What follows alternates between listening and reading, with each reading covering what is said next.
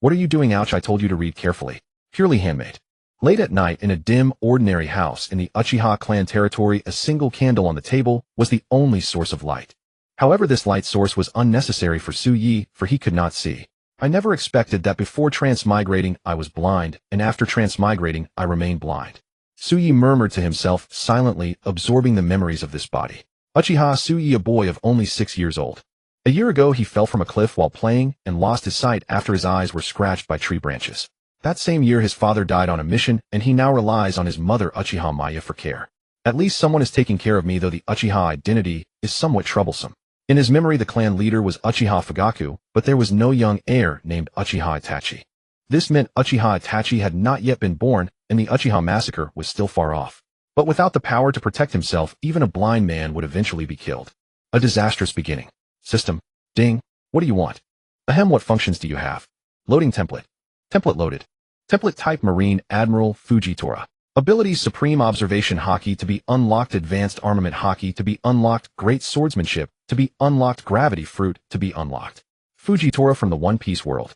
This template suits my current situation, but what does to be unlocked mean? Template abilities need to be unlocked through cultivation by the host. According to the template guidance, the host can gradually obtain all the power of Marine Admiral Fujitora without excessive comprehension. You have a newbie gift pack, do you want to open it? I actually have to cultivate myself. Su Yi pursed his lips, open it. Open. Successful host receives rewards. Observation Haki Cultivation Method Armament Haki Cultivation Method 1 Sword Style Blind Swordsmanship Cultivation Method Gravity Fruit Supreme Great Fast Blade Jidao Huishin. Template Marine Admiral Fujitora Supreme Observation Haki Cultivating 0 Advanced Armament Haki Cultivating 0 Great Swordsmanship Cultivating 0 Gravity Fruit Cultivating 0. 01. A large amount of cultivation method information slowly entered Su Ye's mind bit by bit. At the same time a sword resembling an ordinary wooden staff appeared in his hand. Is this? Jidao Huishin. Su Yi stroked the scabbard, which had no special patterns, just like an ordinary wooden stick. But as soon as he drew it out, even without seeing, Su Yi could feel the sharpness of the blade. Waiting for the system to transmit all cultivation methods into his mind, Su Yi quickly entered the cultivation of observation Haki. He could not see now. Only by mastering observation Haki could he get rid of the most basic movement problems. The initial cultivation of observation Haki is very simple.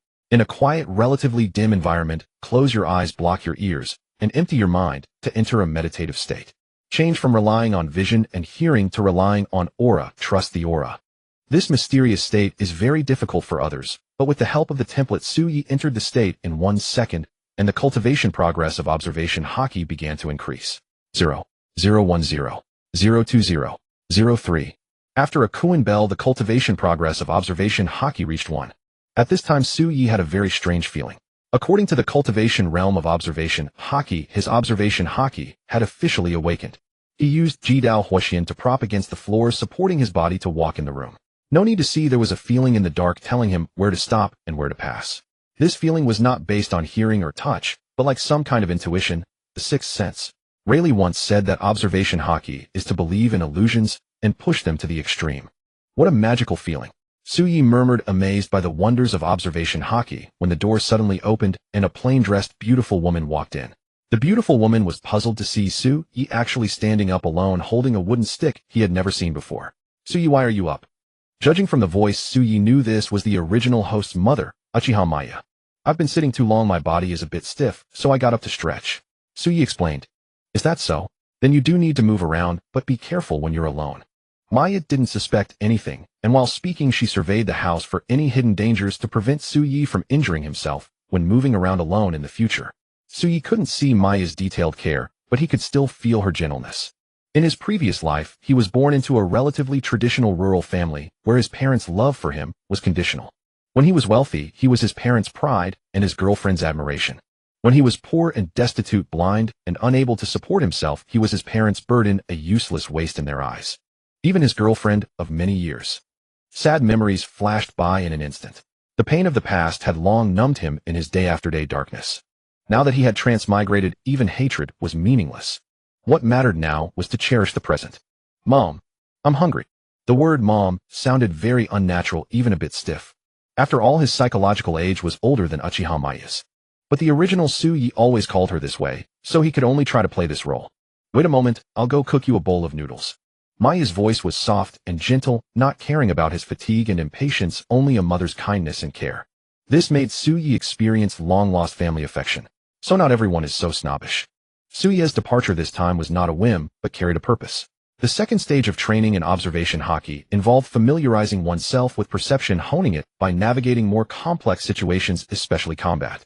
The streets of Konoha were bustling with people, offering an environment sufficiently intricate to serve as excellent training for his observation Haki. However, according to the system's training suggestions, it would be even better if he could find a partner to spar with for combat training. Unfortunately, he had few friends, and his mother Uchiha Miya was not a ninja and lacked combat capability. Walking through the Uchiha clan grounds, Suyi drew the attention of many clansmen. The blind stick and covered eyes were quite conspicuous in this family renowned for its eyes. Poor child losing his sight at such a young age. The elderly clansmen seeing Suyi shook their heads and sighed as they walked away. Children of the same age, seeing that he was blind, mostly chose to steer clear, unwilling to get to know him. Only a boy with spiky hair wearing a dark blue long-sleeved, tight-fitting uniform and goggles curiously observed him. Just as Suyi was about to leave the clan grounds, the boy approached. "Hello, I'm Uchiha Obito. Do you need help?" Uchiha Obito. Hearing the name, Suyi paused in his steps. He only knew that Uchiha Itachi had not yet been born, but he hadn't expected that this was the time when Obito was still in the village. "Are you going somewhere? I'll take you." Seeing Suyi silent, Obito thought he was shy and explained with a smile, "Don't worry, I'm not a bad guy. I was planning to take a walk on the street. I'm headed there too, I'll come with you," Obito said, reaching out to support Suyi. In his view, a blind person would have difficulty moving, and having someone to lean on would be more convenient than using a blind stick. "I can walk by myself." Suyi took a half step back, declining. Obito hid his awkwardness with a smile. "Then I'll lead the way." This time Suyi didn't refuse and followed behind Obito. "What's your name?" "Suyi Uchiha Suyi." "I'm Uchiha Obito." "You just said that." "Haha, did I? I forgot." Obito scratched his head. "Can you not see, eh? Is it that hard to tell, eh?" Suyi asked calmly. "No." Obito shook his head. "It's just that you seem to walk without being affected at all. Just got used to it." Suyi's expression was blank, as if stating something utterly ordinary. Obito felt a hint of admiration. If he were blind, he certainly couldn't be as impressive as Suyi, nor could he remain as composed. What Obito didn't know was that the original Suyi wasn't so composed either. It was only because a soul accustomed to decades of darkness had replaced him. "Were your eyes injured?" Obito asked curiously. "I accidentally fell off a cliff and a branch scratched my eyes." Obito looked at Suyi with some sympathy. "Are you hungry? How about I take you to eat? There are lots of delicious things in Konoha, Odenbaum's red bean cakes. Have you ever tried them?" "No." Suyi shook his head. He recalled that the original Uchiha Suyi had eaten these things, but the current Suyi had not. "Then it's settled. I'll treat you." Suyi didn't stand on ceremony with Obito and nodded in agreement. Wych Street was a bustling commercial district in Konoha, crowded with people and horse-drawn carriages.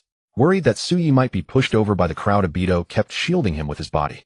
This was not ideal for Suyi, as he intended to use the crowd to train his observation Haki. Yet it would be inappropriate to ask Obito to move aside, so he simply let him stay in front. "Suyi, follow me." Spotting a familiar snack shop, Obito tugged Suyi and walked inside. "Boss, 2 servings of Oden with 2 fried eggs each." "Coming right up." Soon the owner brought 2 steaming bowls of Oden, placing one before Suyi and the other before Obito. "Here, Suyi, try this. It's absolutely delicious." "Thank you."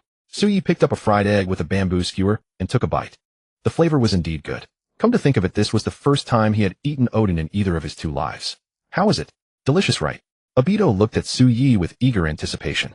Suyi nodded. "It's really good. See, I told you." Obito smiled contentedly, then his expression became wistful. "Too bad we won't have many chances to eat together from now on." "Why?" "In a few days I'll be taking the entrance exam for the Ninja Academy.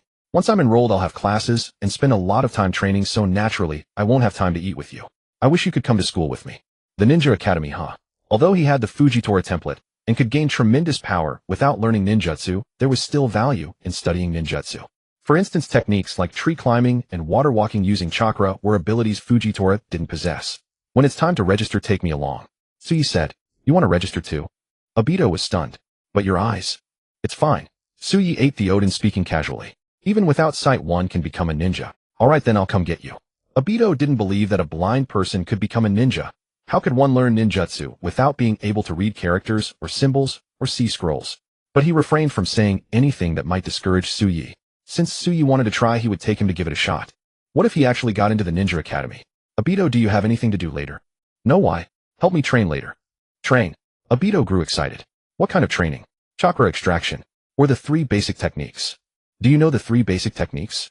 Suyi asked skeptically, as he recalled Uchiha Obito was always the dead last in class. When Kakashi could already use the multiple shadow clone technique, Obito was still struggling to master the clone technique. How I know a thing or two. Without parents to teach him, Obito had to learn chakra extraction and the three basic techniques on his own. At present, he couldn't properly use any of the three techniques. However, in his mind, he was more than capable of teaching Suyi. Let's not rush into ninjutsu. Suyi finished the last piece of radish and said, first, I need your help to train my perception. Perception? Since I can't see, I'll use other senses to replace my eyes. Spider sense. Obito was intensely curious about the perception training Suyi had mentioned, sensing that it was the reason Suyi could move about freely without sight. Let's go now. Obito led Suyi to a secluded clearing in the forest. How about here? I usually train here. Anywhere is fine. Suyi took a few steps away, putting distance between them. Pick up a stone and throw it at me. What? Obito was stunned, doubting his own ears. This is my unique training method. Suyi said calmly. Are you sure? Obito couldn't comprehend this approach. Was this about honing perception or building pain tolerance? He felt Suyi must be insane. I'm sure. Suyi nodded. Obito looked at Suyi's serious face with a mix of emotions, somewhat helpless. But Suyi, the Ninja Academy entrance exam tests chakra, ninjutsu, genjutsu, and physical fitness. Even with extraordinary perception, it'll be tough to pass. Why not start with chakra control? I understand, but I have my own plan. Suyi was well aware of the Academy's requirements, but his situation was unique. Even if he knew chakra extraction, admission would be difficult. After all, the Academy required one to be sound in body and mind. To be admitted as a blind student, he needed a special talent. Moreover, he wasn't confident he could master the three basic techniques in a few days. He didn't know his own ninja aptitude, but his father was merely a common Yuzhibo Chunin, and his mother wasn't even a ninja, so it likely wasn't exceptional. Seeing he couldn't convince Suyi, Obito picked up a small stone from the ground. Upon closer inspection, it was barely a stone, more a clump of dirt mixed with gravel. Such a thing wouldn't hurt when thrown. Clearly, Obito was still worried about injuring Suyi. Careful, here I come. With a warning, Obito tossed the clump. Just as he expected Suyi to dodge, the clump smacked against his clothes with a thwack. Obito was speechless. He had thought Suyi's confidence meant real skill, but he couldn't even dodge a casually thrown clump of dirt. If it were a real stone, wouldn't it have killed him? Suyi frowned slightly. He had actually sensed the clump flying toward him. But by the time he sensed it, the clump had already struck him. Clearly, his physical reaction speed was insufficient. A person throwing a stone can reach speeds of over 10 meters per second. Suyi was only 5 meters away. He had less than half a second to react. He couldn't improve his reaction time quickly. To dodge incoming projectiles, he needed to enhance his perception and predict in advance. Again. Well, all right. Obito sighed and picked up another clump. Throw after throw, each one hit. Just as Obito grew numb from throwing, Suyi finally dodged one in a bizarre manner. Coincidence. Obito half believed, half doubted, and threw again. Whack! It hit again. Sure enough, it was a coincidence. The result was as expected, yet Obito felt a twinge of disappointment. No matter how foolish this training method seemed, he still hoped Suyi would succeed. Because he had come to regard Suyi as a friend. He looked at Suyi's face, now smeared with mud, yet his expression remained calm. As if success was inevitable. Obito couldn't fathom where his confidence came from. He continued to assist Suyi, the repetitions stacking up. Suyi's coincidences grew more frequent. From occasional dodges to 1 in 10, then 1 in 5, and finally a perfect evasion rate. Obito's skepticism turned to astonishment, then alarm. He realized Suyi's progress was astonishingly fast. From a complete inability to dodge to perfect evasion, it had taken only half an hour. Could this training method actually work? Stop! Suyi suddenly interrupted. Is it over? Obito asked. Suyi shook his head, walking 10 meters away. Continue, but use real stones this time. But, trust me, I know what I'm doing. TCH, you're an idiot. You can't even see. Obito muttered, not understanding the purpose. Since both were dodge training, why switch to a more dangerous tool? Wasn't it the same? But for Suyi it was different. The more dangerous the attack, the more it stimulated his perception of danger, making his predictions sharper and faster. Careful, here I come. Obito shouted a warning before throwing. With his newfound skill, Suyi easily dodged. Though the distance was greater, his reaction time increased, making it actually easier rather than harder. Seeing Suyi dodge effortlessly, Obito felt relieved. Just as he prepared to throw again, Suyi urged him on. Again, don't get your head cracked. Take this. Confidence in Suyi growing, Obito threw without hesitation, faster and faster, hitting his stride. Unconsciously, his goal shifted from avoiding injury to hitting Suyi at least once. This only accelerated Suyi's observation Haki progress. Observation Haki training was essentially perception training. Unlike ordinary people who hone their 5 senses, it cultivated the 6th sense. To develop the sixth sense, one had to detach from reliance on the five senses, sharpening perception of intentions, signatures, and premonitions. The more Obito wanted to hit him, the clearer his intent, making it easier for Su-Yi to predict his actions. Time passed. Su-Yi gradually increased the distance from 10 meters to 15, then 20 meters. The projectiles evolved from stones to shuriken and kunai. His observation Haki range lengthened, and his predictive speed grew. Though still far from seeing the future, it was enough to grant Su-Yi an ability akin to spider sense. I can't go on. Obito's arms hung limp toward the ground as he panted heavily. After performing the same motion for hours, he was exhausted. Then let's call it a day here. Today, Obito looked utterly devastated. You mean we have to train again tomorrow? I'll treat you to a meal. Is this my hard-earned compensation? You could say that. Obito rolled his eyes. Then I'm going to eat a lot. Half an hour later, Obito sat in gloom after eating only one bowl of Odin bomb. This is what you're treating me to. Don't you like it? But you can't eat it every day. I've already had it once. I thought people never got tired of the things they love to eat. Su-Yi teased. I misjudged you, Obito. You're not a loyal person at all. Huh. Nothing. Since you're full, it's time to continue training. What? Didn't you say we're done for today? Today's observation Haki training is over, that's all. Observation Haki. It's perception training. Oh, I see. So what are you going to practice? Need my help? Su-Yi shook his head. You can't help me with what I'm doing next. What is it? Swordsmanship. Originally, Su-Yi had planned to train his gravity fruit ability. Since the fruit's power was integrated into his body, mastering it would be easy. If he used it in the entrance exam, his gravity fruit ability might be mistaken for a special Kekkei Genkai, solving the problem of him not knowing any ninjutsu. But Su-Yi felt it necessary to conceal his gravity fruit ability, not just from the village's higher-ups, but also from Uchiha Obito. Keeping a hidden trump card was always a good idea. Uchiha Obito was astonished to hear Su-Yi was going to practice swordsmanship. You know swordsmanship? Is it Uchiha style? I suppose so. Su-Yi thought for a moment, then nodded. How could swordsmanship used by an Uchiha not be considered Uchiha style? Obito was skeptical, but followed Su-Yi back to the training ground, curious to see how he would practice. In his mind, those who wielded Uchiha-style swordsmanship were renowned ninja of the clan, at least Jonin level. Su-Yi was only 6 years old. How could he possibly know swordsmanship? Returning to the training forest, Obito watched in astonishment as Su-Yi drew a blade from the stick he had assumed was a blind man's cane. That's actually a sword. Obito stared at the extremely sharp-looking blade, murmuring, don't tell me he actually knows Uchiha-style swordsmanship. If he didn't, why would he have such a blade? However, after watching Su-Yi practice his so-called swordsmanship for half an hour, Obito dismissed that notion. Because in those 30 minutes, Su-Yi displayed no special sword techniques. He simply repeated one motion over and over. Draw the blade / sheath it. He practiced the same motion for half an hour without tiring, but Obito was exhausted just watching. Su-Yi, are you sure this is Uchiha-style swordsmanship? Obito asked through a yawn. Seeing Su-Yi's expressionless, slightly dismissive response, Obito felt speechless, convinced Su-Yi was just putting up a front. No matter how he looked at it, this kind of training didn't seem like it would make him stronger. His gaze drifted back to the sword cane in Su-Yi's hand. Come to think of it, that blade was pretty cool. To think a wooden stick could hide such a sharp blade. I wonder where it was forged. Obito muttered to himself, and before he knew it, he had drifted off to sleep. When he woke up, it was already dusk. Seeing Su-Yi still practicing the same motion, Obito was dumbfounded. If you said he was skilled, his swordsmanship showed no sign of it. If you said he wasn't skilled, he certainly had incredible perseverance. At that moment, Su-Yi seemed to sense Obito's awakening and stopped his movements. You're awake. Yeah. Are you still going to practice? The sun's about to set. Obito hinted tactfully. If we go back much later, my grandma might start to worry. Let's head back then. After training for so long, Su-Yi was also tired. He did intend to rest. At this moment, his hands were definitely more numb than Obito's. In front of Su-Yi's house, Uchiha Miya stood at the door, her eyes filled with anxiety and worry. Although she had agreed to let Su-Yi go out alone, she couldn't help but worry when he didn't return for so long. Just as she was hesitating whether to ask the clan head for help, Su-Yi's figure gradually came into focus from the distance. Su-Yi.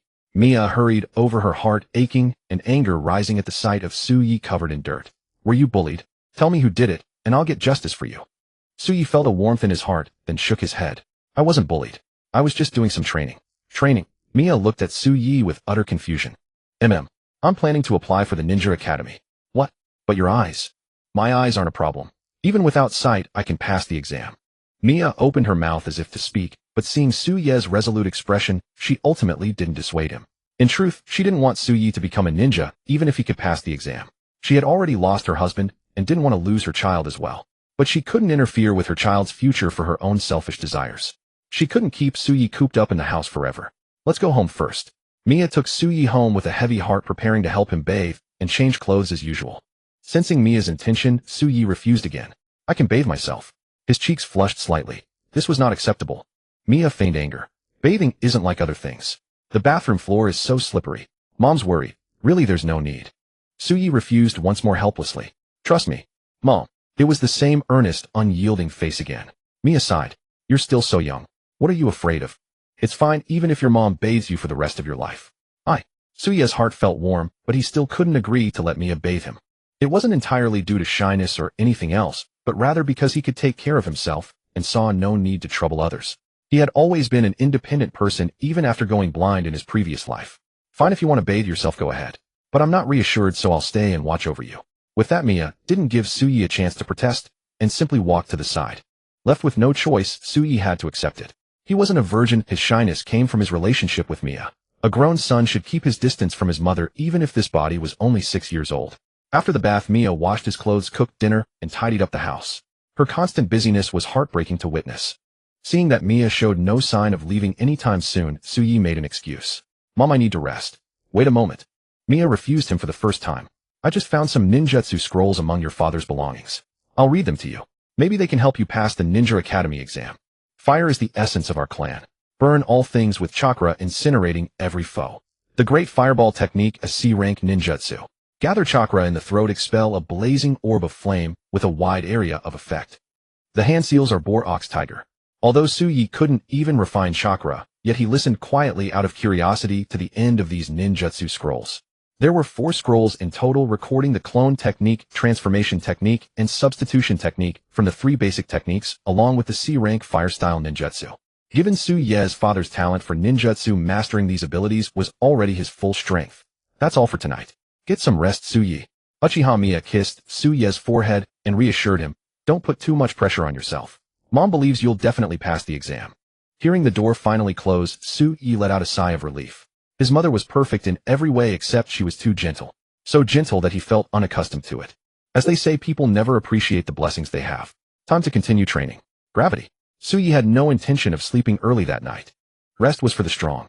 Suyi still faced tremendous pressure in the future, so now was not the time to rest. In the short term, he needed to pass the Ninja Academy exam. In the long term, he needed to become invincible and gain the power to protect everything. As long as he bore the Uchiha bloodline, the village's higher-ups would remain a stone weighing on his heart. He had to race against time to grow stronger until he was powerful enough to ignore that stone or even shatter it. A subtle thought stirred in Suyi's mind, and a cup floated up into the air on its own. This was the gravity fruit's basic application, nullifying gravity. Suyi could control the cup's movement by manipulating the magnitude and direction of gravity. However, his proficiency was still insufficient, limiting him to making the cup float. With another thought, an invisible gravitational force pressed down upon his body. He felt a slight heaviness. The gravity wasn't strong, but it was enough to create some pressure. Clearly, the gravity fruit had many applications. He could use it to move objects, suppress enemies, amplify attacks, strengthen his body, and even pull down meteors.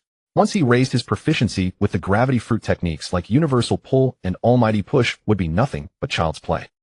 A week later, Template Navy Admiral Fujitora top-tier observation Haki, pinning training 31. 23 Advanced Armament Haki, pinning training 0 Great Swordsman Technique, pinning training 19. 66 Gravity Fruit, pinning training 30. 11 The template's unlocking progress was faster than Suyi had anticipated. If he continued at this pace, he would fully unlock all template abilities within a year. However, even without cultivation bottlenecks, the template's unlock speed wasn't constant. Many of Fujitora's abilities complemented each other. For instance, without powerful observation Haki, he couldn't sense meteors in the sky and pull them down. Without strong armament Haki and proficient gravity fruit control, he couldn't master more advanced sword techniques. Training only one ability would slow down the unlocking progress of the others. Thus, he had to develop comprehensively. If not for the fact that there were only 3 time slots in a day, morning, noon, and evening, he would train 4 times a day to also work on his armament Haki. Suyi, let's go. If we wait any longer, we'll be late to register for the exam. Obito's voice came from outside the door, reminding Suyi that today was registration day. Coming. Suyi replied, pushing open the door and stepping out. His mother Uchiha Mia was already outside with Uchiha Obito standing beside her. Today was special, so Mia insisted on accompanying them, and Suyi couldn't refuse. As for Obito, his grandmother had originally planned to go with him. However, she was elderly and had trouble walking, and since Obito said he would go with a fellow clan member, she stayed behind. You're so slow. Obito complained with his words, but harbored no resentment in his heart. It was just his usual way of teasing his best friend. Aren't you the one who's late? If Suyi had eyes, he would definitely roll them at Obito. Haha, my grandma kept talking to me before I left. Obito explained without any embarrassment. Let's go. Suyi was speechless and took the lead. Over the past few days, he had also visited the Ninja Academy. Though he had never gone inside, he had memorized the route. But this ability seemed utterly absurd to Obito. He had questioned the authenticity of Suyi's blindness more than once, yet it was simply a fact. The only explanation was Suyi's perception ability, which he had been training all along. Eager to gain the same skill, Obito had trained with him for a few days, but gave up after being hit in the head with rocks multiple times. At the entrance of the Ninja Academy, 2 Chunin instructors sat at the gate responsible for receiving all students wishing to enroll. The academy had no registration requirements. Commoners, great clan members, and even orphans could all apply. Whether they could pass the exam, however, was a different story. When Suyi and Obito arrived, several people were already registering, so they had to queue up behind them. And as expected, Suyi's blind identity attracted a great deal of attention. A blind person wants to apply to the Ninja Academy. Everyone was puzzled, but they assumed Suyi was just accompanying Obito and didn't think much of it. He has already incurred the death penalty. Next, the 2 Chunin looked at the next person, and they were both startled to see Uchiha Suyi stepping forward. One of the Chunin asked in confusion, "Can't you see?" Suyi nodded. Well, the 2 hesitated, then kindly reminded him, "This is the enrollment exam for the Ninja Academy. After graduation, you'll become a ninja. It's very dangerous. Are you sure you want to apply?" "I'm sure." After receiving Sui's affirmation, the 2 could only proceed according to procedure. After all, registration doesn't guarantee admission. Name: Uchiha Sui. Hearing the name Uchiha, the 2 Chunin couldn't help but curiously examine Sui a few more times. This ninja clan famous for the Sharingan actually produced a blind person, and he even wants to enroll in the Ninja Academy. How extraordinary. Age: 6. Parents' names: mother is Uchiha Miya, no father. The recording Chunin paused for a moment, then quickly wrote it down. Address: Uchiha Clan Territory, Nanga Town, 3 to 123. Alright, just wait over on the left. Once a candidate comes out, you can go in. After briefly recording the information, the Chunin handed the application form to Sui. Sui took the form, leaned on his wooden staff, and walked to the waiting area on the left. There were also quite a few candidates and parents who had come to register with him. At this moment, they all stared at Sui with curiosity, some even with a hint of scrutiny and disdain. How ridiculous. In this day and age, there's actually a blind person signing up to be a ninja. And he's from the Uchiha clan. Haha. An Uchiha blind man wants to be a ninja? That's the funniest joke I've heard all year. If he passes, I'll eat a pound of shit upside down. Hearing these taunts, Sui frowned. These Konoha ruffians.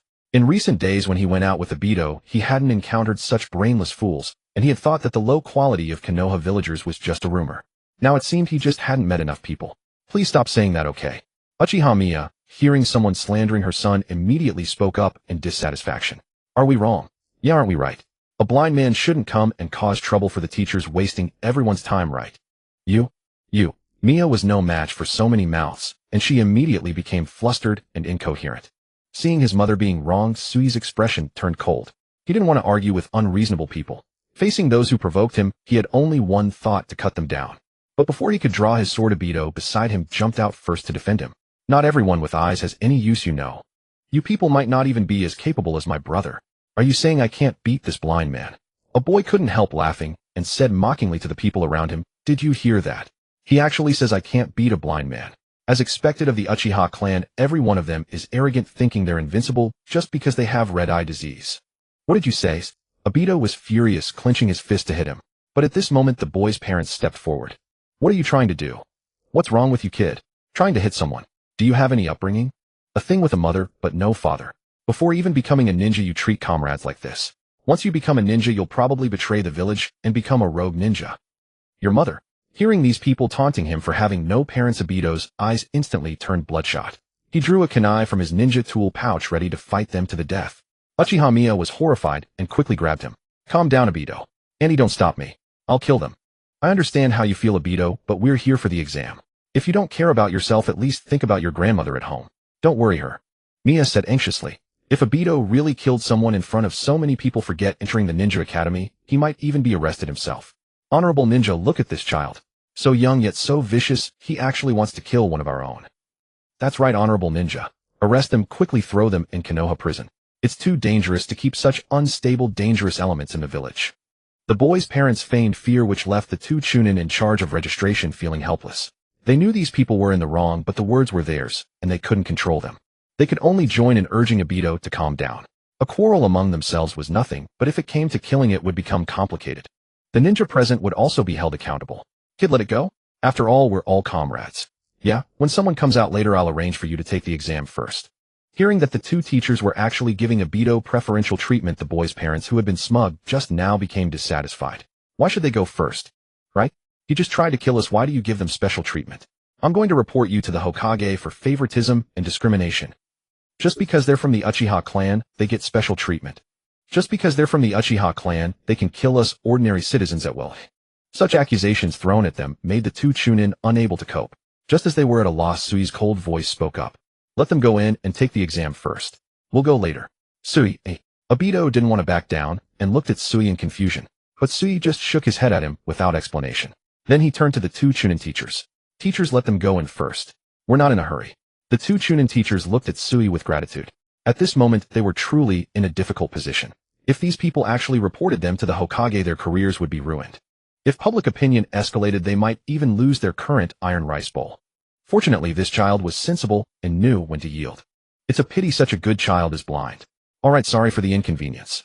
Just then several candidates came out of the school after finishing the exam. The two Chunin teachers, afraid of causing more trouble, quickly arranged for these people to go in and take the test. Watching this family insult him and still get preferential treatment, Obito grew even more upset, especially when before leaving the leading boy sneered at him and made a face. He was about to go mad with anger, wishing he could kill them on the spot. Sui, why did you stop me? These guys are too hateful. Obito had no outlet for his anger, so he could only complain to Sui. Sui's expression was calm, but his tone was icy. There's no need to ruin your future for a few idiots, Obito. So that's it. I can't swallow this. Obito snorted. Of course it won't end like this. Sui murmured softly, not letting Obito hear this. He had already memorized the auras of these people. He would deal with them after the exam. But Mia was still here. Sui didn't want to reveal his plan to Obito. He didn't want Mia to worry, and Mia wouldn't understand his actions. Meanwhile, Obito, unaware of Sui's thoughts, saw that Sui had stopped talking and could only cross his arms and sulk. After a while, the boys' family came out of the school, their faces beaming with joy. Shinji, you'll surely pass the exam. That's right, as expected of our child. Shinji, praised by his parents, looked smug. Seeing Obito's gloomy expression, he couldn't help but taunt him. Oh, if it isn't the Uchiha. What's with that look? Want to kill me? I'm so scared. Go ahead if you dare. Orphan with no parents. You. Obito's hand reached for his tool pouch again, but before he could draw the kunai, Sui grabbed his hand. Sui. Obito glared at Sui angrily, but Sui remained silent, just firmly gripping Obito's wrist to prevent him from acting rashly. Obito was not as strong as Sui, so he could only put down his weapon in grievance, snorted, and turned away to ignore the boy's family. Sui released Obito's hand, his observation Haki firmly locking onto the boy's family. He took a deep breath. You have already incurred the death penalty. At that moment, a hand rested on Sui's shoulder. It was Maya's hand. Maya knew that although Sui had been urging Dai-Tu to stay calm, he must be feeling displeased inside. She could do nothing for Sui, nor did she utter any words of comfort. She only hoped to offer him gentleness through her warmth and touch, soothing his restless and angry heart. Sui exhaled a turbid breath. I'm fine, Mom. Hearing his calm tone, Maya said with a pang of heartache, It's my fault, I've let you down. Not at all. Sui shook his head, then turned to the two Chunin instructors and asked, Teachers, may we go in now? Yes, go ahead. Good luck. Thank you, teachers. After nodding their thanks, Sui and the other two entered the Ninja Academy. Sui was unfamiliar with the paths inside, so he had to let Dai-Tu lead the way. Before long, they arrived at a classroom. Inside there were still two instructors, but they were of a higher rank, Special Jonin. The two instructors wore identical expressions of surprise when they saw that Sui, a blind person, had come to take the exam. They glanced at the documents. Yuzebo? Their astonishment deepened. According to regulations, disabled individuals are not allowed to apply for the Ninja Academy. Mother and Dai-Tu tightened their hearts. Just as they were about to explain for Sui, the instructor added, However, since you've come, we've decided to give you an opportunity to take the test. That's great. Dai-Tu and Mother rejoiced inwardly. Sui remained calm, unruffled. Thank you both, teachers. Have you practiced the chakra extraction technique? Asked the other Jonin instructor. No. The answer surprised both instructors, even causing them to frown. They had assumed, seeing Sui's indomitable spirit despite his disability and his determination to apply for the Ninja Academy, despite his blindness, that he had made great efforts and preparations. But they never expected he hadn't even practiced the most basic chakra extraction technique. If you were a commoner, that would be one thing, but as a member of the Yuzebo clan, you must have had access to the chakra extraction technique, right? Just as the two were about to conclude that Su Yi was here to cause trouble and were about to end the subsequent assessment, Su Yi spoke up to explain. I am skilled in swordsmanship. Swordsmanship? The two eyed Su Yi suspiciously. A blind person wielding a blade. They had never heard of such a thing in their lives. The two conferred and decided to give Su Yi another chance. If his performance was mediocre and showed no results of cultivation, they would not treat him kindly, even though he was a child. Follow us. The two instructors led Su Yi and the others to the training ground. Do you need a weapon, Oi? Noticing that Su Yi only had a wooden staff in his hand, one of the instructors asked. I have one. Su Yi drew the extreme fire line from the unremarkable wooden staff. The glimmering cold light sent a sudden chill through the two Jonin instructors' hearts. Whether it was their imagination or not, Su Yi seemed different after drawing the blade. Impressive aura. At this moment, the two Jonin instructors began to believe that Su Yi had not deceived them. But how would he fight if he couldn't see? They were very curious and decided to test Su Yi's level through actual combat. If Su Yi could attack them without being able to see, they would consider putting his file on the special recruitment list. Attack me. An examining instructor stood 5 meters away from Su Yi and said. He did not use any weapon, not taking Su Yi too seriously in his heart. How strong could a 6-year-old child be even with a blade? But the next moment he regretted it. Because the very second his words fell, Su Yi suddenly vanished from his spot. When he reappeared, he was already in front of the instructor. So fast. The examining instructor was startled and instinctively dodged to the left, but the clothes on his abdomen were still slashed by Su Yi's blade. He looked down at the torn clothes and realized he had underestimated this child. After all, he was a Jonin. Though a special Jonin specializing in teaching, his strength was still greater than that of an average Chunin. The fact that Su Yi could injure him at least showed that his swordsmanship and speed were extraordinary. But how did he determine my position? Was it a guess? Again, the examining instructor wanted to see whether this strike was mostly luck or absolute skill. To be safe, he now took out a kunai to defend himself. A child with some strength might not know restraint. He didn't want to die during the test. Su Yi did not reply but turned around and executed a backhand vertical slash. This time the examining instructor did not dodge. Relying on experience, he predicted Su Yi's blade's trajectory and prepared to block it with his kunai. But the moment the kunai touched the extreme fire line, a sharp crack sounded. His kunai was cut through. What a... The examining instructor was greatly shocked, obviously not expecting the blade in Su Yi's hand to be so sharp. He wanted to retreat and dodge, but it was too late. As he watched Su Yi's blade getting closer and closer, just when he thought he would die in humiliation, the blade stopped. The blade was pressed right against his abdomen. With just a little more force from Su Yi, he would be killed. What a close call. Teacher, shall we continue? No. No need. The examining instructor shook his head. He had nearly messed up twice already. One more time, and he would be disgraced beyond measure. A Jonin being nearly killed twice by a student who had just enrolled. It sounded utterly unbelievable. So did I pass the exam? In my heart you have passed, but whether you actually pass still needs approval from above. The examining instructor only had the authority to test whether he could enroll, required the nod of Yuan Fei Risen. Therefore he could not give Su Yi a definitive answer. Next we need to conduct some other tests on you. Okay. Su Yi sheathed his blade and followed the two examining instructors for some physical fitness tests. The physical tests included stamina, strength, running speed, etc. To the surprise of the two examining instructors, Su Yi's overall physical test results were not outstanding, meaning his physical condition was not good. In the previous battle, Su Yi's speed was entirely due to his superb swordsmanship, high body control, fast sword swing, and short-distance explosive power. Although his physical test results were average, and he didn't know ninjutsu or jinjutsu, his swordsmanship and extraordinary perception were enough to earn the recognition of the two examining instructors. After finishing Su Yi's assessment, the two instructors then tested Dai 2. They had expected Dai 2 to surprise them like Su Yi, but his results were mediocre. Not only did he lack special talents, but his other abilities as a ninja were also ordinary. His physical fitness was poor, and his ninjutsu was limited to performing hand seals barely at an entry level. The only praiseworthy aspect was that his practice of the chakra extraction technique was decent. As a member of the Yuzebo bloodline, who could extract chakra, he at least had the potential to become a ninja. The two examining instructors also gave a positive evaluation.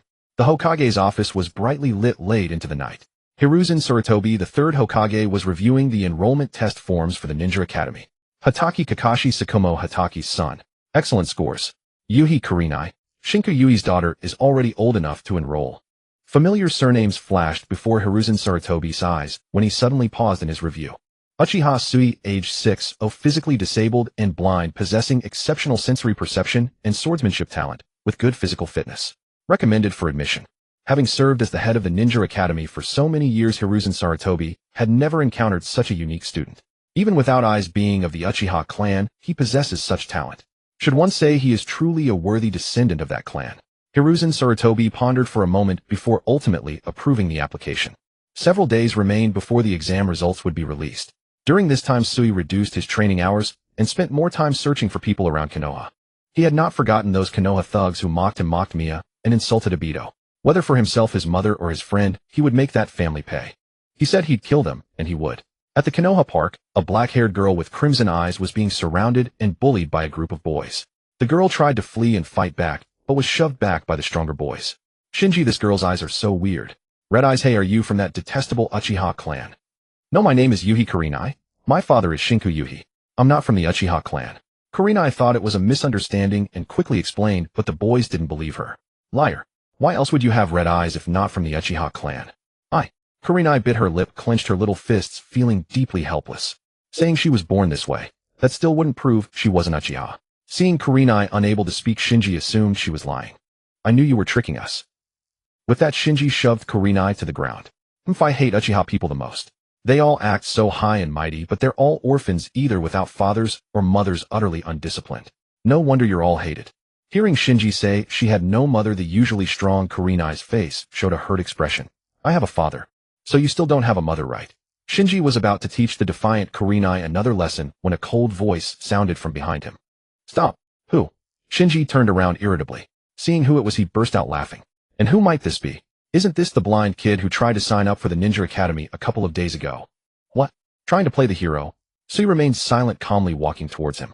For some reason, staring at Sui's expressionless face, Shinji felt a flicker of fear. This enraged Shinji, who always looked down on Sui. Did I just get scared by a blind kid? Damn it, trying to scare me. Shinji looked down, spotted a stone at his feet, picked it up, and hurled it at Sui's head. Die, you blind fool. Watch out. Kurenai cried out in warning, but saw Sui keep walking, merely tilting his head to dodge the incoming stone. The cool move stunned everyone for a moment.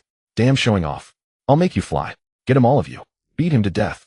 Shinji rallied his companions to charge at Sui. Some threw punches, some kicked, and some grabbed wooden sticks to swing at his head. Seeing such a dangerous situation, Kurenai tensed up. She wanted to tell Sui to run, but looking at his calm, unruffled face, an absurd thought crossed her mind. Maybe he can win. That's impossible. He can't even see. Kurenai murmured, not believing Sui could prevail. But in the next instant, Sui moved like a war god, dodging their attacks, while knocking them down one by one with his guide stick. The ringleader Shinji was beaten black and blue, his head covered in lumps. So strong. Kurenai was utterly stunned. She had never seen anyone her age so skilled, especially one who was blind. Remember me, don't you? Sui crouched face to face with the whimpering Shinji. Though he couldn't see, Shinji felt as if he were being stared at by an endless abyss. I'm sorry. Please spare me. I won't do it again. Shinji said these words, but inwardly vowed to take revenge on Sui later. His insincere malice was plainly visible to Sui's observation. Haki. Beyond saving indeed. Sui let out a cold laugh, drawing his Gakudo fire line. The cold blade glinted with a chilling light. Seeing Sui draw his blade, Shinji grew even more terrified. What are you doing? You're not going to kill me, are you? Yes. Seeing Sui wasn't joking, Shinji's voice trembled. Don't kill me. Please, I'm truly sorry. Don't kill me. I won't dare do it again. You're not sorry, you're just scared of dying. Ignoring Shinji's pleas, Sui plunged the blade down.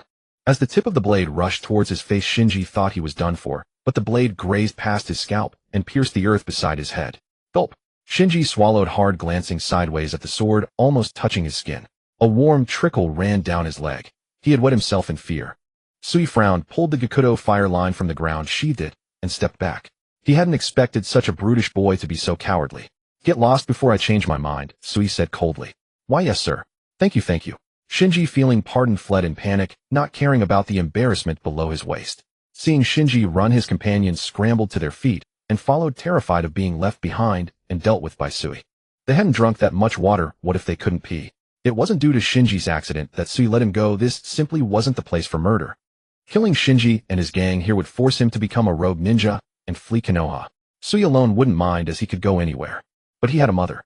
With my current mindset, one might think I was some kind of psychopathic killer in my past life. Sui let out a self-deprecating laugh. In his previous life, he was just an ordinary person, not a criminal, never served in the military, and had never killed anyone.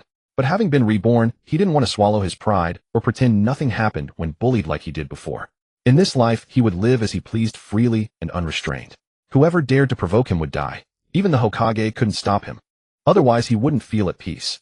But these guys are running all over the place. Who knows when I'll get the chance? I can't watch them forever. Should I ask Obito for help? Sui didn't want to do that.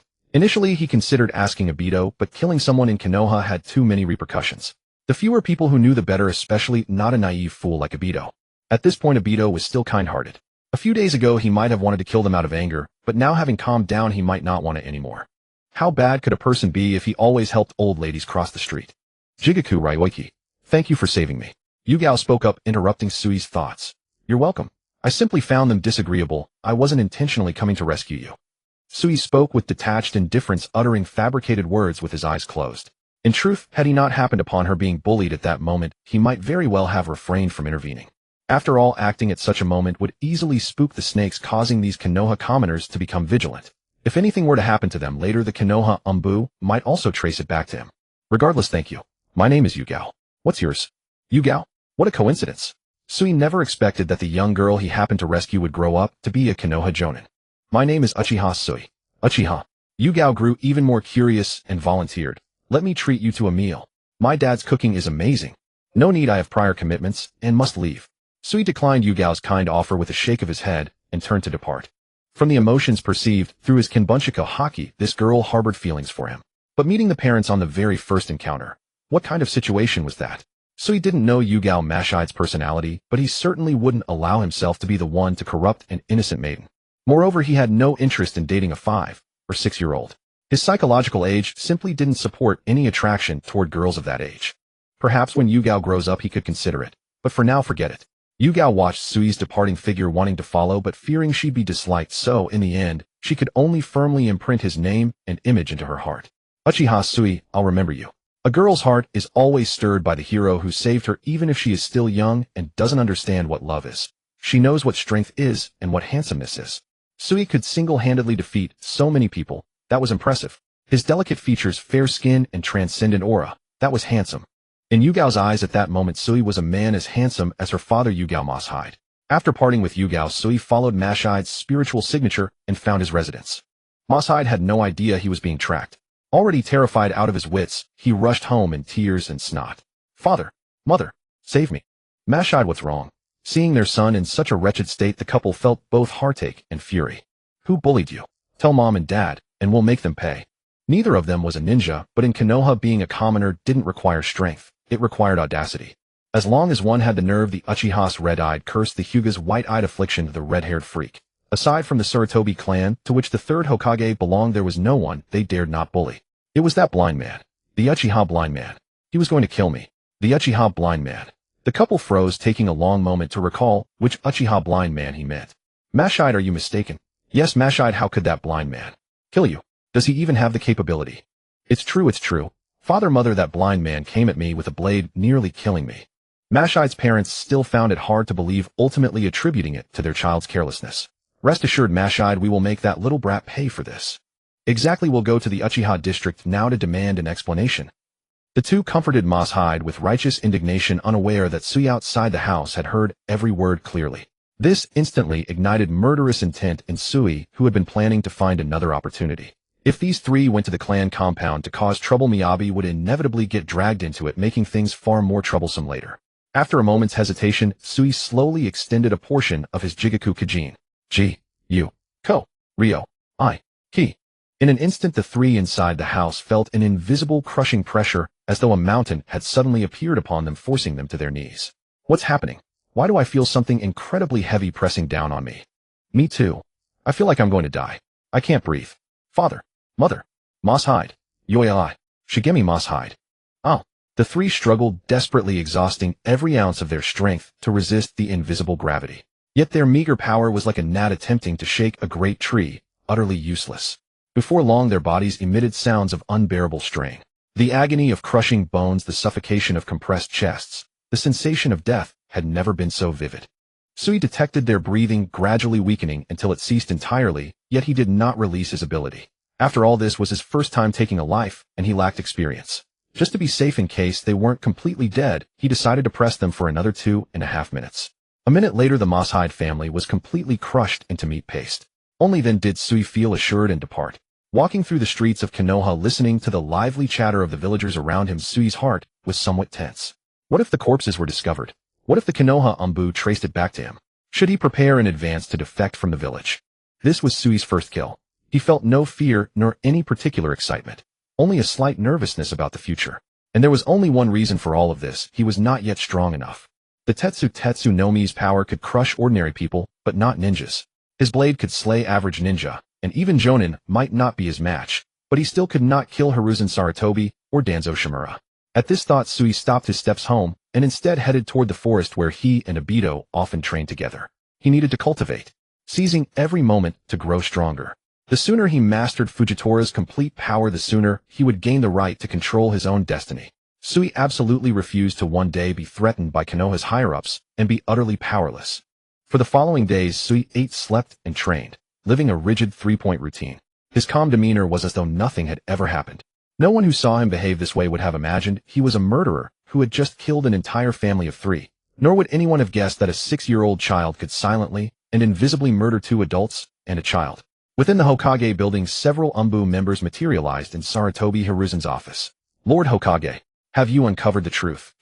Was it the work of a ninja from our village or an infiltrator from another shinobi village?" Hiruzen lifted his head, drawing his pipe to his lips for a puff. "Forgive us, Lord Hokage." The Umbu members bowed in unison. "We exhausted every method, yet found no trace of any stranger within the house. The dwelling contained only the family of 3 along with the faint marks of visits from relatives and friends. We monitored and tested them for several days, but detected nothing unusual." Hiruzen's brow furrowed as he sank into contemplation. He held no doubt regarding the Umbu's expertise. Thus only one possibility remained. The killer's methods were exceedingly sophisticated. Either they possessed a secret technique to erase all traces of their presence, or they had a means to slay the 3 from a distance without entering the house. Based on the scene investigation, the ability used to kill them was no shuriken or common jutsu. The family of 3 had been crushed to death by some force. Their demise was as gruesome as a rat flattened beneath a cartwheel. "What do you think motivated this murder, eh?" Hiruzen posed the question.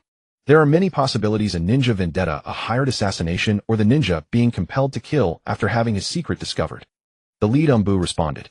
"Which do you favor?" "The third." The Umbu analyzed. "I investigated the family's social circle. They were largely confined to Konoha village. They rarely left the village. The last time was 3 years ago. It's almost impossible that they offended a dangerous individual or were targeted for hire. Hiring a ninja to infiltrate Konoha and kill even 3 civilians is an S-rank mission. Unless it's a cheap mercenary or the family presents immense benefit to the client, no one would spend such a fortune on this. Yet if it were for some precious treasure, the perpetrator would have searched the house. They did not, so the possibility of someone coveting an item is nearly ruled out." Hiruzen nodded. The Umbu he had personally selected were undeniably capable, their reasoning coherent and sound. If it's the third scenario, then at least one dangerous individual has infiltrated Konoha with unknown motives. Hiruzen declared, "Notify all Umbu still in the village to tighten security and conduct a thorough sweep. Find these people. What if they're enemy ninja? Should we kill them?" Faced with a difficult question, he fell silent. Hiruzen found it hard to answer. Kill them. What if it sparked political conflict? The Second Shinobi World War had ended only a few years ago. Konoha needed time to recover. Not kill them. That would make Konoha seem like an inn where anyone could enter and leave at will. After long hesitation, Hiruzen made the cowardly decision. If they are ninja from the 5 great nations, expel them to avoid unnecessary strife. Yes, the Umbu received the order and departed. Just as Hiruzen prepared to resume his work, one Umbu returned. "Lord Hokage, among all the information I gathered, I found one suspicious point. Though I believe it unlikely, I must report it to you." "What suspicious point?" "According to villagers, the child Jinsei, one of the 3 victims, was last seen bullying Kurenai Yuhi, the daughter of Jonin Yuhi Shinku, in the Konoha Park." "You suspect Yuhi Shinku?" Hiruzen frowned. "Impossible. Shinku is not a ninja who would act so recklessly. I do not suspect Senior Yuhi Shinku, but rather what happened afterward." The Umbu continued. "Later, a blind young Uchiha boy saved Kurenai, and that boy followed Jun-si to his home." A blind Uchiha boy. Hiruzen immediately thought of the child on the enrollment list days ago. Uchiha Sui, 6 years old, blind in both eyes, possessing extraordinary perception and swordsmanship talent. A child couldn't have such ability, especially one who has lost the eyes so crucial to the Uchiha clan. "I think so too, but ever since that child came, the family of 3 has never been seen again." Moreover, Uchiha Sui had a conflict with this family during the Ninja Academy enrollment, which means he had a motive. "What are you implying?" "I suspect another member of the Uchiha clan carried out the deed." Hiruzen pondered for a moment and shook his head. "Impossible. Not only does the modus operandi not match the Uchiha, but also Uchiha Sui's background would not allow him to enlist an elder of the clan for such a task." Within the Uchiha clan, different family circumstances conferred different privileges. Sui's family consisted only of his mother who had no ninja abilities. It was utterly impossible for him to enlist a powerful ninja from the clan. Even if Uchiha Sui had displayed talent, no Uchiha would risk killing a Konoha villager for him. Yes, I understand. Realizing his conjecture was flawed, the Umbu did not dwell on it and abandoned this lead to continue the investigation. However, his report deepened Hiruzen's attention toward Uchiha Sui. A blind Uchiha youth who could defeat so many peers single-handedly must possess extraordinary strength. If Sui could graduate from the Ninja Academy, he might be recruited to improve the relationship between the Uchiha and Konoha. Ever since the establishment of the Konoha military police force, a rift had existed between the Uchiha and the village. The relationship with the Hokage was even more estranged. The second Hokage had once attempted to promote Uchiha Kagami, who possessed the will of fire, to ease tensions and ideally make him the new clan head.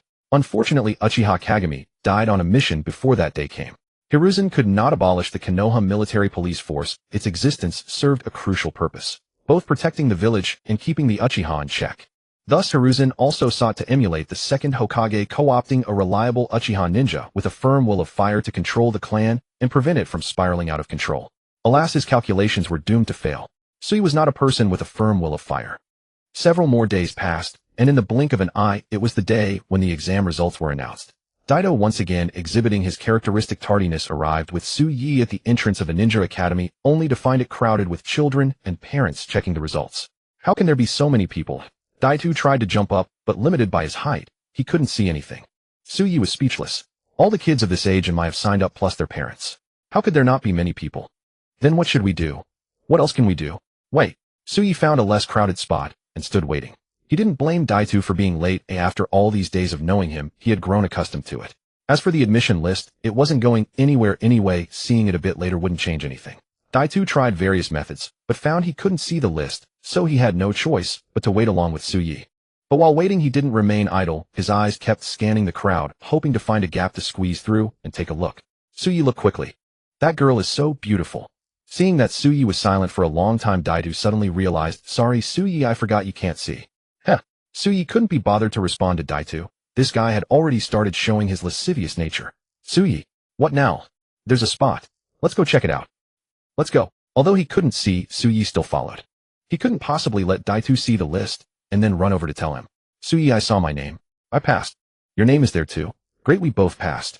Some children and parents who hadn't passed were attracted by Daido's voice. Seeing his Yuzhibo clan attire, they weren't surprised. Although the Yuzhibo clan's reputation in Mai wasn't very good, no one doubted their ninja talent. However, when they saw Su Yi, they were stunned. What the hell? This kid is blind. The crowd was skeptical until they saw the two pass the Chunin instructor's review and enter the Ninja Academy. Only then did they believe it. The Yuzhibo clan can even have a blind person get into the Ninja Academy. Among the crowd, a boy wearing a green jumpsuit looked somewhat dejected. The boy's name was Maite Kai. He had already failed the exam once last year, and this was his second attempt.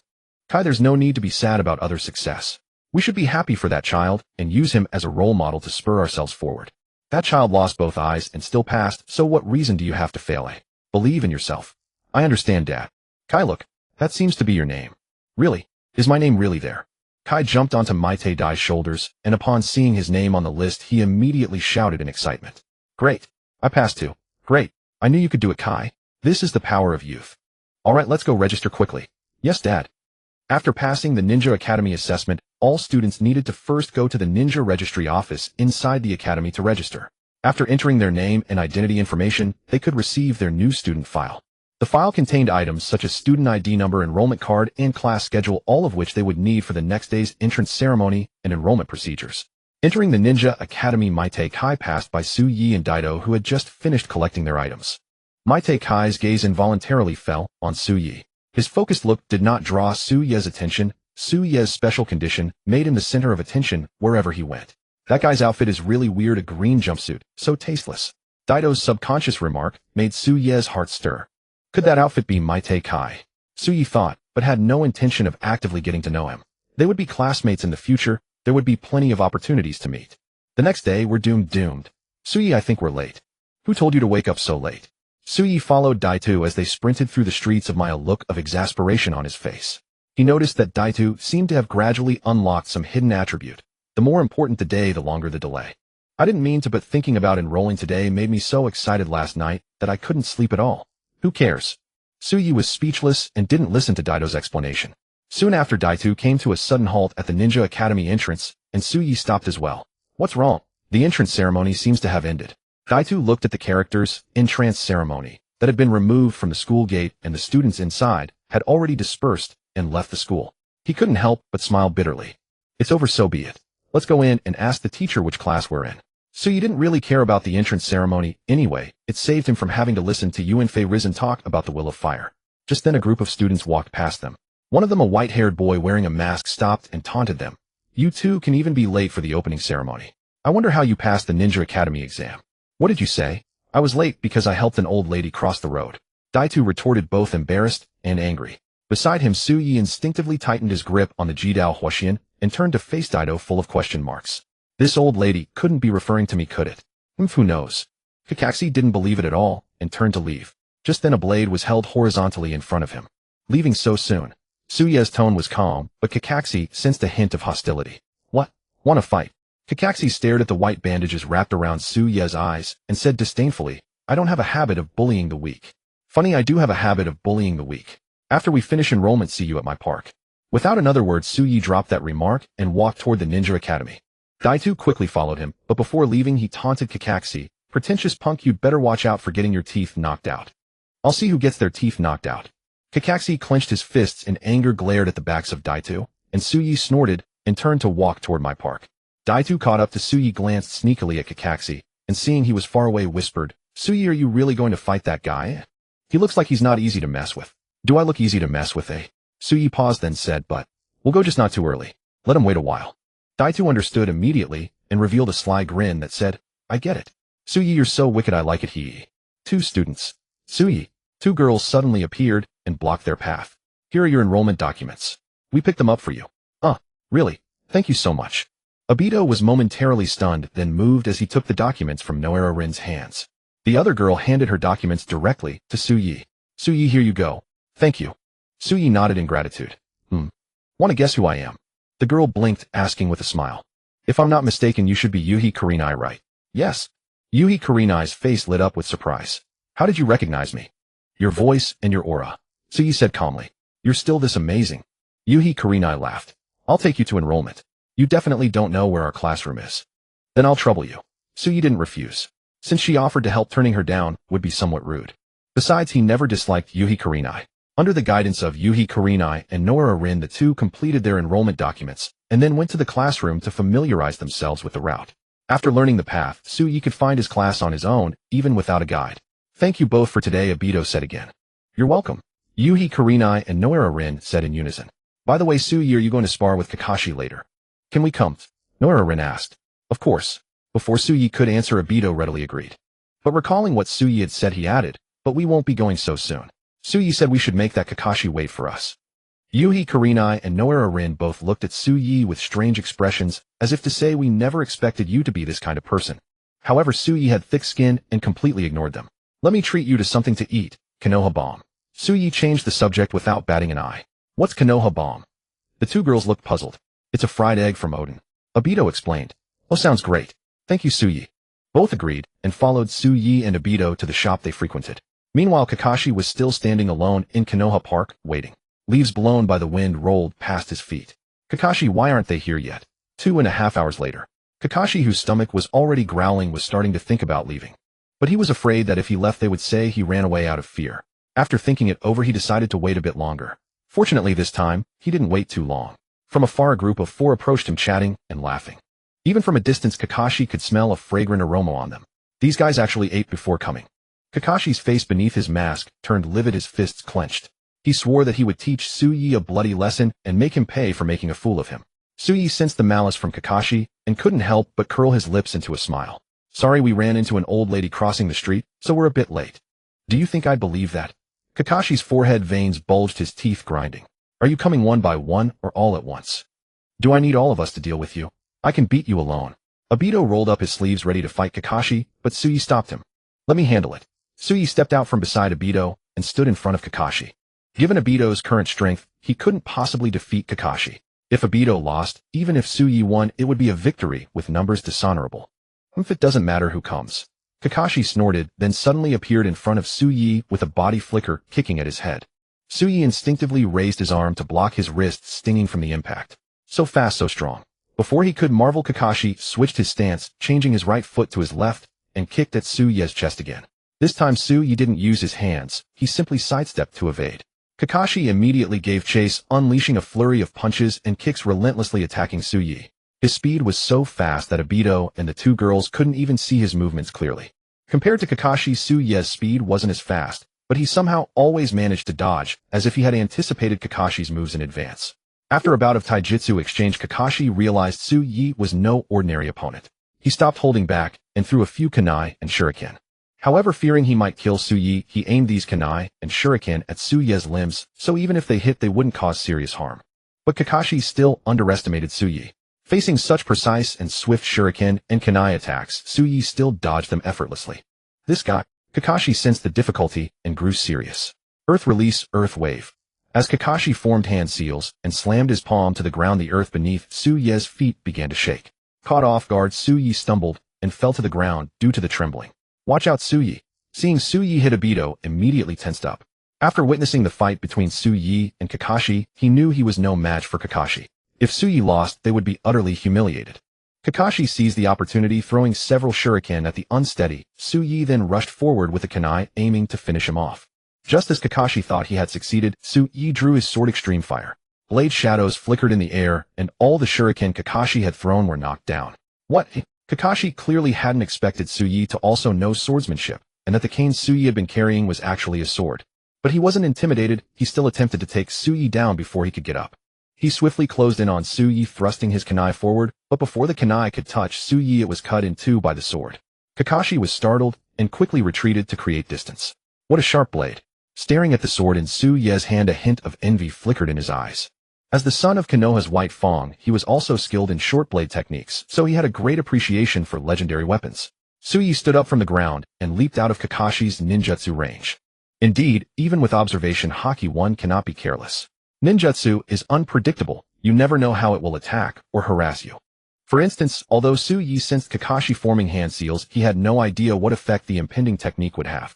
Unless he could truly foresee the future, dealing with certain non-offensive ninjutsu for the first time would always be troublesome.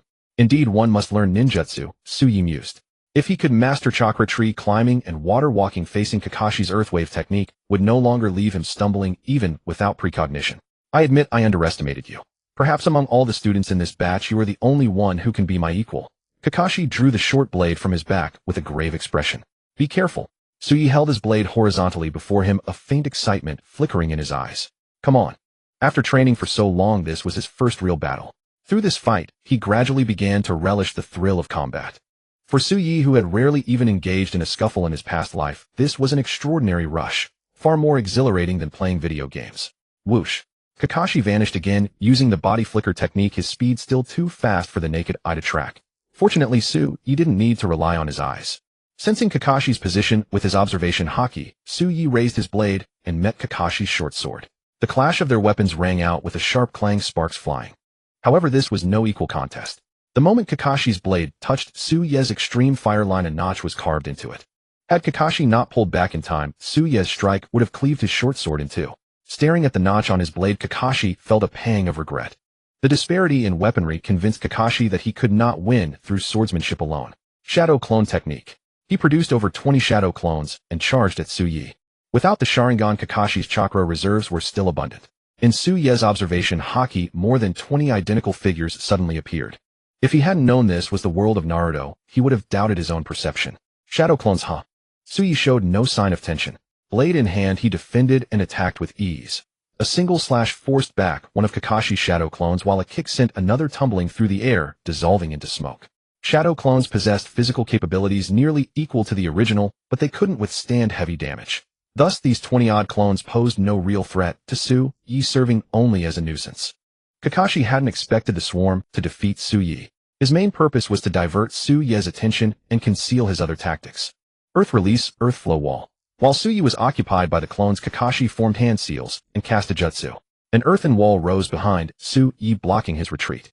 Suyi sensed the trap and tried to break free from the area, but the remaining dozen or so shadow clones attacked recklessly, preventing him from escaping. At that moment the ground beneath him split open and a hand reached for his ankle. Earth release decapitation technique. Is this your finishing move? Suyi raised an eyebrow. Before him a dozen shadow clones surged forward together. A single mistake would mean defeat. Behind him a wall left no room to retreat. Beneath him Kakashi's real body was launching a sneak attack. The only possible escape seemed to be the sky. But did he need to dodge? Suyi stomped hard on Kakashi's hand, neutralizing the ambush, while his extreme fire line slashed forward, unleashing a purple arc wrapped in fierce wind. Gravity Blade Tiger. In an instant the purple slash shredded all of Kakashi's shadow clones. Meanwhile Kakashi, buried in the earth with his hand pinned under Suyi's foot, writhed in pain. That's so amazing. Obito, watching from the side, was utterly stunned by Suyi's astonishing strike. They never imagined Suyi could be so formidable. Is this also swordsmanship? Obito, who often trained with Suyi, was the most puzzled. No, is this really the Uchiha style of swordplay? Could such simple sword training really make someone so powerful? You lose. Suyi pulled the disheveled Kakashi out of the ground. Kakashi clutched his swollen right hand and didn't argue. Yeah, I lost. He had given his all in this fight, using every technique he possessed. And Suyi? He looked as if he still had plenty in reserve, having not yet exerted his full strength. At this moment Kakashi began to doubt whether he was truly a genius. Could it be that the talent he had always prided himself on was nothing but a joke? Unaware that he had shattered Kakashi's Dao heart, Suyi sheathed his blade upon hearing the admission of defeat and turned to leave. He had no intention of mocking Kakashi. In fact, if Kakashi hadn't provoked him, he wouldn't have fought this battle at all. After all, he was no longer a child. He didn't need to prove himself through such means. From this perspective, Kakashi's behavior seemed rather immature. His habit of casually taunting others was somewhat similar to the boorish villagers of Konoha. Yet unlike those villagers, Kakashi was different. At least he had some restraint and didn't insult anyone's parents. Suyi, you're incredible. What was that move called? Taking down all those Kakashis in one go. Obito's face was full of excitement, as if he himself had defeated Kakashi. Gravity Blade Tiger. Gravity Blade. Obito didn't understand, but he knew the second word. The word tiger is so cool. It really has a lot of presence. It sounds incredibly powerful. Noera Rin nodded in approval. I never thought swordsmanship could be like this. Yuhi Kurenai gazed at Suyi with admiration, growing even more fond of him. Obito, Yuhi Kurenai, and Noera Rin stared at Suyi without blinking. Their cheeks faintly flushed, a hint of jealousy stirring in their hearts. I'm actually pretty strong too. I can beat Kakashi. Really? Noera Rin looked at Obito, not doubting him, but gently praised. That's amazing, Obito-kun. He, not at all, not at all. Satisfied in his vanity, Obito scratched the back of his head sheepishly. Being praised by his goddess was simply wonderful. Of course, when this lie was exposed, it would be quite embarrassing. Kakashi watched the laughing group and turned away from the joy that didn't belong to him. Defeated by Suyi, he didn't even have the mood to mock Obito. What if that guy was also hiding his true strength like a wolf in sheep's clothing? Walking home alone, lost in thought, a voice suddenly came from behind him. It seems you've met a very formidable opponent. Kakashi turned his head, startled, and whispered, Father. Shimu Shimao placed a hand on Kakashi's white hair, speaking gently. What's the matter? Feeling discouraged, Kakashi remained silent, which was as good as an admission. That child is a genius, Chimu, Shuamao consoled him. Even the Hokage of that era wasn't as skilled as him. Losing to him is nothing to be ashamed of. But I don't want to lose. Kakashi raised his voice. Then surpass him. But father, didn't you say even the Hokage back then wasn't as strong as Suyi? I believe you can do it. Chimu Shimao crouched down, placing a hand on Kakashi's shoulder, and looked into his eyes with warmth. You must have faith in yourself too, Kakashi. Kakashi was silent for a moment, about to say something, when his stomach let out a loud growl. The face beneath his mask turned crimson. Chimu Shimao grinned. Hungry, huh? Let me take you to get something to eat. A full stomach gives you the strength to surpass your rival. The next day, Obito arrived at the classroom on time for the first day of class, having been repeatedly reminded by Suyi not to be late. He found a seat near the front and sat down. It was clear that Obito was enthusiastic about studying, but only in thought. He would surely doze off once the lesson began. Hey Suyi, that guy is just like you. Obito suddenly nudged Suyi with his elbow. Just like me, eh? Suyi was puzzled, not understanding what Obito meant. He doesn't use his eyes to walk either, just like you. He's wearing a hat that covers his eyes. Covering his eyes with a hat. Suyi pondered for a moment, and a name surfaced in his mind. Tobadake. Tobadake was a future Chunin of the Konoha analysis team who had once served as an examiner in the Chunin exams. Because he couldn't see, he wasn't sure if it was that person, but in his memory, only Tobadake matched such a description. Just then Yuhi Kurenai entered the classroom, and upon seeing Suyi, walked straight over to him. May I sit next to you? Suyi-kun. Go ahead. Thank you, Suyi-kun. Kurenai happily sat down, took out a book to feign study, but her eyes kept darting towards Suyi. Seeing this, Obito whispered slyly to Suyi, Kurenai seems to like you, Suyi. I know. Then are you going to accept her? Obito teased. I'm not interested in children. Obito rolled his eyes, feeling that his friend was perfect except for being too pretentious. If only Noara Rin liked him like that, he would never be a scumbag like Sui. As he thought this, Rin walked into the classroom and came straight over to him. Good morning, Obito-kun. Gee, good morning. Obito blushed and stood up inexplicably. Anyone would have thought he'd been caught by the teacher. Rin was surprised by Obito's reaction. Her face showed a cute, bewildered expression, but she didn't dwell on it, instead turning her gaze to Sui and Kurenai beside him. Good morning, Sui-kun. Kurenai. Morning. Good morning, Rin. Can I sit next to you? Of course. Before Sui or Kurenai could answer, Obito hastily agreed. Unfortunately, Obito was sitting at the edge with no seat beside him, so Rin had to walk past him and sit next to Kurenai. He silently lamented the missed opportunity. As time passed, classmates entered the classroom one after another. If Sui could see, he would have recognized many familiar faces. The cool boy who liked to chew on a toothpick, Shiranui Ginma. The slightly arrogant, seemingly carefree boy, Sarutobi Asuma. The somewhat introverted Shizun, and so on. Good morning, everyone. A teacher wearing a Chunin vest walked in. Let me introduce myself. I am Yumino Ikaku, 29 years old. I will be your instructor for ninjutsu and cultural studies, and also your homeroom teacher. If you have any academic questions or life issues, feel free to talk to me. I will do my best to help you. Alright, now it's your turn to introduce yourselves. Let's start from the front. That student, come to the podium. Just name and age, teacher. You can talk about your likes and dreams. What kind of ninja do you want to become? Hello everyone, my name is Inuyasha, 5 years old. I like beef stew with potatoes. My dream is to become a ninja recognized by everyone. That's an admirable dream. I hope Inuyasha-kun can achieve it. Next student, please introduce yourself. During the self-introductions, Sui focused on sensing the auras of these people. That way, even without sight, he could recognize them later. As one student after another stepped up to introduce themselves, it soon reached Sui's row. The order was from right to left, and Noara Rin was the first to go to the podium. Hello everyone, my name is Noara Rin, 5 years old. My favorite food is strawberries, and my favorite activity is collecting shells. My dream is to become a skilled medical ninja who can heal injured ninjas on missions. Thank you all. Please take care of me. Rin bowed politely before returning to her seat. Meanwhile, Obito was scribbling on paper, a love-struck grin on his face. So Rin likes strawberries and collecting shells. I'll remember that. I'll buy her some strawberries later. Obito's muttering was very soft, but Sui still heard it. He shook his head helplessly.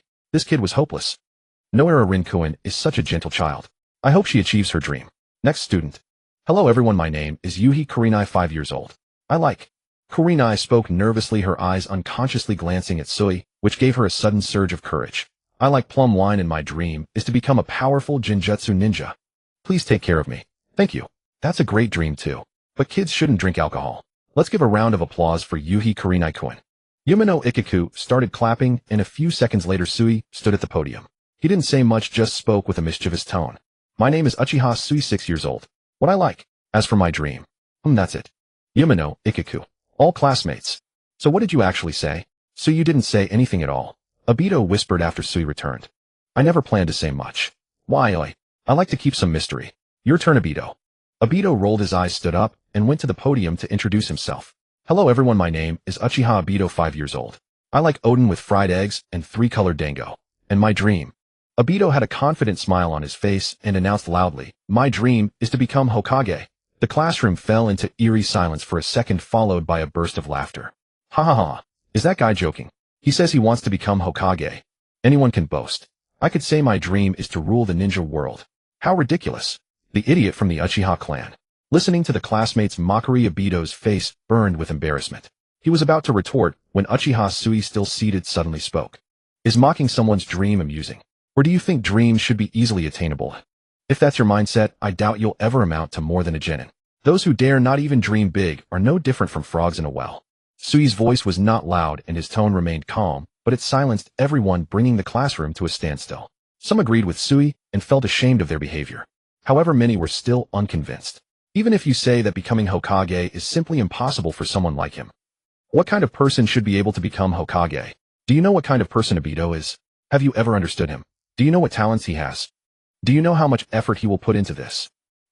You don't know, but I know him. Sui's face was earnest and unwavering. Uchiha Obito is my friend. I believe he will achieve his dream and become a great Hokage. Obito Uchiha stood at the podium, his eyes reddening and his nose tingling with emotion. He never expected that at his most embarrassing moment his friend would step forward to support him, defying the entire class.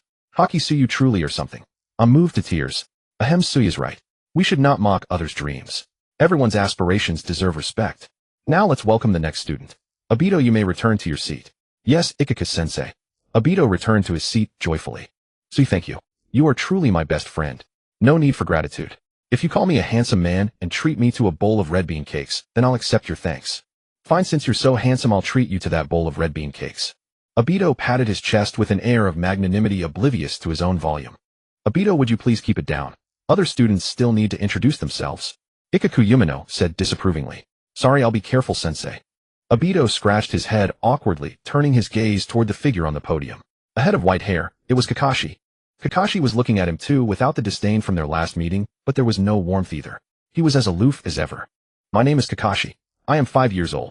With those few words, Kakashi walked off the stage without a backward glance, making the atmosphere even more awkward than during Sui's introduction. Fortunately, Ikaku Yumino calmly accepted each student's individuality and continued to preside over the remainder of the proceedings. Next student. My name is Hiruzen Sarutobi. I am 6 years old. I like shogi and dislike asparagus. As for my dream, or rather my goal, I will prove that even without being the Hokage's son, I can still be an outstanding ninja. I am Gunma Shiranui. I like traveling. As for my dream, I hope to become a powerful ninja. Does that count? My name is Reito Namishi. I don't particularly like anything. My dream is to become a ninja like the Hokage. My name is Shizun. I am 6 years old. I like growing flowers. My dream is to become a skilled medical ninja like Lady Tsunade. Please take care of me. Tobaram Tanbo. I like eating grilled chicken wings. My dream is to become a top-tier intelligence ninja like Inoichi Yamanaka. Hi. My name is Mike Guy. I like spicy food. I want to prove that even without talent one can become an excellent ninja through hard work alone. My father once said youth never fades. This class held most of Konoha's future pillars. Their personalities were far from the confidence, courage, and maturity they would later possess, but their talents were extraordinary and their diligence unwavering. Someday they would grow into exactly who they dreamed of becoming as children. After the self-introductions concluded, the first lesson formally began. Mindful that some students came from less fortunate families, Ikaku Yumino's first class was an academic one. This academic course was not a single subject, but a comprehensive curriculum encompassing national language, mathematics, physics, biology, chemistry, geography, history, and the education of the will of fire. Sui had never been a particularly studious person in his past life. Listening to Ikaku Yumino drone on from the podium, he felt drowsiness wash over him, his eyelids growing heavy. Who knows what it feels like to lie awake at night listening to an extremely tedious piece of classic literature with eyes closed? That was exactly how Sui felt right now. Fortunately, he was blind, so even if he fell asleep, Ikaku Yumino wouldn't notice. A few minutes later, a voice tinged with displeasure roused the sleeping Sui. Obito, falling asleep in your first class won't make you Hokage. The named student wiped the drool from the corner of his mouth, feeling embarrassed, his head hanging low. He could feel the mockery from his classmates around him. I'm sorry, Ikaku-sensei. You haven't wronged me, Obito. That apology should be directed at yourself, at your dream, and at Sui. He declared in front of everyone that he believes you can become Hokage, and this is how you repay his trust. Ikaku Yumino spoke with a look of frustration, as if disappointed in a student he had high hopes for. I'm sorry, Sui. Obito said, his face flushed with shame. It's fine, Sui replied without a hint of guilt, completely forgetting that he had also been dozing off moments ago. Seeing that Obito had acknowledged his mistake, Ikaku Yumino let it go. Alright, let's focus on the lesson. No more dozing off. Understood, sensei. Obito acknowledged and returned to his seat, focusing on his studies. Though the material was still difficult to grasp, he managed to force the jumble of information into his mind. After waking up, Sui didn't want to go back to sleep. It would be a complete waste of time. He'd rather go home and train. After a moment's thought, he decided to practice hand seals from memory. He hadn't had time to practice his ninja abilities recently. Since he was attending classes anyway, it was necessary to learn these fundamental ninja skills as soon as possible. When the lesson ended, many first-time students relaxed their nerves and slumped onto their desks, feigning sleep. There was simply too much abstruse content. Some of them couldn't even recognize all the characters, so how could they possibly understand more complex knowledge? However, there were also geniuses like Kurenai Yuhi. Gifted in Jinjutsu, she had excellent mental fortitude, making it easy for her to memorize and comprehend theoretical knowledge. After organizing her notes, Kurenai Yuhi looked at Sui. Seeing him practicing hand seals alone with incorrect speed and technique, she kindly offered, Sui, the rat seal requires your thumb to press on your ring finger with the other 3 fingers extended. For the ox seal, your right hand's 5 fingers should be together, palm facing forward, and your left hand should grip your right wrist. Like this? Sui attempted the movements. No, it's like this. Kurenai shook her head and took the initiative to guide Sui's hands directly. Under her hands-on instructions, Sui's hand seal technique improved considerably. However, reaching Kakashi's level would still require much more practice. So your hand seal forms are quite standard now. From here, all you need is diligent practice to increase your speed. Thank you. No need to be polite. We're friends. Helping each other is only natural. Kurenai smiled warmly. If you ever need help with anything else, don't hesitate to ask. I'm happy to assist. Then can you teach me the chakra extraction technique? Sui asked without hesitation. The chakra extraction technique. Kurenai was surprised that a genius like Sui could be so unbalanced in his fundamentals and to such a degree. Hand seals and the chakra extraction technique were both very basic skills, yet Sui was only just beginning to practice them. He hadn't even attempted the latter before. No problem. But learning the chakra extraction technique requires some time, and the break might not be enough. How about I teach you during the self-study period? Alright, thank you. Su-Yi, come out for a moment. Hei Yijiao suddenly called Su-Yi outside the door. Teacher, is there something? Nothing major, I just wanted to ask if you're having any difficulties with your studies. After all, your situation is special. If you face any challenges, don't hesitate to tell me. Well, my classmates are all very willing to help me, so I don't find it too difficult academically. Su-Yi pondered for a moment and said, but teacher, the written exams for cultural subjects require writing by hand, which might be inconvenient for me. That is indeed a problem. Hei Yijiao stroked his chin, thinking for a while. How about this? From now on, your written exams will be changed to individual oral tests. I'll read the questions to you one-on-one, and you can answer me verbally.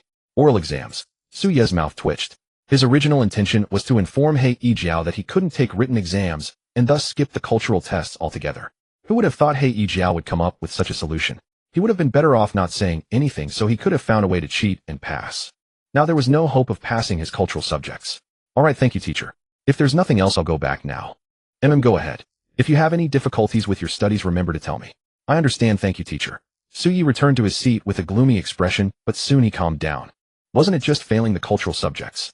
Naruto had never passed them either, yet he still graduated, didn't he? The 10-minute break ended, and the second class began. Counting the self-introduction session, it should be the third class of the day. The teacher for this class was still Hei Yijiao, and the main topic was the basics of chakra. Although it was still theoretical knowledge, Su-Yi listened with great interest, no longer feeling drowsy like during the cultural classes. Indeed, interest is the best teacher for humans. So-called chakra is the energy formed by combining physical energy and mental energy in a certain proportion. All ninjutsu, jinjutsu, and taijutsu enhancements performed by shinobi require chakra to drive. How is chakra refined? What is the technique for refining chakra? One word: focus. Calm your mind, concentrate your will to control physical energy, draw out mental energy, mix them in the dantian area of the chest, circulate through the veins, and release through the acupoints. To use an analogy, refining chakra is like boiling water. Physical strength is the water, mental energy is the fire, and the steam produced is chakra. After the class, Su-Yi had a clear understanding of chakra and knew how to refine it. However, his attempt to refine chakra was unsuccessful. Controlling physical energy and drawing out mental energy was not as simple as practicing his observation, haki, and swordsmanship. If only he had a ninja template. Su-Yi thought to himself. After the basic ninjutsu class ended, it was finally time for self-study.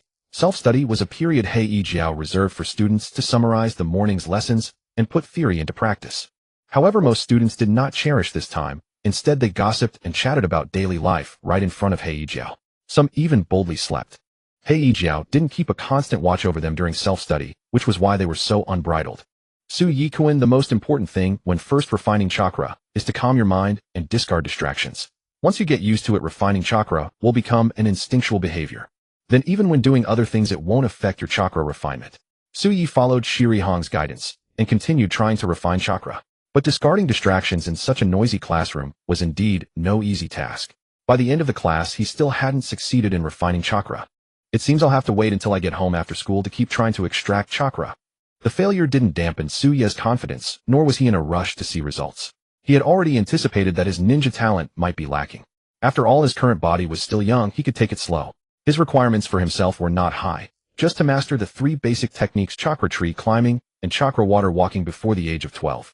In the afternoon, after a morning of theory, all the classes were practical. Hei Yijiao took all the students to the school training ground and had them line up on a track. This class will work on physical fitness. To become an excellent shinobi, you must have outstanding physical abilities. Today's physical training: first run 30 laps around the track. The 3 slowest runners will have to run 10 extra laps. Don't even think about slacking off. Ready, go. As Hei Yijiao's voice fell, everyone started running together. Some ran fast, some ran slow. The slowest group included Meitikai, Uchiha Dado Lin, Jingin, Shiri Hong, and Uchiha Sui. Looks like I need to step up my physical training. Although Su-Yi had a method to improve his physical fitness using the gravity fruit, he chose not to use it. He was worried that prolonged growth under gravitational pressure might affect his bone development and stunt his height. However, his current physical condition was far weaker than he had expected. He had originally thought his physique was decent, but it turned out to be at the bottom of the ninja academy. At least his running speed was the slowest. Indeed, those with the talent to become shinobi were not ordinary people. If he remembered correctly, at this time Meitikai could already rely on his willpower to run 5,000 laps around the track in one go right. So he didn't know his own physical limits, but he was certain he couldn't achieve that. He glanced at Meitikai running on the same line as him. No one would have imagined that this boy now running so slowly would one day become the man with the best taijutsu and the fastest body speed in Konoha and even the entire ninja world. Perhaps I can learn the 8 gates in the future. Meitikai was always generous with his friends. If Tsuyi built a good relationship, learning this skill wouldn't be difficult.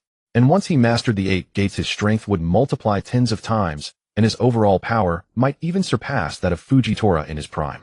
Kakashi was the top performer in physical education class. He led the pack, running the fastest and completing 30 laps with a significant margin over the second-place runner. Such a performance even drew an involuntary remark from Yumino Ikeku. Truly the child of Hatake Sakomo, gifted beyond measure. Kakashi stood silently to the side, his gaze fixed on those still running, specifically on Tsuyi, who lagged at the very end of the pack. He never expected someone with such exceptional swordsmanship to have such poor physical fitness and speed. His father was right. As long as he kept working hard, there was a real chance to surpass him. Regaining his confidence, a faint smile curled the corners of Kakashi's lips. Time slipped by moment by moment. Tsuyi and the others barely finished 30 laps before class ended.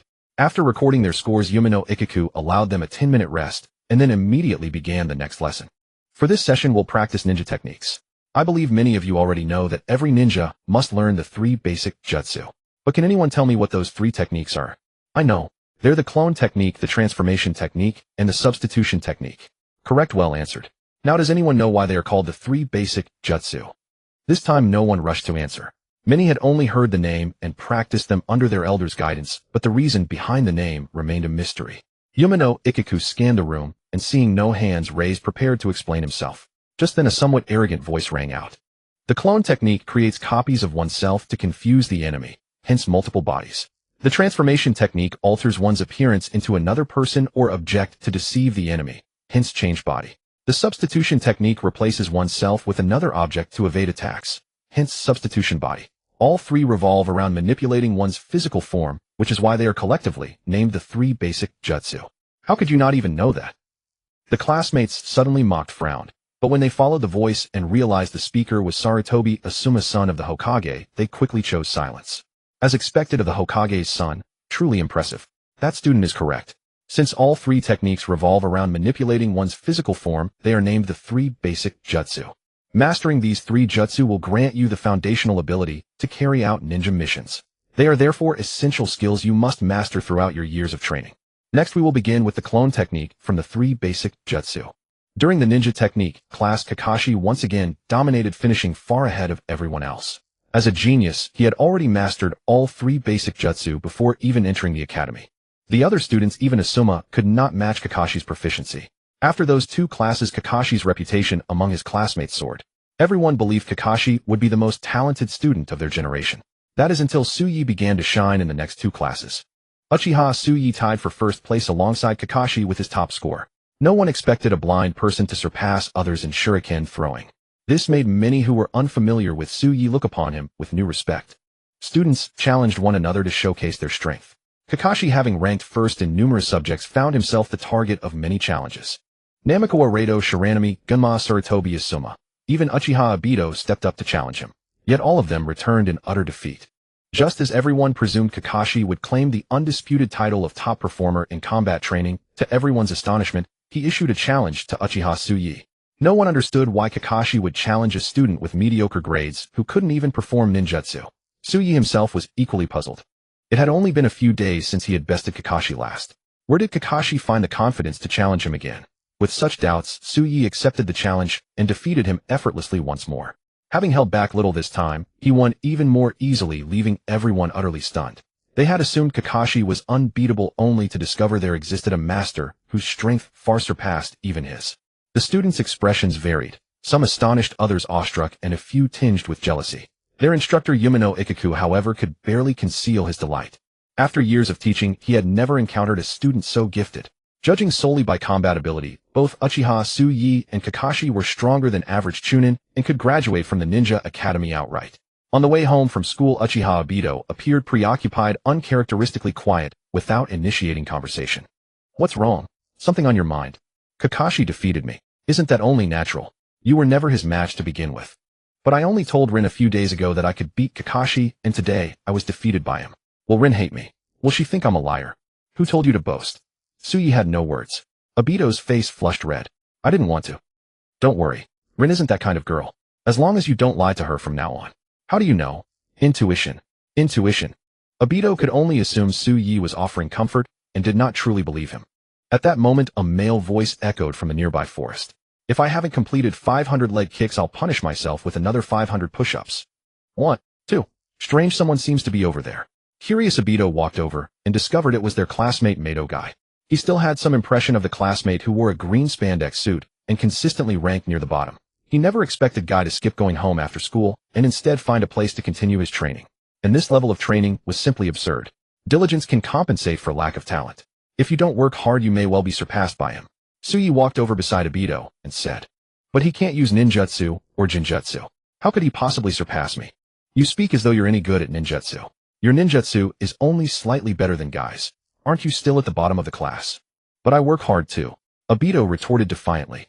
Everyone in this class works hard, even Kakashi. But unlike you, Mato Guy possesses not only diligence, but also extraordinary perseverance. Perseverance.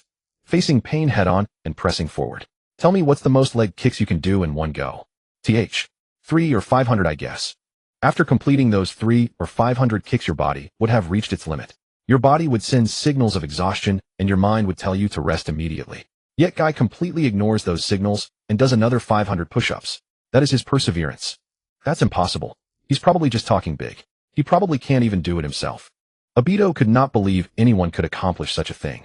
Just watch and see. Seeing Obito's disbelief, Tsuyi personally took him to observe Kai's training process. 499 kicks, 499 push-ups, 499 sit-ups, 499 punches. Obito couldn't believe that someone would punish themselves with deliberate failure to continue training. Is this even human? Alright, Tsuyi, you're right. I am indeed inferior to him. Obito felt a sense of defeat. Not only was his talent inferior, but even his effort couldn't match another's. He could be certain and sure that even if he copied Mato Kai's training method exactly, he would never surpass Mato Kai. Because he absolutely could not possess such willpower to ignore physical fatigue. This guy is a monster. Tsuyi patted Obito on the shoulder. Play to your strengths.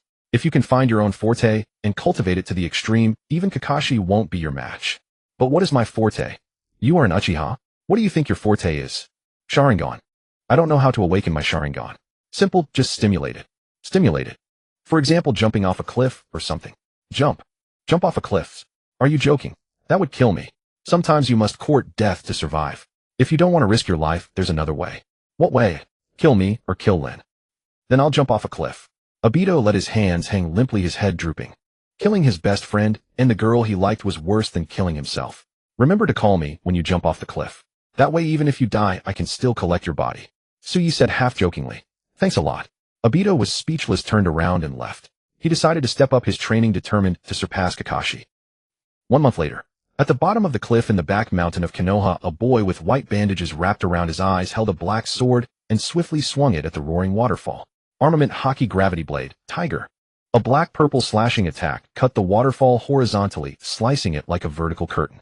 The lower half crashed to the ground, while the upper half hung in midair as if caught by an invisible table. This armament Haki has finally reached a minor achievement. Template Navy Admiral Fujitora. Top observation Haki to be cultivated 63. 23. Advanced armament Haki to be cultivated 33. 86. Great swordsman swordsmanship to be cultivated 56. 66. Gravity fruit to be cultivated 60. 12. Tsuyi sheathed his sword, very satisfied with the results of this month's training. To balance his abilities, he had specifically allocated some time this month to train armament Haki. The improvement in armament Haki also enhanced his swordsmanship. The strike just now was the fruit of his armament Haki training. Caught. Caught. The sound of crows suddenly came from the sky, and Tsuyi knew he should return. He couldn't see the time, but he could sense whether it was day or night from the behavior of other living things. For example, every evening these crows would return to their nests to roost. He sensed the crow's intention to rest, and knew it was about time for him to head back. The back mountain of Konoha was far from his home, and on the way Suyi had to pass through the bustling streets of Konoha. Suyi strolled leisurely on the way home, wondering if he should buy some delicious food to bring back. Before his sacrifice, Maya's husband left their family a fairly sufficient living allowance. Although not enough for a lifetime of carefree living, it would last for the next 4 or 5 years without worry. Moreover, Maya was always very generous and gave Suyi quite a bit of pocket money.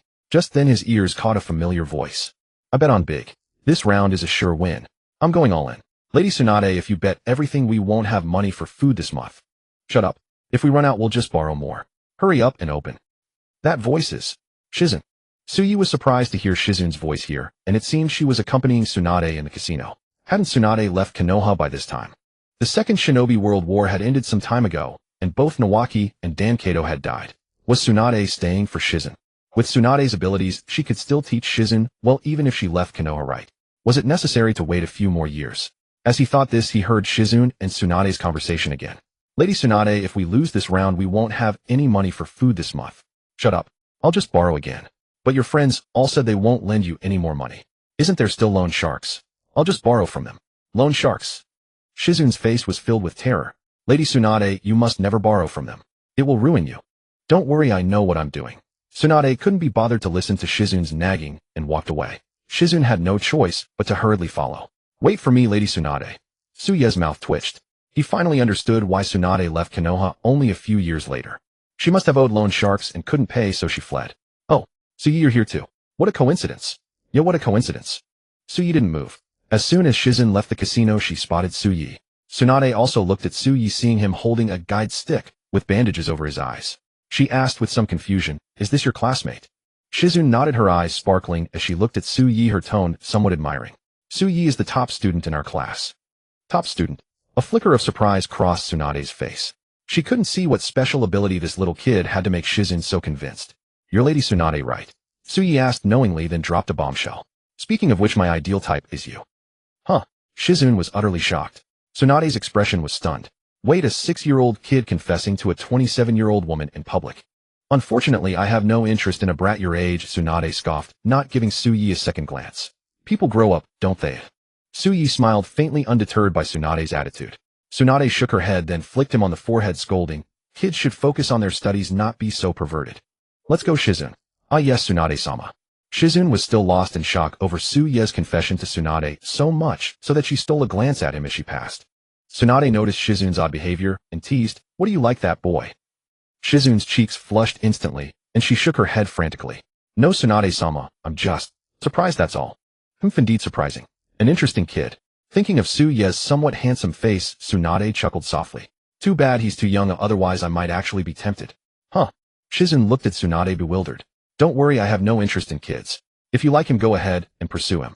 Tsunade-sama, what are you saying? Shizun lowered her head, her face red as an apple, which only made Tsunade tease her further. Meanwhile, Suyi remained where he was, a small red bump throbbing on his forehead. That really hurt. He shook his head. I only said she was my ideal type, I didn't say I was going to pursue her. Why so serious? What a bad-tempered old hag. The next day at the Ninja Academy. Because of yesterday's encounter, Shizun kept sneaking glances at Suyi. Her mind was full of questions. Does Suyi really like Tsunade-sama? What is his relationship with Yuhi Kurenai? And what about Rin? She seems to care about him a lot. Does she like him too? Suyi doesn't reject anyone. Is he trying to have 2, 3 girlfriends? Should I tell Yuhi Kurenai about this? Tsunade-sama told me to pursue Suyi. Should I? Kurenai would definitely be upset, right? Shizun, come up and demonstrate the transformation technique for everyone. Yumino Ikaku's sudden voice startled Shizun, snapping her out of her daydream. She cast a guilty glance at Suyi before hurriedly walking to the podium. Don't be nervous, Shizun. Just perform as you usually do. Yes. Shizun hung her head, whispered a reply, then formed hand seals. Transformation. Poof. A cloud of smoke cleared, revealing Shizun transformed into Yumino Ikaku, though not quite accurate. Yumino Ikaku was robust and muscular, but Shizun's version was somewhat skinny and the facial features were off. Knowing her performance was poor, Shizun quickly released the technique, her face flushed red. How embarrassing. The class burst into laughter. Ha ha ha, is that really the transformation technique? That's hilarious. It doesn't look anything like Yumino Ikaku-sensei. Yumino Ikaku sighed, helplessly patting Shizun's shoulder with a slightly serious tone. Shizun, don't daydream in class. You need to pay attention, understand? Yes, Ikaku-sensei. Good. You may return. Uchiha Obito, come up and demonstrate the clone technique. Yes, sensei. Obito's voice trembled with nervousness. When he reached the podium, he formed hand seals, just like Shizen. With another poof, a cloud of smoke dispersed, revealing a gaunt, lifeless, colorless version of Uchiha Obito beside him. This performance drew more laughter from the class. Due to his own inadequacy, Obito had no way to retort. You need more practice. You may go. Yumino Ikaku was somewhat disappointed, but didn't discourage Obito. Yes, Ikaku-sensei. Obito returned to his seat looking dejected. Seeing Su-Ye's calm demeanor, he nudged him. Su-Ye, how's your ninjutsu practice going? Not bad. In a month, Su-Ye had only become proficient in chakra extraction. As for the 3 basic techniques, he hadn't practiced them well. After all, he had many things to train: daily observation, Haki armament, Haki, swordsmanship, gravity fruit, powers, chakra extraction. Too many to list. Hearing this, Obito felt a bit better. If Su-Ye were better than him at ninjutsu too, Obito would be utterly humiliated. Su-Ye, do you think Rin looks down on me? I can't even master the 3 basic techniques. Obito glanced at the focused, no-era Rin, feeling insecure. Does it matter if she looks down on you? Not to criticize you, Obito, but at your age, why are you so obsessed with women? Su-Ye said with a pained expression. In your vibrant youth, you should focus on your own growth. Tisk, you're one to talk. Obito curled his lips in disdain. You didn't reject Yuhi Kurenai's advances either. We're innocent. Su-Ye said flatly. Doesn't your conscience hurt saying that? No. Obito was speechless. Su-Ye's shamelessness knew no bounds. Uchiha Su-Ye, please come to the podium and demonstrate the transformation technique. Finally, it was Su-Ye's turn. Though called a demonstration, it was actually an assessment of everyone's month-long training. Su-Ye stood up and walked to the platform. As the only truly blind student in the class, everyone was curious about his performance. After all, a month ago, this top scorer in practical combat couldn't even perform chakra extraction. Transformation. As he spoke, Su-Ye's chakra surged rapidly throughout his body. The next moment, poof. Su-Ye transformed into the likeness of his past life, brother Zhu Xiaoming. Not knowing Yumino Ikaku's appearance, he randomly chose someone he remembered. Despite the imperfect resemblance, this odd Zhu Xiaoming barely managed to earn Yumino Ikaku's approval. Very good.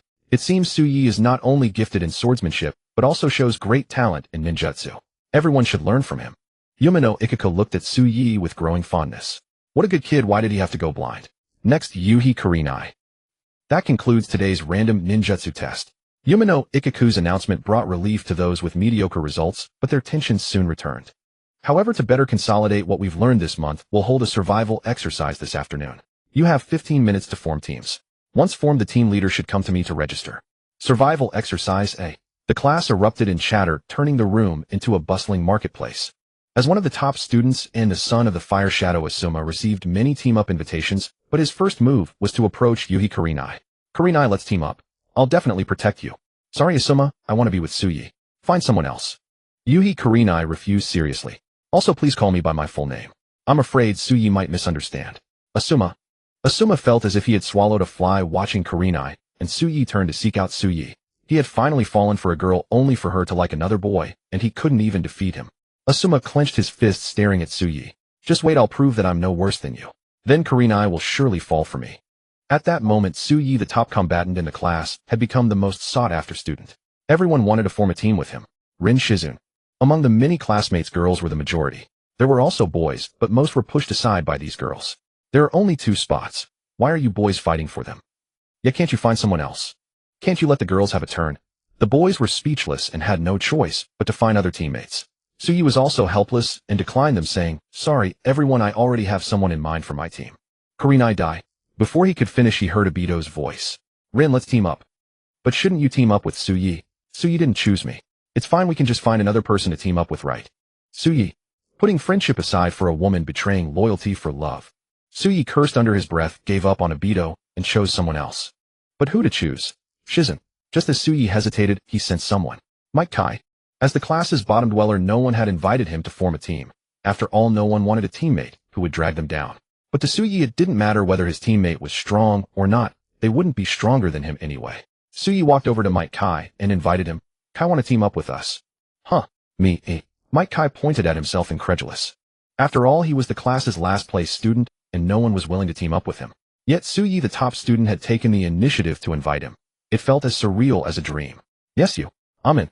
After confirming he wasn't hallucinating, Kai immediately agreed. Then let's go register. With Mike Kai confirmed, Su-Ye found Yumino Irika and registered his team's roster. Yumino Irika was surprised to see Su-Ye teaming up with Mike Kai. He had assumed Su-Ye would form a team with Obito and Kurenai, since the 3 of them usually got along the best. It's registered. You can stay here and wait or leave now as long as you arrive at Training Ground 2 by 1:30 p.m. for the exercise. Then we'll head out first. Since they were allowed to leave early, Suyi naturally didn't want to stay and wait. He'd rather find a place to train than waste time here. Kurenai, what time is it?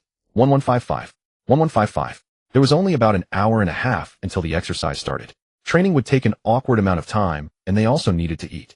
After thinking it over, Suyi decided not to train for now. There was no rush. Let's go eat first. Great. I'm fine with that too. All three had brought homemade bento, so they just needed to find a quiet place to eat. So they didn't go far. The rooftop a few floors up was a good choice. Suyi, do you want to try the egg roll I made? Kurenai carefully picked up an egg roll with her chopsticks. You made it. Suyi was a bit surprised. He didn't expect Kurenai to know how to cook at such a young age. Kurenai nodded, her face full of anticipation. You're amazing, but thanks. I have enough for myself. Suyi politely declined and began eating the lunch his mother had prepared for him. He understood Kurenai's feelings, but he really couldn't eat that much. Oh, okay. Kurenai looked a little disappointed and placed the egg roll back in the corner of her lunchbox. In truth, she had hesitated for a month before making an extra one today. Her intention was naturally to use this as a way to grow closer to Suyi. But Suyi was like a block of wood, completely unmoved. She was such a cute girl. If Suyi could see her face, he wouldn't be like this. Kurenai thought to herself. At Training Ground 2, Suyi and his team were not the first to arrive. Many people had come right after school, afraid of being late. Suyi didn't sense Obito's presence. He wondered if that guy was late again. Just as he was thinking, Kakashi and Rin walked over. Suyi, have you seen Obito? Rin asked. No, isn't he with you guys? Suyi shook his head. He said he was going to the bathroom and told us to come ahead, Rin said helplessly. Obito always likes to be late like this. Kakashi's tone was displeased, and he regretted agreeing to be Obito's teammate. If Obito's lateness caused their team to fall behind, or even get disqualified from the exercise, it would be too late for regrets. Suyi was also helpless about Obito's habit of being late, so he didn't argue when Kakashi complained openly. After waiting a while longer, Obito still hadn't arrived, and Yuma no Irika began calling roll. Is everyone here? I'll start roll call now. Kasuga Ibashi. Here. Namizo. Here. Gunma Shiranui. Present. Kakashi. Here. Rin. I'm here, sensei. Obito. Obito. When there was no response for a long time, Yuma no Irika frowned and looked at Kakashi's team. Kakashi, did Obito not show up? He said he went to the bathroom and hasn't come back yet. That guy. Yuma no Irika sighed helplessly. He had known about Obito's habit of being late for a long time. He had told him off several times, but it never changed. Then let's not wait for him. Let me introduce you all. This is Mr. Oyama Sheo. He will be one of the proctors for today's exercise along with me. Oyama Sheo lived up to his name. He was a man built like a mountain. The standard Chunin vest he wore looked like it might burst at the seams at any moment. He had a triangular face, his features squeezed together by thick layers of fat, giving him a wrinkled appearance. Anyone who didn't know his name would surely mistake him for a member of the Akimichi clan. Hello everyone. I am Xiaoshanjia. Xiaoshanjia's voice was magnetic. If one did not see his face, they would surely think he was a handsome man. Inside the second training ground before you, Teacher Ikaku, and I have placed 3 target tokens. Your mission in this exercise is to seize the target tokens before 5 o'clock this afternoon and bring them back to me. In this exercise, you will compete as squads. That means simply finding the tokens is not enough. You must also guard against others snatching them or ambushing you. Teacher, what do the tokens look like? They vary in appearance, but all bear the Konoha emblem. If you find them, you will surely recognize them. Xiaoshanjia squinted with a smile. One final addition, this exercise forbids causing fatal injuries or severe disability. Please exercise restraint. As the first exercise for the new student's safety took precedence over the objective. Both Chunin instructors hoped for no accidents, so to be safe, Teacher Ikaku would accompany the students into the training ground to supervise. Teacher Xiaoshanjia has explained the rules. I hope you all perform well. Let the exercise begin. Everyone enter the training ground. With that, 6 of the 7 temporary ninja squads rushed in. Only Kakashi and Rin remained. Teacher, what about our missing teammate? Kakashi asked again. Yuma no Ikaku did not want to disqualify Kakashi's squad. He sighed, I'll go find. Before he could finish, a boy with goggles came running over. Before he even arrived, his voice rang out. Sorry I'm late. Obito, why are you so late? Yuma no Ikaku frowned. Sorry, Teacher Ikaku. On the way here, I helped an old lady cross the street. You always say that. This time it's true. Enough, go join your teammates. The exercise has just started, you're not too late. Obito had used that excuse many times and Yuma no Ikaku did not believe him. Of course Kakashi did not believe him either. I knew you'd be late. I would never have agreed to team up with you. Kakashi said coldly. I'm not lying, Kakashi. Enough, I don't have time to listen to this.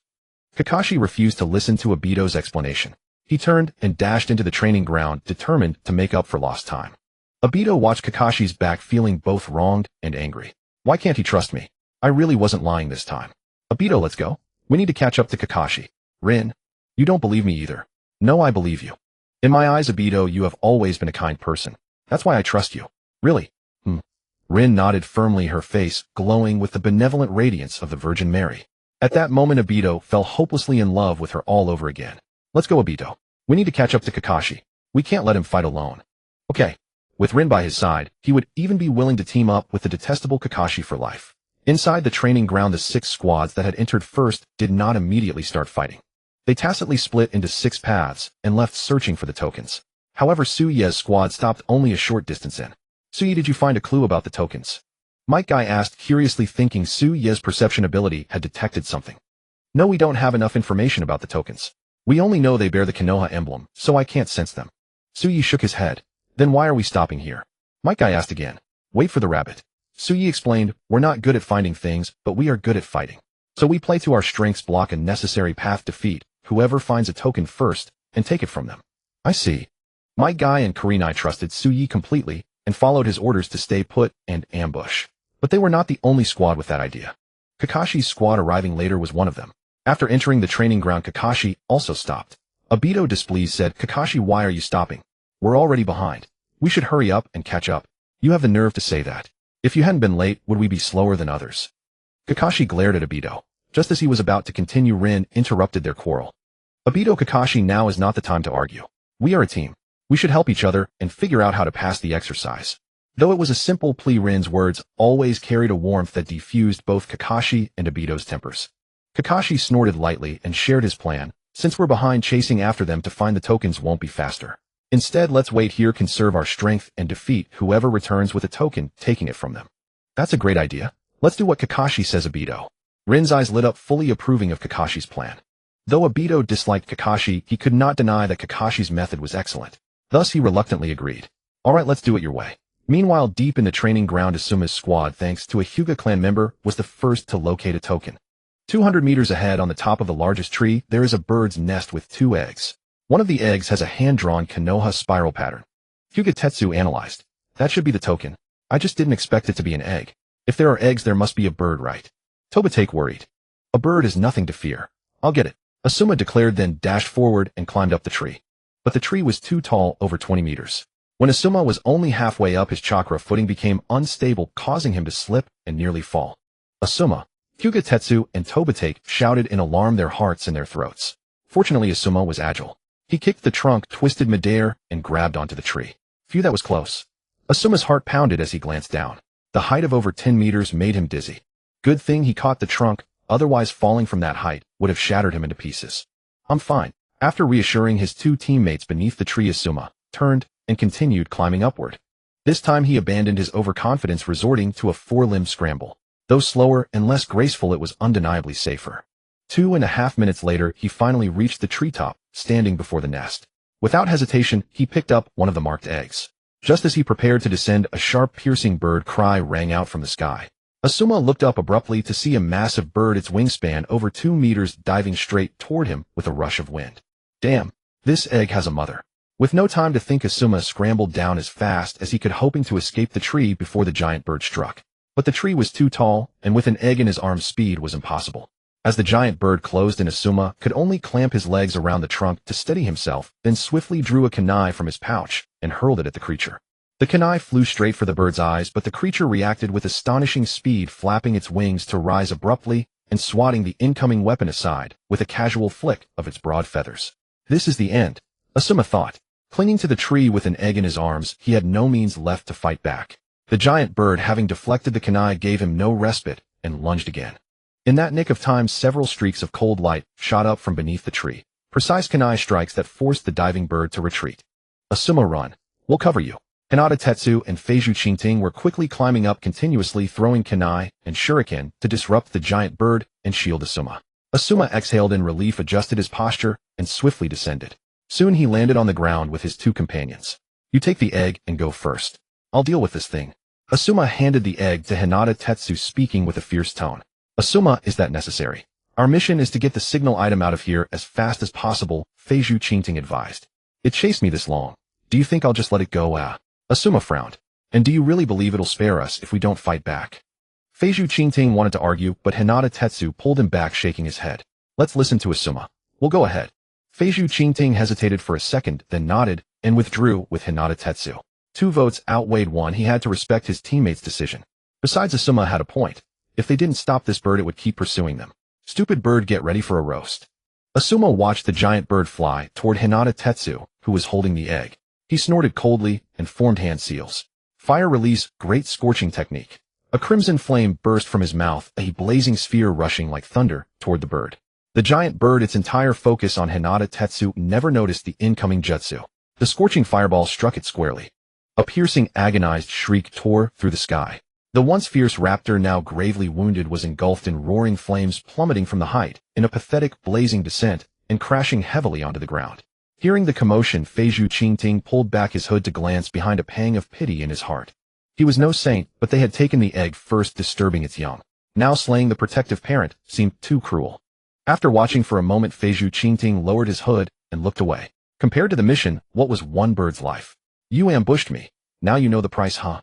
Asuma glanced at the giant bird writhing on the ground, engulfed in flames and wailing in agony. With a cold, contemptuous snort, he turned and followed Feiju Qingting and Hinata Tetsu as they retreated from the area.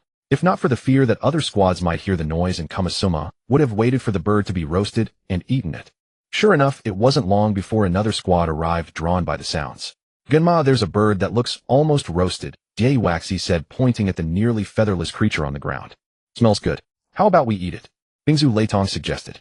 Shiranui Gunma chewed on his toothpick, glancing at the half-cooked bird. He shook his head. No time to eat. We need to pursue the squad ahead. If they get the token, our chances shrink. Alright, that's a shame. As Bingzu Leitong passed the large bird, he wiped the drool from his lips and kicked it onto a patch of sandy soil. There was no river nearby, and sand was the best way to extinguish flames. Whether you live or die is up to you. With that, the trio abandoned the bird and sped off in the direction of Asuma's team. It feels like someone's catching up. Tetsu Asuma. Feiju Qingting, the most perceptive, heard the sound of Shiranui Gunma's team running through the grass. Hinata Tetsu turned and activated his Byakugan, seeing 3 chakra silhouettes as bright as the sun rapidly approaching. 3 people. Looks like Shiranui Gunma and his team. Shiranui Gunma. Asuma pursed his lips. I'll stay and deal with them. You two go ahead. No. This time Hinata Tetsu was the first to object. We don't know how many others heard the noise. If we get held up by Gunma's team, we'll be easily surrounded. TCH. Then what? Asuma grumbled. We'll just have to run faster. Hinata Tetsu scanned the area, then threw 2 kunai with explosive tags attached to a thin wire, rigging a trap. Hopefully this will slow them down. Meanwhile, Suyi had been waiting in place for a long time. When the chakra signatures of Asuma's trio entered his perception range, he immediately stood up. People coming. 3 of them moving fast. They must have gotten the token. Suyi analyzed. Great. Finally time to act. Mike Kai stretched his body, looking eager. Yuhi Kurenai stepped beside Suyi and asked, Suyi, what's our plan? First hide and confirm the token. Then strike. Suyi instructed the 2. Kurenai, you observe and confirm the token. Kai, once Kurenai gives the signal, both of you engage to draw their attention. I'll take them from the other side. Aim to finish it in 1 move. Alright. Understood, Suyi. In truth, Suyi could have handled Asuma's team alone, but since they were in a squad, it wouldn't be fair to let the others have no sense of participation. Suyi thought. A few hundred meters away from Suyi and his companions, Hyuga suddenly came to a halt. He raised his hand to intercept the Sema and Feiju Qingting. What's wrong, Tetsu? Something seems amiss ahead. There's an ambush. An ambush? Feiju Qingting's expression slightly changed. Now we're blocked from both front and rear. Who's lying in ambush ahead? Can we break through? Asama asked. Even with his arrogance, he understood that falling into a pincer attack was not an option. I'm afraid not. The ones ambushing us ahead are Uchiha Suyi. Hyuga Tetsu's expression darkened. The top student of their class was absolutely beyond what the 3 of them could handle. Even Asama did not dare to confront Suyi head-on, for he could not defeat Kakashi, let alone Suyi, who could easily overwhelm Kakashi. We'll have to go around, Asama said. But if they dared to ambush us ahead, they've clearly spotted us. If we take another route, they'll likely pursue us immediately. Feiju Qingting analyzed. Then what should we do? We can't fight, and we can't evade. Are we supposed to retreat and fight against Shiranui Gunma and the others? Asama asked, displeased. Retreating is obviously not an option either, but perhaps we can make use of Shiranui Gunma and his team, Feiju Qingting said, stroking his chin with an idea forming. We can hide first, letting Shiranui Gunma and the others believe we've already run ahead. Then they'll engage Su Ye's team while we slip away quietly. Will Shiranui Gunma and the others fall for it? Asama asked skeptically. Don't overestimate them. As long as we leave some convincing disguises, they'll surely take the bait.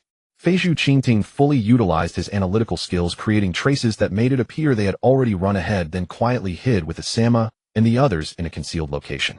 Meanwhile, as they were setting up the disguise, Shiranui Gunma and his team had just triggered the trap left by Hyuga. The exploding tags sent them flying covered in soot and looking utterly disheveled. Damn it, they set a trap for us. We almost got blown to pieces. Namikaze Rado cursed angrily, wishing he could beat Asama and the others senseless. Is everyone alright? Shiranui Gunma recovered his composure first and asked the other two. I'm fine, just a few scrapes. Tsukuyami Tai said. I'm okay too, just bumped my head on a small stone, Namikaze Rado added. Alright, let's continue the pursuit. If they set a trap here, it means they're not far from us. Shiranui Gunma led the way, his pace quickened by the lingering anger from the explosion. Perched in a tree, Suyi noticed the abnormal behavior of Asama and his team. They've stopped moving. Have they spotted us? Suyi was contemplating whether to change his plan and take the initiative when suddenly a loud explosion rang out. Soon after, he sensed 3 figures charging toward their direction. That spiritual pressure belongs to Shiranui Gunma and the others. Are they pursuing Asama? After a moment's thought, Suyi understood Asama's scheme. They intended to use Shiranui Gunma's team as bait to draw their attention. It seems Asama and the others have discovered our ambush. Was it Hyuga? To have such mastery of the Byakugan at his age is impressive indeed, Suyi remarked, then found Mado Guy and Yugao. The plan has changed. Let's take the initiative and attack. Mado Guy and Yugao, unaware of the details, trusted Suyi completely without question. Without hesitation, they followed Suyi toward the location where Mado Guy's team was concealed. The moment Suye's team moved, Hyuga noticed immediately. Bad news, Suye's team is moving. Looks like they're coming this way. Have our positions been exposed? Feiju Qingting looked at Hyuga in confusion. I'm not sure, but if we stay still, we'll soon be surrounded by Suyi and Gunma's teams. At this distance, even if we try to flee, it'll be difficult to get far. The 3 faced a difficult choice. After a few seconds of tense silence, Asama made the decision. Tetsu, you take the egg and run. Feiju Qingting and I will split into 2 directions to draw Suyi and Gunma's attention. Sensei Ikaku only said we needed to get the token out. He never specified all 3 of us had to escape together. Exactly, as long as the mission is completed, that's all that matters. Hyuga gave Asama a thumbs up. Then let's do it your way. Alright, move quickly, separate, and go. The 3 split into 3 directions, each heading a different way. Having realized their positions were compromised, the 3 made no attempt to conceal themselves, focusing solely on running as fast as possible. Consequently, they left behind abundant traces of their escape. Suyi did not need to rely on those traces. Within the range of his Kinbunshiko Haki, the 3 could not hide. It would simply take him some time to pursue them along 3 separate routes. Shiranui Gunma's team arrived shortly after and stared in brief bewilderment at the forest floor covered in misleading traces. There are movement traces in all 4 directions. Judging by the traces, there are quite a few people. Could there be others also pursuing Asama? Tsukuyami Tai looked bewildered. How were they supposed to chase them? If they split up, they risked being outnumbered and defeated one by one. If they pursued together, they would likely choose the wrong direction. This is precisely how crucial a perceptual ninja is to a team. If I had known, I wouldn't have chased them at all. I'd rather have eaten that half-roasted bird, Namikaze Rado grumbled in frustration. Let's just pick one direction and pursue. We must stay together. Shiranui Gunma understood clearly. As long as the 3 of them stayed together, there was still a chance of completing the exercise. If they acted separately, it was absolutely impossible. Unless they already possessed a token in their hands for escaping the exercise grounds would then count as mission completion. Meanwhile, Suye's team was also adopting a strategy of pursuing together. However, their physical abilities differed significantly. Yugao's speed was far too slow to keep up with 3 vigorous young men. If things continued like this, the token might be captured by others. Suyi decided he could no longer wait for Yugao and Mado Guy. He could not let the desire to include them delay the exercise mission. I'll go ahead first. With those words, Suyi accelerated instantly, leaving Yugao and Mado Guy far behind. Yugao and Mado Guy watched in astonishment as Suyi vanished before their eyes in just a few blinks. They clearly remembered that Suye's taijutsu grades were not outstanding. In fact, they were rather poor. How could he suddenly become this fast? Had Suyi been concealing his true strength all along? At this moment, Asama glanced back over his shoulder at the path ahead, but saw no pursuers. A sense of smug satisfaction welled up within him. He believed he had successfully shaken off Suyi and the others. The hell, what good is fighting ability if you can't even catch me? You can't hit what you can't reach. Is that so? What the? A voice suddenly erupted from his side, giving Asama a violent startle. He turned his head to the other side, and discovered Su-yi had somehow caught up, now merely 2 or 3 meters away from him. Where did you come from? How could someone who wasn't there a moment ago suddenly appear before him in the blink of an eye? Asuma could not fathom it. Guess. Su-yi offered no explanation and once again closed the distance toward Asuma, delivering a swift knife hand strike directly to the back of his neck. The force was not heavy, just enough to render him unconscious. He had no idea what the token looked like and had no patience for interrogation. Asuma would surely lie anyway, there was no point in wasting time. Su-yi grabbed him by his clothes and tossed him toward Yugao and Mato Guy, who had arrived moments later. Check whether he has anything resembling a token on him. I'll go after the other two. With that he vanished in another flash of movement. Yugao and Guy exchanged a glance, both at a loss for whether to laugh or sigh. What did this exercise have to do with them? Just free rides. Gama, are we on the right path? We've been chasing for so long and haven't even spotted a soul. The trio of Namikaze Raiden Futon Ryotaro and Nihei Gunma had randomly chosen a direction to pursue, yet after running for so long, they had not even caught sight of another person. Someone must be ahead. Hozuki Gunma explained calmly. Although the traces are faint, one can still discern that someone is fleeing in this direction, and they are not far from us. As he finished speaking, the forest ahead suddenly erupted with the sound of a flock of birds startled into flight. Someone was definitely ahead. As expected of you, Gunma. Futon Ryotaro gave a thumbs up, genuinely admiring Gunma's composure and sharp observation skills. If it had been him, he would have likely given up long ago. It's nothing. Hozuki Gunma shook his head, preparing to offer a modest reply, when suddenly a figure flashed past them and appeared ahead, vanishing in the next instant. This eerie sight caused all three to come to a halt. What was that just now? The way she swallowed hard and asked. Seemed like a person, Futon Ryotaro said uncertainly. It was a person, Hozuki Gunma confirmed, but his speed was far too great, we couldn't make out who it was. Then, are we still pursuing? The way she asked nervously. Futon Ryotaro had no opinion of his own and looked toward Hozuki Gunma. After a few seconds of silence, Hozuki Gunma spoke. Judging by that person's demeanor, they were likely also heading after the one ahead of us. Most probably one of our classmates, not a teacher, and even if we caught up, we wouldn't stand a chance. However, I am quite curious about who that person is. Probably Kakashi, right? Futon Ryotaro guessed. Kakashi had been the best in taijutsu, followed by Asuma and Mato Guy. But he felt only Kakashi could possibly move at such speed. The silhouette didn't quite resemble him. Hozuki Gunma shook his head, somewhat uncertain. I seemed to catch a glimpse of the Uchiha clan crest on that person's clothing. The Uchiha clan crest. Impossible. Could it be Uchiha Su-yi? It can't possibly be him. Although Uchiha Su-yi excelled in taijutsu combat, his physical endurance was poor, and he consistently ranked last in regular running drills. How could he possibly move this fast? Both Oishi and Futon Ryotaro were reluctant to believe this person was Su-yi, yet if it bore the Uchiha crest, who else could it be? Could it possibly be Uchiha Obito? That said, they would rather believe it was Uchiha Su-yi.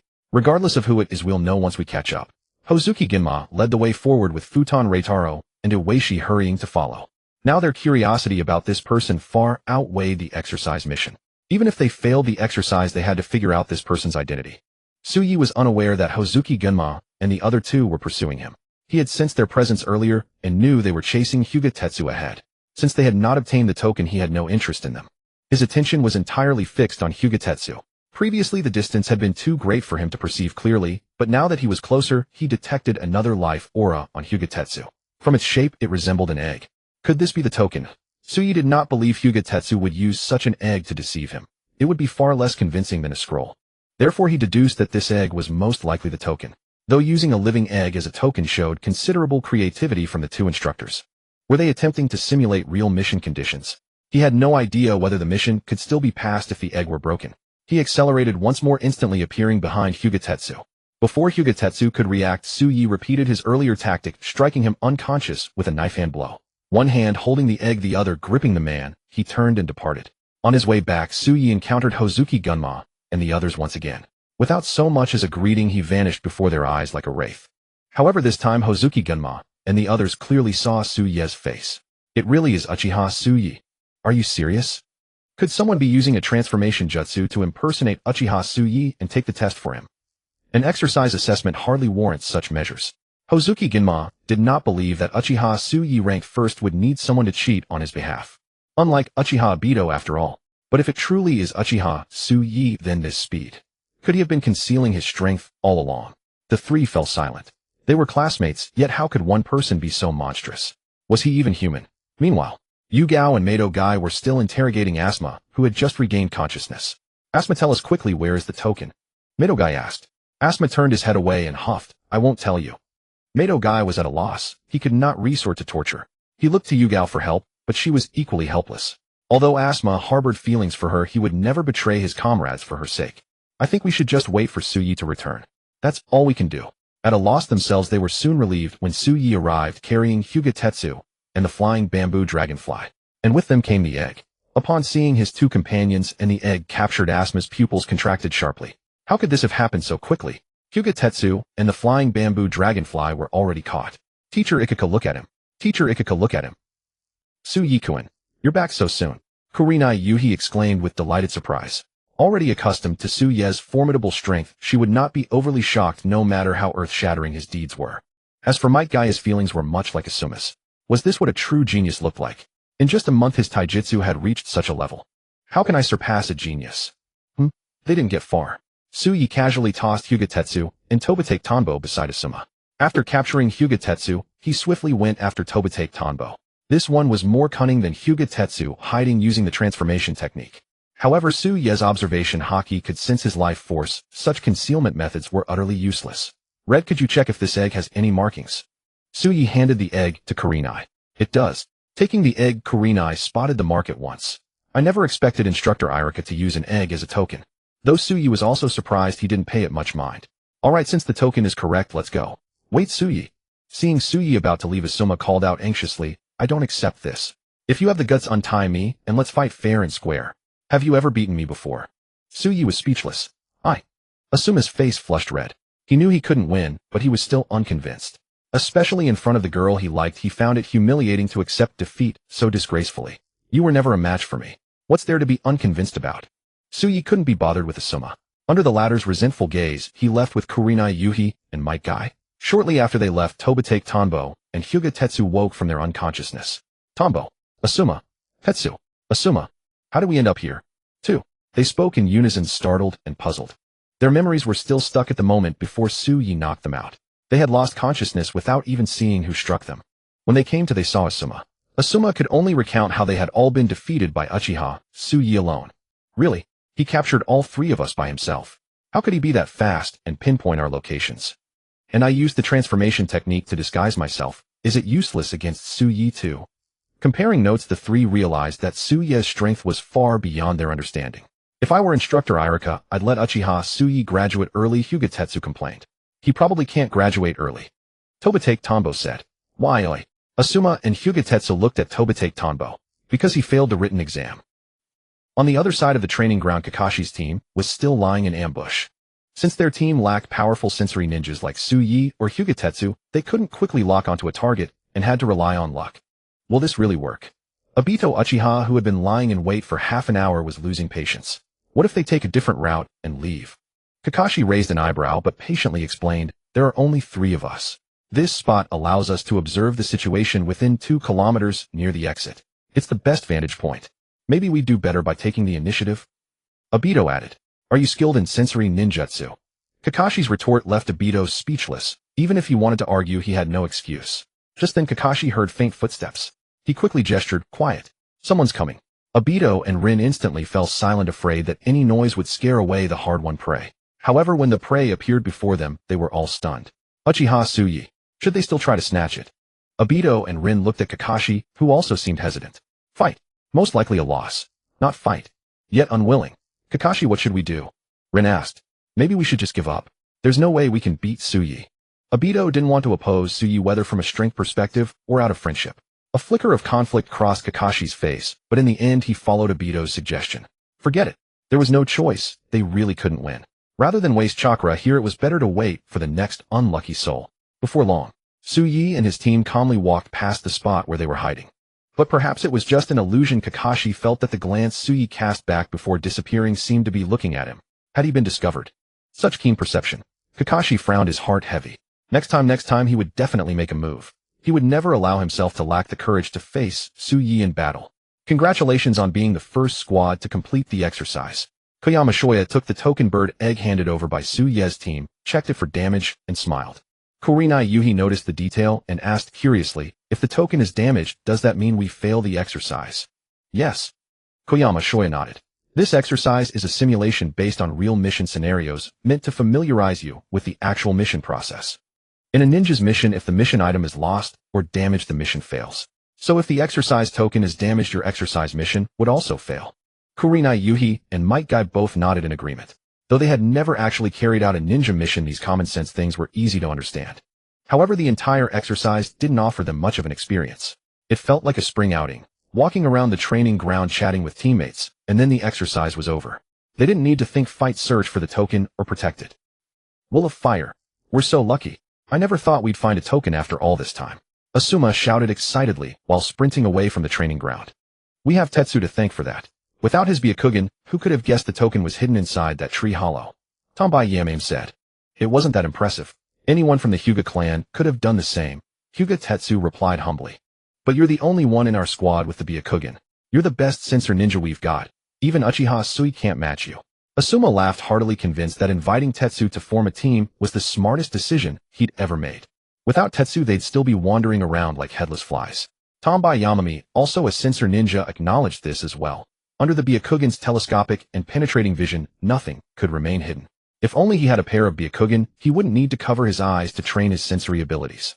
But how do those without the Byakugan find the tokens? Who would think to check the nuts in a tree hollow or the eggs in a nest atop a tree? The thought struck Hyuga Tetsu. This exercise seemed a bit unfair, even unreasonable. Without a Hyuga on their team, finding the tokens would be like searching for a needle in a haystack. It wasn't possible to search every single tree in the forest, was it? And even if they tried, there simply wasn't enough time. 4 hours could never be enough for something like that. Maybe it's a test for us. Asuma and Tombai Yamame couldn't find a better explanation, so they settled for that thought. In truth, Yumino Ikaku and Koyama had deliberately left clear marks near the tokens to help the students find them. With careful observation, they would be easy to spot. Unfortunately, Asuma was too careless, and Tombai Yamame, skilled in auditory sensing, rarely relied on his eyes. As for Hyuga Tetsu, although he sensed with his eyes, his Byakugan was practically cheating. He didn't need to pay attention to such details.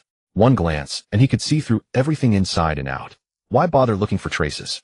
On the other side of the training ground, the meticulous Gunma squad used those same traces to find the third token. But luck was not on their side. As they were leaving the training ground, they were ambushed by Kakashi's squad, and all three were defeated, their token stolen. After all their hard work, they ended up with nothing. At the Hokage's office, first place in the exercise goes to Uchiha Sui. Hiruzen Sarutobi looked at the new student's monthly exam results, his face filled with surprise. He remembered that over a month ago, when he learned that Uchiha Sui had defeated several same-aged youths, he knew the boy was talented. But he never expected Sui's talent to be so exceptional that he could clinch first place in the monthly exam. Looking further down the list, Hiruzen noticed Sui's physical fitness score was excellent, his ninjutsu score was good, but his academic scores were at the very bottom. It seems I need to have Ikaku strengthen Uchiha Sui's ideological education.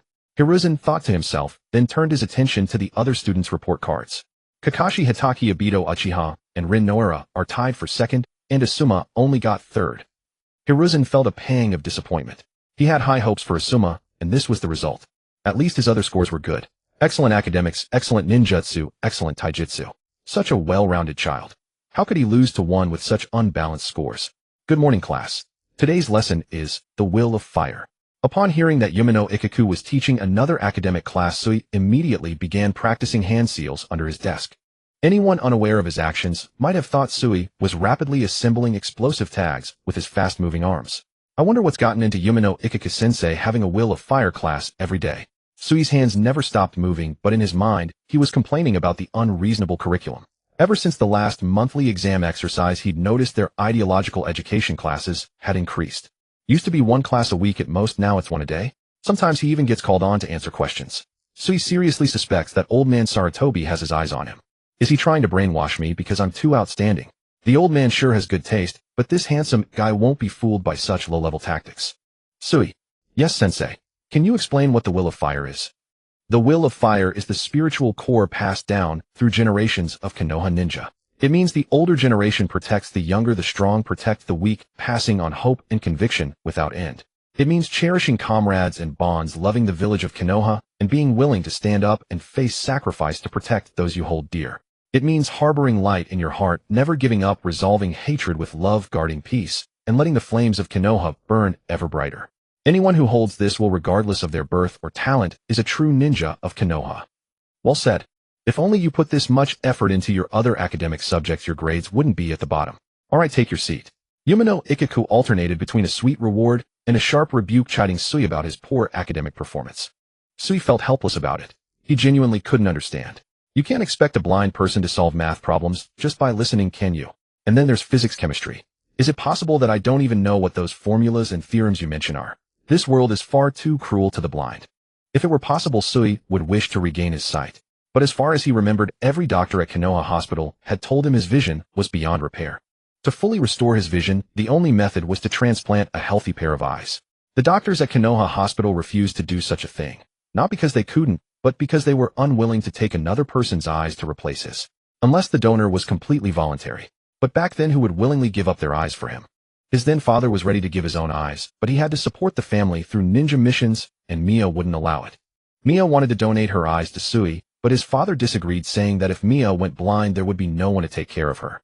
You certainly couldn't expect a 5- or 6-year-old child to take care of a blind Mia. Besides, his father also hoped Sui would have a pair of Uchiha eyes, allowing him to wield the power of the Sharingan. Mia didn't carry Uchiha blood, so her eyes could never manifest the Sharingan.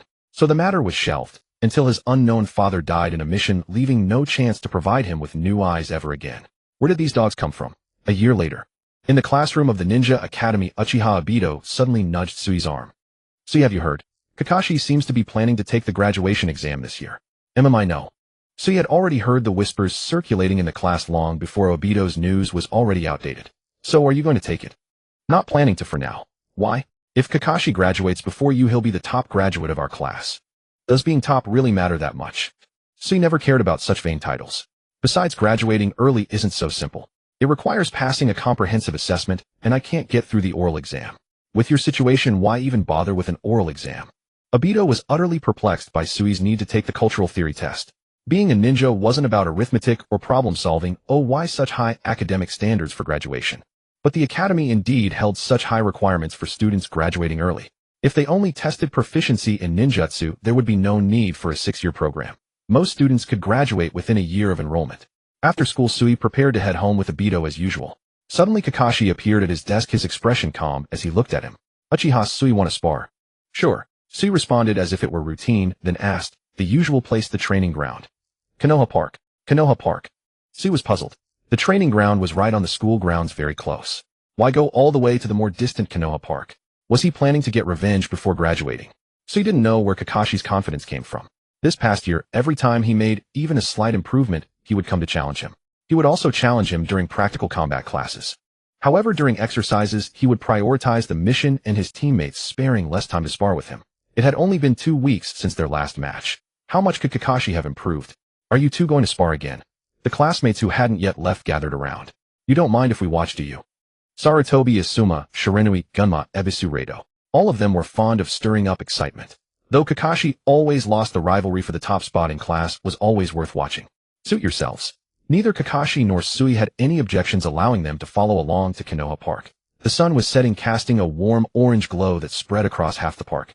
An evening breeze gently swept the fallen leaves, rustling softly, while the distant Hokage rock faded into the twilight. Sui and the others walked slowly, stepping into the golden warmth, breaking the gentle tranquility of the dusk. Do you think Kakashi will win this time? Watching the two standing face to face in the arena, Ebisu Rado asked curiously. Do you even need to ask? Of course it'll be Sui. When has Kakashi ever beaten him? Obito scoffed, his tone dismissive. But Kakashi is the one who initiated this challenge. I think he's improved quite a bit, and maybe he has a chance. Sarutobi Asuma glanced at Yuhi Kurenai as he spoke. Kurenai, what do you think? I think Sui will definitely win. Yuhi Kurenai said firmly, Kakashi may be strong, but there's still a big gap between him and Sui. It's not that exaggerated, is it? I think their strength is about equal. Sarutobi Asuma said with a hint of jealousy. They're starting. Noara Rin's voice cut through the discussion, and all eyes turned to Sui and Kakashi. Kakashi swiftly formed hand signs, his movements leaving afterimages. It's the shadow clone technique. So many clones, and they're all solid. It's useless. Kakashi's used this move many times, and every time Sui cuts them down like slicing vegetables. As if responding to Obito's words, Sui wielded his blazing demon blade, without moving a step, cutting down each of Kakashi's shadow clones, with ease, efficiency, rivaling a fruit-slicing game. Earth-style earth wave technique. As Sui dealt with the shadow clones, the ground beneath his feet began to ripple and undulate, as if it were transforming into water. But Sui seemed to foresee it leaping away from the spot the very moment the ground shifted. Once he'd seen a technique, it was useless against him again. Water-style water bullet technique. Seeing Sui leap into midair, Kakashi immediately used a water technique to attack him. At this position, unless Sui could fly, he would have no escape. But Sui didn't need to escape. With a single horizontal slash of his blade, he dispersed all of Kakashi's water bullets that could have pierced through rock. This sight made Kakashi frown. Such immense strength. Earth-style earth flow wall. The moment Sui landed, Kakashi formed another set of hand signs. A massive wall of earth rose from the ground, thrusting Sui into the air. Oh no, at this rate the whole park will be destroyed.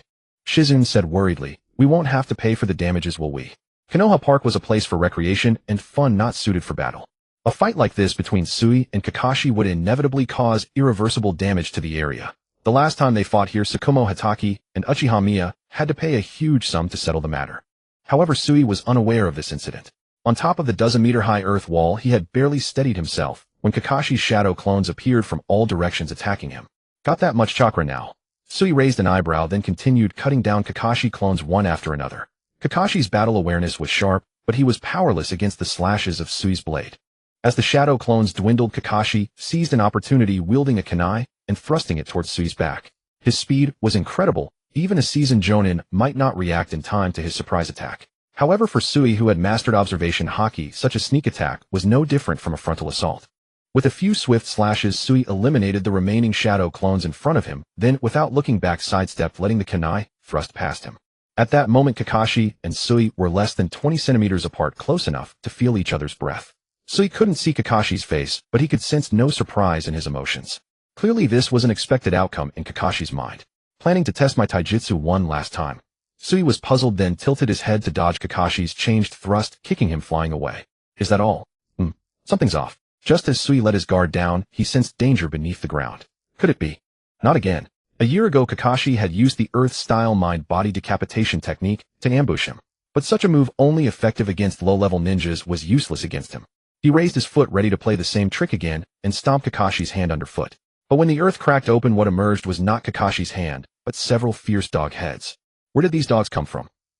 Nice work, Pakin. Kakashi thought he had succeeded as his summoned ninja dog bit Suye's limbs. But the next moment, Suye's body burst with a bang and turned into a wooden log. Substitution jutsu. Kakashi was stunned. He wasn't surprised that Suye could dodge his attack, but the fact that Suye used the ninjutsu he was least proficient in to evade his move made him lose face somewhat. So all the techniques I've been hiding for so long didn't cause you any trouble, and you're just using me to practice. Do you still have any moves left unused? Kakashi, if not, then it's over. Suye's voice suddenly sounded from behind Kakashi, startling him with an unexpected jolt to his heart. When? Could he not even see his movements? After a few seconds of silence, Kakashi uttered the words he had said many times before. I lost. Although he had foreseen it, Kakashi still couldn't help feeling disappointed. After training for so long, he still didn't know the upper limit of Suye's strength. Is this the troublesome opponent you mentioned? The small, sturdy Pakin suddenly jumped onto Kakashi's shoulder, looking up and down at Suye with his round black eyes. You look more reliable than Kakashi. Want to touch my paw? Pakin raised his pink little hand, trying to tempt Suye. But Suye didn't see it. There was only a big question mark in his mind. Seeing Suye unmoved, Pakin's little hand grabbed the air and said, pink and tender, neat, for no sharp claws at all. Are you sure you don't want to touch it? Usually even when Kakashi wants to touch me, I don't let him. Kakashi was speechless. Sorry, I really have no interest. Suye was speechless. What kind of strange dog was this, thinking it was some noble creature? Oh, you're quite aloof human. You've successfully piqued my interest. Pakin, go back first. Seeing that Pakin was about to say more, Kakashi quickly dispelled the summoning jutsu. Turning to Suye, Kakashi said apologetically, sorry, Pakin has quite a personality. Indeed, quite a personality. Suye's calm tone was unclear whether it was sarcasm or praise, but Kakashi thought it was the former. There probably weren't many people in this world who genuinely liked Pakin's fluffy pink little paws. If there's nothing else, I'll take my leave. Come find me when you've grown stronger. Suye waved his hand and was about to leave. Wait. Kakashi called out to Suye, I've already signed up for this year's graduation exam. Do you want to join? Why? Suye looked puzzled, not understanding Kakashi's intention to invite him to graduate together. Could it be that Kakashi also had some bond with him? Had he been beaten into submission? With our strength, staying in the academy won't teach us much. We might as well graduate. After graduation, we'll have stronger jonin instructors to guide us, and more time to practice ninjutsu. Suye didn't expect Kakashi to be so honest, and couldn't help teasing, aren't you afraid you'll never surpass me? If you graduate early alone, you can enjoy these benefits first. Whom I disdain to use such means to gain a chance to defeat you. Kakashi put on a straight face, snorted coldly with a hint of dissatisfaction towards Suyi in his tone. He felt that Suyi had underestimated him. But Suyi didn't mean that, he just said it casually. Then I'll wait for you to grow stronger and challenge me again. As for graduation, I'll think about it. See you. With that, Suyi waved his hand and jumped directly off the earthen wall, dozens of meters high. Just as Asuma and the others thought Suyi would crash heavily onto the ground, they found him floating down lightly like a feather. What's going on? Asuma and the others looked at Suyi in astonishment. Suyi, how did you float down just now? Reito couldn't help asking. Faced with everyone's curiosity, Suyi certainly couldn't tell the truth. The gravity fruit was his hidden trump card, and he didn't intend to reveal it unless absolutely necessary. Just a ninjutsu I created. Ninjutsu. Just. The group's mouths dropped open in disbelief. Dude, we're still learning ninjutsu from seniors, and you're already creating your own. And weren't you supposed to be bad at ninjutsu? How did you suddenly become a ninjutsu master? Is this right? At that moment, Kakashi, who had just descended, also heard it, and looked at Uchiha Suyi in disbelief. How much strength has this man been hiding? It's just creating a ninjutsu, no need to make a fuss. Suyi shook his head, acting as if they were inexperienced. What do you mean, no need to make a fuss? Do you know how hard it is to create a ninjutsu? Throughout history, how many ninjas have never mastered a few jutsu in their entire lives? Yes, Suyi, you're simply a monster. Don't misunderstand, I'm not insulting you, I just think your talent is too freakish. Right, you're too incredible, Suyi. Suyi was speechless. Suyi-kun, what's the name of that ninjutsu you used? Why can you float down from above? Rin asked curiously. The name is light as a feather technique. Suyi said, as for why it can float, that's a secret. I'm stingy. Asuma pouted as if we would steal it. But the ninjutsu was developed by Suyi through hard work, we shouldn't pry into its secrets. Kurenai glared at Asuma and said, Kurenai is right. It was too presumptuous of us. Rin apologized to Suyi proactively. I'm sorry, Suyi-kun, I didn't mean to. It's fine. I believe you mean no harm, but I really can't tell the secret of this jutsu. Suyi lightly shook his head and didn't take it to heart. Suddenly, several Umbu ninjas wearing masks appeared in the Konoha Park and surrounded them. They looked at the severely damaged park, startled inwardly. To have destroyed the place like this. Could it be that 2 Konoha Jonin were fighting here? Hey, you kids, did you see who was fighting here? An Umbu asked Suyi and the others. Obito and the others looked at each other, then pointed unanimously at Suyi and Kakashi. It's them. Umbu. In the Hokage's office, Sarutobi Hiruzen regarded Hatake Kakashi and Uchiha Suya before him, his heart a mixture of astonishment and exasperation. He was amazed by their strength, yet frustrated that Konoha Park had been destroyed for the second time. You said you were merely sparring, so why must it always be at Konoha Park? That is a place where children play. Sarutobi Hiruzen sighed as he looked at the childlike faces of Suya and Kakashi. Kakashi, don't you know how destructive your earth-style jutsu can be to the terrain? I'm sorry, Hokage-sama. It won't happen again. Watching Kakashi bow his head obediently, Sarutobi Hiruzen nodded with satisfaction. His gaze then fell upon Suya. His lips parted as if to deliver a reprimand, lest Kakashi feel he was being treated unfairly. Yet Suya had not caused any damage to the terrain, leaving the Hokage momentarily at a loss for words. After a brief pause, Sarutobi Hiruzen could only offer a warning. Suya, the same goes for you. No more fighting at Konoha Park from now on. Understood. Suya responded calmly without addressing Sarutobi Hiruzen as Hokage-sama. This indifference caused the Hokage's brows to furrow. Could this child hold a grudge against me? He was puzzled. He was certain he had done nothing wrong to Uchiha Suya. Had he been influenced by certain individuals within the Uchiha clan? After a moment of contemplation, Sarutobi Hiruzen decided to take some action to win the boy's loyalty. Normally, given the damage you've caused to Konoha Park, compensation would be expected. However, considering your youth and the fact that your families are not well off, I will let this slide. Not well off. Kakashi looked puzzled but instinctively replied with gratitude. Thank you, Hokage-sama. Suya knew full well that Kakashi's family was not poor. His father Hatake Sakumo was in the prime of his life, and there was no shortage of money. So those words were clearly directed at him. Trying to buy my loyalty, are we? Regardless of the motive, Sarutobi Hiruzen had indeed saved his family money. So Suya followed Kakashi's lead and offered a thank you to the Hokage. Hearing the words Hokage-sama come from Suya's mouth, a satisfied smile curled the corners of Sarutobi Hiruzen's lips. As expected, what harm could a child possibly mean?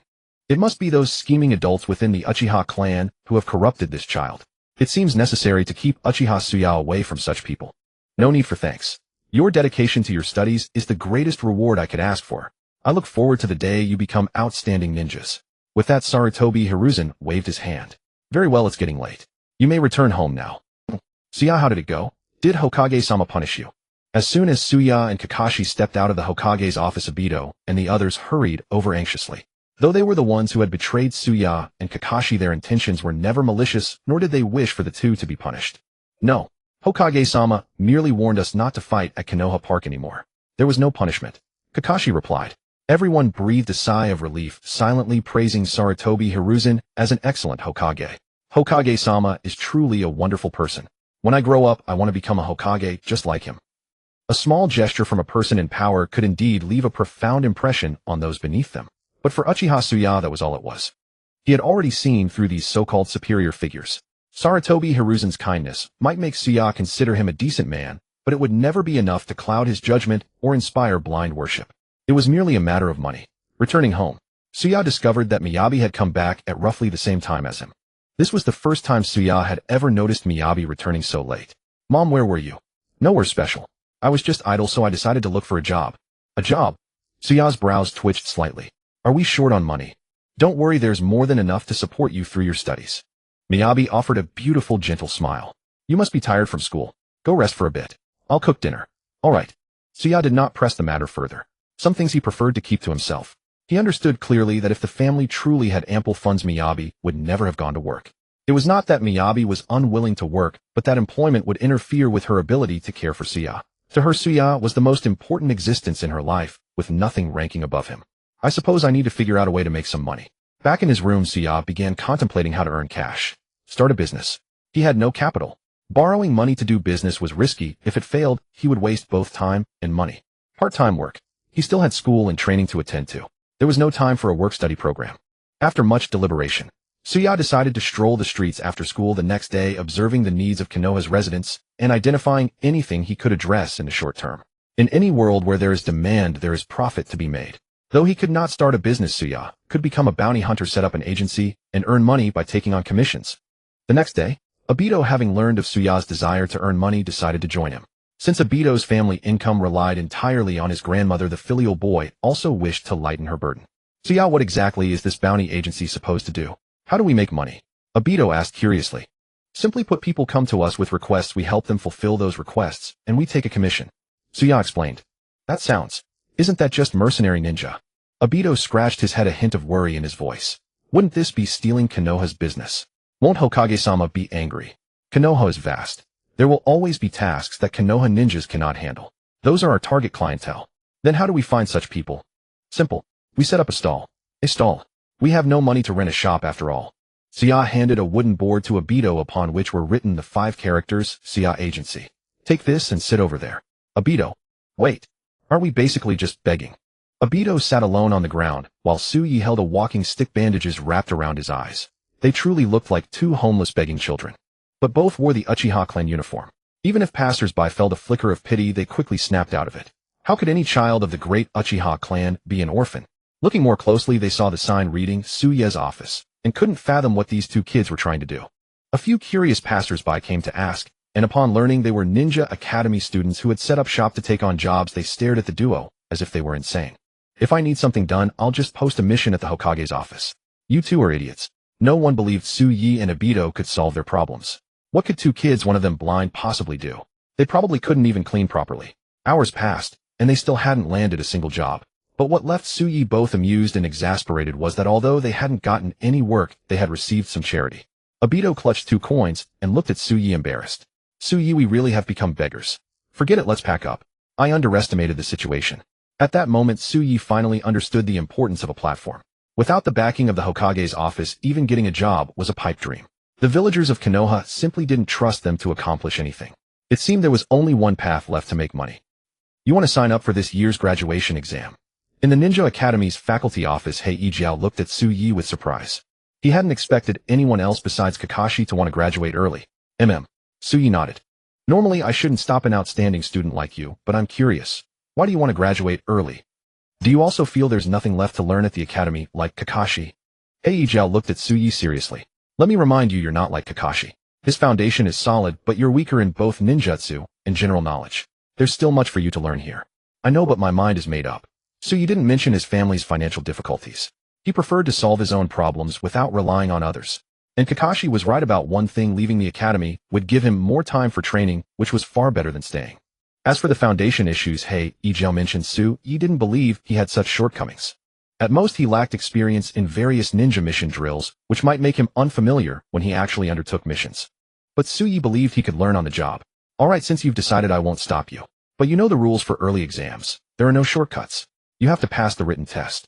Knowing Suya's poor performance in academics, Hei added, you only need 60 points on the written exam. I understand. Thank you, Sensei. Suyi nodded, feeling no worry. The written exam had multiple choice questions worth 60 points in total. In other words, if he could get all the multiple choice questions right, he would pass. That sounded difficult, but for Suyi it was a breeze. Using his observation Haki, he could hear the correct answers from Hei Ijiao's mind, a method he had discovered after consistently ranking last in written exams. As long as the test was oral, those 60 points were practically guaranteed. Several days passed quickly, and soon it was the day of the graduation exam. Noara Rin, Uchiha Obito, and Yuhi Kurenai accompanied Suyi to the exam venue. Kakashi saw the group and thought they had come to see him take the exam, until Suyi entered the exam hall with him, revealing that Suyi was also taking the test. Didn't you say you weren't taking the exam? Kakashi asked, puzzled. Changed my mind. Changed your mind? Some reasons that require me to graduate early. Kakashi didn't understand, but didn't press further. To him, this was a good thing. He actually hoped Suyi would take the graduation exam with him, so they might be assigned to the same squad and spar often. The exam hall was crowded with graduating students, mostly 11 or 12 years old. They were surprised to see two much younger kids, Suyi and Kakashi, walk in. Hey kids, this is where the graduation exam is held. Did you get lost? A girl with short pink hair and a purple tight-fitting outfit approached and asked. Kakashi glanced at her and said flatly, we're here to take the exam. You're taking the exam? The girl's exclamation drew the attention of other examinees. A crowd curiously examined Kakashi and Suyi. They noticed Suyi was blind, holding a white cane, and were filled with skepticism. The girl who had exclaimed earlier didn't believe it either. She asked curiously, my name is Tao Hong. What are your names? Kakashi didn't want to draw attention, but since Tao Hong had asked politely, he couldn't ignore her. I'm Kakashi, and he's Uchiha Suyi. Suyi, why did you introduce me so clearly? Using my Uchiha name to grab attention, huh? As Suyi expected, the mention of the Uchiha name made all the graduating examinees fix their eyes on him. You're from the Uchiha clan. A 12-year-old boy, also an Uchiha, approached curiously. Suyi nodded. I'm Uchiha Xiao. Are you really here to take the graduation exam? Uchiha Xiao saw the Uchiha crest on his outfit and knew he couldn't be impersonating. No one in Konoha would dare to blatantly fake being an Uchiha, but he still doubted Suye's purpose. Yes. Hearing Suye's own confirmation, Uchiha Xiao believed him a little, but still asked, what happened to your eyes? I can't see. Can't see and still be a ninja. And take the early graduation exam. Even as a fellow clan member, Uchiha Xiao found it hard to believe. What kind of prodigy could take the graduation exam under such circumstances? Though still skeptical, the exam was about to start, so Uchiha Xiao didn't question his own clan member further. Good luck on your exam. Thanks, you too. They nodded to each other and stopped talking. Most members of the Uchiha clan appeared aloof to outsiders. It wasn't pretense, but a result of their clan's cultural influence. Someone as outgoing as Uchiha Obito was rare, though not entirely non-existent. Hey, how old are you two? Uchiha Xiao stopped talking, but Tao Hong didn't let them go. I'm 6, he's 7. Kakashi looked at Tao Hong, his tone impatient. Is there anything else? Don't be so cold. Maybe we'll be in the same class after graduation. Tao Hong grinned, putting on an overly familiar air. I don't want to be in the same class as you. Kakashi's words were as sweet as honey. You graduated so old, it's obvious you're not strong. Tao Hong's mouth twitched, gritting her teeth. Old. Suyi could feel Tao Hong's resentment and couldn't help but smirk. At this time, Kakashi's words were still too sharp. Noticing Suyi laughing at her, Tao Hong glared at them both, turned, and left muttering, two little brats. It was obvious she was very angry. However, neither Kakashi nor Suyi intended to apologize, since they weren't the ones who initiated the conversation. Soon the exam began. The content was the clone technique. As long as one performed excellently in using the clone technique, the exam would be passed. This was basically not difficult, but even so, some civilians still failed and were eliminated. When it was Suyi and Kakashi's turn, all the examinees looked at them. As the only two accelerated examinees in this exam, they were bound to attract attention. Everyone was curious about their test results. Two little brats, you'd better not fail the exam. If you fail, I'll mock you. Tao Hong muttered under her breath, wishing Kakashi and Suyi would perform poorly and fail. But she was destined to be disappointed. 2 exams ended, and both Kakashi and Suyi achieved excellent results. I didn't expect them to be so strong. It is said that the one with bandages on his eyes is from the Uchiha clan. I wonder which great clan the one wearing a mask belongs to. Probably also from the Uchiha clan. Some civilian students who failed the exam whispered, some envious, some jealous. Even those from big clans became more curious about them. Geniuses are always the center of attention. All students who pass the exam gather in the classroom tomorrow morning for class assignment. The graduating classes, supervising Chunin Kuei-feng, said to everyone, then looked at Kakashi, and Tsuyi Hataki Kakashi, and Uchiha Sui follow me. In the next classroom, Kuei-feng and another Chunin teacher in charge of proctoring sat on chairs appraising the two. Kakashi had white hair, wore a mask, and had a cold gaze appearing difficult to get along with. Tsuyi had black hair, bandages over his eyes, and an expressionless face, not much better.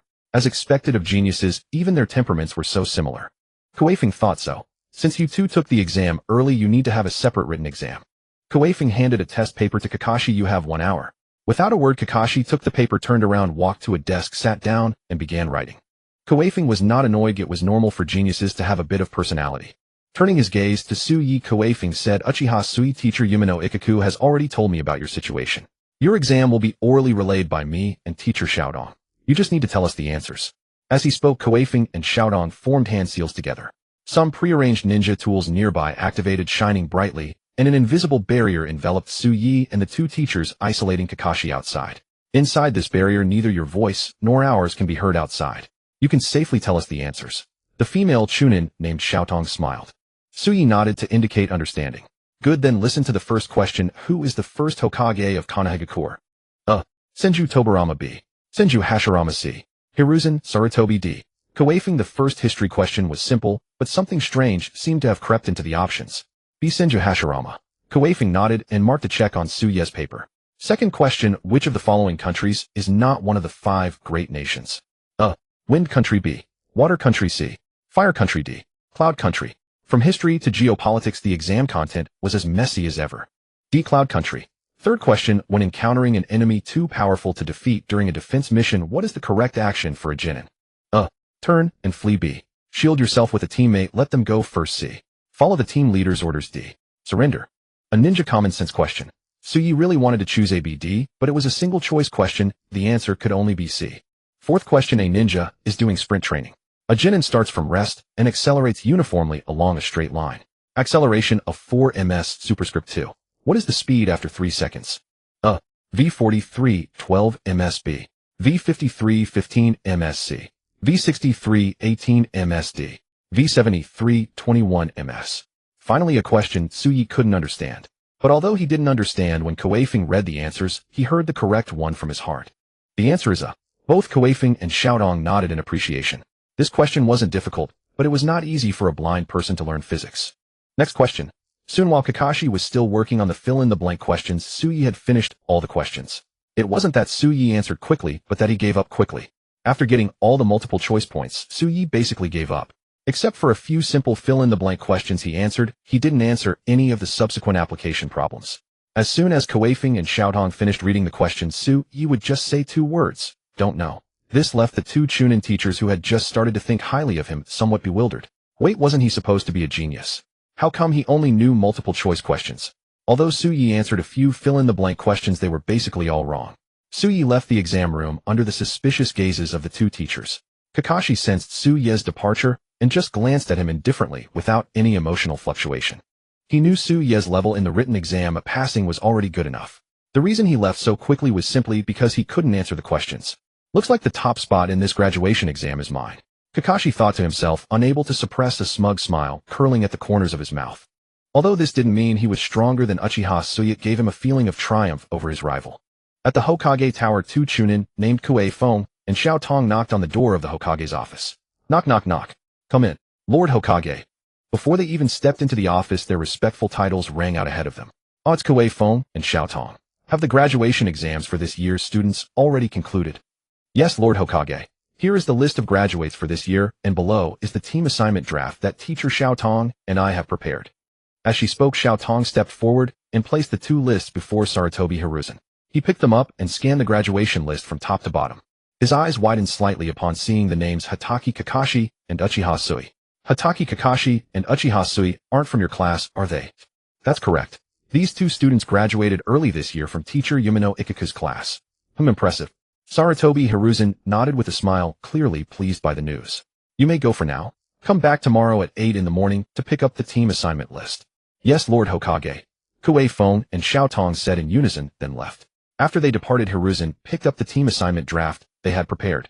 As Hokage, he couldn't observe every student's strengths and growth, so having the Chunin instructors draft a preliminary team list was the best reference for him. This way it reduced his workload, while ensuring a more reasonable distribution of students. Class 1 Uchiha Xiao Taohong. There were 32 graduates this year, with 3 students per team. 2 would be left over. As the Chunin instructors for this year's graduates, Kuei Feng and Xiao Tong naturally favored their own students, grouping them into 10 teams of 3. Uchiha Sui and Hatake Kakashi were set aside for his personal arrangement. After a moment of thought, Hiruzen made no changes to the draft team list. Uchiha Sui and Hatake Kakashi weren't part of this year's cohort.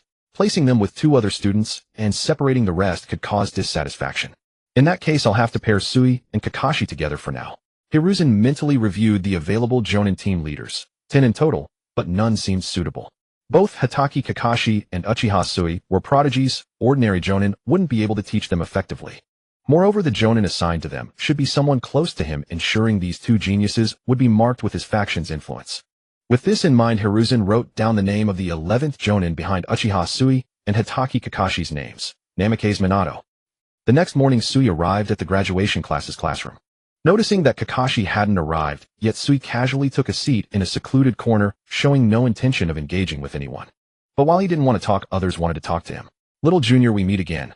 The voice was familiar. Sui immediately recognized it as the older woman who had approached them yesterday, Taohong. Today, Taohong wore a small orange dress with a red bow, looking quite charming. Unfortunately, Sui had no interest in appreciating it. Sui replied, coolly maintaining an aloof demeanor. Taohong let out a light snort and pouted. "I really don't get you geniuses. Uchiha Zhao's the same that Kakashi yesterday too, and now you. All of you are as cold as ice cubes. We just don't feel the need to talk much to strangers." Kakashi's voice suddenly came from behind Taohong. "Excuse me, you're blocking my way." Taohong. She stepped aside to let Kakashi take a seat behind Sui. She had assumed the 2 classmates would have plenty to talk about, but they just sat there waiting, neither uttering a word.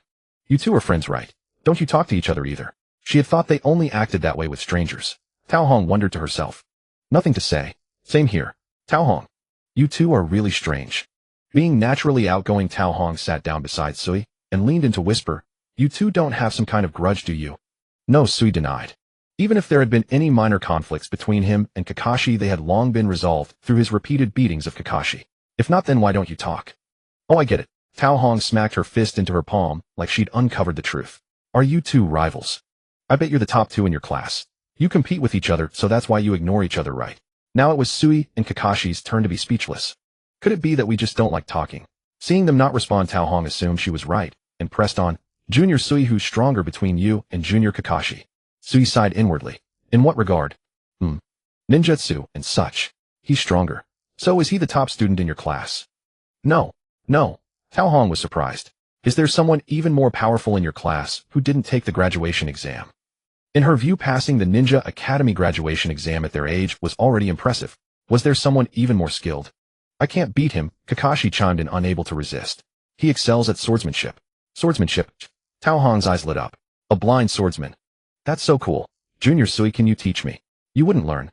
"How do you know I can't learn if you don't teach me?" "I know without teaching. Just teach me. What if I have the potential to become a legendary sword master?" "That's absolutely impossible." "All right then. How about you learn some ninjutsu from me, senior?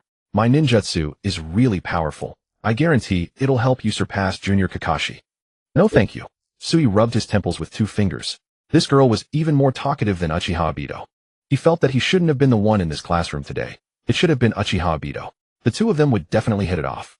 And that Kakashi, was he deliberately steering the conversation toward me again? Just then the Chunin Kuei Feng finally walked into the classroom. Without a word, the entire room fell silent instantly. Even the talkative Taohong stopped chatting with Sui. It was clear that Kuei Feng commanded considerable authority in this class. "Classmates, I won't waste words. Let's begin the team assignments." Kuei Feng, a Chunin, wore a serious expression as he took out a piece of paper and started reading. "Team 1, Uchiha Xiao Taohong and Ting Shu."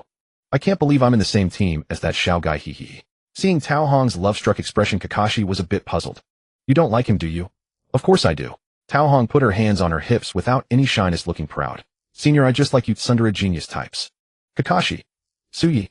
They had originally thought that Taohong must hate guys like them, otherwise why would she always be roasting them? Who would have thought that Taohong actually liked them? On second thought, it made sense. How could someone hate the people they actively seek out? "Don't think I'm a flirt, seniors. I'm very faithful. I only like this type. I don't like any other type." Taohong said, looking at Kakashi and teasing him. "Kakashi Jr., if you weren't so sharp-tongued, I would like you the most." Kakashi's face twitched under his mask. "I'll pass on that. He didn't want to be liked by an old woman like Tao Hong. Team 7, Hatake Kakashi Uchiha, Tsuyi. Hearing their names Kakashi and Tsuyi both turned their attention to Chunin Koei Fong. Just as they were wondering who the third member of their team would be, they found that Koei Fong had directly started announcing Team 8's names. Team 8, Ge Kimichi Yubi. Team 8. No third person. Kakashi and Tsuyi were both puzzled. Sensei, why does our team only have 2 people? Kakashi raised his hand and asked, interrupting Koei Feng's voice. Koei Feng looked at Kakashi and explained, because you and Tsuyi graduated early, you are extra. There are 32 graduates in total, so you 2 have to be in a team by yourselves. This was his idea when drafting the team list, and it was approved by the Hokage, so he didn't feel it was unfair. If Kakashi and Tsuyi had any objections, he could only let them go talk to the Hokage. However, Kakashi and Tsuyi had no objections. The reason was reasonable. They were not graduates of this year, so if there had to be a team with fewer members, it would be theirs. Soon Koei Feng finished reading the list of 11 teams. He looked at the students he had taught for 6 years, feeling an inexplicable reluctance. Assemble in the classroom at 2:30 p.m. Your Jonin instructors will come to find you. Finally, today is my last day as your teacher. I hope everyone can become an excellent ninja. Class dismissed. Watching the emotional Koei Feng, even the students who usually feared him were moved. They solemnly stood up, looked at Koei Feng, and bowed deeply. Thank you, teacher Koei Feng. 30 voices. Kakashi, Tsuyi, I'm leaving now. Keep in touch. Tao Hong waved her hand and left with Uchiha Xiao and Ting Shu. After the team assignments, everyone gathered with their team members to bond. Tsuyi and Kakashi didn't share that feeling. They thought it unnecessary. But waiting around was boring. Want to go practice? Kakashi took the initiative to invite Tsuyi. Tsuyi had the same idea and agreed to Kakashi's invitation. They went to the school training ground to spar. For ordinary sparring, neither would take it too seriously. They exchanged some taijutsu moves, stopping at the point of contact. If they fought at full power and accidentally damaged the training ground, they would probably be dragged to the Hokage's office by Hiruzen Sarutobi for a lecture and to pay damages. Are these the genin the Hokage asked me to lead? Minato Namikaze, hidden in a tree, watched Hatake Kakashi and Uchiha Tsuyi fiercely battling on the training ground below, feeling a bit of pressure. This was his first time leading rookies, and these 2 seemed quite exceptional. But at least they don't seem to have any conflict. It should be a good team atmosphere, right? With these thoughts, time quickly reached 2:30 p.m. Minato Namikaze arrived exactly on time, becoming the first Jonin to enter the graduating class. Wow, this Jonin teacher is so handsome. I wonder if he'll be our instructor. Tao Hong's love at first sight expression left Uchiha Xiao speechless. He didn't understand why an excellent ninja like him was in the same team as Tao Hong. If only he could team up with those 2 instead. Uchiha Xiao's gaze fell on Kakashi and Tsuyi. Geniuses naturally wanted to be with geniuses. As the top graduate of this year, Uchiha Xiao had that confidence. My name is Minato Namikaze. Team 7, follow me. Minato's sunny and gentle smile and voice instantly captured the hearts of the girls in the class. However, Tao Hong instantly lost interest. What a handsome guy, but what a pity he has a mouth. Saying this, Tao Hong glanced at Uchiha Xiao with lovesick eyes. I still like someone like you, Xiaokoin. Uchiha Xiao. He really couldn't understand this classmate of his. When he ignored her, she thought he was too aloof, but she liked to cling to him. When others were enthusiastic toward her, she complained they were too easygoing and didn't like to cling to them. Bitch. On the school rooftop, Kakashi sized up the gentle blonde-haired Jonin in front of him, somewhat doubting his strength. After all, Minato Namikaze was only 17 years old, looking very young. Tsuyi's mind was also racing, but not with doubt, with surprise. He had originally thought that Kakashi would follow Minato Namikaze after Obito and the others graduated, but he never expected that he was already Minato's subordinate now, and that he himself had become a member of Team 7. Did I take Obito's place? Just as he was thinking, Minato Namikaze began to speak. Nice to meet you. Let me introduce myself.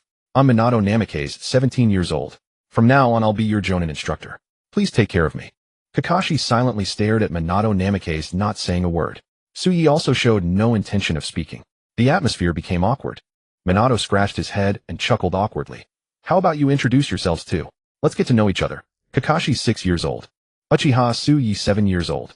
Both were extremely terse, leaving Minato helpless. He preferred students who were more bright and youthful. Alright, that's enough self-introduction. Now let's talk about another matter, the Genin test. Genin test. Kakashi raised an eyebrow, puzzled. Haven't we already passed the Genin exam? Why do we need another test?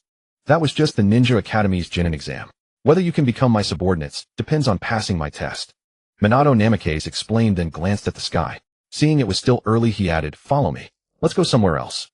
The 7th training ground lay at the foot of the Hokage Rock, a barren slope covered in scattered rocks and wild grass. The uneven terrain was littered with gray-brown boulders of various sizes, some half buried in the earth, others standing abruptly, their surfaces scarred by wind erosion and the mottled dents of past battles. Fragments of crushed stone were scattered everywhere among the weeds. Let's do it here. Minato walked to the center of the clearing, turned around, and took a bell from his waist. Your assessment task is simple. Take the bell from me. If you can snatch it from my hands, you pass. Kakashi noticed there was only one bell and felt a flicker of doubt. Why only one bell? Because only one person can pass the assessment, Minato explained. Kakashi frowned, his eyes instinctively shifting to Uchiha Tsuyi. His mind held no resentment toward the rules, only the pressure of competing with Uchiha Tsuyi. After all, he had never once bested Tsuyi, and if they were to work together, his own chances of seizing the bell would be extremely slim. The time limit is before sunset. If you haven't taken the bell by then, your assessment fails. During this period, you may use any means against me. Ninjutsu, Jinjutsu, Taijutsu, setting traps, or even joining forces. When he said the word, joining forces, Minato deliberately emphasized it. Clearly he was trying to stress something. As a transmigrator, Tsuyi naturally understood Minato's intent. He wanted him and Kakashi to realize the importance of teamwork through cooperation. That was the only way to pass the assessment. But Kakashi obviously didn't grasp it. If they teamed up, who would get the bell? Thus he had no intention of teaming up with Tsuyi. Can we start? Kakashi's eager demeanor puzzled Minato. Was he worried about time, or afraid of being beaten to the prize? Minato glanced at Uchiha Tsuyi. The young man remained utterly calm, as if he had no fear of failing the assessment, a stark contrast to Kakashi's impatience. Confidence. Interesting. He too was eager to witness the true strength of these two prodigies. Very well then, begin. With that, Kakashi drew a short blade and charged straight at Minato. Closing the distance, he struck downward toward Minato's chest. Minato reacted swiftly, stepping back to evade the attack, while drawing a kunai from his waist to parry Kakashi's blade. But Kakashi's assault didn't end. One strike missed, another followed, at a tricky angle aimed straight for Minato's abdomen. If that blow landed, Minato would be gravely wounded, if not killed. Minato frowned, surprised that Kakashi struck so decisively, nothing like a freshly graduated genin. Again he blocked Kakashi's blade with his kunai, then sent Kakashi flying with a side kick. Impressive swordsmanship. You truly are the son of the White Fang. Minato praised Kakashi, then glanced at Tsuyi, who remained motionless. He couldn't understand why Uchiha Tsuyi was so unfazed. Even if he didn't grasp teamwork, shouldn't he at least worry that Kakashi might snatch the bell? At that moment, Kakashi, seeing his blade couldn't breach Minato's defense, switched to ninjutsu. Shadow clone technique. Kakashi created several shadow clones and attacked Minato from all directions. A shadow clone at his age. Minato was mildly astonished by Kakashi's talent. His proficiency in this jutsu and chakra reserves were far beyond a normal genins. Having two prodigies as his first students, Minato felt the pressure of being a teacher increase. Still facing clones far weaker than the original, he remained at ease. If he didn't hold back, he could have eliminated them all in an instant. Blocking one clone with his kunai, sidestepping another's ambush, then kicking a third into oblivion. With mere taijutsu, Minato easily suppressed the attacks of several clones.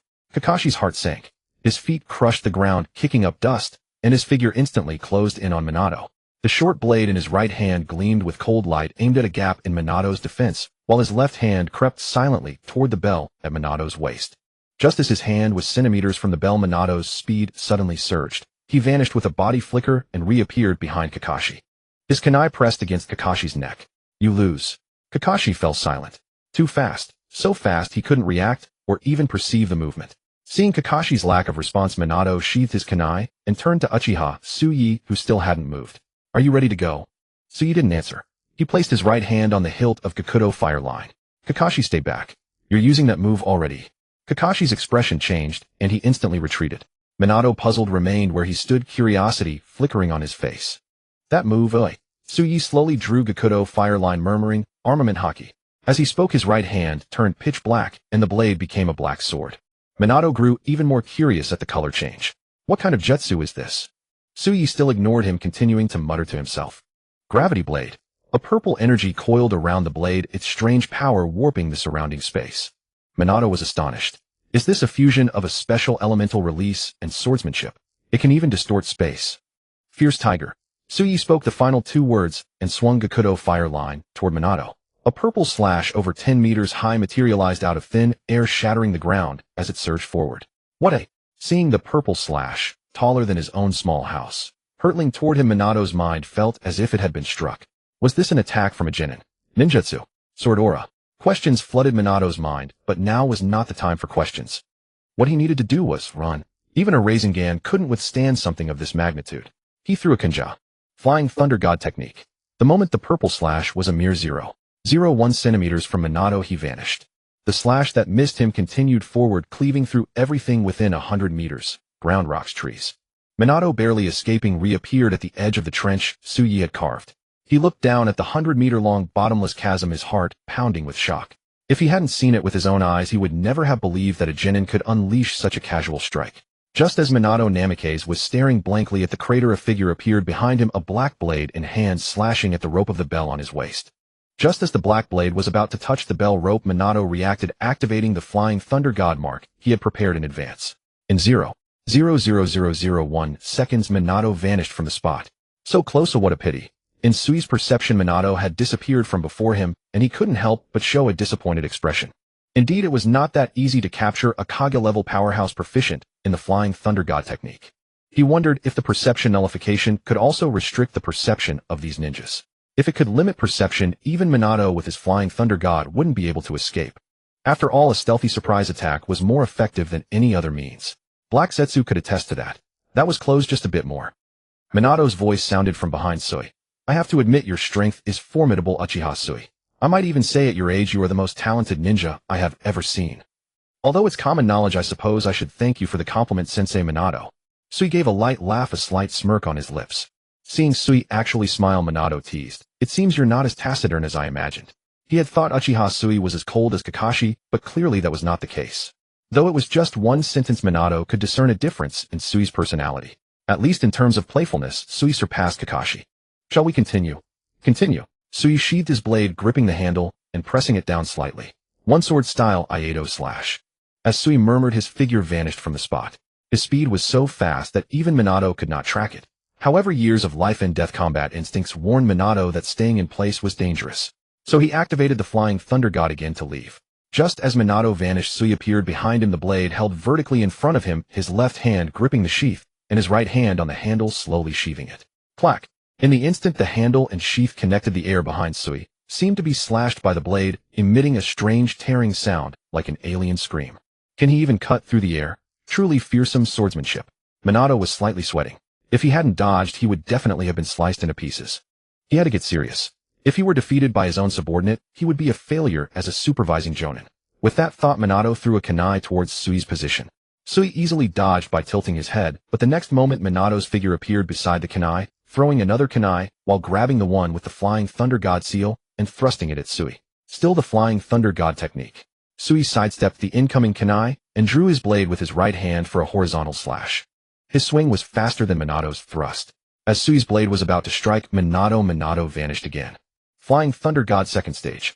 Minato's figure appeared on Tsuyi's other side, thrusting his kunai at Tsuyi again. The exchange was over in an instant.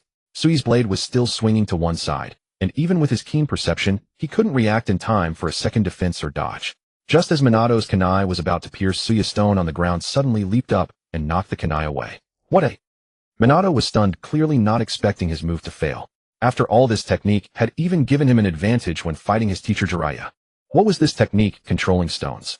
An earth-style jutsu. Before Minato could figure it out, Tsuyi's blade came slashing at him again.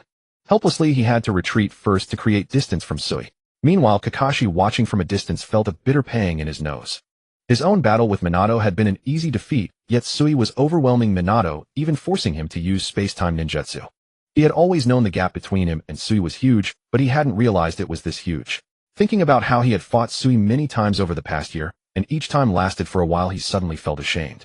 If Tsuyi hadn't been holding back, he probably couldn't even withstand a single move. Father, do I really have a chance to surpass this person?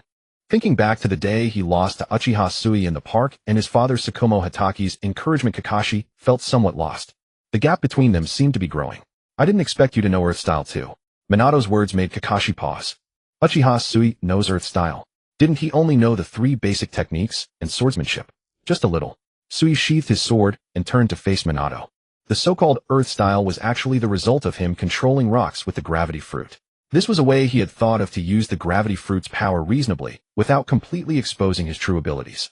With this disguise, he could have many new tricks. For example, Earth-style rock avalanche. Tsuyi deliberately spoke the words to solidify the fact that he was using Earth-style. However, if a member of the Hyuga clan were to observe Sui's chakra flow with the Byakugan, they would discover that Sui was not using ninjutsu at all, because his chakra was not being channeled at all. Countless rocks rose into the air under Sui's gravity control. Seeing this, Minato's pupils contracted. A seal-less jutsu. Was this something a genin could do? In all his years as a ninja, aside from his own flying thunder god, he had never seen another ninja use a jutsu without hand seals. Watch out, Sensei Minato. Sui's calm, low voice, tinged with a hint of teasing, reminded Minato to focus on the battle. He looked up. Thousands of rocks floated in the air, the pressure overwhelming. Minato couldn't help but smile wryly. What kind of monster genin had he been assigned to lead? If he hadn't seen it with his own eyes, who would have thought a genin could be this strong?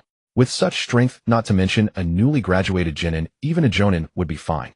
Go! Sui raised and lowered his finger, and the boulders circling in the sky all fell towards Minato's location as if receiving a command. Seeing the rocks coming from all directions, Minato had no escape and could only use the flying thunder god to flee again. The moment he vanished, the spot was bombarded by boulders. The instant they landed, earth and rock exploded and splattered, debris and dust shot into the sky, smoke and dust billowed, and the ground shook. Hokage Building. At this moment, Sarutobi Hiruzen was live-streaming the graduation exam of Team Minato using the telescope technique. Gazing at the crystal ball where countless dense rocks were falling, Sarutobi Hiruzen's eyes, covered in fine wrinkles and bearing the marks of time, widened like copper bells. No. Is my crystal ball broken? This was just a fleeting thought in Sarutobi Hiruzen's mind, but he quickly came to his senses. The crystal ball could not be broken. His jutsu could not be wrong either. The only possibility was that Uchiha Sui truly possessed such power. But was that right? Incredible perception, mountain-splitting purple slashes, and this earth-shattering, world-destroying earth release technique. Is this something a genin can do?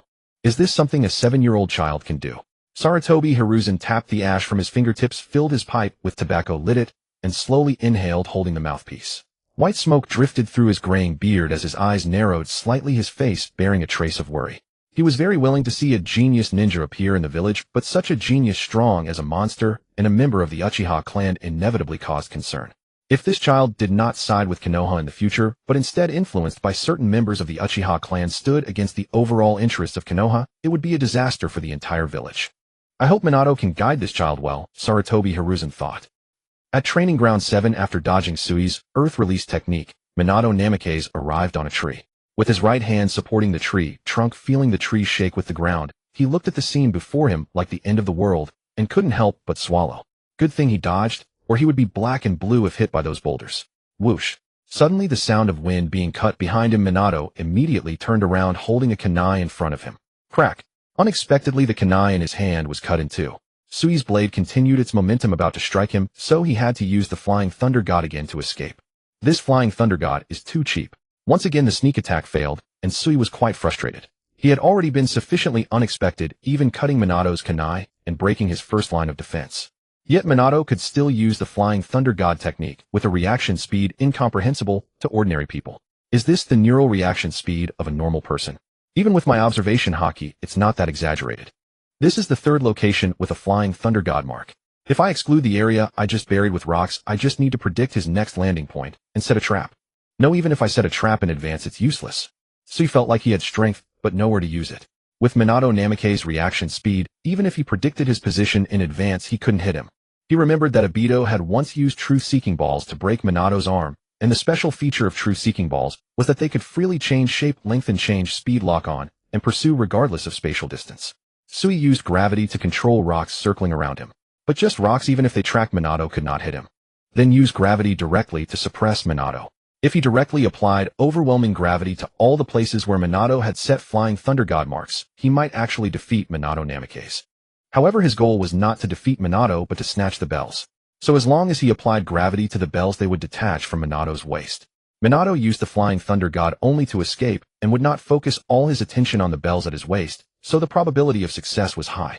He was also not worried about exposing his gravity manipulation ability without experiencing it firsthand, who would associate the bells falling with gravity. In fact, with Sui's current strength, he didn't need to worry about others knowing his abilities. Even if Sarutobi Hiruzen guessed that he had killed Konoha villagers, he could do nothing about it. But out of caution, he always wanted to keep a trick up his sleeve. Earth Release Lightweight Rock Technique. Sui drew his sword and slashed a few times in the air. Countless pieces of gravel flew toward a distant grove. Exposed to Seeing Sui attack his position, Minato Namikaze, hidden in the grove, didn't understand where he had revealed a flaw. But now was not the time to think about that. Now escaping was important. Minato used the body flicker technique to vanish from his spot. Just as he thought he had dodged again, he found that the gravel suddenly braked, then turned and chased after him. This jutsu can track. Minato's scalp tingled. Was this still Earth release? Just as he was about to flee again, he found gravel from 2 other directions, also rushing toward him. The only direction without gravel attack was the path where Sui stood, forcing me into a frontal battle. Minato sighed helplessly. He didn't want to escape either, but in a frontal fight, he really couldn't gain an advantage over Sui.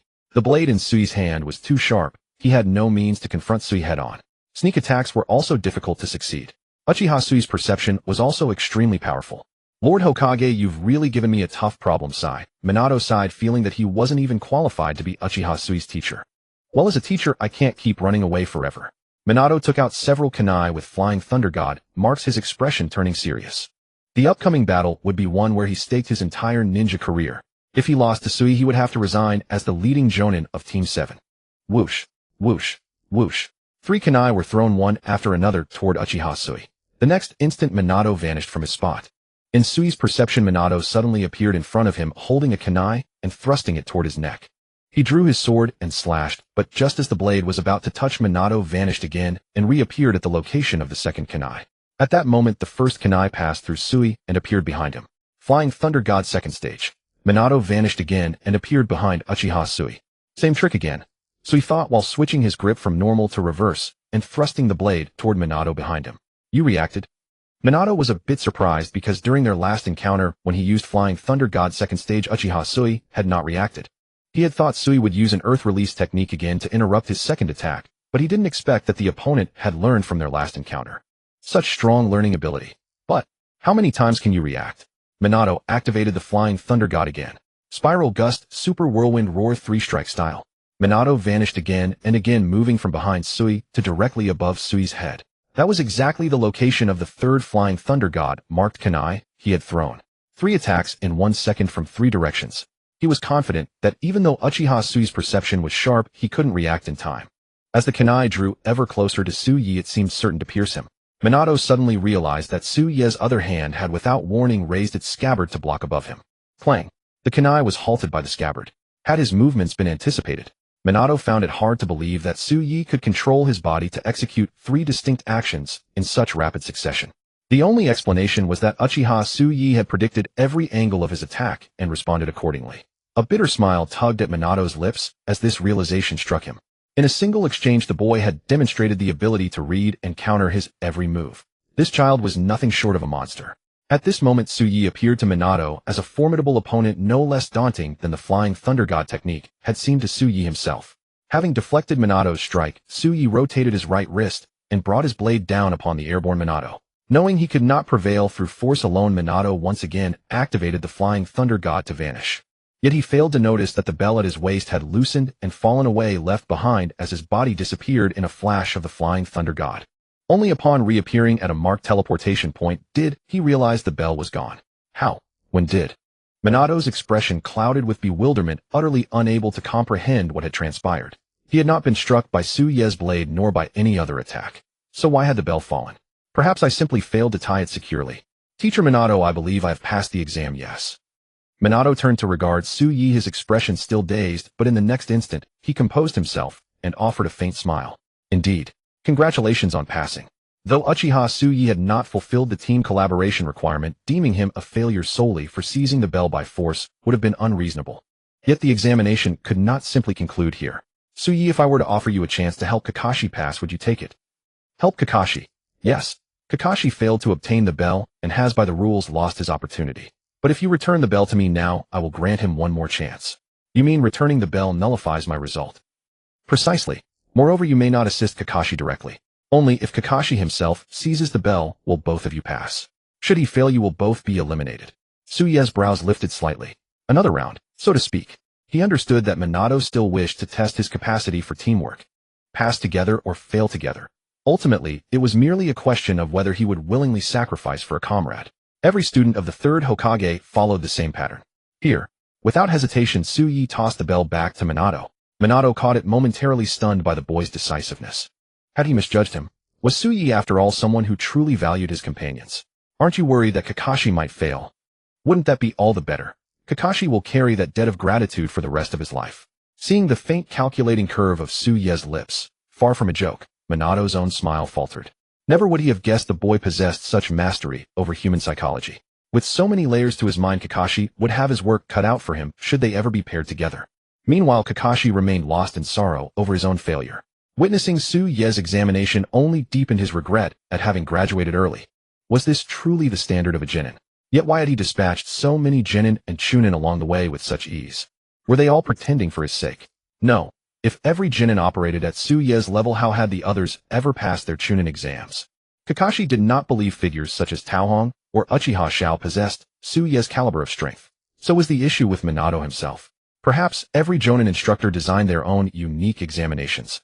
Just as Kakashi's doubts about Minato's test began to coalesce, the jonin himself approached. He drew forth the bell that Suye had seized and dangled it before Kakashi's eyes. Kakashi, Suye has returned this to me. In exchange, you will receive another chance. What a... Kakashi's pupils contracted as he turned to regard the serene figure of Uchiha, Suye in the distance. Though they had known each other for over a year, Kakashi had never considered Suye a friend, only a worthy rival, someone he respected from afar. He had never imagined Suye would go to such lengths for his sake. If you can seize the bell from my hand before nightfall, in roughly less than an hour, you and Suye will both graduate. Should you fail, neither of you will. Teacher Minato. May I decline?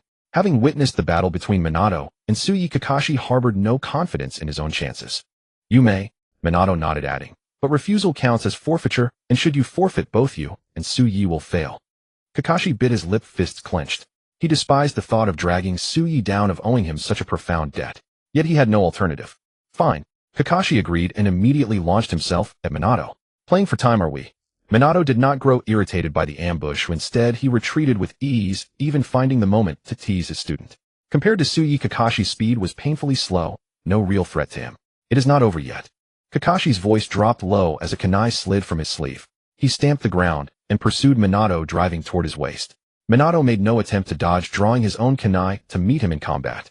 Their weapons clashed, repeatedly ringing out with shrill metallic shrieks.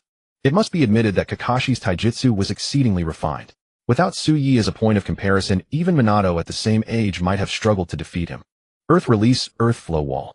Recognizing that taijutsu alone would not suffice against Minato, Kakashi swiftly formed hand seals and employed the terrain to unleash his jutsu. A towering wall of earth erupted behind Minato, blocking his retreat. Another Earth Release user then. Minato cast a glance at the earthen barrier without a hint of alarm, simply stepping backward onto its surface to continue fighting Kakashi. Having mastered tree climbing, Minato could effortlessly affix chakra to his feet while maintaining combat. Such tactics stood no chance of restraining him. Watching from a distance, Suye observed both Kakashi and Minato scaling the wall, and mused that perhaps he should dedicate more time to practicing tree climbing and water walking himself. Over the past year, the majority of his efforts had been devoted to refining the abilities granted by the Fujitora template, with only fragments of time reserved for the 3 basic jutsu and other ninjutsu. Seeing that the Earth Release was useless, Kakashi retreated a distance and formed hand seals. Shadow Clone Technique. Boom, boom, boom. White mist exploded around him, billowing and dispersing. Several figures dashed out from the thick mist, each identical in attire, expression, and sword-holding posture to the original. Without needing Kakashi's instruction, the Shadow Clones charged toward Wolfing Shuemin. Shadow Clones again. Wolfing Shuemin eyed the clones and continued to hold back in the fight. Though he would not let Kakashi actually snatch the bells, he did not mind seeing if Kakashi could surprise him in this situation.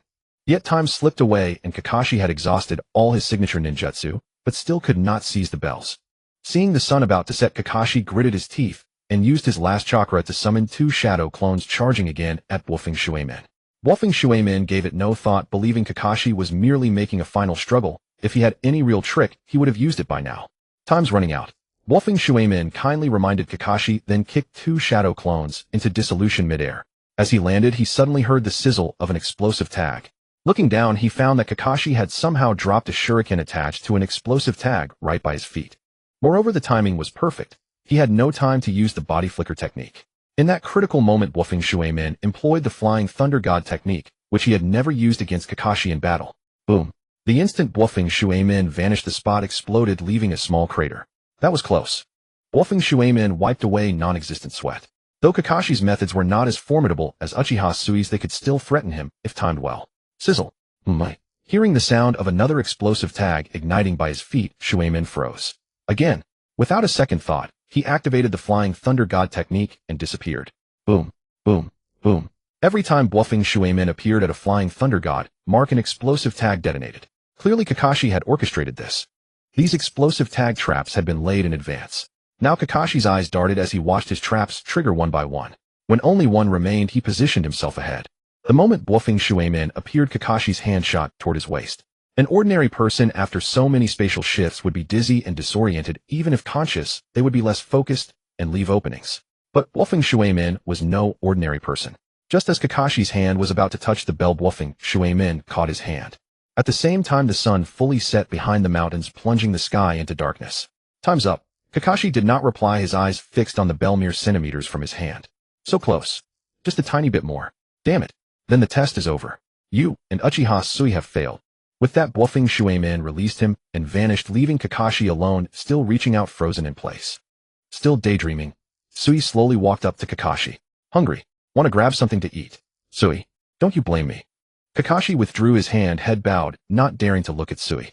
In his eyes, Uchiha Sui had gambled his own future to give him this chance, and he had failed to seize it. He had let Sui down. It's just one test. If you didn't pass this time, you can try again next time, right? But that's a whole year.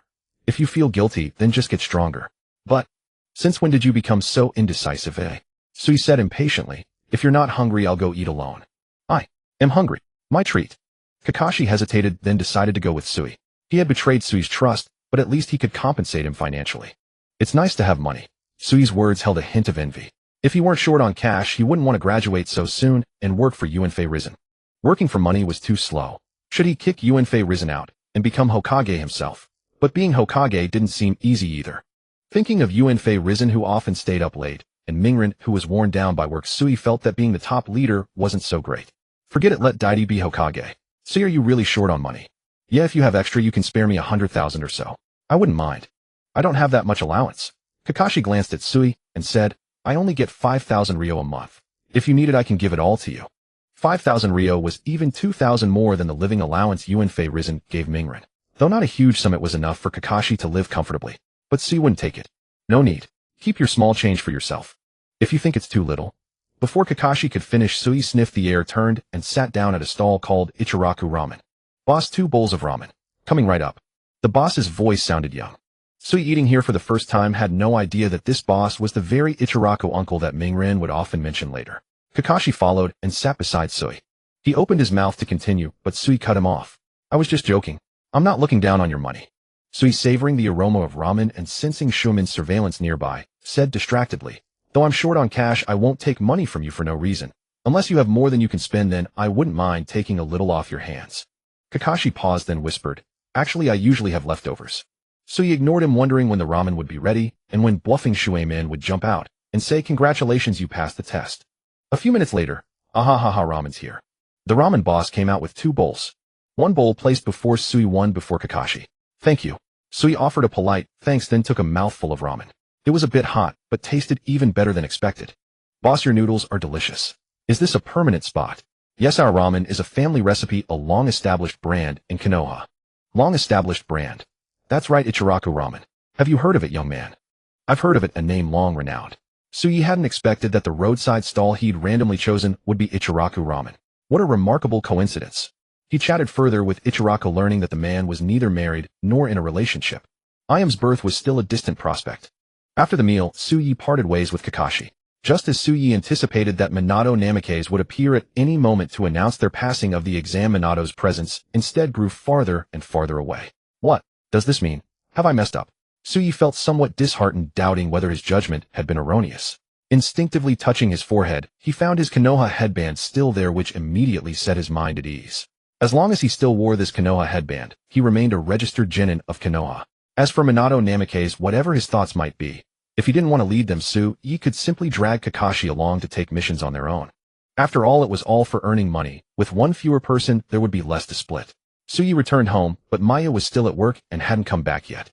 Although he had already passed the genin exam, to avoid causing Maya undue worry early on, he hadn't told her about his early graduation. If Maya learned that he planned to graduate early, she would surely dissuade him. After all, regarding the matter of becoming a ninja, she didn't hold high expectations for him. Rather than a genius ninja son of Konoha, she would prefer Sui to live a healthy, peaceful, and safe life. When Maya returns, it's time to tell her. Thinking thus, Tsuyi turned and walked toward the kitchen. At the Hokage Tower, Minato Namikaze strode straight into the Hokage's office. Hokage-sama. MMI observed the entire process. Sarutobi Hiruzen sat in his chair, pipe clenched between his teeth. You didn't let them pass. Do you have any particular thoughts? Minato Namikaze nodded and explained, Uchiha Tsuyi and Kakashi are both prodigies among prodigies, and they possess a strong team spirit. In principle, I should have passed them in the assessment. However, this is my first time leading a team, and I worry that I may not be able to fulfill this duty well. Minato, you must have confidence in yourself. Sarutobi Hiruzen counseled him. I believe that Jiraiya could teach you so well, and you can certainly teach Tsuyi and Kakashi just as well. Hokage-sama. Minato, I trust you. Faced with Sarutobi Hiruzen's unwavering gaze, Minato found it impossible to utter a refusal. I understand. I will surely train them to become excellent ninjas of Konoha. Minato's gaze grew resolute. He was not one to fear difficulties. He merely felt that such promising talents deserved better instructors, such as the legendary Sannin. At that time, all three Sannin were still in the village, and Minato believed it was in no way his turn. But since the third Hokage had faith in him, he had to do the job well. At that moment, Uchiha Maya had finished her day's work and was hurrying home. Ever since she took this job, she had missed the optimal time to prepare Tsuyi's dinner almost every day. This caused her some anxiety. Yet she had to work, otherwise the remaining money would not be enough to support her and Tsuyi for 5 years. Such a delightful aroma, whose cooking smells so good, Uchiha Maya felt puzzled. Her house was a detached dwelling within the clan compound situated in a remote area with both neighboring houses vacant and uninhabited. Logically, no one should be cooking here. Could it be a new neighbor? Maya speculated as she pushed the door open only to be greeted by a table full of dishes. Mom, you're back. Sit down and eat. Watching Tsuyi emerge from the kitchen carrying a dish, Maya was bewildered. Who's cooking in there? No one. I made it all myself. You made this? Maya was skeptical, yet in her heart, Tsuyi was not a child who would lie. Could it really be Tsuyi's doing? With suspicion, Maya deliberately went to the kitchen to check. Indeed, there was no one else. See, there's no one, right? Tsuyi chuckled lightly as he led Maya to the table and seated her. Want a taste? Maya stared at the stir-fried dishes she had never seen before, still harboring doubts. Could this really be made by her own son? Tentatively, she picked up a piece of tofu and brought it to her lips. The flavor was unexpectedly exquisite. This dish. It's absolutely delicious. Hearing Maya's praise, Tsuyi smiled faintly. If you like it, eat more. I've already eaten out with my classmates today, so I won't have any. With Obito? No, with Kakashi. Maya had never met Kakashi, but she had heard of him from Obito, a boy who seemed to enjoy picking fights with her child. Are you still in conflict with that boy? It's not conflict, it's just that after Kakashi lost to me, he always wants to challenge me again. Tsuyi said, don't worry, he can't beat me. Maya knew her son was a genius, the top student in the academy, so she wasn't surprised, but Tsuyi's next words left her stunned. Oh Mom, there's something I need to tell you. I've graduated early, and from now on I'll be going on missions, so I might be away for several days at a time. You? Graduated? Why? Maya stopped eating, her face etched with tension. Are you worried about our finances? It's fine. I told you we have enough money. No. Tsuyi shook his head and fabricated a lie. It's just that the curriculum at the Ninja Academy can no longer help me improve. Graduating early allows me to learn under a Jonin instructor. The real reason was indeed money, but he couldn't say that, otherwise Maya would surely be sad and blame herself. By framing it as a matter concerning Tsuyi's future, Maya wouldn't take the burden upon herself. After all, it was Tsuyi's own choice. Yet knowing that Tsuyi would face danger on missions, Maya found it impossible to savor this delicious meal, no matter how hard she tried. I see. Maya forced a smile. She had always supported Tsuyi's career choices and decisions, otherwise she wouldn't have allowed him to enter the Ninja Academy. But having endured the pain of losing her husband, she couldn't help but worry. Oh, by the way, I haven't congratulated you on your graduation yet. You should have told me earlier. I'd have prepared a gift for you. That's not necessary. How could it not be? It is. Do you have a mission in the next couple of days? If not, I'll give it to you then. Tsuyi shook his head helplessly. He knew that no matter what he said, he couldn't erase a mother's anxiety. Some people who care about you will never be reassured just because you say you're fine. She will always fear that you are not doing well, putting on a brave front. Earning 100 taels a day. The next morning at 8 o'clock, Tsuyi was about to leave to find Kakashi when an unexpected person came to him first. Minato-sensei. How did you know who I am? Minato Namikaze was crouched on a tree outside Tsuyi's window, a spot usually occupied by a chirping bird. Your aura.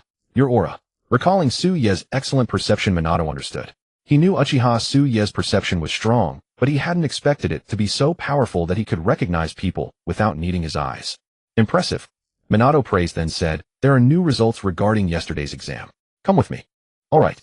A slight smile curled Su Ye's lips knowing he had ultimately passed the assessment. Yesterday was probably just a game of playing hard to get. That blonde kid had too many thoughts. Arriving at the 4th training ground, Kakashi was already waiting. A small bridge overflowing water, clusters of trees, dense vegetation. The environment here was far better than the desolate surroundings of the 7th training ground. Since everyone is here, first of all, congratulations on passing the exam. Passed. Kakashi had thought there would be a makeup exam, not that they had directly passed. That's right. Actually, the real requirement of this exam was to understand the spirit of teamwork. Su Yi, you were willing to sacrifice the opportunity you had worked so hard for to help Kakashi, and Kakashi, you gave your all to not let Su Ye's sacrifice be in vain. You both did well, and are qualified to become Genin. Minato Namikaze smiled after finishing, expecting Kakashi and Su Yi to be delighted, but found both of them expressionless, showing no surprise. Aren't you? Happy. Happy, I suppose. Minato Namikaze. It was obvious their words were insincere. Ahem, in that case, let's go do some missions together. Minato Namikaze, no longer dwelling on their attitudes, led them to the Hokage building, where they received Team 7's first mission, cleaning Grandma Lee's yard. According to regulations, Genin must complete 8 D-rank missions before taking on higher level ones. So even if Su Yi and Kakashi didn't want to do this low-paying, tedious task, they had no choice. Only because the current ninja world was relatively peaceful did such a mission not fall to their team. After a busy morning, they finally completed their first D-rank mission. As Grandma Lee bid them farewell, Su Yi and his team received their first mission reward, 500 taels. The 500 taels had to be split into 4 parts. 150 taels for the village, 150 taels for Minato Namikaze, 100 taels for Kakashi Hitaki, and 100 taels for Uchiha Su Yi. Even if they spent frugally, this amount wouldn't cover a day's meals. Su Yi clutched the worn 100 tael note, questioning the wisdom of working for Hiruzen Sarutobi. Maybe he should strive to become Hokage instead. That's all for today's mission. Dismissed. Dismissed. Kakashi complained, it's still early. Let's finish the D-rank missions as quickly as possible. No, there aren't as many D-rank missions as you think. Other Genin teams will also take them. If we go in the afternoon, there will be hardly any new ones. Minato Namikaze refused. Besides, I have things to do. If you want to do missions, see you tomorrow. Sayonara. Kakashi. Watching Minato Namikaze vanish swiftly, Kakashi was speechless. But he was just a team member and couldn't control Minato. I wonder what he's in such a rush for, Kakashi muttered. Judging by my eavesdropping on Minato-sensei's thoughts, it's not an urgent mission, but a date. There was a hint of fluttering heart. Most likely a date. Su Yi thought of Kushina and chuckled softly. He wondered how far they had progressed. A date. A waste of time. I'm going to train. Su Yi, do you want to join me? Kakashi invited. Su Yi thought for a moment and nodded. Sure, I have some training questions I'd like to ask you. As the saying goes, among 3 people there must be a teacher. Su Yi didn't look down on Kakashi just because he was stronger. In terms of ninjutsu and chakra cultivation, he was far behind Kakashi. But this humility surprised Kakashi, who thought, no wonder he's always so strong. Meanwhile, Minato indeed went to meet Kushina for a date, as Su Yi had guessed. He shouldn't have done this on the first day of leading a team, but since he had promised Kushina, Minato couldn't break his word. Stop. Just as Minato was about to step into Kushina's residence too, Umbu stopped him. Minato Jonin, what are you doing here? One of the Umbu asked. I'm here to learn sealing techniques from Kushina, Minato explained. This is permitted by the Hokage. The 2 Umbu exchanged glances, then nodded. Be careful not to violate any rules, or even you won't be shown mercy. Understood. Minato smiled, appearing obedient. The Umbu stepped aside. Go ahead. Thank you. As he entered not far, and Kushina rushed over. Minato, you're here. Kushina hugged Minato tightly, complaining. You don't know how bored I've been stuck here. I haven't had a single person to talk to for days. You've been through a lot. Minato patted her back soothingly. Ever since Kushina became the new Jinchuriki, replacing the first Hokage's wife Mito Uzumaki, she had lost her freedom, unable to move freely or take on ninja missions. Every day she was confined to this cage. If not for Minato, Kushina wasn't sure she wouldn't go mad and release the 9 tails to destroy Konoha along with herself. Moreover, being alone for so long, Kushina sometimes even sympathized with the 9 tails. Being trapped in a seal forever, how lonely must that be? Aren't you going to teach me sealing techniques? Let's start. Minato changed the subject, hoping to distract Kushina from her emotions. We'll learn sealing later. Kushina stepped back from Minato and asked, last time you came you said you were about to become a Jonin instructor for a new Genin team, right? How is it? Did they earn your approval? Well, they're both excellent ninja, but... Minato thought of Kakashi and Su Yi and smiled wryly. They're a bit too excellent. As their Jonin instructor, I feel quite pressured. Under Minato's explanation, Kushina came to understand why this new Genin team was proving difficult even for a genius like him. The one named Kakashi was manageable enough. His proficiency in ninjutsu and taijutsu was still within the realm of comprehension. But Uchiha Sui was a being beyond their understanding. A single sword stroke that split mountains, an earth-style ninjutsu of immense power, without hand seals, a formidable perception ability that required no eyes. At merely 7 years old, he had nearly defeated the 17-year-old Minato. What an extraordinary newbie, no wonder even you feel the pressure. A bit of pressure, yes, but I have confidence I can train them into fine ninjas. I won't let the third Hokage down. Upon hearing Minato mention the third Hokage, Kushina pouted in displeasure. It was that mustachioed old man who had confined her.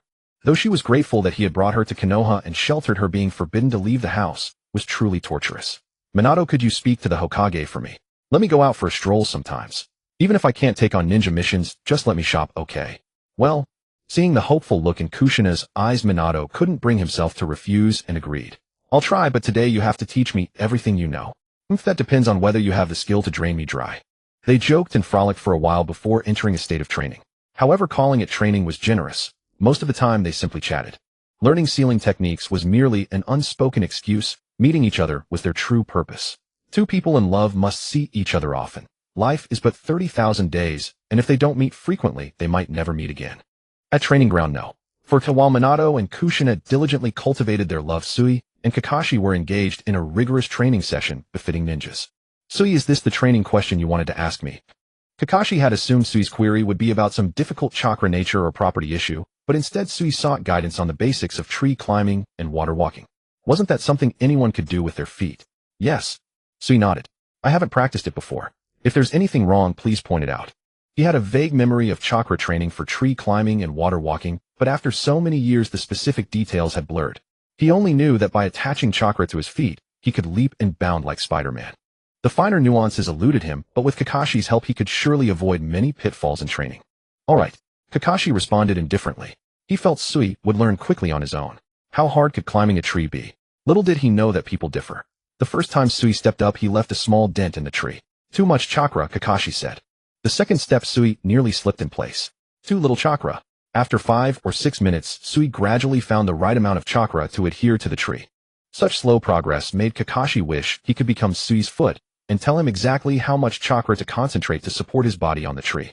Next, try placing your other foot on the tree, Kakashi instructed. To walk on a tree, you can't rely on just one foot. Sui understood this logic and gently pressed his second foot against the trunk. With the experience from the first foot, he found it easy. They were his own feet. He just needed to release the same amount of chakra. Seeing Sui succeed, Kakashi told him to start walking. But as soon as he moved, Sui's feet slipped.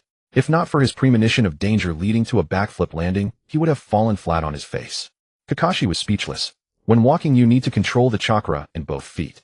Keep one foot's chakra steady, briefly withdraw the others, then release it when you step. Okay. Sui acknowledged and tried again. But controlling the chakra variables in both feet simultaneously was akin to learning Zhou Buitong's left-right hand combat technique.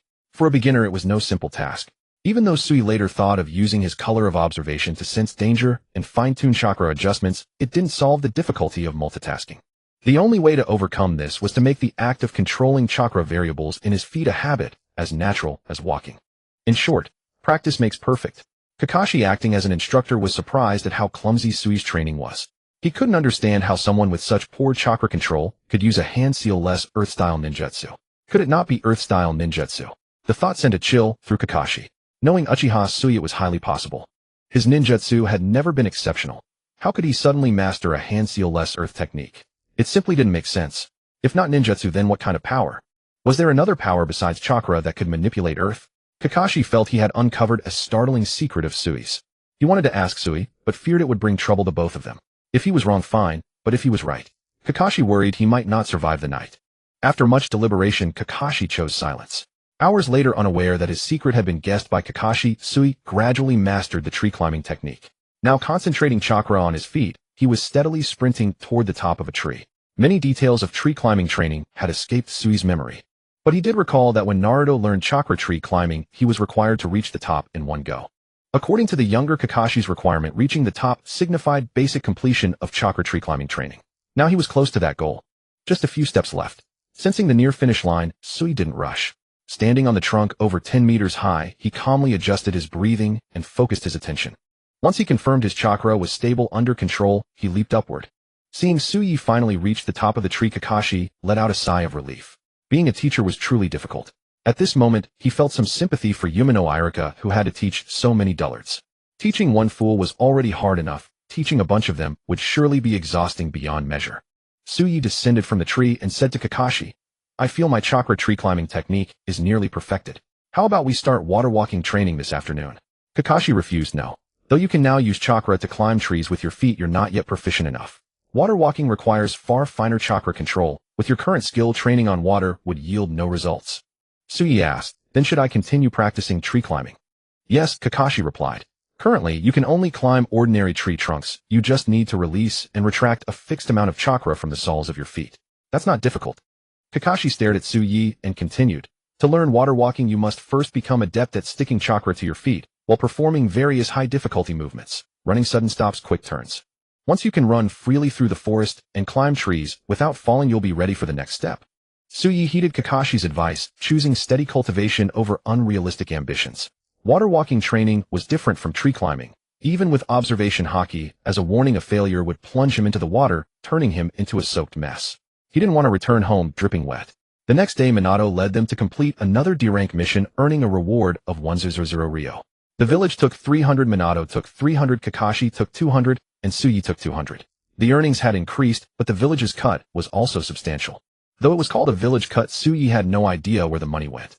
Ninjas could support themselves through missions and villagers would pay for their own houses. The Ninja Academy and Konoha Hospital were official facilities that needed funding, but they couldn't possibly consume that much money, could they? Konoha Park infrastructure. Route. Or was it used for mission postings? Tsuyi didn't know, but he coveted it, though he had no eyes. This afternoon we have no missions, but we'll do some training. Though he wanted to meet Kushina today, even he couldn't frequently meet a Jinchuriki. Moreover, he had promised the third Hokage to properly teach these two children, so he couldn't always spend time on personal matters. But looking at the two little geniuses before him, deciding what to teach became a headache for Minato.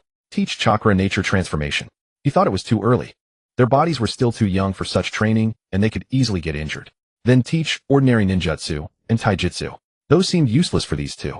After some deliberation, Minato decided to let them practice on their own while he served as a supervising instructor, offering corrections and critiques.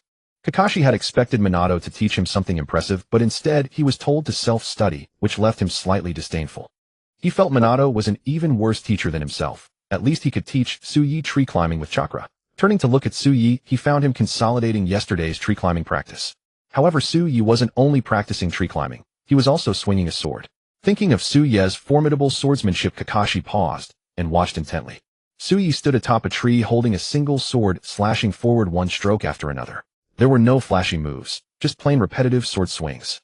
Could such practice really cultivate sword arts that could split mountains and the earth? Kakashi didn't understand and decided to keep watching. Minato also didn't understand and chose to observe as well. Meanwhile, in Tsuyi's mind a string of data appeared. Template Marine Admiral Fujitora top-tier observation, Haki, training 99. 99 advanced armament Haki, training 99. 99 great swordsman sword arts, training 99. 99 gravity fruit, training 99. 99 after over a year of training, Fujitora's template had not reached full level as Tsuyi had anticipated. Yet it was exceedingly close to max. 99. 99. All abilities were just 0. 0-1 short. But this 0. 0-1 refused to be filled. Tsuyi asked the system, but it said his accumulation was insufficient. He didn't know how much more was needed, for as everyone knows, Pindoduos, cut a knife, can never be finished. Tsuyi had been accumulating for over a month for this 0-0-1, yet it was still not enough. An hour later, Kakashi and Minato saw Tsuyi still swinging his sword one stroke after another, both utterly bewildered. They now harbored the same doubt that Obito once had. Does such training truly work? Kakashi wanted to try it himself, but feared being accused of secretly learning, so he gave up and turned to his own training. As for Minato, who had originally intended to guide Tsuyi's training, he was now completely lost. How could he guide what he couldn't understand? After pondering for a moment, he decided to teach Kakashi instead. Although Kakashi was a genius, Minato could still offer some guidance in ninjutsu and taijutsu training. Kakashi didn't resist Minato's guidance. After all, he couldn't beat Minato. However, after receiving some training, Kakashi had a new idea. Minato-sensei, can you teach me that technique? Kakashi asked tentatively. That technique? Minato was taken aback, then seeing Kakashi staring at him intently, he understood. You want to learn the Flying Thunder God technique? Yes. Kakashi nodded. He had never heard of this jutsu before, but he assumed it was exactly what Minato meant. That was the technique that even Uchiha Tsuyi found troublesome. In the past year, with all the ninjutsu and swordsmanship he'd practiced, he was still far from Tsuyi's equal. This Flying Thunder God technique was the only one he'd seen that could cause trouble for Uchiha Tsuyi, so he wanted to learn it. Minato mused. Learning this technique requires strong spatial aptitude and a mastery of sealing arts. I want to try. Minato looked at Kakashi's earnest, fearless expression and felt a little helpless. If the Flying Thunder God were an easy-to-learn low-risk technique, he wouldn't mind teaching it to Kakashi, but it was not such a technique. No. Minato shook his head and refused. The Flying Thunder God is far too dangerous. If an accident occurs, I couldn't answer to the Hokage nor to the Haki clan. Kakashi pouted, feeling a bit displeased. Although he knew he had no right to complain, he desperately wanted to improve. Paying to work. 8 days passed in a flash. The Minato squad, having finally completed 8 D-rank missions, gathered at the 4th training ground. We shouldn't have to do those boring tasks anymore today, right? Kakashi crossed his arms and stared at Minato, asking. Kakashi, every mission has value. D-rank missions may be simple, but they can also serve to hone one's skills. Minato's lecturing tone made Kakashi sneer. In his view, trivial tasks like weeding, picking up trash, and finding cats and dogs were utterly useless. He would rather spend that time practicing ninjutsu. Seeing Kakashi's disbelief, Minato shook his head helplessly and said nothing more. There are many things one cannot understand without experience and age. However, Minato glanced at Tsuyi. At the same age, Tsuyi was not so impatient.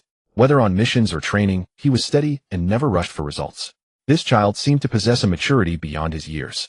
It was just that he had a peculiar obsession with money. Minato-sensei, I don't care about mission rank, as long as the pay is good, preferably with lots of money and little work. That's the kind of mission I like best. Minato.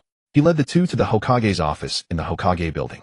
Sarutobi Hiruzen saw the three, and his originally expressionless face immediately broke into a smile. Although Tsuyi couldn't see, he could sense Sarutobi's emotions. He didn't understand why Sarutobi Hiruzen was always so happy to see them. Minato, you're here. Yes, Hokage-sama, today we'd like to take on a C-rank mission. Oh, that's right, it's time for you to take on higher-level missions. Remembering that the Minato squad had completed the 8 D-rank missions required for new teams, Sarutobi Hiruzen put on a look of realization, then looked at the pile of mission scrolls on the table. After a moment of thought, he handed one of the missions to Minato. This mission is quite urgent, I'll leave it to you. Minato opened the scroll to examine it, while Sarutobi Hiruzen briefed the three. A gang of bandits has been plaguing Akaho village. They raid the village every so often and then vanish without a trace. Your mission is to locate these bandits and capture or kill them. As he spoke, Sarutobi looked toward the curtain. Mr. Fujita, please come in. A middle-aged man dressed in coarse linen cloth stepped in from behind the curtain. He was stout and muscular with a dark tan from years of sun and wind. Mr. Fujita, these three are ninja from our Konoha village. They will resolve your village's troubles. Fujita looked at Minato and the others. When he saw Minato, his expression was fairly satisfied. A handsome young ninja, although not very burly, and ninja skill in jutsu was far more formidable than a muscular build. He was not one to judge by appearances. But when he saw Hatake, Kakashi, and Uchiha, Tsuyi, his expression immediately changed. His face turned sour, and he looked at Sarutobi Hiruzen. Hokage-sama, I'm not judging by appearances, but can these two children really deal with those vicious bandits? Even though I'm offering a low reward, you can't just brush me off like this. Sarutobi didn't reply, and Namake's Minato took the initiative to answer Fujita's question. Mr. Fujita, I think there's no need for such concern. Although these two subordinates of mine are young, they are genius ninja whose abilities far surpass ordinary people. Besides, with me, a jonin here, dealing with a band of bandits will be absolutely no problem. You're a jonin. Hearing the word jonin, Fujita's expression softened a bit. After all, he had only offered a reward of 30,000 ryo, the lowest tier, for a C-rank mission. Being able to hire a jonin already exceeded his expectations. It's not that I don't trust you, but they are really too young, and one of them is blind. Fujita stared at Tsuyi's bandaged eyes suspiciously. Tsuyi. Minato didn't know how to explain. Should he say that even without eyes, Tsuyi was stronger than many ninja? Without a demonstration, Fujita would never believe it. Seeing Minato's hesitation, Fujita became even more convinced that Konoha was brushing him off. Perhaps they were just using his mission to train newcomers. But with a jonin present, he didn't want to make things too difficult. After all, he was just an ordinary farmer and had no desire to offend Konoha over such a matter. Fine, whatever. Just as long as you can drive away the bandits and make sure they never come back. Mr. Fujita waved his hand, putting on an air of magnanimity. Minato breathed a sigh of relief. He glanced at Tsuyi, who looked completely indifferent, and felt a bit helpless. Who would have thought that a child with such a handsome and cute appearance could be so terrifyingly powerful? Rest assured, Mr. Fujita, we will definitely solve your problem. As a seasoned jonin, Namake's Minato's service attitude was impeccable. Even though his strength could easily defeat a million Fujitas, he never displayed any arrogance or condescension. He seemed gentle to everyone except his enemies. Leaving the Hokage building. Mr. Fujita, we still need to prepare some things. Could you please wait for us at the village entrance for a while? Fujita glanced at Minato, nodded, and turned to leave first. Minato watched Fujita walk away and breathed a sigh of relief. He needed to give some instructions to Kakashi and Tsuyi. If Fujita overheard, it might worsen the man's distrust of the team. That's why he had sent Fujita ahead first. Turning to face Kakashi and Tsuyi, Minato raised a finger to the sky like an old Professor Oak and said, "This is our first mission outside the village. Let me test you what preparations should a ninja make before a mission." Kakashi didn't want to answer such a boring question, but seeing that Tsuyi had no intention of replying, he could only say ninja tools, soldier pills, medical supplies, and a small amount of money. Correct. Minato nodded with satisfaction. Then I'll give you half an hour to prepare. We'll gather at the Konoha village entrance in 30 minutes. With that, Minato used the body flicker technique and vanished on the spot. Kakashi and Tsuyi each went to prepare their supplies. Both of them usually carried some ninja tools and money. However, they wouldn't prepare medical supplies or soldier pills unless going on a mission. Let's go to the pharmacy, Kakashi suggested. Tsuyi nodded in agreement. The ninja tools he usually used were left behind by his deceased father, and he had been recycling them. As for soldier pills and medical supplies, he had none at home. Konoha Pharmacy. As the official pharmacy of Konoha Village, it stocked all kinds of medical supplies and soldier pills. With a wide variety and official quality assurance, many ninja came here to shop. However, despite the good quality, the prices were high. A bottle of hemostatic ointment cost 320 ryo, and a single soldier pill cost 500 ryo. If he bought everything, Tsuyi would have to spend all the money he had earned from part-time jobs these past few days. Being a genin isn't easy. He shook his head and reluctantly spent 1500 ryo on 3 soldier pills for emergencies. As for hemostatic ointment, he didn't need it, so he didn't buy any. Kakashi, being a rich second generation, didn't have this worry. He bought a small bottle of soldier pills containing 10.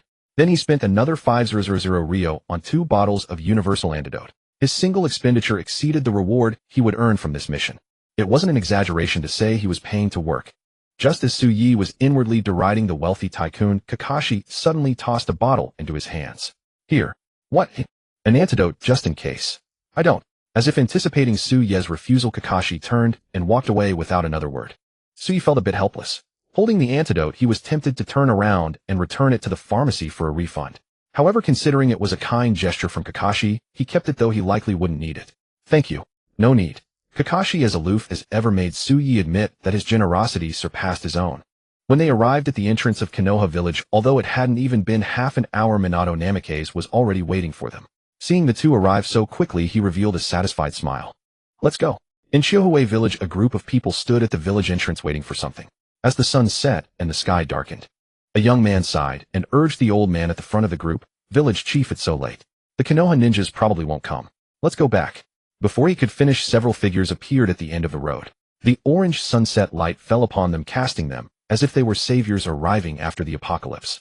Finally, they're here. The ninjas of Konoha. The old man's eyes glistened with tears. Even leaning on his cane, he couldn't wait to pull the crowd forward, eager to let the Konoha ninjas feel their warmth. However, as they drew near, the sunlight completely sank beneath the earth, revealing the ferocious faces of these people. The elderly village chief stumbled back in fright and fell to the ground with a stagger. They're not Konoha ninjas. They're bandits.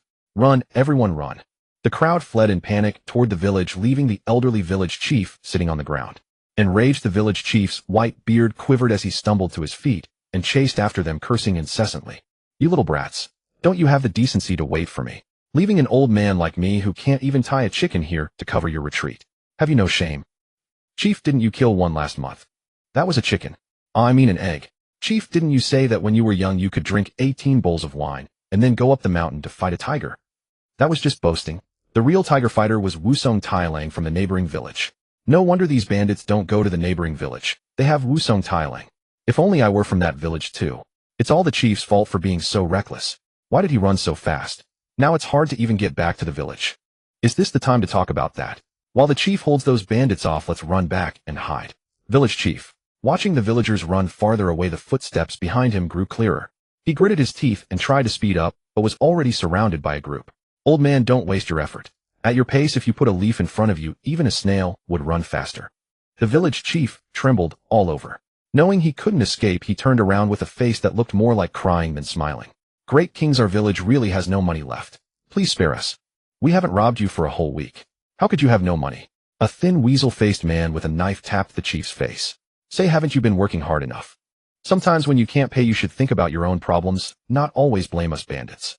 We do rob you, but we also give you time to earn money, right?" Village chief, great king. Slap. Before he could say anything, a slap landed on his face. Instantly his face turned red and swollen. The searing pain nearly made the elderly chief cry. Old man. A burly man with a bushy beard grabbed the chief by the collar and said coldly, "Look clearly, I am the king. The only king." The village chief was on the verge of tears. He never imagined he would be slapped so inexplicably. This. You should have said so earlier. Why didn't you say so? Does that need to be said? The burly man pushed the chief to the ground, then pulled over the weasel-faced thin man. Look at him. Does he look like a king in any way? He has no muscle, no handsomeness. Only a man as strong and handsome as I deserves to be king. The weasel-faced man also felt awkward. Fearing retribution, he quickly said, Yes, old man. Our boss is so handsome and dashing, and you still mistook him. Do you want to die? I was wrong. Great king, please spare me. Spare you? Fine, pay up. If you can come up with 10,000 Rio, I'll spare you today. Otherwise, haha. The burly man snorted, and with one slash of his blade cleaved a nearby rock in two. The village chief swallowed nervously, then said tremblingly, Great king, I really can't come up with that much money. My family are farmers, we don't even earn 10,000 Rio in a year. Since farming doesn't make money, why do you still farm? Why don't you go work as a laborer? Who would hire someone like me? Hearing this, the burly man looked the chief up and down and nodded. Indeed, an old man like you. Even if you were sold to a slave trader, they wouldn't take you. The village chief secretly breathed a sigh of relief, thinking he would be let go. After all, a useless old man aging and penniless was hardly worth targeting. However, he underestimated the bandits' morals. The reason they had been kept alive was that they could produce value regularly. Since he has no value then, Skinny Monkey, chop this old man up and feed him to the dogs. The rest of you follow me into the village. The burly man sneered, stepped directly over the chief, and headed toward the village. The chief let out a scream and fainted on the spot. Whether he fainted from the shock of the words or from the pain was anyone's guess. The man called Skinny Monkey watched the burly man's back and curled his lip. He's just a bit fatter than me. What's he so cocky about? We're all made of flesh of one cut, and we die just the same. He glanced at the unconscious chief, saw he wasn't moving, and couldn't be bothered with him. For the sake of your good taste, I'll spare your life today. Muttering to himself, Skinny Monkey stepped over the chief's body and hurried after the others. The village's spoils were limited. If he arrived late, there would be nothing left for him. After the Skinny Monkey walked away, the village chief suddenly opened one eye. Looking around to confirm no one was there, he quickly scrambled to his feet and fled in the opposite direction of the village. He realized that these bandits were no longer just about stealing, they would actually kill if you couldn't produce what they wanted. As for going back to protect the villagers, he didn't have that ability. Moreover, whenever he thought about how those heartless people abandoned an old man like him, he couldn't contain his anger. These ungrateful people. I took the lead in contributing money to hire ninjas from Konoha, and I even sent my own son to deal with the bandits, yet you abandoned me when the bandits came. The village chief cursed under his breath and cautiously crept into the small woods. He felt that as the village chief he had done his utmost, and even if the village suffered losses his conscience would not condemn him. With this thought, he walked several li, only daring to rest leaning against a tree after confirming that the bandits would not find him. I wonder when those Konoha ninjas will come. He muttered to himself as a wave of drowsiness washed over him. The fatigue of old age drained his last ounce of willpower, and disregarding the chill of the night wind, he fell into a deep sleep. After an unknown amount of time, Dad, Father, Father, Father. The familiar voice woke the village chief from his sleep. He opened his eyes groggily, and seeing several figures immediately shuddered in fear. He thought the bandits had found him and was about to beg for mercy when the familiar voice came again. Dad, it's me. I'm Fujitora Taro. Taro. Yes, it's me. I've brought the Konoha ninjas back. Upon seeing his son's face, the old village chief burst into tears. Taro, you finally returned. Yes, I'm back. Fujitora Taro noticed a red swollen mark on his father's face and angrily asked, Dad, who hit you? Was it those bandits again? Yes, it was those bandits. When I couldn't pay, they beat me and even tried to kill me. If I hadn't been clever enough to play dead, I might never have seen you again. The village chief was sobbing uncontrollably, a mess of tears and snot. Outrageous. They actually tried to kill people. Fujitora Taro's face darkened. It's okay, Dad.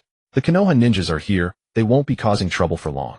Hearing this, the village chief finally turned his attention to the so-called Konoha ninjas. Seeing a young ninja, 2 children, and among the children a blind one, the village chief, Fujitora Kabi's previously tearful face instantly fell. He pulled his son aside and whispered, I told you to skim a little off the budget, but you've skimmed too much. Are you sure these 3 are the ones you found in Konoha? Dad, I didn't skim a single Rio. Misunderstood. Fujitora Taro was a bit amused and exasperated. You don't know, but a mission to eliminate bandits in Konoha costs at least 30,000 Rio. I spent all the money we had and barely made it. 30,000 Rio. Chief Kabi's exclamation drew the attention of Minato and the other 2. Seeing this, Chief Kabi quickly put on an awkward smile and asked his son, Isn't Konoha too stingy? Sending these two-bit nobodies for 30,000 Ryo? Dad, it's not stingy. Still not stingy. I could beat those two kids with one hand. Kakashi and Uchiha Sui were only 6 or 7 years old, and they certainly didn't look formidable. Those two kids may not seem like much, but that yellow-haired ninja is a Jonin. Fujitora explained. I inquired in Konoha. Jonin are the strongest ninjas you can hire. They usually take on S-rank missions worth over 1 million Ryo. Getting a Jonin for just 30,000 Ryo is a huge bargain. I see. Doesn't that mean we made a profit of 970,000 Ryo? Chief KB's eyes rolled, and he said, when we go back you say we spend an extra 170,000 Ryo of our own money to hire the Jonin. Then we'll make those people pay up more. This isn't right. Everyone is struggling. You don't understand? Those bastards abandoned me to save their own skins, leaving a 50 or 60-year-old man like me to cover their retreat. Is that acceptable, eh? Hearing that his old father was left behind, Fujitora was also furious. How could they do that? When I get back I'll settle accounts with them. Right, so I won't feel at ease unless I make a profit off them. KB patted Fujitora's shoulder. Just listen to me this time. We can't let people bully us for nothing. This time Fujitora didn't object. Since his father had been bullied, what was wrong with tricking them out of some money? Father, shouldn't we coordinate our stories with these ninjas? Get them to play along. What if we get caught? Minato Namikaze. Having heard everything clearly, Minato immediately waved his hand in refusal. Sorry, we can't help you with that. Ninja-sama, don't be so distant. Chief KB stood up, the pain causing his face to twitch. They hit hard, those beastly bandits. Cursing in his heart, Chief KB quickly put on a smiling face and walked toward Minato. How much will you earn from this mission round trip? Just 30,000 Ryo. But if you help us cover up, we'll return your money in full and split the villagers' money 20 to 80. Sweet, 80. 80 is ours. Chief KB said warily. Even 20 of 170,000 is over 30,000. That's plenty. No need. We'll only take what we deserve. Minato glanced at Sui and refused again. If there's nothing else, I think we should head to the village quickly to assess the situation. If those bandits are still there, we can help you resolve the problem sooner. Hearing this, Chief KB had to temporarily abandon the idea. But temporarily abandoning was not giving up entirely. Since the Konoha ninjas were unwilling to cooperate, he would wait until they left before making his move. With no one to contradict him, couldn't he say whatever he wanted? However, without the Konoha ninjas' testimony, his words would carry less credibility and more people might refuse to pay. Actually, Sui was quite interested in the 170,000 Ryo. From the father-son conversation, he could tell that the villagers were far from harmonious, with mediocre morals, likely no better than those troublesome Konoha civilians. However, since the village had been robbed so many times, Sui doubted whether they could actually swindle that much money. Perhaps Chief KB was just painting a rosy picture. If the village were that wealthy, it wouldn't have been so difficult to scrape together 30,000 Ryo to hire ninjas. Before long, the group arrived at Chosue village. They had expected the village to be bustling with noise, but upon entering they found it eerily quiet. It seemed the bandits had already departed. No scent of blood. It appears they didn't kill anyone, Minato Namikaze remarked, sniffing the air. They didn't kill anyone. KB, the village chief, was skeptical. Just before entering the village, those ruffians had threatened to kill him. Yet now not a single soul had been harmed. He hurried to the nearest house and pounded on the door. Open up, Oda. I know you're in there. A rustling sound came from within, and then the door creaked open, revealing the face of a young man. Chief, you're alive. Thanks to you, I nearly died. KB shot him a glare and grabbed his ear. Tell me, why did you abandon me and flee at the village entrance earlier? Was it intentional, or were you just careless, eh? Ow. Chief, I didn't want to. I was scared, you little brat. KB kicked him. Speak. When did those bandits leave? They took the money and left. I'm not sure how long it's been. Oda shook his head. Took money. What money did you have for them to take? KB looked puzzled. Well, it's just that everyone had saved up a little something. Oda said, looking a bit guilty. KB was speechless. When I asked you all to pool money to hire ninjas from Konoha, every single one of you cried poverty, claiming you'd been robbed clean. How is it that you suddenly have money now? Well, hiring ninjas is a group fund. If we contribute less, others will cover it. But with the bandits, if we don't pay up enough, we'd be killed. I'm furious. KB, enraged, kicked Oda a few more times. Just then Minato interjected. Did you see which direction the bandits went? No. They grabbed the money and left the village.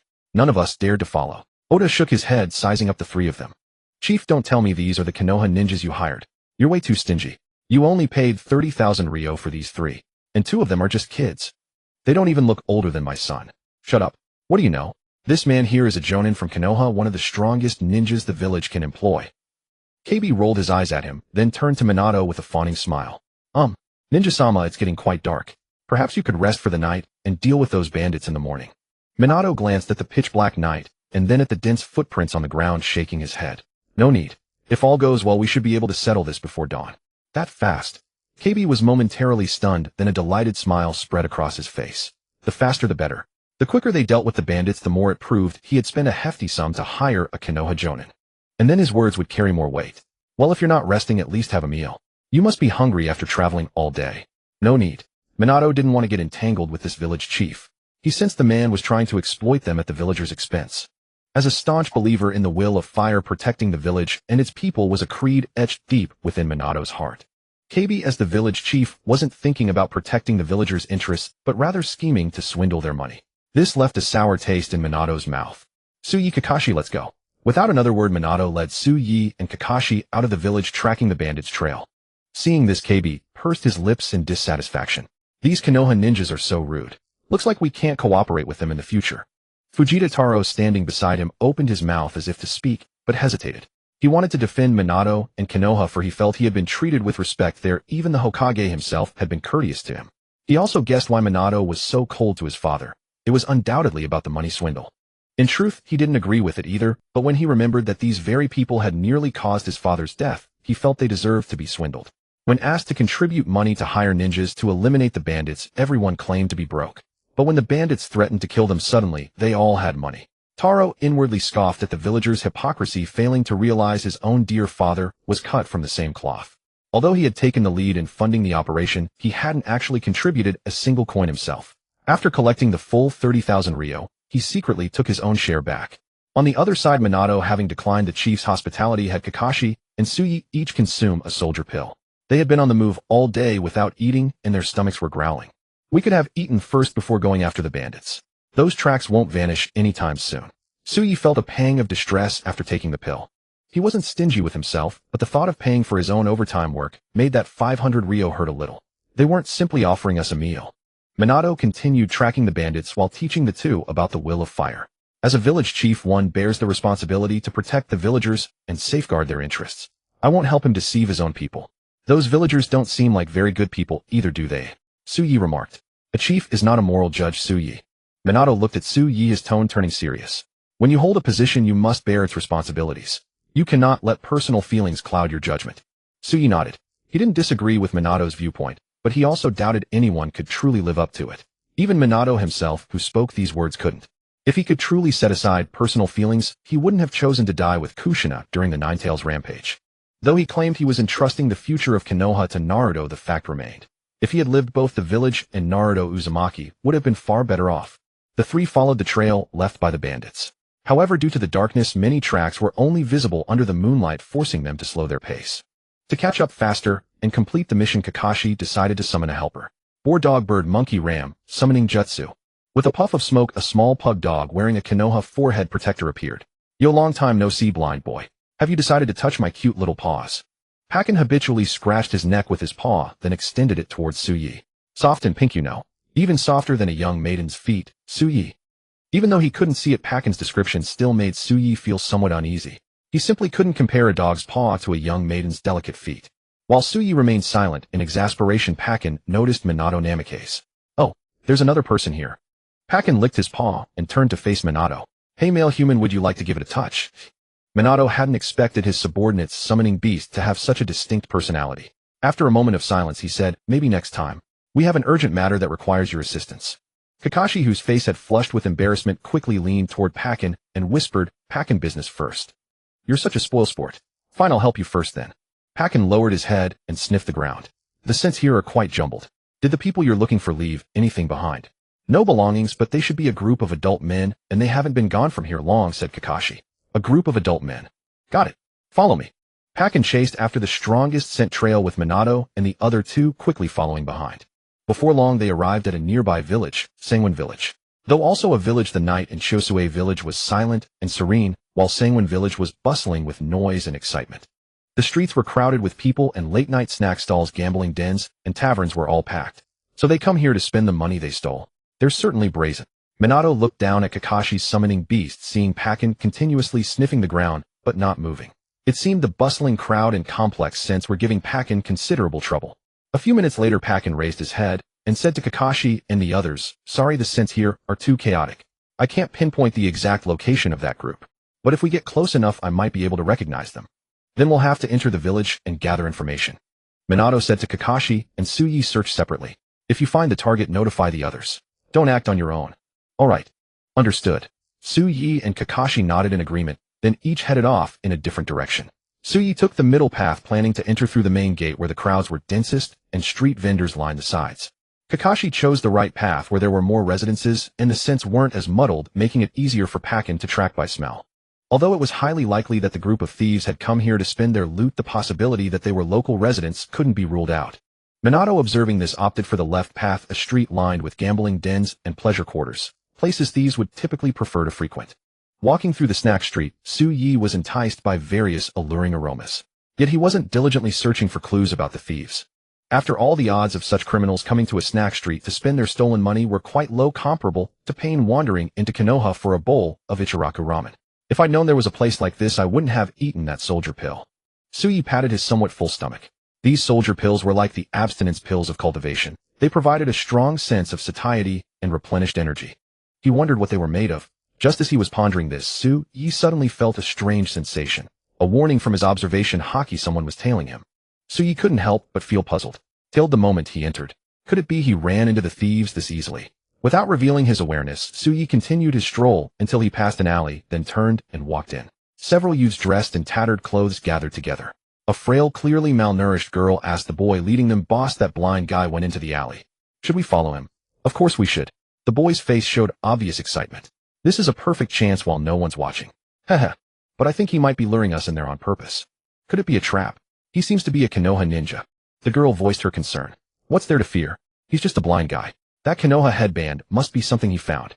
The boy refused to believe a blind man could be a Konoha ninja. "Come on, let's go, don't let him get away." Seeing their boss charge ahead, the girl and the other boys had no choice but to follow. However, when they entered the alley, they saw Tsuyi standing still, staring at them with a blank expression. His calm confidence made them feel uneasy. Could they have picked a fight with the wrong person? "Is there something you need from me?"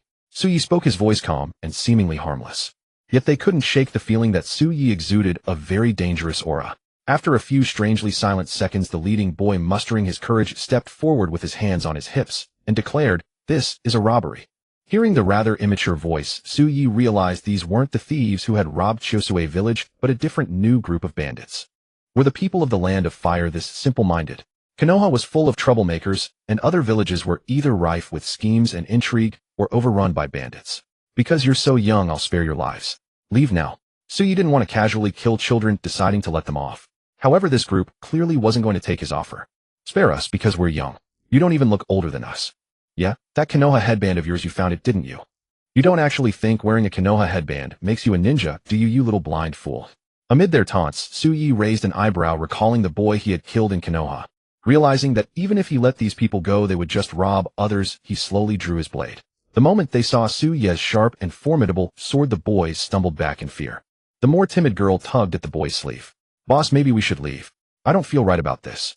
"Yeah, boss, let's listen to Xiaoya and get out of here." "I don't feel right about this either." The boy boss knew their discomfort was actually fear. He was scared too. They only had a small knife, while this little blind guy before them had a sharp katana. The situation was spiraling. This little blind guy wasn't simple. The aura, the sword. It felt like if he dared to step forward, he would be killed. "Fine, we'll let you off today. Be more careful next time."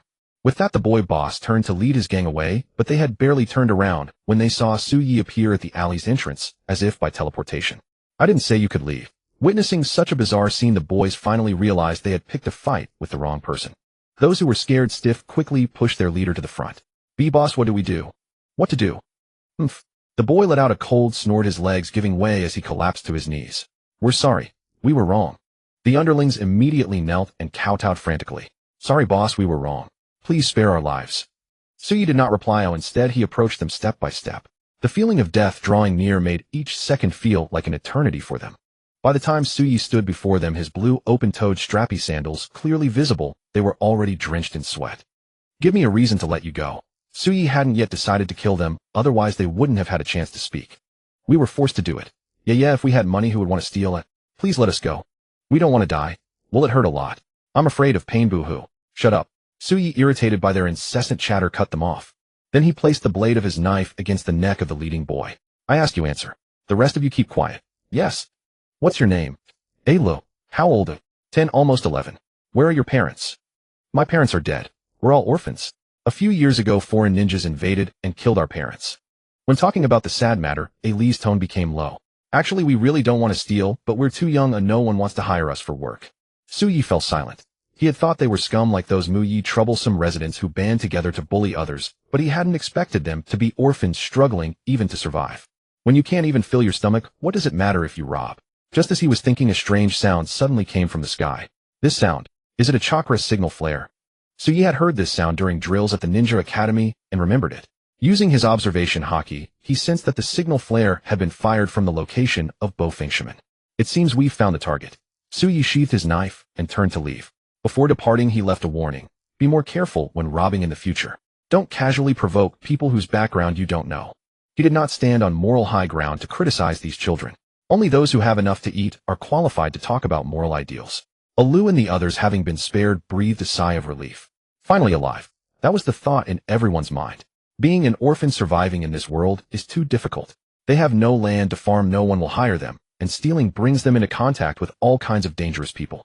They had been cautious enough, specifically picking a little blind kid who looked moderately wealthy. This kind of person should have been easy to bully, but who knew that he was actually a real Muyi ninja? It seems we can't continue this thieving business anymore. Alu was thinking when beside him, Xiaoya suddenly screamed. Boss, look. What's wrong? Money. Xiaoya hurriedly picked up a stack of paper money and counted. Altogether 2150 taels. So much money. Everyone stared at the stack, almost drooling. With this much money we can buy a lot of food. I want to eat cotton candy. Idiot, that stuff won't fill you up. Better to eat Odin. Odin is too expensive. I think we should buy some rice and noodles and cook them ourselves. Everyone was talking at once, only Lu remained silent. Xiaoya noticed and asked in confusion, Boss, why do you look unhappy? This money should belong to that person. I'm wondering whether he left it intentionally or dropped it accidentally. Alu said seriously, if he left it intentionally it's fine. But if he dropped it accidentally, what if he comes looking for us and we can't repay the money? It must have been left by that person. I think he's a good man. I think so too.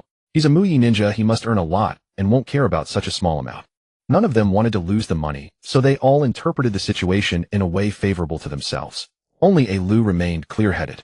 He knew that if that person mistakenly thought they had stolen the money, they would lose their lives. But he didn't want to lose the money either, so after thinking for a moment he said, this money is in mixed denominations. Just in case, let's put it away and not spend it for now. If that person comes back within 3 days, we'll return it to him. If he doesn't come back, then we'll use this money.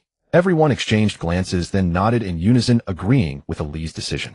Although they were itching to go to the snack street and feast immediately, they knew Ali made sense. If that blind boy had accidentally dropped it, they would be done for. On the west side of the village, Suyi, having received the signal, found Bofengshaman's location first. Kakashi arrived later. Found the target? Asked Kakashi. There in the tavern ahead. We'll strike when they come out. Shueman answered. Both Suyi and Kakashi trusted Shueman's judgment without any doubt. They waited until the sky was barely light when the group of drunken thieves staggered out of the tavern in a crowd. Suyi had thought that these robbers would leave without paying after eating and drinking. But surprisingly, they honestly paid and left. They have some principles. Suyi recalled that when these people raided Chosue village, they didn't kill anyone, only took money. He couldn't help wondering if they too had unspeakable troubles, just like those children who had to steal. But thinking that they were adults, Suyi's trace of compassion vanished completely. Perhaps they had reasons to do so, perhaps they had principles, but adults must be responsible for their actions. Moreover, Suyi didn't find them pitiable. The money they stole far exceeded the needs for survival. Spending lavishly at taverns as soon as they had money. Clearly they were not people struggling to survive. Moved. By this time there were few people on the street. Bofengshaman, seeing that the group had all entered the street and moved away from the tavern, immediately gave the order to strike. However, he himself did not move. It seemed that to better train Suyi and Kakashi, he intended to let them handle it on their own. Kakashi raised his hand and directly threw several shuriken. Before the drunken thieves could react, several were killed. Seeing the deaths, the remaining thieves sobered up considerably. The leading burly man, Ariba, directly drew the large sword at his waist and roared, enemy attack. Grab your weapons, brothers. Damn it, a brat like you, kill him. Kakashi charged toward them, while Suyi, a blind man with bandages, also walked in their direction, but they ignored him. Go to hell. Alaba, wielding a large blade, swung it down at Kakashi, who had rushed close. Kakashi used the substitution technique to evade splitting a log in two. What? Alaba was stunned. Before he could understand what was happening, Kakashi kicked him under the chin. The force of the kick sent him reeling backward, a piercing pain shooting through his jaw, his teeth aching, and a metallic taste flooding his mouth. You damn brat. Take my Alaba headbutt. Alaba gritted his teeth and swung his head violently toward Kakashi, who was still midair. Kakashi wanted to dodge, but he couldn't move in midair, so he had to use his forehead protector to block the attack. Bang! The collision of the protector and head produced a dull thud. Kakashi was knocked to the ground, landing on his back with a cry of pain. Though the metal cushioned the blow, Kakashi's small frame couldn't withstand it. Go to hell. Alaba sneered, swinging his blade at Kakashi, whose head was still spinning. Seeing the blade coming toward him, Kakashi's face turned pale. Not good. He tried to get up and dodge, but his head couldn't send the right commands. At that critical moment, a purple slash arrived from behind, cleaving Alaba's blade in two and sending Alaba himself flying hundreds of meters away. Boss. Leader. Seeing Alaba gravely wounded, most of the remaining dozen subordinates chose to flee, with only a few going to check on Alaba. But Alaba's face and chest were caved in, as if he had been crushed, clearly beyond saving. Seeing this, the loyal bandits also fled. Tsuyi ignored them for the moment and went to Kakashi's side. You got beaten like this by a mere civilian. You were too careless, Kakashi. TCH. Kakashi felt humiliated at being seen in such a sorry state by his rival and friend. Without replying to Tsuyi, he got up and chased after the fleeing bandits. He had to take out 100-fold on these underlings for the loss he suffered from their leader. Tsuyi shook his head helplessly. With Kakashi's strength, ordinary people couldn't even touch him, but it seemed precisely because Alaba was a civilian that Kakashi was so careless. He thought a single kick would be enough to stun a Chunin from Konoha, let alone a civilian. Who would have guessed Alaba was tough and resilient, enduring that flying kick? Then Alaba seized on Kakashi's inability to dodge midair and counterattacked in the fastest and most unexpected way. Hope that head but didn't rattle his brain. Tsuyi thought, and also gave chase to the fleeing bandits. Unlike Tsuyi, Kakashi didn't have the ability to memorize the auras of these people. If they ran far, he would likely lose them.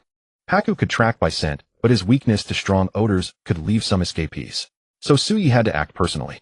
A few minutes later, Tsuyi cornered a scrawny, sharp-faced bandit in a dead end. Seeing no escape, the bandit dropped his sword and knelt. Spare me, honorable ninja of my village. I'm not a good person. No, I mean I'm not a bad person. Please have mercy. Not a bad person. Tsuyi snorted, placing the blade against his neck. Didn't you rob people, eh? Well, I did rob, but I mainly followed the boss. I was just a helper to fill the ranks. I haven't done anything heinous. I don't deserve death, honorable ninja.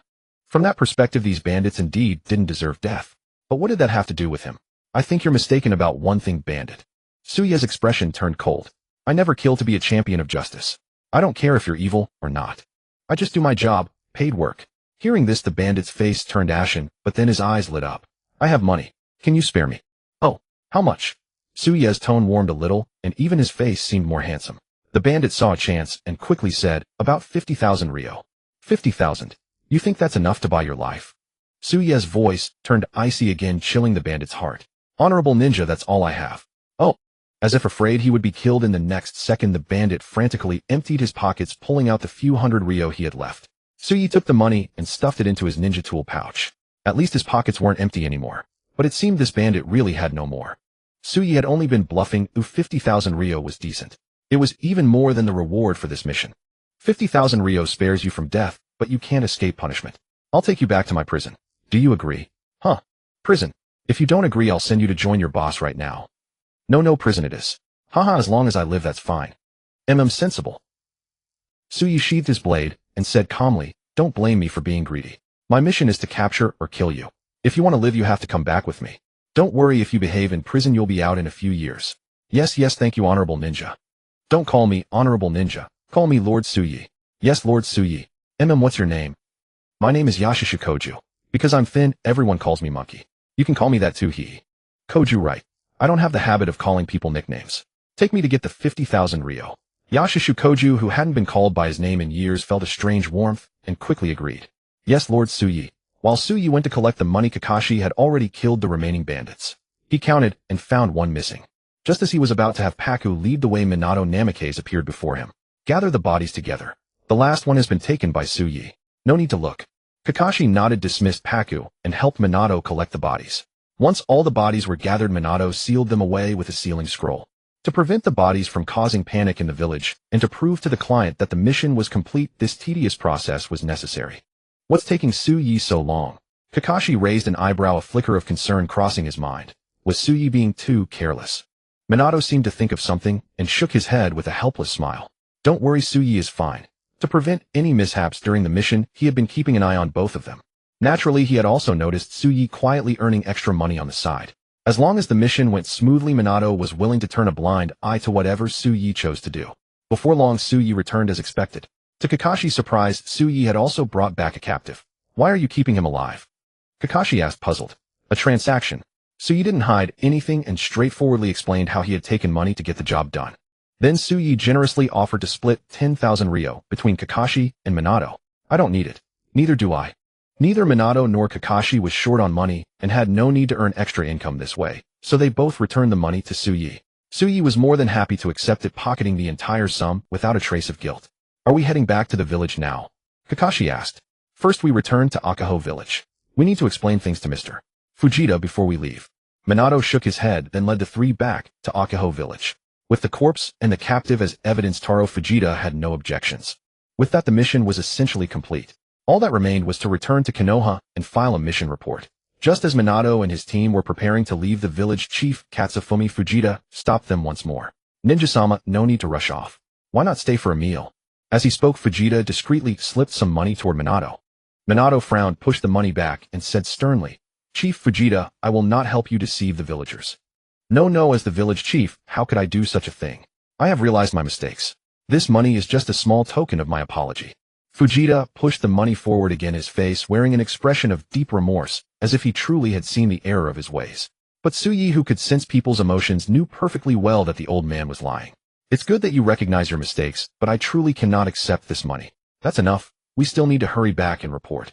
Minato refused once more, turning and leaving with Tsuyu and the others without looking back.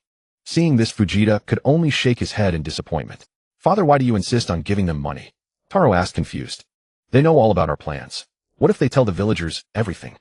Fujita clicked his tongue. As long as they take the money, they won't meddle in our affairs before they leave.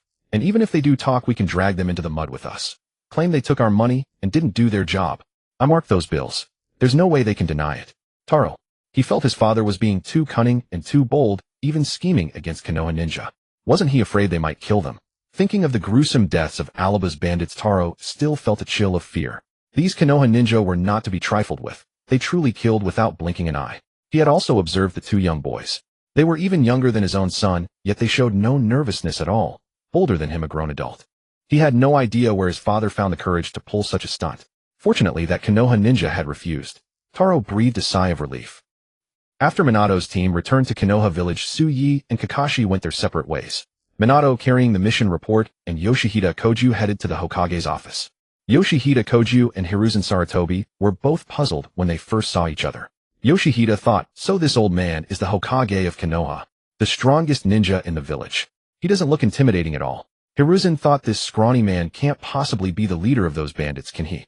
He doesn't look like someone capable of robbing others at all. Could there have been an error in the mission? Hokage-sama. Minato handed the mission report to Hiruzen. After reading it, the Hokage finally understood the identity of this scrawny man. He never imagined that Uchiha Tsuyu would make a deal with the mission target during an operation. Fortunately, the young man knew his limits and understood he couldn't violate mission requirements. However, Konoha's prison was typically reserved for villagers. This would be the first time they were holding an outsider. The mission description allowed for capture, but no ninja had ever done so. Dragging a group of criminals all the way back to Konoha was troublesome and unrewarding.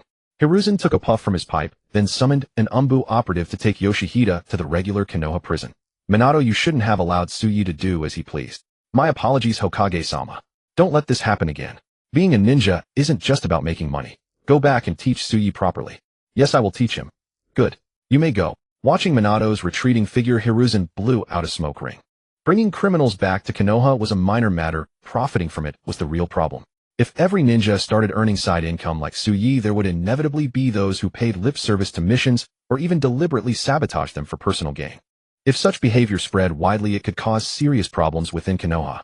At that moment, Tsuyu was unaware that he had already been criticized internally by Hiruzen and that Minato would subsequently prevent him from making money during missions.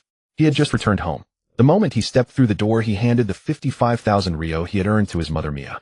Where did you get so much money? Mia was astonished. Mission reward. Tsuyu explained briefly, then added, you don't need to work anymore. I'll take care of you. Mia felt both touched and worried. For a genin to receive 55,000 ryo, have you already started taking on B-rank missions? No, I just completed a C-rank mission. A C-rank mission? Don't lie to me. C-rank missions pay at most 100,000 ryo, so how could a genin possibly get more than half of that? Uchiha Miya's expression was more serious than ever before. Suyi, there's no rush to make money. We still have savings at home. There's no need for you to take such dangerous missions. I'm not lying to you. It really was a C-rank mission. Suyi told Miya the whole story of how he earned the money, but she found it utterly bewildering. The bandits robbed the village and you robbed the bandits. It sounded like her son was the biggest thief of them all. Is everything you said true? Absolutely true. Plus our team's commanding ninja is a jonin. Even if we took on B-rank missions, there'd be nothing to worry about. Miya had never been a ninja, so Suyi couldn't convince her that his own strength surpassed that of a jonin. He could only use this approach to reassure her that he was safe. And upon hearing that a jonin was leading the team, Miya indeed felt much more at ease. Still, she urged Suyi not to rush into B-rank missions. After all, her husband had taken a B-rank mission once and never returned. Precognitive foresight and ultra-long-range perception. After the C-rank mission at the 4th training ground, Minato didn't immediately take Suyi and the others on new C-rank missions. Instead, he had them perform D-rank missions for several days. Days were spent on D-rank missions, afternoons on training guidance, and evenings left free. Minato arranged this schedule to temper the two youngsters' temperament, hoping Kakashi would learn from the last mission's lesson and not reach for the stars or rush into the spotlight. He also wanted Suyi to understand that being a ninja wasn't just about earning money. He had expected Kakashi and Suyi to resent this arrangement, but to his surprise, neither objected. This brought Minato some comfort, as he believed his thoughtful intentions were understood by the two. But in reality, that wasn't what they were thinking at all. Suyi, having just made a big profit, simply didn't need money for the time, being so higher-level missions held little appeal. Kakashi, on the other hand, was preoccupied with personal matters and had no heart for missions lately. Dismissed. Another day of training came to an end. Always punctual, Minato headed straight off duty. Suyi was about to leave when he noticed Kakashi returning to the training spot to continue practicing. Sensing Kakashi's emotional state, Suyi hesitated briefly before walking over. Still feeling regret over last time's mission failure. No. Kakashi kicked a wooden post with such force that it tilted slightly. Even without his extrasensory perception, Suyi could tell Kakashi was in a bad mood from that emotionally charged kick. Before Suyi could press further, Kakashi asked, "Suyi, for a ninja, which is more important, the mission or your comrades?" Hearing this question, Suyi immediately understood why Kakashi was so down. It was likely that the Tsukumo Hatake incident had come to light. He had chosen to abandon the mission to save his comrades. Yet those people, instead of being grateful, turned around and blamed Tsukumo Hatake. Tsukumo had misjudged people, as such individuals weren't worth saving at all. It depends on the situation, Suyi said. Depends. Kakashi looked at him puzzled. Lately, all he'd heard was the ninja code, the mission comes before comrades. Suyi's answer was the first different response he'd heard. Suyi elaborated, if it's someone close to me like a friend, then their life outweighs money. I mean the mission. After all, you can always earn more money, but once a friend is gone, you'll never see them again. Conversely, if it's a bunch of idiots, I wouldn't save them. In my eyes, they're not even worth a cent. Kakashi furrowed his brow. Suyi's answer, though unexpected, wasn't the one he'd secretly hoped to hear. He wanted to hear an answer from Suyi that mirrored his father's actions, an affirmation that his father had done the right thing. Seeing Kakashi silent, Suyi chuckled. You don't seem to agree. Kakashi remained quiet, uncertain himself who was right or wrong, but instinctively wanting to side with his father. I've heard about your father's situation. Honestly, I don't think he made the right call. Before Kakashi could retort, Suyi continued, this has nothing to do with the ninja code. It's like I just said, some people are worth saving, others aren't. Your father saved those people, but they might not be grateful, they might even resent him. Why would your father bother saving people like that? So the mission is still more important? Kakashi asked in a low voice. Why don't you get it? Suyi sighed. If you were dying and abandoning the mission could save you, I'd choose to abandon it. But if Asuma were dying, I'd choose the mission instead. Get it? Asuma. Kakashi was stunned, never expecting Suyi to use the Hokage's own son as an example, nor that he'd rank higher in Suyi's heart than the Hokage's son. Oddly enough, he felt a pang of gratitude. But many people believe the mission outweighs a comrade's life. They think the mission always comes first. We should do what we believe is right. Why care about what others think? Suyi said calmly, those who talk big from the sidelines when faced with their own loved ones dying before their eyes might not be so righteous as they claim. Young Kakashi took a few seconds to grasp Suyi's meaning. Some people are human and some aren't. Despite being a prodigy, he lacked life experience and couldn't fully comprehend such nuances. Like the concept of double standards. I get it now. Thanks, Suyi. I'll treat you to a meal later.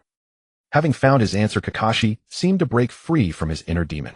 He stopped training and ran off happily toward home. Suyi shook his head and headed off in the other direction. In his view, both Tsukumo Hatake and Kakashi were too caught up in their own situations to see clearly. From an outsider's perspective, it was easy to spot the essence of the matter and see through others' logical flaws. But being in the midst of it, burdened by immense psychological pressure, all they could do was dwell on the pain, forgetting to think rationally. On his way home, Suyi deliberately passed through a bustling street.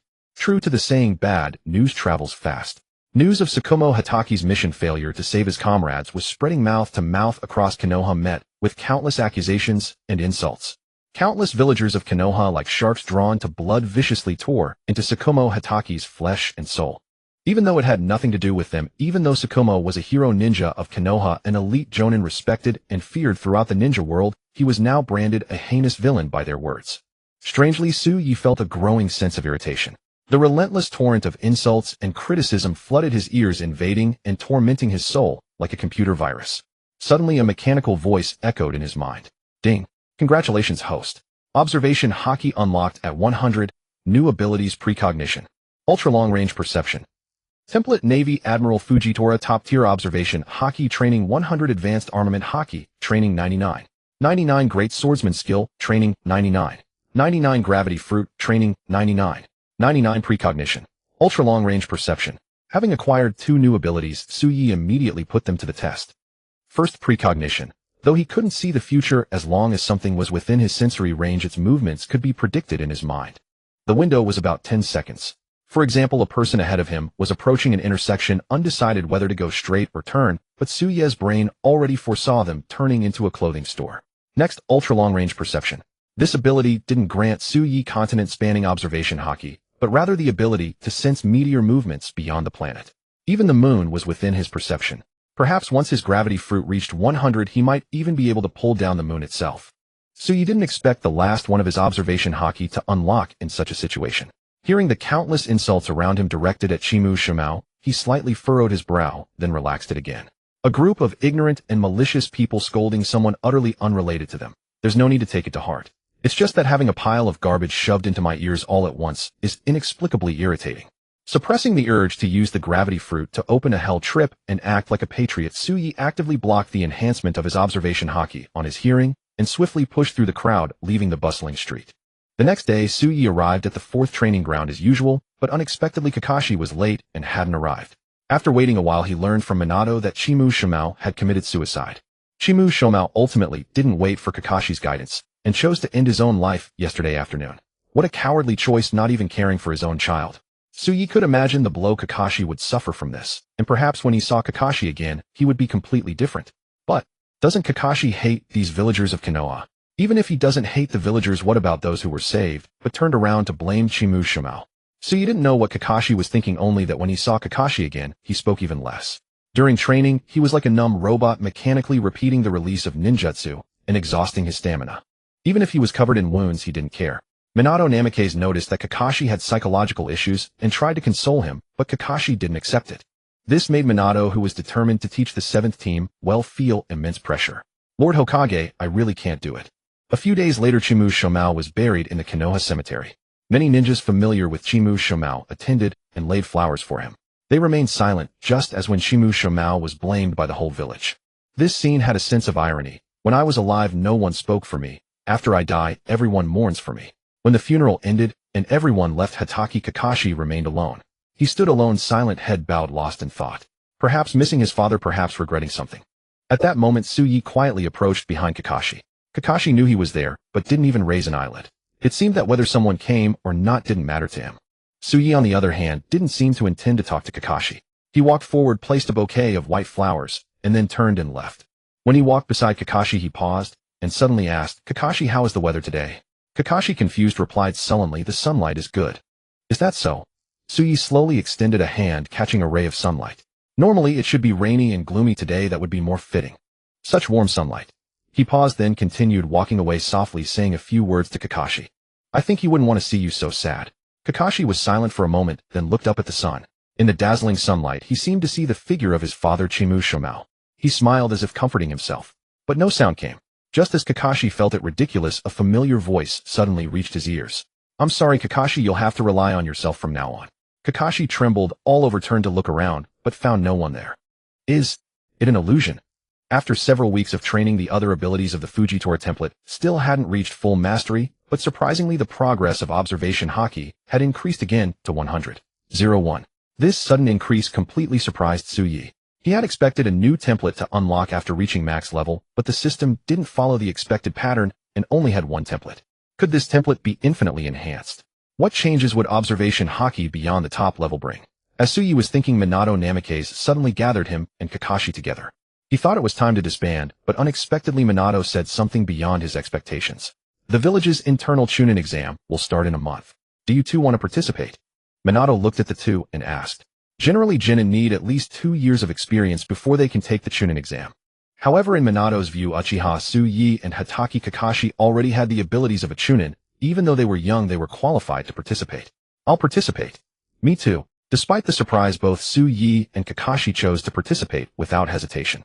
For Kakashi, this exam was a great opportunity to prove himself. He felt his strength should make him a Chunin. For Tsuyu, becoming a Chunin was valuable. He could take on higher-level missions, even lead teams alone, which would allow him to earn money more efficiently and with more freedom.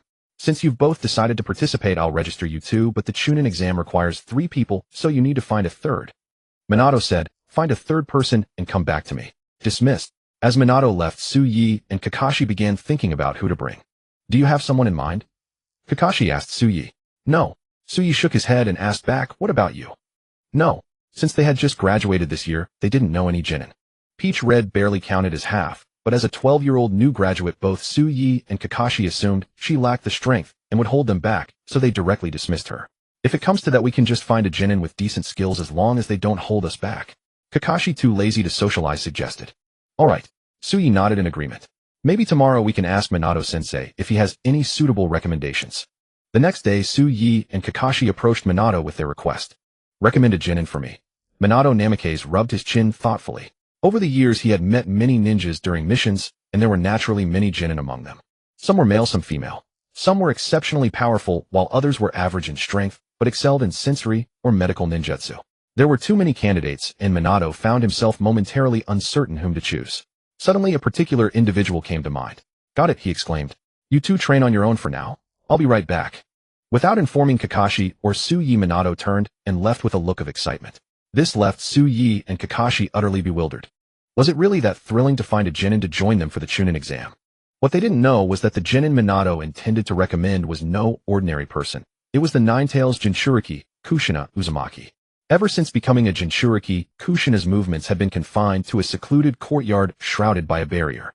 She could not leave the compound, nor was she permitted to go anywhere with crowds. Whenever Minato visited, Kushina would complain incessantly and repeatedly urge him to petition Hiruzen Sarutobi for more freedom and space to move. Minato always agreed, but each time Hiruzen denied the request for the sake of Konoha and the Jinchuriki's safety. He had witnessed Kushina's disappointment far too many times. Now, with the Chunin exam approaching and their team short one member, Minato thought he might use this opportunity to persuade Hiruzen to grant Kushina a brief period of freedom. This would solve Tsuyu and Kakashi's shortage while also fulfilling his promise to Kushina. At the Hokage's office in the Hokage building, Hiruzen Sarutobi fell into deep thought upon hearing Minato's request. Letting a Jinchuriki participate in the Chunin exam.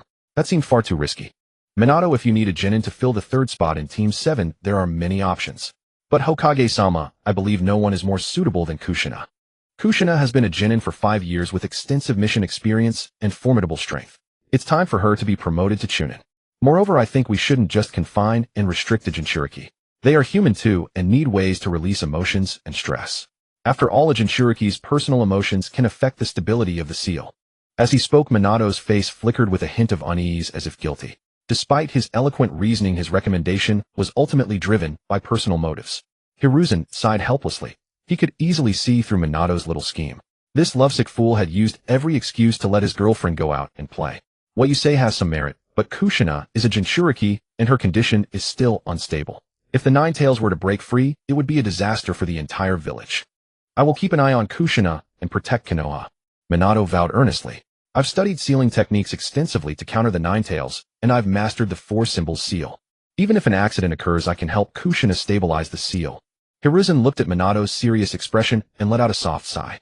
This child was perfect in every way except for being a bit too lovesick. Yet that wasn't entirely a bad thing. With Minato as a bond, the Jinchuriki's connection to Konoha would deepen.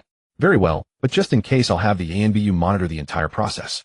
If any situation arises, the Chunin exam will be halted immediately. Yes. Thank you, Hokage-sama. Finally obtaining the third Hokage's consent, Minato's face lit up with joy. He rushed off to the place where Kushina was confined to share the good news. It seemed he had forgotten that he came to the Hokage building for Su-Yi and Kakashi's request. At the former residence of Mito Uzumaki, two ENBU members were already accustomed to seeing Minato Namikaze show up yet again. After the usual reminder not to do anything inappropriate, they let him pass. Kushina, I have great news. Minato. Kushina looked puzzled as she saw him rushing in. What are you doing here? Shouldn't you be leading your team at this hour? It's about the Chunin exam. Minato explained the entire situation. Upon hearing the news, Kushina was even more excited than Minato. So I can go out now? Well, not yet. Minato shook his head, giving her a negative answer. The third Hokage hadn't specified when she could leave. He planned to visit the Hokage's office again the next day to clarify. A flicker of disappointment crossed Kushina's face, but she soon cheered up at the thought of finally being able to go out. Anyway, thank you, Minato. It's nothing as long as you're happy. Minato smiled gently. For some reason, seeing Kushina so happy made him happy too. Perhaps this was what it felt like to love someone. In this world, if there is someone who worries about your unhappiness and fears for your sorrow, who shares your joy and rejoices in your happiness, then in the matter of loving you, that person has surpassed 99% of the world. Since I can't go out yet, how about we practice sealing techniques? I've got plenty of knowledge stored up here. Kushina changed the subject, her tone enticing and playful. Minato was about to agree, but then something occurred to him, and he had to refuse regretfully. Sorry, Kushina, I have something else to attend to. Learning sealing techniques will have to wait until next time.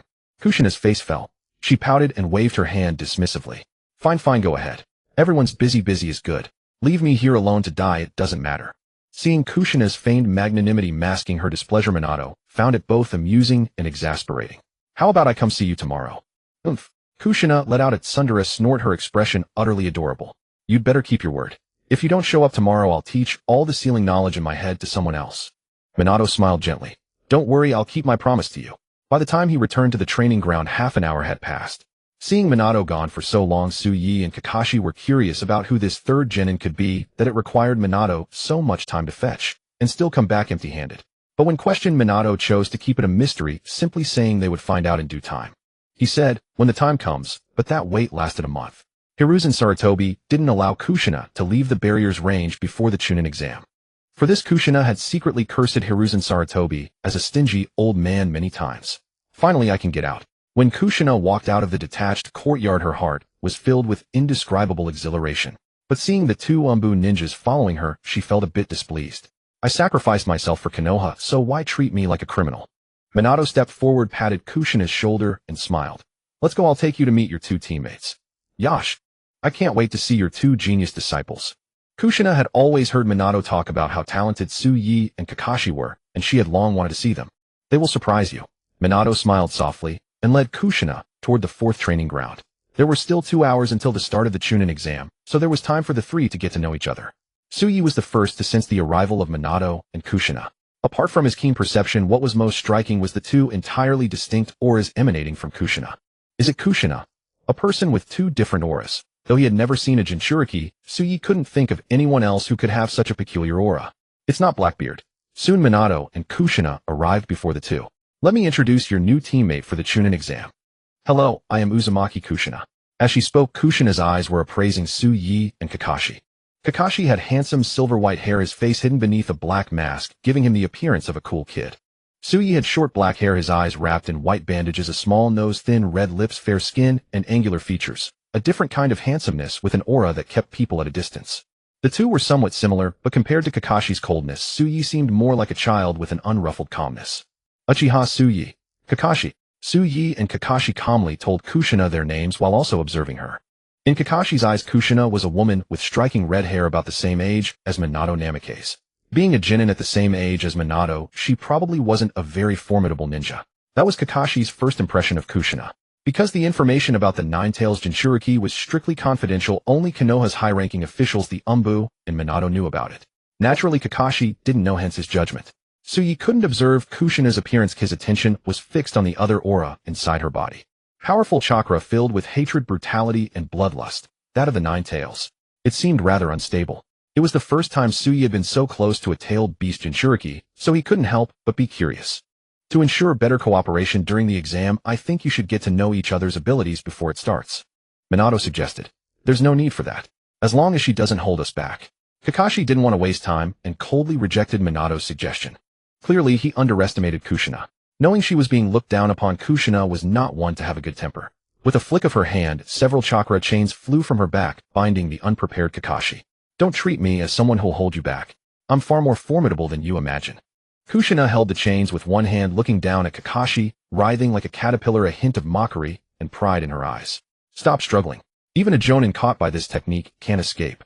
That was actually a modest statement from Kushina. If she used the adamantine sealing chains at full power, she could even bind the nine tails. Kakashi, not believing it, reached into his ninja tool pouch with his right hand and pulled out a kunai, attempting to cut the chains. Sensing Kakashi's action, Tsuyu was speechless. Chains that bind the nine tails, and you think a kunai can cut them? Do you want to try too? Tsuyu. Kushina looked at Tsuyu triumphantly, as if expecting to see surprise or approval on his face. But Tsuyu remained as calm and composed as ever, revealing nothing of his thoughts. This technique won't work on me, Tsuyu said flatly. Won't work. Kushina chuckled, thinking Tsuyu was boasting, and prepared to show him her power.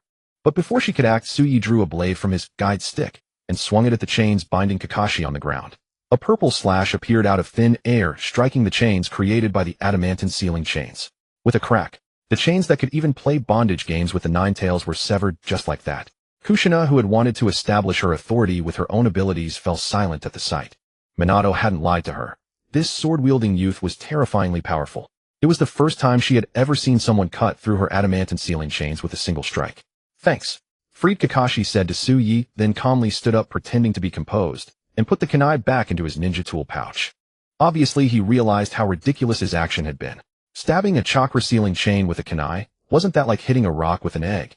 But in that situation, Kakashi had no other choice.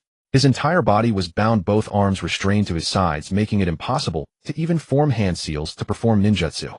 Turning his gaze back to Kushina, Kakashi felt a bit annoyed. He was confident that if he hadn't been caught off guard, he could have dodged her sealing technique. Still, this woman did have some skill. Her sealing technique alone would leave many ninjas helpless. She would be a fine teammate for the Chunin exam. Kushina saw Kakashi looking at her like that, and knew he was unconvinced. Can't handle Tsuyu, but I can handle you. With a flick of her hand, the chakra chains on her back stirred. Kakashi also wanted to regain his dignity, his eyes cold, ready to form hand seals and release a ninjutsu. Just as they were about to fight, Minato stepped forward and grabbed Kushina's hand. Teammates should coexist peacefully and help each other. Only then can we better face the Chunin exam. To prevent his subordinate and his girlfriend from fighting, Minato stepped in and revealed his relationship with Kushina. When Kakashi saw Minato holding Kushina's hand, his pupils constricted sharply. He hadn't expected this red-haired woman to be in such a relationship with his teacher. Thinking of how he had just looked down on his own master's wife, and even wanted to teach her a lesson, Kakashi felt even more awkward. Why didn't you say so earlier? After Minato, Namikaze, and Kushina revealed their relationship, the team atmosphere indeed improved significantly. Of course, this was mainly because Kakashi no longer dared to provoke Kushina. With Minato, Namikaze backing her, Kushina naturally became the second in command of Team 7, 1 below and 2 above. However, she did not use her status to bully Tsuyu and the others. On the contrary, after her identity was exposed, Kushina became even more kind and gentle towards them. Tsuyu and Kakashi even felt a strange illusion of being pampered like children. Arriving at the waiting room for the first exam, Minato Namikaze stopped here. As their supervising jonin, he could only accompany them this far. The rest is up to you. Minato Namikaze looked at Tsuyu, his tone unexpectedly serious. Especially you, Tsuyu. Me? Yes. If the Chunin exam only tested combat, I would fully trust your abilities. But for the first written exam, I asked the Hokage. You have no special privileges. You must complete the written test in the classroom like everyone else. Huh. Before Tsuyu could respond, Kushina defended him. Making a blind person take a written exam. How unfair is that? Minato Namikaze sighed helplessly. I mentioned this to the Hokage as well, but he said we cannot change the Chunin exam rules just for Tsuyu. That would be unfair to the other candidates. Although the first exam appeared to be a written test, its specific evaluation criteria varied depending on the proctor. If the exam format were altered solely for Tsuyu, it would mean setting separate standards for him, which would clearly be unfair to others. It's fine. Writing answers without using my eyes isn't that difficult. Tsuyu had anticipated this situation and remained completely unfazed. Anyone who had watched Naruto take the Chunin exam knew that the test paper didn't necessarily have to be written by oneself. Sometimes it didn't even need to be written at all. As long as the proctor in charge of this exam wasn't an absurdly strict one testing honesty and fixated on scores, Tsuyu could always find a way to cheat and pass. Even if it were that type of proctor, Tsuyu was confident that his cheating method would not be discovered. Really? Kushina looked at Tsuyu suspiciously. If you really can't do it, don't push yourself. We're teammates in this exam. We can help each other solve this problem. Yeah, I can help too. Kakashi rarely agreed with Kushina, apparently also believing that Tsuyi couldn't possibly pass the written exam without sight. To this, Tsuyi just shrugged and said calmly, "It's true that teammates should help each other, but trusting your comrades is also essential. I'm not pretending. Alright, the exam is about to start. Since you want us to trust you, we'll trust you for now." Hearing Tsuyi say that, Kakashi and Kushina said no more. They were simply curious about how Tsuyi would manage to complete the exam. Bidding farewell to Minato, the three entered the classroom. It was a somewhat dim large room, usually used for meetings and lectures, but during the Chunin exam's first stage it would serve as a waiting room. So many people. Kushina looked at the over 100 Konoha candidates gathered in small groups, her eyes filled with indescribable excitement. "I haven't seen this many people in such a long time." Kakashi, Tsuyi. Kakashi. "So embarrassing. What did you say, Kakashi?" Hearing his voice, Kushina immediately glared at him, dissatisfied. Kakashi quickly averted his gaze, somewhat guiltily muttering, "And nothing. I said so many people. I'll let it slide this time, but if you talk behind my back again." Kushina clenched her fist, the threat unmistakable. Kakashi wasn't particularly bothered by Kushina's threats. The reason he avoided provoking her was solely out of respect for Minato. Although he had once been dissatisfied with Minato not teaching him the Flying Thunder God technique, as a teacher Minato was competent and worthy of his respect. That's... As Kakashi scanned the room, sizing up the other candidates, a familiar figure caught his attention. The person wore a conspicuous green jumpsuit. Hard to miss. Might Guy's father. I didn't expect him to be taking this exam too. Kakashi muttered to himself, and then looked elsewhere. He didn't pay much attention to Might Due. If it weren't for the fact that Might Guy was his classmate, and someone he acknowledged, someone like Might Due, a perennial genin, would never have caught his eye. Through his observation, Haki, Tsuyi also noticed Might Due's presence. Among the candidates participating in this Chunin exam, few gave him a familiar feeling. Might Due was one of them. It seems Might Guy's father is still having a tough time. From Tsuyi's perception, Might Due did not get along well with his two teammates. To be precise, Might Due was neither liked nor trusted by his companions. "Honestly, if I had any other choice, I wouldn't want to team up with someone like you." "Tell me about it." "It's all that guy Kishi's fault. He injured his leg on the last mission and can't move for a month, so we had to find a temporary replacement." Being openly rejected by his teammates, Might Due wasn't embarrassed. Instead, he apologized with a smile. "Sorry, but please believe me, I definitely won't hold you back. Hopefully. I don't have much confidence in a perennial genin like you. Yeah, just don't drag us down in the first round, and we'll be grateful." "Absolutely not." Might Due pounded his chest and proudly guaranteed, "I prepared for today's exam by reviewing my studies for months. The written test is no problem." The two teammates exchanged glances, their eyes still filled with distrust and mockery. Might Due didn't see it, and even if he did, he would have pretended not to. As a 28-year-old veteran genin, he had long grown accustomed to the humiliation and ridicule from his comrades. In the face of life, these things meant nothing. For a chance, he would even kneel and kowtow to his teammates. He didn't think it was shameful, because in the face of youth, all humiliation and mockery were just spurs to his life. His youth would never be consumed by self-doubt or giving up just because others didn't believe in him. He believed youth never ends. He believed more firmly that youth was about day-after-day persistence, facing cold stares and failure with optimism. Even if bullied or mocked, he was convinced such a youth would never make him regret. "My name is Might Due, 28 years old, and I am the spokesperson for never-fading youth." "Tsuyi, Kakashi." A pink-haired girl came rushing over, shouting at them from a distance. Perplexed, Kushina looked at Kakashi and Tsuyi with confusion. "People you know." "Sort of." Tsuyi nodded. Tao Hong was indeed one of the familiar presences he had sensed. As fresh graduates, they should not have been participating in this Chunin exam under normal circumstances. It was not a common occurrence. Kakashi glanced over, and upon seeing that it was Tao Hong, his expression remained unchanged. He had no intention of responding. He certainly didn't consider himself familiar with her. "It really is you two." Tao Hong hurried over excitedly. "I thought I was seeing things. I never expected you two to join this exam as well. As expected of geniuses." "Long time no see, Tsuyi." "Hello, I'm Ting Shu." Tao Hong's two companions, Uchiha Xiao and Ting Shu, followed a step behind and caught up. Tsuyi gave the three a lukewarm nod. Kakashi maintained his aloof demeanor, looking as if he wanted nothing to do with anyone. It was Kushina who, true to her outgoing nature, struck up a conversation with the trio. "Hello, I'm Uzumaki." Kushina, Tsuyi, and Kakashi's teammate. "I'm Tao Hong. I can't believe their teammate is such a pretty sister." "You're pretty too." The two exchanged compliments one after another and quickly became well acquainted. If Tsuyi hadn't known they were meeting for the first time, he would have suspected they were old friends who had known each other for years. Kushina really had been suppressing herself for far too long. Meanwhile, Uchiha Xiao kept his gaze fixed on Uzumaki Kushina. Her vivid red hair and the Uzumaki surname convinced him that she was no ordinary person. Just then, a few civilian genin, triggered by their base instincts, walked over to them. "Hey, can you lot keep it down? Newcomers should know their place at their first exam. Stop all that racket, it's annoying as hell." Being scolded for no apparent reason, Tao Hong looked displeased.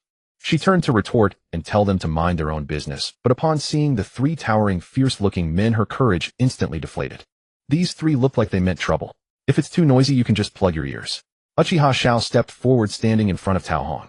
Although he had no romantic interest in Tao Hong as her teammate, he would not stand by idly. However, he underestimated the trio's audacity. He assumed they merely wanted a verbal spat, but they were genuinely intent on bullying them. Brat, don't get too cocky. The young man leading them incensed that Uchiha Xiao dared retort suddenly threw a punch at him. Uchiha Xiao managed to react, raising his arm to block, but the sheer physical disparity sent him flying. He crashed into numerous desks and chairs, shattering them. It was clear how much force was behind that punch. Xiao. Seeing Uchiha Xiao injured, Tao Hong rushed over in a panic. Ting Shu, wearing thick black-rimmed glasses, remained frozen, staring intently at the young man. He wanted to stand up for his teammate, but fear rooted him to the spot. The young man saw right through Ting Shu's cowardice and sneered. What's the matter, kid? You look pretty angry. Want to hit me? He provocatively thrust his face close to Ting Shu's. Go on, I'll give you the chance. Hit me. After a few seconds, seeing Ting Shu still dared not move, merely clenching his fists and glaring with gritted teeth, the man let out a scornful laugh. Suddenly, he slapped him across the face. A sharp crack echoed. Ting Shu's thick glasses went flying, a vivid red handprint blooming on his cheek. He stood there stunned. It hurt. It hurt terribly. A pain he had never felt before. Before he could recover from the sting, a large hand grabbed his head and shoved him violently to the ground. He offered no resistance whatsoever and crashed to the floor. His pathetic state drew stifled laughter from the others. I gave you a chance and you couldn't even take that. The young man let out a cold laugh, a mocking smirk curling at his lips. Rookies should know their place. If you haven't got the skills, why even bother taking the Chunin exam? Ting Shu remained silent on the ground, staring at the floor. His face throbbed with a burning pain, not just physically. Yet even so, his deep-seated cowardice prevented him from summoning the will to fight back. If even Uchiha Xiao had been defeated, what use would his resistance be? Hey, don't you think you've gone too far? Kushina couldn't stand it anymore and spoke up. We're all from Konoha. Even if we were a bit loud, there's no need for this, is there? The young man turned at the sound of her voice. Seeing Kushina's red hair, his inner bully's spirit ignited like a blazing fire. For some reason, he had a burning urge to bully her. I was wondering who it was. It's that tomato head woman from before. Everyone's here for the exam, but you lot are just chatting away. Anyone would think you're here to play house. What did you call me? Kushina's face darkened. She hated it when people commented on her hair. However, seeing her reaction, the young man didn't back down, but grew even more audacious and arrogant. In his eyes, Kushina was no different from Ting Shu or Tao Hong. Was I wrong? You tomato head woman bringing a bunch of diaper-wearing brats to the exam. Are you here to babysit them? If they wet themselves in there, are you going to change their diapers too? His words immediately drew laughter from the entire room, but the laughter was cut short in an instant. Kushina was not Tao Hong. If you crossed her, she'd punch you right in the face. The young man never expected her to strike him. Caught off guard, 2 of his teeth were knocked out. You coward. You dared to attack me from behind. Feeling the lisp in his speech, the young man was furious. Get her. All of you. Teach this bitch a lesson. He scrambled to his feet, ordering his 2 companions to attack Kushina. But the moment they moved, a kunai and a blade were pressed against their throats. Don't move. Move and you die. The cold steel pierced their skin, drawing blood that made them tremble in fear. These 2 kids weren't joking. They would really kill them right here. Seeing his companions subdued by the 2 children, the young man cursed them as useless. Then, disregarding everything, he pulled out a kunai and launched a sneak attack at Su Yi, who was closest to him. But against his kunai attack, Su Yi merely tilted his head slightly and dodged it. Before he could react, Su Yi delivered a flying kick to his stomach. The explosive force left him gasping and speechless. Clutching his stomach with both hands, his face deathly pale, he staggered back a few steps before his legs gave out, and he collapsed to his knees. How is this possible? He couldn't comprehend how a kid who didn't even have a hint of fuzz on his chin could be this powerful. Su Yi couldn't be bothered to pay him any mind. If it weren't for the crowd, that man would already be dead for the words he'd spoken. Well done, Su Yi. Kakashi. Kushina felt an indescribable sense of satisfaction seeing the 3 thoroughly subdued. She walked straight up to the young man who had mocked her hair and sneered. The last person who called me tomato head. The weeds on his grave are already 3 feet tall. See if you dare say it again. A chill ran down the young man's spine. He thought to himself, is this woman that terrifying? Does she have that much backing? Just for insulting her, she'd go as far as murder. But in reality, those people were all Kushina's fellow classmates from her academy days who had all perished in missions. I'll never do it again. Please just spare me. See, Kakashi let them go. Kushina knew that killing them was out of the question, so despite finding the trio utterly detestable, she could only let them off. Get lost. Sui delivered a kick to each of the 2, sending them tumbling backward. Kakashi followed suit, landing a kick on the other one and sending him flying. Watching the two display their impressive skills from the side, Ting Shu's face was full of envy. If only he possessed such strength. If he were a genius too, he wouldn't be afraid, and he wouldn't be bullied. As he was lost in thought, Sui suddenly walked over to him. Are you alright? I'm fine. Ting Shu was nervous, bewildered as to why Sui would show concern for him. To his surprise, Sui reached out, offering a black-framed glasses with a slight crack. It just happened to land by my feet. Thank you. Don't mention it. After returning the glasses to Ting Shu, Sui turned and walked away as if it were just a casual act.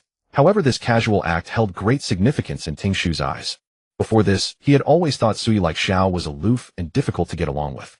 But perhaps that wasn't the case. Uchiha Sui, he seemed quite special. In truth, Sui was indeed not an easy person to approach, but there was a contrast between his displayed abilities and his actions.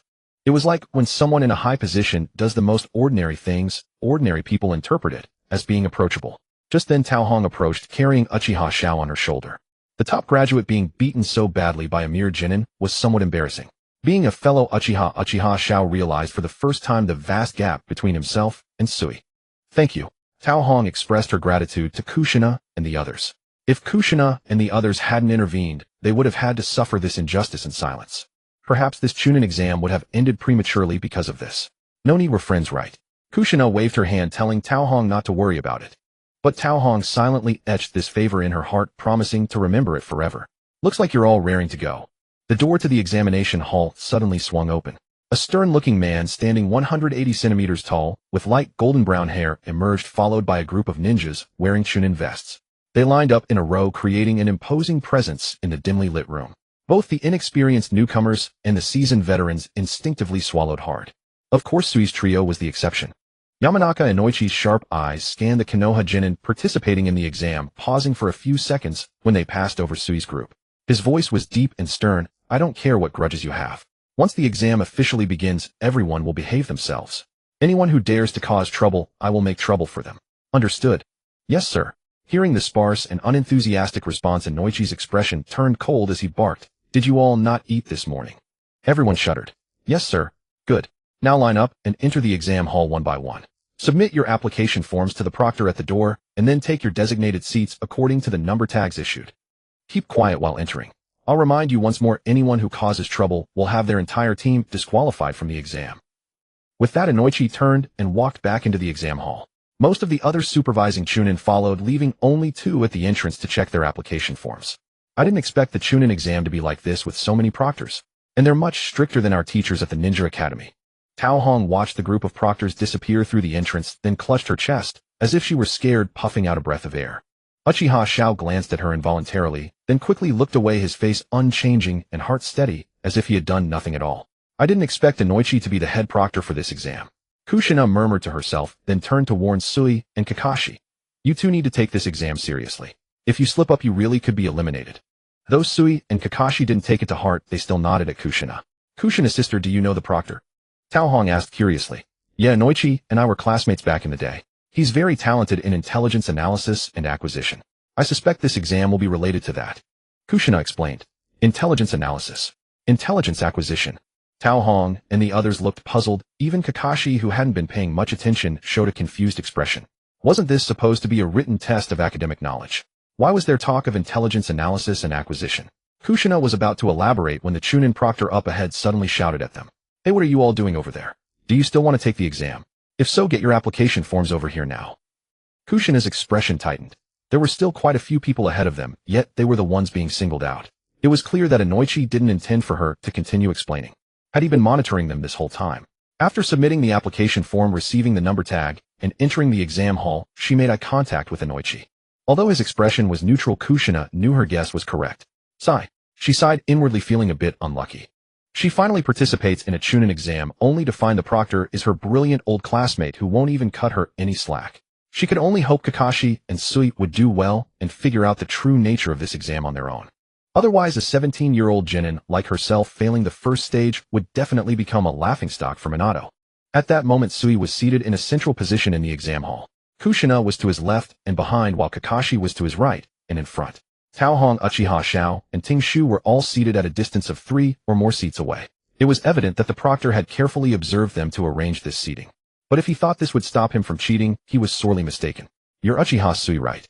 Might Due, a rugged-looking man, sat down beside Sui, and greeted him with undue familiarity. My son speaks highly of you all the time. I just saw your fight, and I was impressed. It's hard to believe you're about the same age as my son. Oh, I forgot to introduce myself.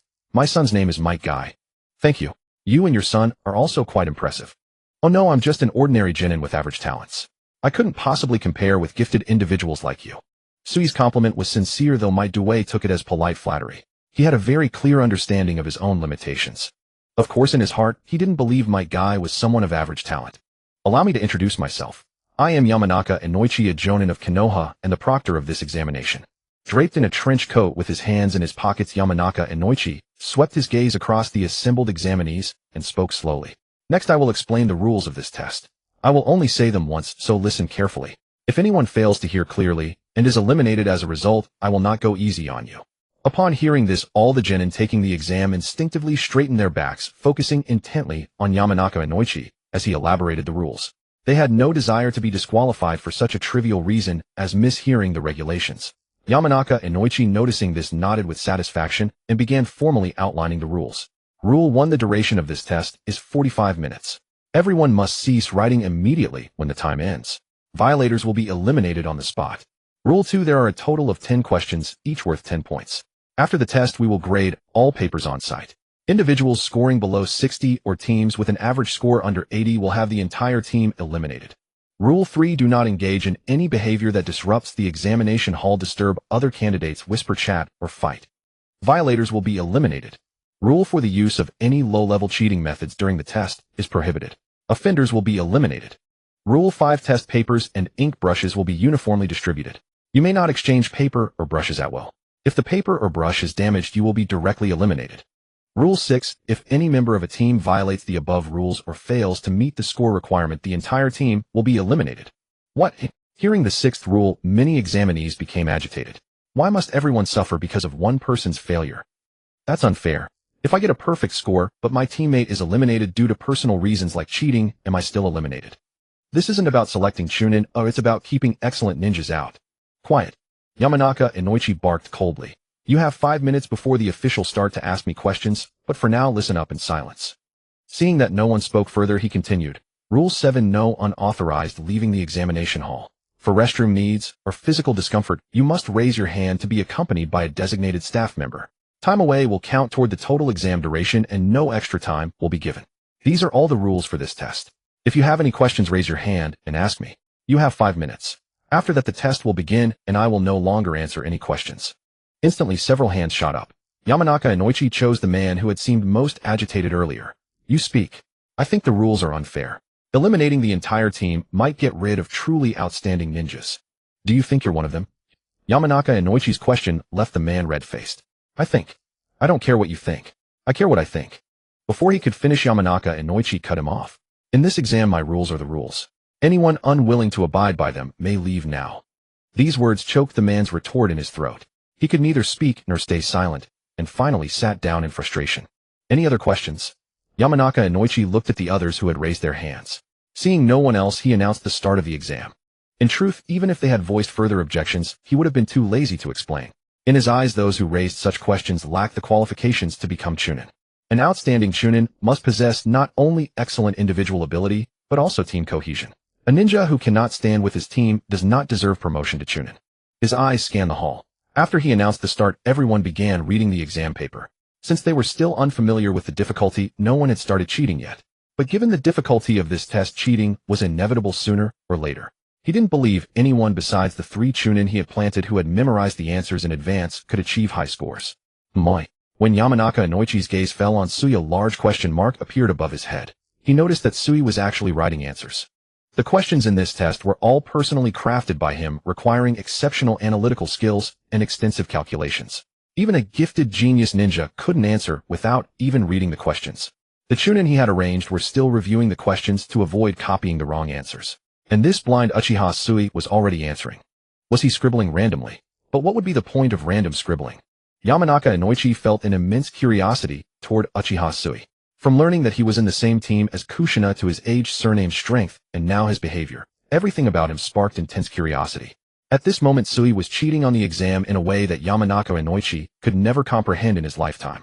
By foreseeing the future, he identified a ninja who could solve the problems, then captured every detail of that ninja's grip, writing movements, the sequence of each stroke, the pauses, and the speed. Without needing to see his mind, could perfectly synchronize the entire rhythm of the other person's writing. Finally, he simply made his hand mimic the movements, producing identical text and answers. The only flaw in this cheating method was the striking similarity between the cheater's handwriting and the copied one. But since the exam was about scores, even if Yamanaka and Noichi discovered that his handwriting matched someone else, he wouldn't invalidate Sui's results. As time trickled by, cheaters began to appear in the examination hall one after another. The proctoring Chunin sharp as hawks watched every genin taking the test, ready to eliminate anyone who broke the rules. No. 35, eliminated. No. Please give me one more chance. I won't peek at others' answers again. No shouting. If you cause more trouble, you'll be permanently banned from the Chunin exam. Hearing this no. 35 quickly shut his mouth and silently left the hall. No. 14 no. 65 you two can leave as well. A man and a woman, both grim-faced, stood up from their seats and left the hall without a word. They hadn't cheated, but they were teammates of no. 35. With their teammate eliminated, they were eliminated too. No room for argument. After a few scapegoats, the hall temporarily regained calm. No one dared to cheat easily. But since they couldn't solve the questions, cheating was only a matter of time. After all, if their scores didn't meet the requirement, they would still be eliminated. The questions are truly difficult. Kushina ran her fingers through her red hair, growing anxious for Kakashi and Suyi. The individual score could not fall below 60 and the average could not be less than 80. Calculating by this requirement, even if she herself scored a perfect 100, Kakashi and Suyi would need to obtain 140 points. Kakashi would manage. He surely had his own ways if he couldn't solve the problems. But what about Suyi? He was blind. Kushina lifted her head, subtly glancing at Suyi, who sat to her right front. From this angle, she could only see his profile and his frantically trembling right hand. Wait, was he writing answers? So fast. Serious. She could hardly believe her eyes, so much so that she was momentarily stunned. Only when the proctor Yamanaka and Noichi looked her way did she turn her gaze back. That kid Suyi wouldn't think filling in random answers will pass the exam, would he? The scores are calculated on the spot when the exam ends. Kushina muttered inwardly, hoping it was just her illusion. That fellow Suyi must have a plan, right? 20 minutes later, Suyi had finished all 10 questions. By then, over a third of the examinees had been eliminated due to clumsy cheating. Among that third, 2/3 were forced out, casting an invisible pressure over the remaining candidates. Those still pondering questions feared being caught cheating, those who had finished worried about dragging down their teammates, and the few honest ones fretted over failing to solve the problems and letting their partners down. Such honest souls were rare, and Might Dai beside Suyi counted as one. Suyi sensed Might Dai scratching his head beside him, picking up and putting down his brush, his face full of anguish. Suyi didn't know what to say to him. Too honest. With Might Dai's abilities, even if he discovered a way to cheat through the exam, he probably wouldn't manage to succeed. A ninja skilled only in taijutsu was indeed deficient in information gathering. Number 98, eliminated. Number 124, number 3, you may leave together. Number 98 didn't move until numbers 124 and 3 approached him. Only then did he stand up timidly. I'm sorry. Tingshu hung his head, not daring to meet Uchiha Xiao and Tao Hong's eyes. Tao Hong patted his shoulder, comforting him. It's okay, I couldn't solve them either. Uchiha Xiao, who had already finished, remained expressionless. He was somewhat annoyed but didn't blame Tingshu. Let's go. A touch of gratitude colored Tingshu's guilty face. Xiao. No use in words. We'll come again next time. Uchiha Xiao turned and left with Tao Hong and Tingshu quickly following. Among the eliminated genin, they were one of the few teams that didn't break down. Yamanaka and Noichi watched the retreating figures of Uchiha Xiao's trio, a gratified expression appearing on his face. In his view, these three had already acquired the basic qualifications to become Chunin. As long as they polished their individual abilities, passing the Chunin exams was only a matter of time. Suyi hadn't expected Tao Hong and the others to be eliminated in the first exam. He had thought that as supporting characters close to him, the protagonist, they would at least make it to the third round. Another 25 minutes slipped by. By now, only about half the examinees remained in the classroom. Everyone stop writing. Place your brushes on the desks and leave the classroom. Wait for the results in the adjacent room. Familiar with the rules, the examinees set down their brushes. Even those who hadn't finished dared not continue writing. Exam Rule 1: this session lasts 45 minutes. All must cease writing immediately when the time is up. Violators will be eliminated. Hey Suyi, Kakashi, are you guys okay? As soon as they left the classroom, Kushina grabbed Suyi and Kakashi, pressing them with questions. She had little confidence in the two of them. No problem. Don't worry. Kushina rolled her eyes. Kakashi and Suye's replies were identical in tone. If they weren't so different in appearance, she would have thought they were twins. Seriously, Kakashi is one thing, but Suyi, are you sure? I saw you finish faster than anyone. Kushina asked, her face full of suspicion. Just trust me. So you didn't feel like explaining further. Before the results came out, whatever he said would be useless. Kushina knew asking was pointless, but since it involved whether she could show off in front of Minato and whether she could stay out longer, she couldn't help worrying. Sister Kushina. Tao Hong. Kushina was a bit surprised to see Tao Hong thinking she and her team would have left after being eliminated. As if reading Kushina's mind, Tao Hong explained, though we were eliminated, we wanted to stay and observe more for the next exam. I see. Kushina nodded, smiling encouragingly. Then good luck next time. I believe you can do it. You're still so young. Young? Tao Hong looked at Su Yi and Kakashi sighed. They're much younger than us. Don't compare yourself to them. They're little monsters. Kushina said, half-jokingly, modestly adding, and we might not pass either. You'll definitely pass. Tao Hong pointed at Su Yi and Kakashi, who wore calm expressions and pouted. With expressions like that, there's no way they'll fail. She knew too well the confident look of geniuses. After all, she had a similar one around her. At that moment, Uchiha Xiao was sizing up Su Yi. After a moment's hesitation, he walked up to Su Yi and said earnestly, Su Yi, could you come with me for a moment? Perplexed, Su Yi nodded nonetheless. He followed Xiao to a secluded corner of the classroom. Is there something you need? Su Yi asked. Just a question. Uchiha Xiao lowered his voice, asking back. Su Yi, with your talent, why haven't you applied to the clan for a pair of Sharingan eyes? Apply to the clan for Sharingan eyes? Su Yi looked baffled. Can you even apply for that? You don't know? Uchiha Xiao was taken aback, then it dawned on him. Uchiha Su Yi was an obscure figure in the clan. Given his talent, he shouldn't be so unknown. It seemed that Su Yi's family held little status within the clan. The fact that the clan stored Sharingan eyes was known only to the upper echelons. It was normal for Su Yi not to know. If not for his father being an elite jonin and his grandfather a clan elder, Uchiha Xiao wouldn't know either. Voluntarily, the clan collects the Sharingan eyes of deceased predecessors for later use by descendants. According to my father. Uchiha Xiao glanced around to ensure no one was eavesdropping before continuing in a low voice. According to my father, these eyes are preserved for the elite ninja of the clan to use a certain secret technique. Occasionally, they are also used to help blind clan members. With your talent, if you apply to the higher-ups, you can definitely obtain a pair of Sharingan eyes. Sharingan. Thank you, I'll consider it. If he could see, Su Yi certainly didn't want to remain blind forever. He didn't possess the kind of agony that Fujitora felt, unwilling to witness the world's evils. His blindness was entirely forced upon him.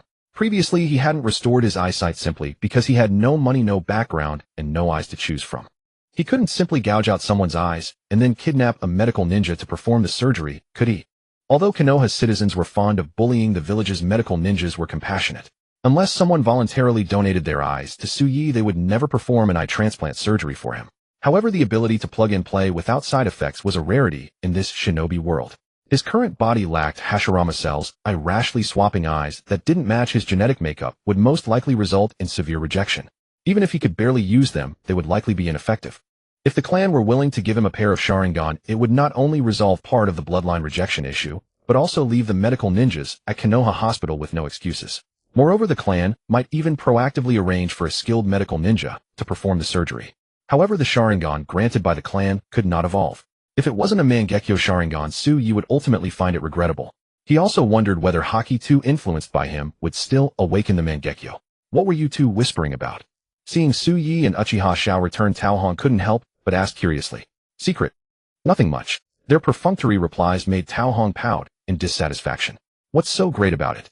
As if I'm dying to know. Despite her words, she turned to Kushina and started gossiping. Sister Kushina, what do you think they were whispering about? Why can't we know? If they don't want us to know, it must be a secret. Let's not speculate. Kushina smiled and shook her head, unwilling to delve into the secrets others wished to hide. At that moment, the exam room door opened and a chunin walked out. Next, those whose names are called will enter. Those not called may leave. Uchiha, Su Yi, Kakashi, Kushina. The first names called were Su Yi and his two teammates. Hearing this, Tao Hong was even happier than they were. Onlookers thought Tao Hong was calling for Kushina. Sister Kushina, congratulations on passing the exam. Thank you. You'll pass next time too. Keep it up. We'll head in first. Kushina waved goodbye to Tao Hong, and the others then followed Su Yi and Kakashi back into the exam room. Watching their retreating figures, a flicker of envy passed through Tao Hong's eyes. Everyone had different reasons for taking the chunin exam. For Tao Hong and her friends, becoming a chunin was a realization and proof of their self-worth, carrying great significance. For Kakashi, taking the exam was a proof of self-awareness. He believed he was qualified to become a chunin, hence he participated. For Su Yi, taking the exam was solely for promotion to gain more power and wealth. Their different pursuits meant they held different attitudes toward the chunin exam. Relatively speaking, those who cared most about the chunin exam were often people like Tao Hong, yet ironically, it was they who couldn't pass. Inside the exam room, Su Yi and his two teammates casually found seats together. Since there was no further exam, Yamanaka and Noichi didn't arrange for them to sit apart. I didn't expect so many people to fail, Kushina remarked, looking at the sparse 20-some students in the classroom. When the exam ended, over 50 people had remained. She had thought an elimination rate of about 50 in the first round was already harsh, but this exam turned out to be far more brutal than she imagined. The first exam alone had eliminated over 70% of the examinees. With 2 more rounds ahead, could anyone actually pass? Kushina couldn't help but feel a bit anxious. First, congratulations on passing the first exam. Yamanaka and Noichi suddenly spoke, drawing everyone's attention. This exam tested your knowledge, information, reading, intelligence, gathering, and overall team abilities. To stand out under such harsh conditions proves that every one of you here is exceptionally talented. After a pause, Noichi's gaze swept over each examinee present. Uzumaki, Kushina, Hatake, Kakashi, Uchiha, Suyi might die. That's right, unexpectedly Might Dai managed to barely pass the first exam with a score of 60, winning by a hair. I won't say much more. Due to certain reasons, the proctor for your second exam cannot be here, so I will relay some information on his behalf. Your second exam will be held at Training Ground No. 33. Gather at the entrance before 8 a.m. tomorrow. The proctor Ajonin will explain the rules. I hope you can persevere until the end. Now, dismissed. Looks like you all did well. Minato, seeing Kushina and the other two emerge from the exam room, teased them. Of course, look who's leading the team. Kushina looked smug. Although Uchiha Su Yi was the strongest among the three, Kushina was the oldest, most senior, most experienced, and had the deepest background, so the role of temporary squad leader naturally fell to her. Impressive. Minato praised affectionately, then turned to Su Yi and Kakashi. You two. Su Yi and Kakashi sneered, inwardly unappreciative. Leftovers were no one's desire. To celebrate your passing the first exam, I'll treat you to grilled meat. Great, great, great. I haven't had grilled meat in ages. I'll pass. I have something tonight. Me too. I need to train. Minato made the suggestion, and Kushina agreed. Su Yi and Kakashi, however, were the ones to dampen the mood. They didn't want to be a third wheel for Minato and Kushina. Oh well, then we'll have to gather another time. Minato and Kushina both looked regretful. Su Yi wondered how genuine their disappointment was, hoping they weren't secretly laughing inside. I'm leaving first. With a word, Su Yi turned and left. Seeing this, Kakashi quickly followed. He thought Su Yi intended to go to the training ground to practice, and that the something was just an excuse. So he proactively invited Su Yi, only to be rejected. He really did have matters to attend to. Returning to the clan, Su Yi first went to find Maya. He had intended to ask her opinion on applying to Konoha's higher-ups for a Sharingan, but then remembered that Maya was originally married into the clan, didn't understand the Sharingan, and had no connections within the clan. So he decided not to bother. At night, he arrived at a house he had never visited before. The Uchiha clan head, Uchiha Fugaku's residence. Su Yi raised his hand about to knock when the door opened from the inside. A young man with a stern face and serious expression walked out. His features were cold and sharp, with piercing eyes, a straight nose, and medium-length dark ink-black hair that reached his shoulders, parted neatly at the forehead with the ends slightly outward. He wore a loose, dark blue Japanese-style short jacket with the bright red Uchiha clan fan crest embroidered on the back. This man was none other than the current clan leader of the Uchiha clan, Uchiha Fugaku. At this moment he was anxious about something and was about to go out. Seeing Su Yi, a flicker of doubt crossed his eyes. It's so late. What brings you here? I'm looking for the clan leader. You're looking for me. Fugaku looked down at the boy in front of him, who held a white cane and had bandages wrapped around his face. He was blind.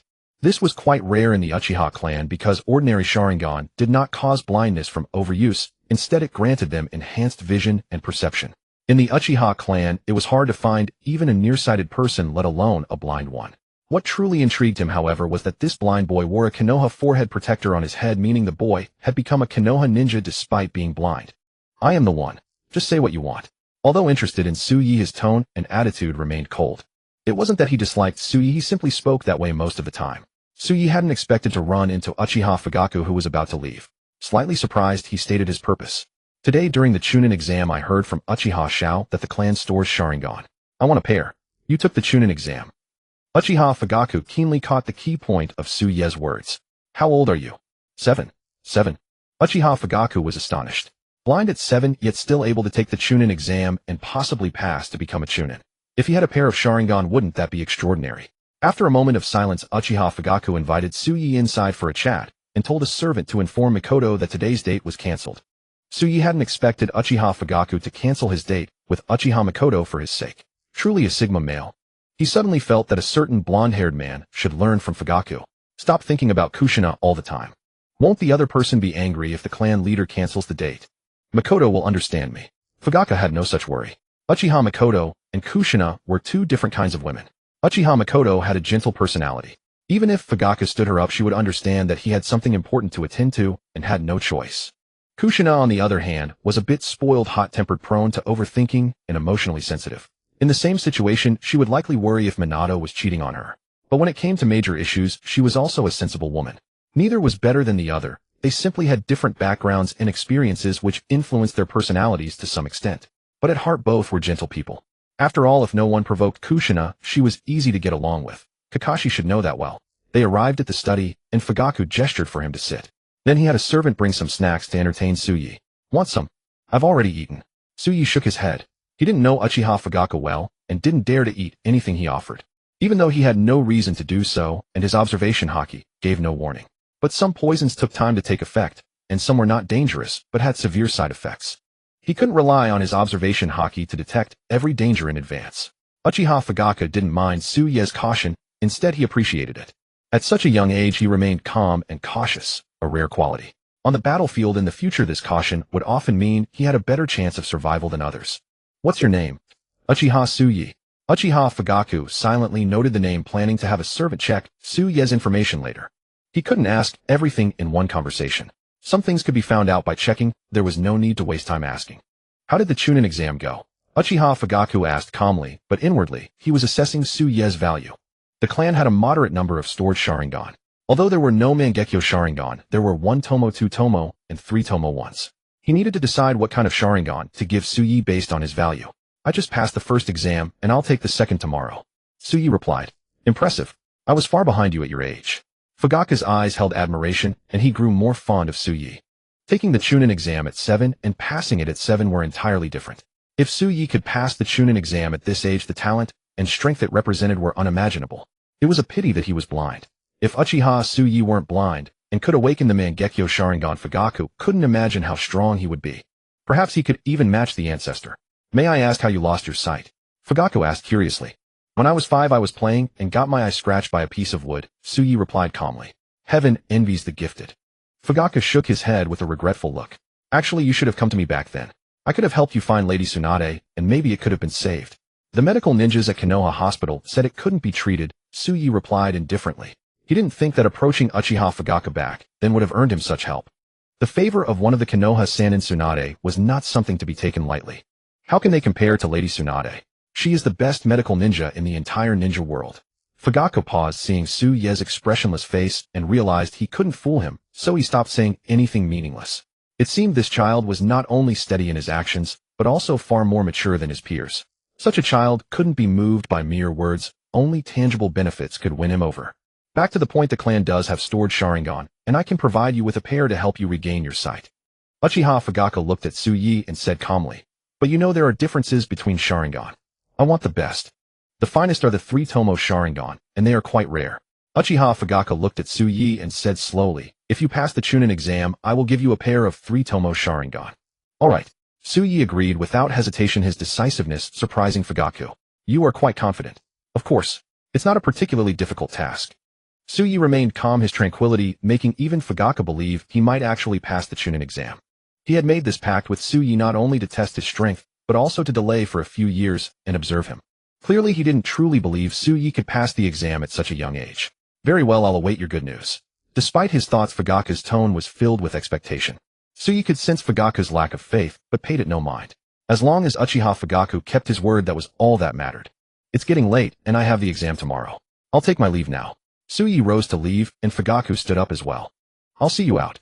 No need, thank you. Tsuyi declined. It's just outside the door, not far. Then I'll walk you to the entrance. Fugaku insisted on seeing him to the door, and Tsuyi didn't refuse again. Those in power often pay attention to such details when winning people over. Hadn't Sarutobi Hiruzen, even after decades as Hokage, often gone down to the grassroots to enlighten confused ninjas with the will of fire? His dedication rivaled that of a telecom fraud boss in northern Myanmar, personally logging in to scam people every day. With such efforts, how could he not succeed? Tsuyi suspected that Orochimaru's habit of picking up children was learned from Sarutobi Hiruzen. This is far enough, clan head. Alright, goodbye. Goodbye. Uchiha Fugaku watched Tsuyi's figure disappear into the night, a flicker of doubt crossing his mind. Why doesn't he call me clan head-sama? After a moment of thought, he raised his hand and ordered his servant Go and gather information on Uchiha Tsuyi. Yes, clan head Sama.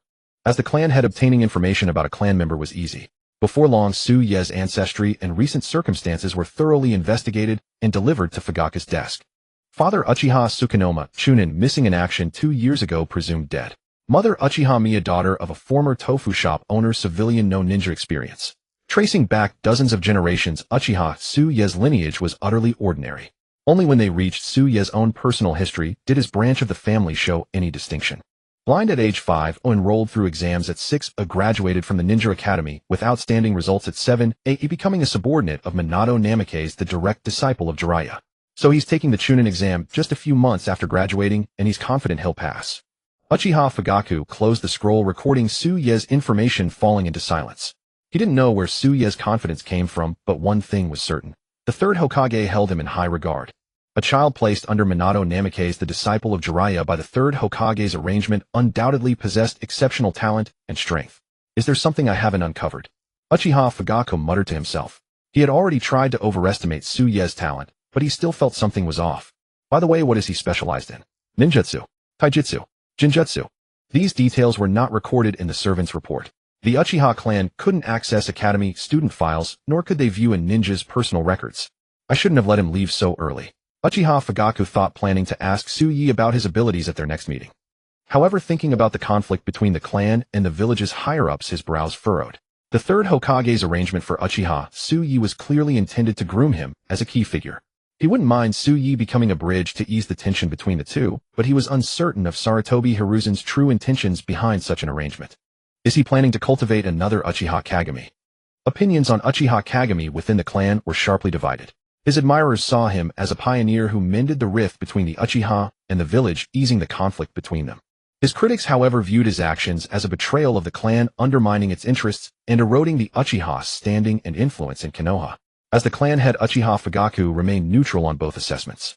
He didn't want the conflict between the village and the clan to escalate, but he also didn't want the clan's interests to be swallowed by what the village's higher-ups called the village's interests.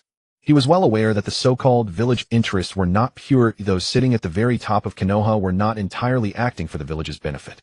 Let's take it one step at a time. If the third continues to value Uchiha Tsuyi, perhaps I can use him both to ease the clan-village conflict and to glean intelligence on the village's higher-ups. Whether it was Uchiha Fugaku or Sarutobi Hiruzen, their support for Tsuyi was never unconditional.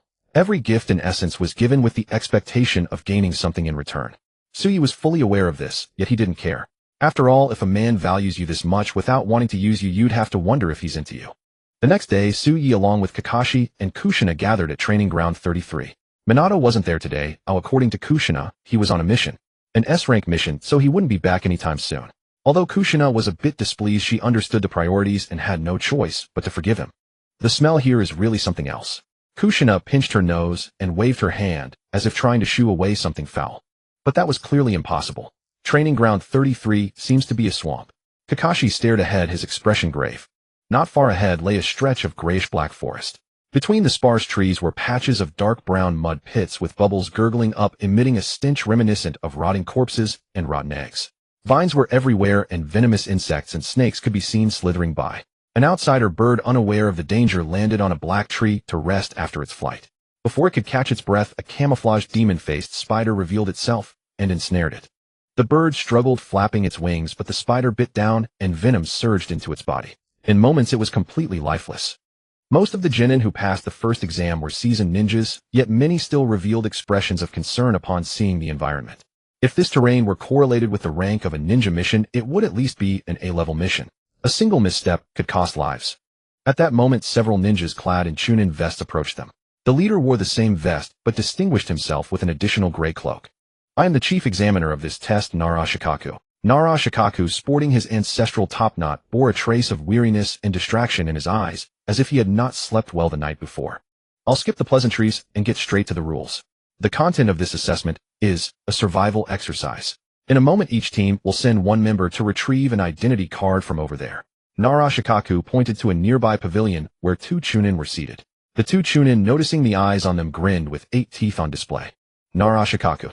Each identity card represents the reconnaissance squad, the combat squad, or the medical squad. There are 2 requirements for this exercise. First, survive within the area for over 3 days. Second, collect 3 different identity cards. In other words, you can only pass the exam if you return here after 3 days with 3 distinct identity cards. Collecting 3 different cards, doesn't that mean at most 3 teams can pass this round? Kushina counted the examinees present 27 people 9 teams. 3 distinct identity cards distributed among 9 teams would yield only 3 complete sets. Correct. Narashikaku turned to Kushina, surprised to recognize his old classmate, but continued without pause. Among your 9 teams, at most 3 teams, 9 people, can pass the second exam and advance to the third. That's under ideal conditions. During the 3 days you must survive in the treacherous swamp. A single misstep could lead to elimination from sinking into quicksand, venomous insect bites, or shortages of water and food. And once a team is eliminated for such reasons, their identity cards can no longer be obtained by other teams, effectively reducing the number of passing slots. Hearing this, everyone's hearts sank. They knew well that what Narashikaku described was inevitable. Not all 9 teams would excel at swamp survival. The probability of all 27 people surviving 3 days unscathed in the swamp was exceedingly low. Moreover, the chance that the 9 teams would encounter each other and coincidentally gather 3 complete sets of cards was also very slim. Considering all the potential risks, despite having 3 apparent passing slots, in reality, there were at most 2. And it was highly likely that only one team would fulfill all conditions to pass, given the stringent requirements. Seeing the heavy mood, Narashikaku curled his lips into a smirk, then poured more cold water on them. One more thing, this survival exercise does not guarantee your safety. Therefore, you must sign a death contract before the exam begins. What do you mean by does not guarantee your safety? A thin small boy could not help but raise his hand to ask. Literally, this survival exercise does not prohibit killing, and if you die inside for any reason, we will not be held responsible. How can this be? Do we have to kill each other? Aren't we comrades from the same village? Several timid individuals protested, but were met with Narashikaku's impatient sneer. If you're afraid, it's still not too late to withdraw. Not everyone is qualified to become a chunin. I'll give you 2 minutes to decide. If no one withdraws within 2 minutes, everyone will go to the pavilion to collect their identity cards. With that, Narashikaku turned to leave, but then remembered something and pivoted back. Oh, I forgot to mention one thing. All ninjas participating in this exam must hand over their ninja tool pouches, and your personal bags must not contain any items. As compensation, after receiving your identity card, you will be given a supply pack. A reminder, the contents of the supply pack are related to your identity. Most examinees paid little attention to Narashikaku's final remark. Their focus remained on the scarcity of chunin exam slots, and whether the risk of death was worth it. 2 minutes later, one team, or rather one individual, truly chose to withdraw. I'm sorry, Xiaolon Along. I'm my parents' only child. I can't die. The thin small boy who had previously questioned Narashikaku, tears and snot streaming down his face, fled without looking back. His teammates Xiaolon and Along could only glare resentfully at his retreating figure, cursing him as a coward. The remaining examinees, who had not expected anyone to actually withdraw, also joined in the grumbling. With only 3 passing slots to begin with, and now 1 team gone, at most 2 of the 8 teams could possibly complete the conditions. How could they not be furious? If the coward wanted to leave, he should have at least left his identity card behind. Many thought this, but knew it was impossible to change the outcome. That coward probably wouldn't even dare to enter the swamp training ground. How did he even pass the first exam? Alright, stop your muttering. This isn't a sightseeing trip. Everyone send someone to collect your identity cards. Any team that hasn't collected theirs within 10 minutes is disqualified. Urged by a chunin, each team dispatched a member to retrieve their cards. Suya's team sent Kushina. No particular reason. Kushina simply wanted to go. She said it gave her a greater sense of participation. While others were there for the exam, Kushina seemed to be there for the fun. Shortly after, Kushina returned carrying a pack. Our identity is the reconnaissance squad. The supplies we received include a map of Training Ground 33, along with some compasses and such. Kushina whispered to the 2 of them. A map? How detailed is the information inside? Kakashi asked. Kushina shook her head. I haven't looked yet. I was afraid others might see it and deduce our identity card. Actually, we could simply tell everyone our identity card. Suyi mused. Why? Kushina was puzzled. We don't know the size of this swamp, and the terrain is dangerous. Instead of searching for others, we can let them come to us. Wait by the tree stump for the hair, conserve our strength. Suyi explained. Kakashi nodded in agreement. Out of 8 teams, at most 2 share our identity card. Excluding ourselves, the other 5 teams will all be interested in our card. I think it's feasible. Kushina pouted, voicing her concern. What if those 5 teams attack us together? Then we'll take them all down. Watching Suyi and Kakashi speak in unison, Kushina felt both helpless and gratified. Helpless because their approach was too risky, gratified because of their confidence and spiritedness as geniuses. She had only seen such confidence in Minato before. Alright, so what should we do? Kushina spread her hands, looking as if she was leaving it up to them. Just take out the identity tags and hang them on our chests. Doesn't that make it obvious to others that we're doing it on purpose? What if we scare them away? Kushina reminded, don't forget you made quite a scene yesterday by beating people up. There will always be someone who takes the bait. Suyi pointed at the two of them, then at himself. A kid pretending to be a masked superhero, a young woman who looks easy to bully, and a blind guy. There will definitely be people who want to cause trouble for us. Kakashi. Kushina. I don't think I'm easy to bully, but I'll go along with your plan. If we can't win, I'll take the identity tag and escape alone first. Saying that, Kushina took out her identity tag and stuck it directly on her chest. Such blatant behavior quickly caught the attention of those around them. They exchanged glances, whispered to their companions, their eyes filled with greed. But there was an exception. Might Dai, who noticed this scene, showed no surprise, but instead walked over with a worried expression. Forgive me for being nosy, but doing this will expose your identity information, Might Dai reminded softly. Kushina didn't know Might Dai and was surprised that someone could be so straightforward. What did he mean by exposure is exactly what we want? Might Dai looked confused, turning to Kakashi and Suyi. If you expose your identity tags during the exam, many people will target you, Suyi. It's fine, we know what we're doing. Suyi said to Might Dai, the exam is about to start. We'll be going now. Good luck. Watching the three of them leave, Might Dai wore a worried expression. He had a good impression of Suyi and Kakashi and sincerely hoped they would pass the Chunin exam. Is he a friend of yours? Kushina looked back at Might Dai and asked curiously. The father of a classmate, Suyi explained. Oh. Kushina nodded and praised, he's a pretty nice person. In the Chunin exam, being too straightforward isn't necessarily a good thing. Suyi shook his head. Although he hoped Might Dai could pass the exam, his personality made it unlikely for him to become a Chunin. Konoha required Chunin to have certain leadership skills. With his careless and honest nature, even if he barely passed the second exam, he would be eliminated in the third. Unless he made a significant contribution later, it would be difficult for him to get promoted. What you're doing is very dangerous. A figure blocked the path of Kushina and the other two. Kushina looked up and saw Narashikaku. She chuckled, does the proctor have any advice? I wouldn't dare to advise you. Narashikaku looked helpless. I'm just offering a reminder. If you think I'm being superfluous, then forget it. Don't worry, my two companions are very capable. Kushina pushed Suyi and Kakashi forward. Shikaku looked down at the two kids. One covered the lower half of his face, the other covered the upper half. He wondered where Kushina had found these two magical creatures. Good luck. He didn't know Suyi and Kakashi, but since Kushina was so confident, he could only trust that she wasn't being reckless. As a proctor, all he could do was remind them, the rest was up to them. In fact, if the third Hokage hadn't asked him to keep an extra eye on Kushina during the exam, he wouldn't have come to remind her. He glanced back and saw a few Umbu gathered there, all their attention focused solely on Kushina. Umbu had never participated in previous exams. Such close surveillance, or rather protection, suggested that Kushina likely harbored a major secret. Narashikaku had a faint conjecture and felt a bit nervous about this Chunin exam. If it's really what I suspect, the third Hokage's heart is too big. Murmuring to himself, Shikaku returned to his position as proctor. He raised his hand to signal, and the other Chunin proctors immediately understood, leading 9 ninja teams to different entrances of Training Ground 33. Suyi and the others were led to entrance No. 3. As the Chunin beside them waved a flag, the second part of the Chunin exam officially began. Shortly after entering the exam grounds, Kushina leaned against a tree and began to retch. Though I was prepared, I clearly underestimated the stench here. Kushina felt that if her digestion weren't so fast, she would definitely have thrown up everything from her last meal. Suyi and Kakashi also felt uncomfortable. The smell here was truly nauseating. Living in such a place long-term would be no less dangerous than being bitten by a venomous insect. Take out the map and see if there's a better environment nearby, Suyi said to Kushina with a frown. You look at it yourself. Kushina, covering her nose with one hand, tossed her backpack to Suyi with the other, complaining incessantly. If the entire training ground is like this, we'll be suffocated by the stench in a few hours, let alone 3 days. Suyi took the backpack, paused for a second, then handed it to Kakashi. Kakashi took the backpack and pulled out a scroll. After opening the scroll, he quickly noticed 2 areas marked with blue water symbols. Kakashi speculated that these were the locations of fresh water within the training ground. In addition, there were marks for green vegetation and mountainous terrain.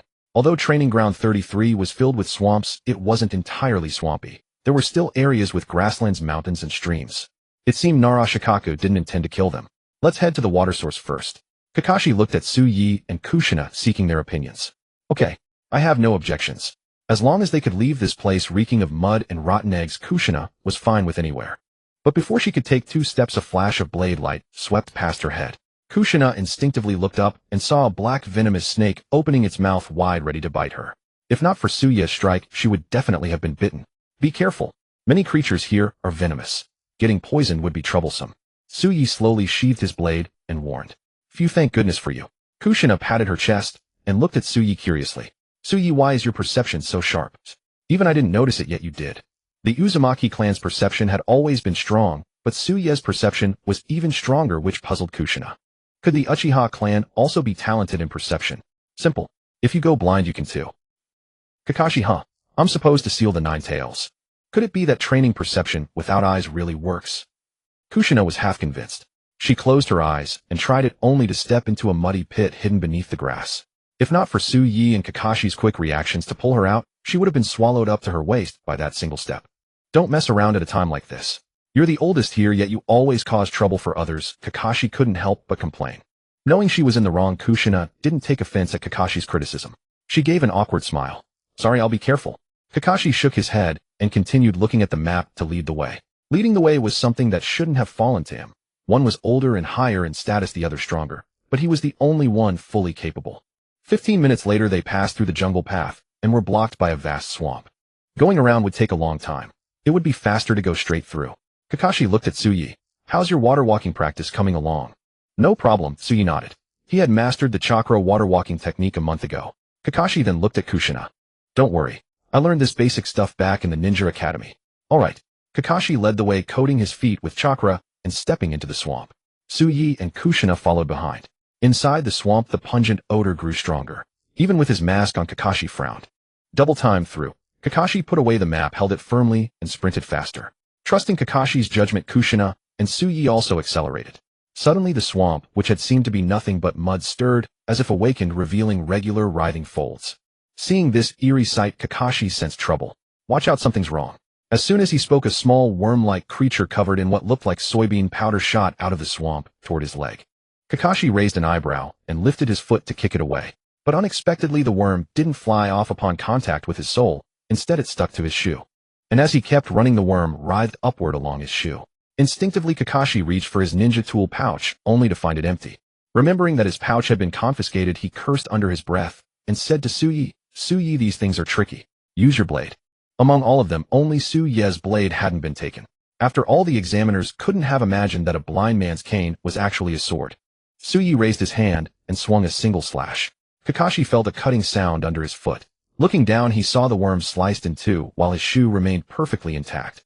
Although he already knew Suyi's swordsmanship was formidable, he was still amazed by its precision, striking the target from such a distance without damaging the shoe. It was hard to believe this was a blind man. Stop! Kakashi halted and glanced around. The swamp was now covered with those troublesome worms writhing toward them in dense waves, surrounding them like a horde of zombies. This is getting troublesome. Kakashi now regretted taking Kushina and Suyi through this route. It was clearly not a safe place. Look out! Kushina rushed to Kakashi's side holding a kunai and slicing a worm that leaped toward him in half. Seeing the kunai in Kushina's hand, Kakashi looked puzzled. Where did you get a kunai? Hidden in my clothes. They didn't strip search me. Kakashi felt he had been too honest. Do you know what these worms are? Kakashi asked. Some kind of blood-sucking worm. If they surround us, there's no doubt we'll be drained dry. Kushina spoke while fending off the worms that tried to leap up. But these worms were not easy to deal with. They were sticky, plump, and immune to blunt force. Even kunai could cut them, but killing them in one strike was difficult. There are too many. Kushina frowned. A single kunai was no longer enough to block the worm's attacks. Her anxiety and tension gave the 9 tails inside her a chance to exploit a weakness. It began attacking the unstable seal. The seal loosening caused Kushina's chakra to become uncontrollable, her body aching and her mind unable to focus. Several worms seized the opportunity to latch onto her and start sucking her blood.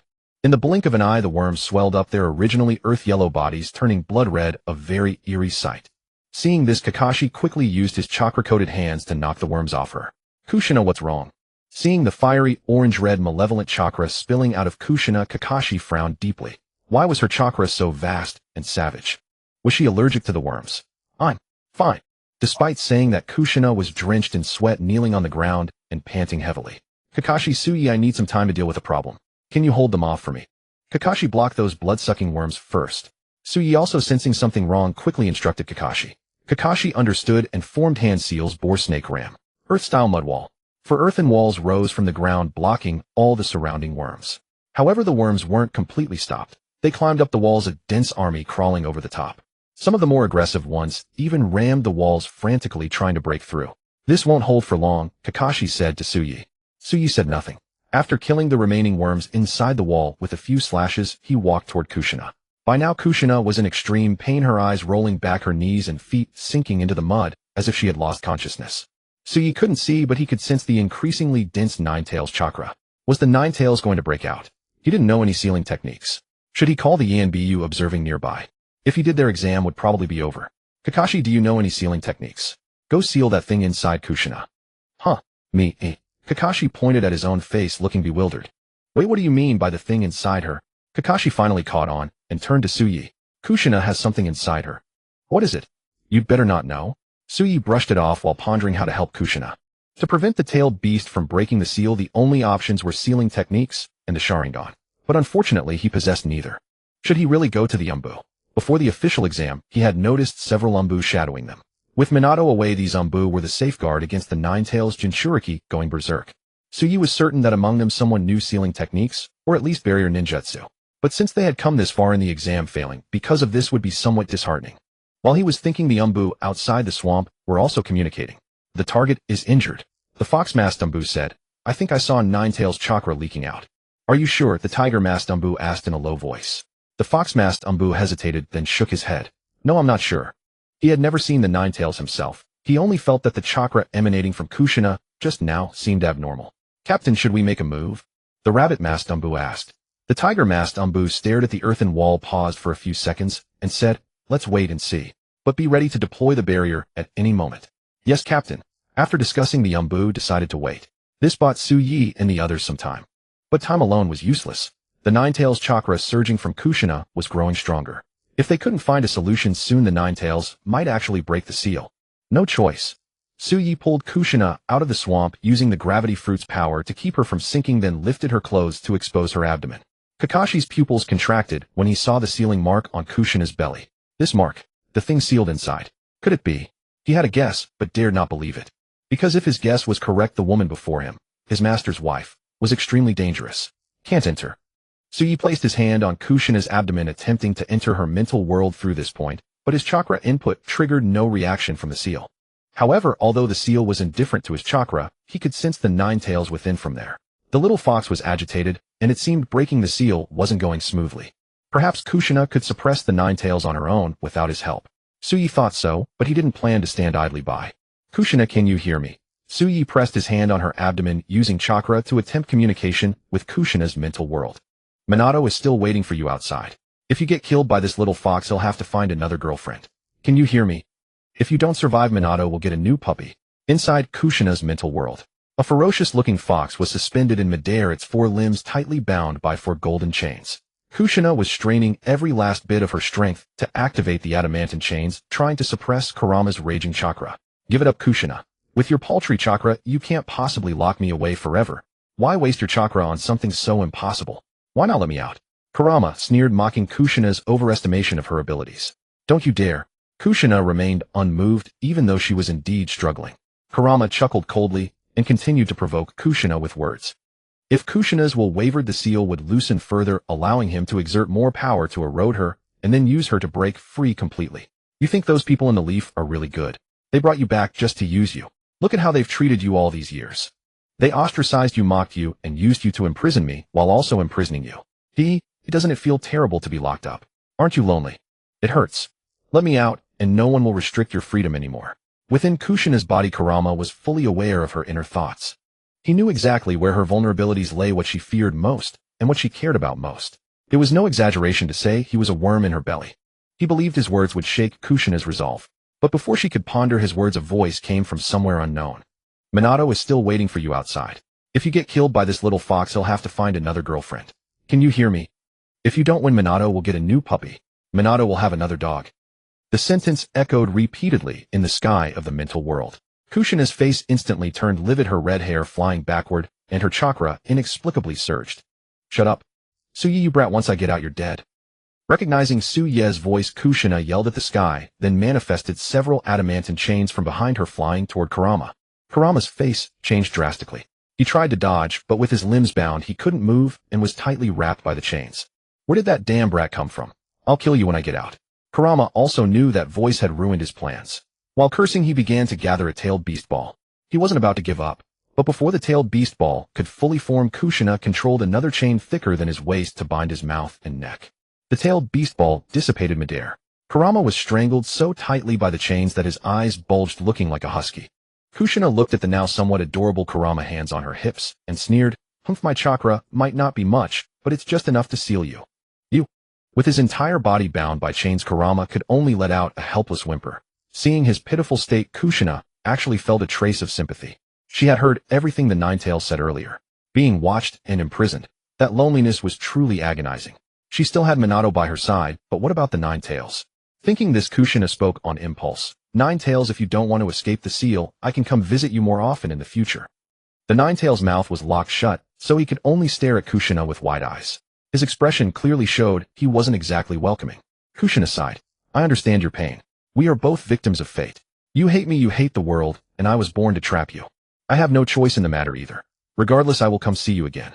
Kushina's eyes snapped open, and she saw Suyi with one hand resting on her belly, muttering expressionlessly over and over, "Kushina, if you let the Nine-Tails break its seal, you'll never see Minato again.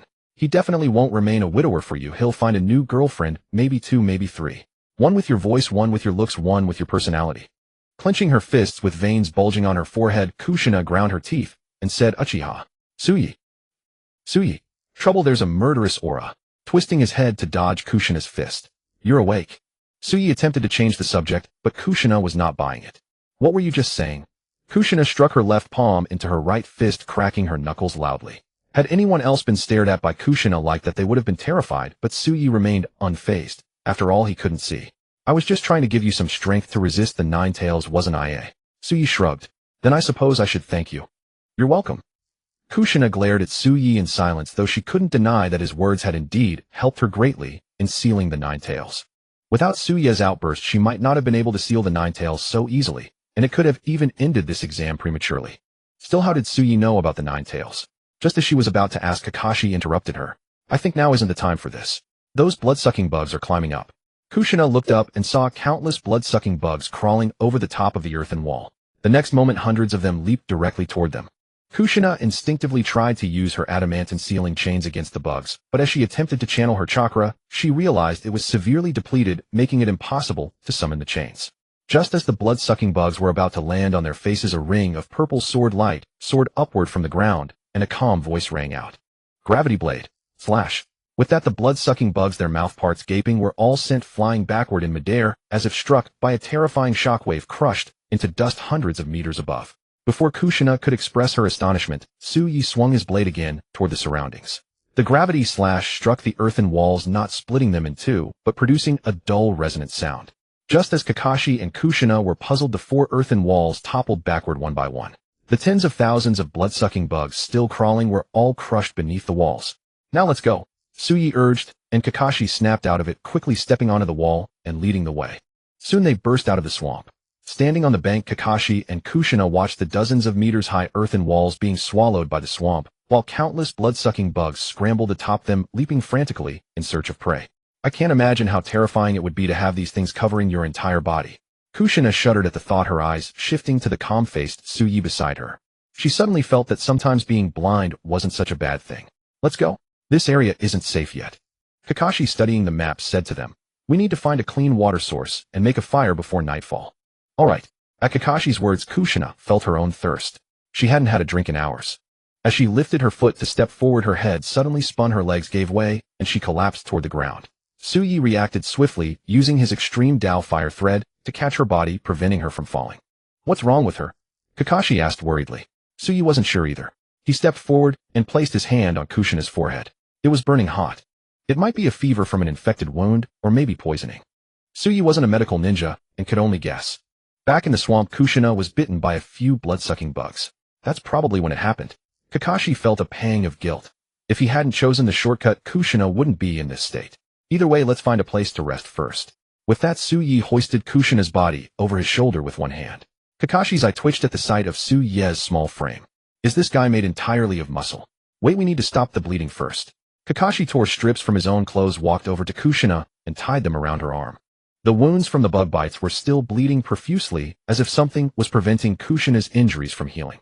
Is the Nine-Tails Jinchuriki's regenerative ability this poor? A flicker of doubt crossed Suyi's mind.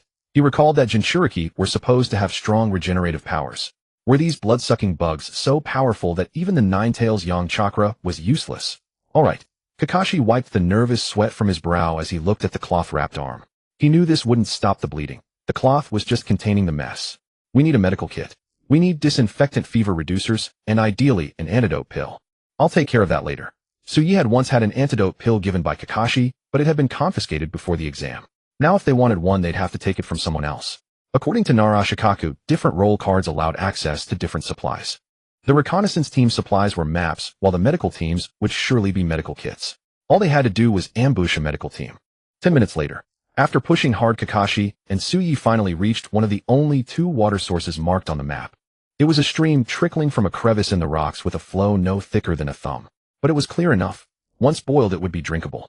Kakashi gathered firewood, ignited it with a fire release technique, and built a makeshift stove with stones. Everything was ready, but they had no suitable container to hold the water. Just as he was at a loss, Suyi carved a stone into the shape of a basin. Looking at the smoothly shaped stone, Kakashi once again envied Suyi for having such a fine blade. Struggling to lift the stone basin, he filled it with a little water and set it over the fire. Seeing how thick the stone was and uncertain how long it would take to boil, Kakashi used fire release to heat it directly. Suyi noticed and raised an eyebrow. Their fire would surely attract attention. If he left to find a medical team, Kakashi with his current chakra reserves would struggle to protect Kushina. But if he didn't leave, Kushina might not last much longer. The cloth strips on her arm were already soaked with blood, and her face was flushed with fever. Clearly she was suffering. Kakashi first checked on Kushina's condition. Suyi could only sense that Kushina's state was not good, and for a precise diagnosis he needed Kakashi. Compared to him, Kakashi's status as an outstanding graduate carried more weight and was far more comprehensive. At the Ninja Academy, various ninja skills were taught, including medical first aid knowledge. Due to his eye disease, Suyi had not studied much, but Kakashi was different. He not only studied, but excelled. The situation is dire. Kakashi tried to cool Kushina down with cold water, but it proved ineffective. Unwrapping the bandages around Kushina's wounds, he saw that the bites from the blood-sucking insects had partially healed, yet they still bled. Frowning, Kakashi took out the kunai hidden on Kushina, sterilized it with high heat, and pressed it directly onto her wound. The pain from the burning on her arm forced Kushina to let out a pained moan, but she still did not wake. After a moment, Kakashi looking at the wound, he had physically closed, breathed a sigh of relief. It had finally worked, the wound no longer bled. After treating Kushina's other wounds in the same manner, her complexion improved slightly. It was unclear whether Kakashi's treatment had taken effect, or if the pain of the method had plunged Kushina into a deeper coma. The wounds are disinfected, and the bleeding has stopped. It doesn't seem to be related to poison for now, Kakashi analyzed. I suspect it's chakra exhaustion combined with infection and blood loss that caused the fever and coma. Is her life in danger? Suyi asked. If the high fever persists, it's hard to say. Kakashi looked at the surrounding environment and said pessimistically, we still have to survive here for 3 days. Such conditions are likely to worsen Kushina's condition. So we still need to get medicine. Suyi released his observation Haki, enveloping the entire training ground and sensing the presence of other teams. The only way to get medicine here was to take it by force. Moi. Suyi said with some surprise, someone is approaching us. Kakashi gripped his kunai warily upon hearing this. How many? 3, but soon 3 more will come. In Suyi's perception, 2 teams were heading their way. One team was about 3 kilometers away and another farther, roughly 6 kilometers. The white smoke from our campfire must have attracted them. Perfect timing. I'll be back soon. You guard Kushina and keep those poisonous insects and beasts away. After instructing Kakashi, Suyi vanished in an instant. In this swamp, the greatest danger seemed not to be humans, but the myriad of elusive poisonous insects and savage beasts. Like the blood-sucking insects they encountered while crossing the swamp. Without encountering ninjutsu or absolute strength, even a jonin might be drained dry if rashly crossing. 3 kilometers away, a 3-man team was rapidly approaching Suyi and his group. However, they were not excited like wolves catching the scent of a sheep. Instead, they were uneasy. The various poisonous insects and snakes they had encountered along the way had caused them great trouble, and their spirits were low. Shungtaizan, could this be a trap? A dark-skinned girl with twin ponytails in the team looked at the boy with a crew cut in the middle and asked. Making a fire openly in the wilderness was as conspicuous as a light in a dark room at night. In a survival exercise, it was like deliberately luring them over. Maybe it's a rookie. Shungtaizan also had concerns, but tried to appear relaxed. Remember the 2 kids and the woman before the exam? They actually stuck their ID tags directly on their chests. I think they must have thought the exam required open identification. Maybe this fire was set by them. But they seemed pretty strong. In the waiting room yesterday, those 2 kids were both formidable. They only beat 3 genin who couldn't even pass the first exam. We are elite genin. Elite Genin. The elite among Genin, not comparable to those ordinary Genin. Sheng Taizong said with a smile, and asked another companion, right Pingyi? Pingji. Receiving no answer, Sheng Taizong curiously looked back, and found his companion lying pale on the ground looking as if he wanted to speak, but couldn't. What's wrong with you? Pingji. Anxious, he stopped, and went to check Pingji's body. There were no visible wounds, leaving Sheng Taizong bewildered. Let me handle this. The dark-skinned twin-tailed girl named Yi Zi was a medical ninja. She crouched down, unzipped Pingji's outer coat to inspect inside, but what she saw inside his clothes startled her. Because hidden inside Pingji's clothes were several blood-red worms as thick as an arm clinging to his neck and chest, frantically sucking blood. What are these things? Sheng Taizong's face darkened as he reached out to grab the worms. But before his hand could even extend, one worm, as if sensing danger, leaped up, and under Sheng Taizong's incredulous gaze landed on his hand. Gulp! Gulp! The worm began drinking his blood like a beverage, and as it ingested more blood, its body continued to expand. Sheng Taizong's face turned pale as he frantically shook his hand to fling off the worm, but it was useless. Damn it, get off my hand. I'll help you. Yi Zi was also terrified, but she mustered her courage to assist. However, even with the combined strength of their 3 hands, they could not pry the blood-sucking worm off. Within 2 minutes, Sheng Taizong, having lost too much blood, collapsed to the ground like Pingji. Seeing this, Yi Zi burst into tears. Sheng Taizong, Pingji, please don't be okay. She frantically rummaged through her tool pouch. Disinfectant, antidote, fever medicine, bandages. But no weapons. In her panic, she poured disinfectant on the blood-sucking worm, then picked up a stone and began pounding it wildly. But the stone hitting the worm's bloated body did nothing, and her actions even angered one of the worms. That worm jumped off Pingji and inched toward Yi Zi. It could have leaped directly onto her, but as if acting out of malice, it chose to crawl slowly, terrifying the girl who had hit it with the stone. Cackle, cackle, cackle. Although the worm made no sound, Yi Zi seemed to hear its evil laughter. Terrified, she fell to the ground, scrambling backward with her hands. No, don't come any closer. Yi Zi ultimately failed to escape the blood-sucking insect's attack. After toying with her for a while, the creature leaped directly onto her neck and began to suck greedily. Clutching the insect on her neck with both hands, Yi Zi stumbled and fled, struggling desperately to pry it off.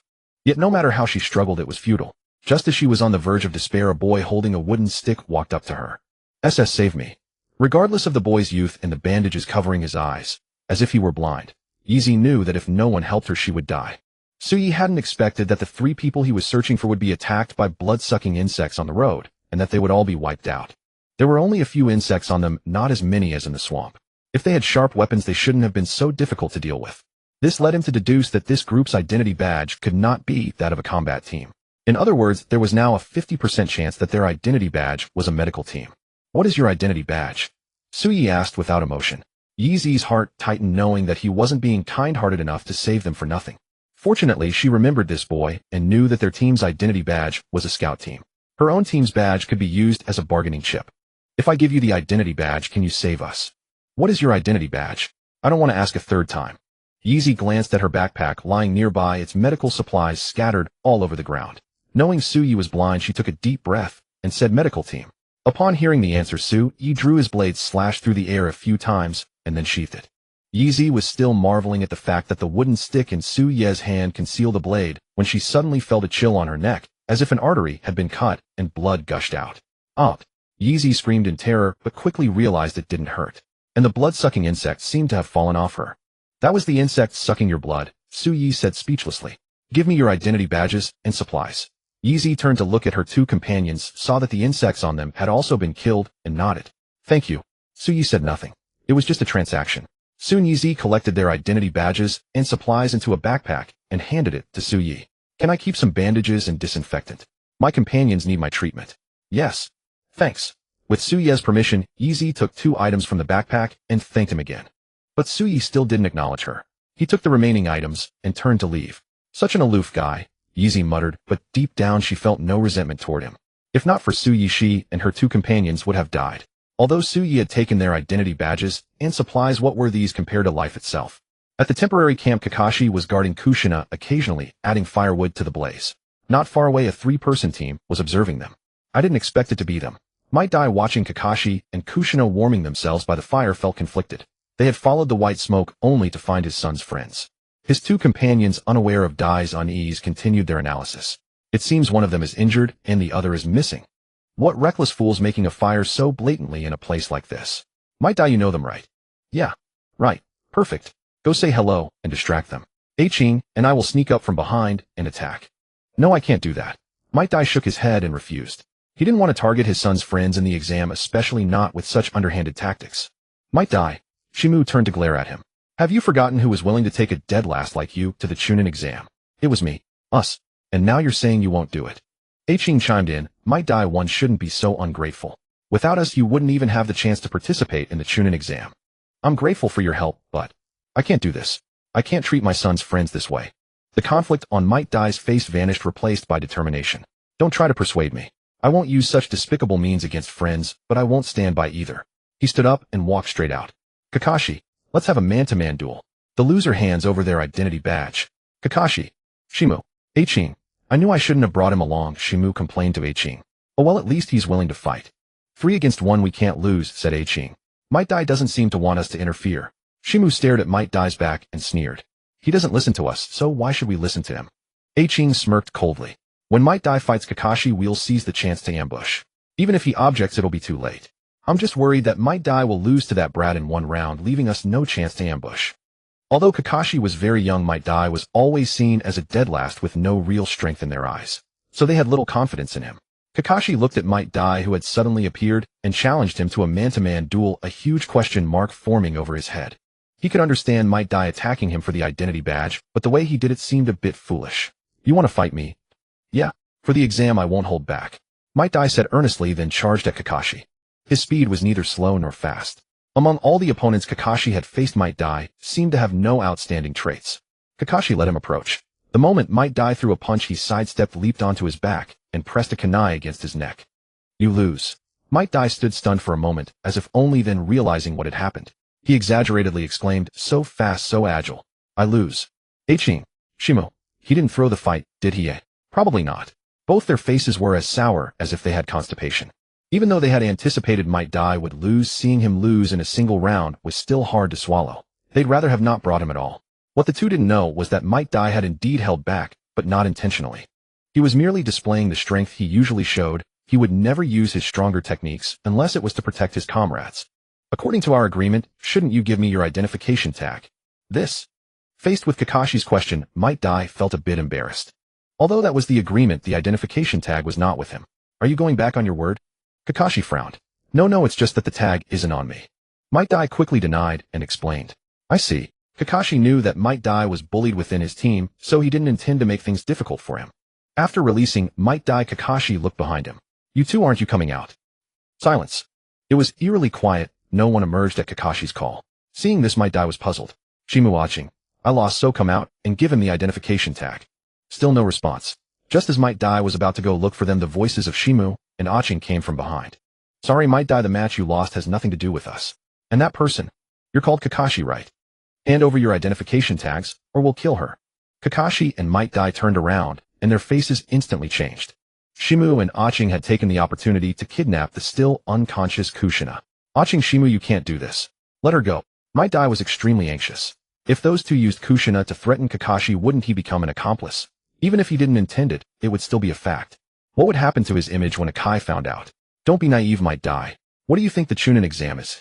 A game of ninja playhouse. A one-on-one duel. How ridiculous. Shimu sneered, then turned to Kakashi. Only fools like you would believe it. Might Dai's face flushed red. Don't you think what you're doing is too despicable?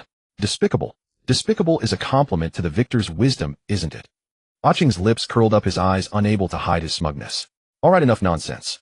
Shimu said coldly. Might Dai, whose side are you on? We passed the exam and you'll pass too. Stop being foolish. Now go search that kid to see if the identification tag is on him. Shimu and Aching weren't afraid that Kakashi might use Might Dai as a hostage, since they didn't care about his life at all. If it were them going, they would be a bit worried. Not about being threatened, but about being in danger themselves. I won't go. I won't do that. Might Dai refused firmly, then said to Kakashi, Kakashi, I'm sorry, but please believe me, I never meant to do this. Whatever. Kakashi's face returned to calm, appearing completely indifferent. This calmness made Shimu and Aching uneasy.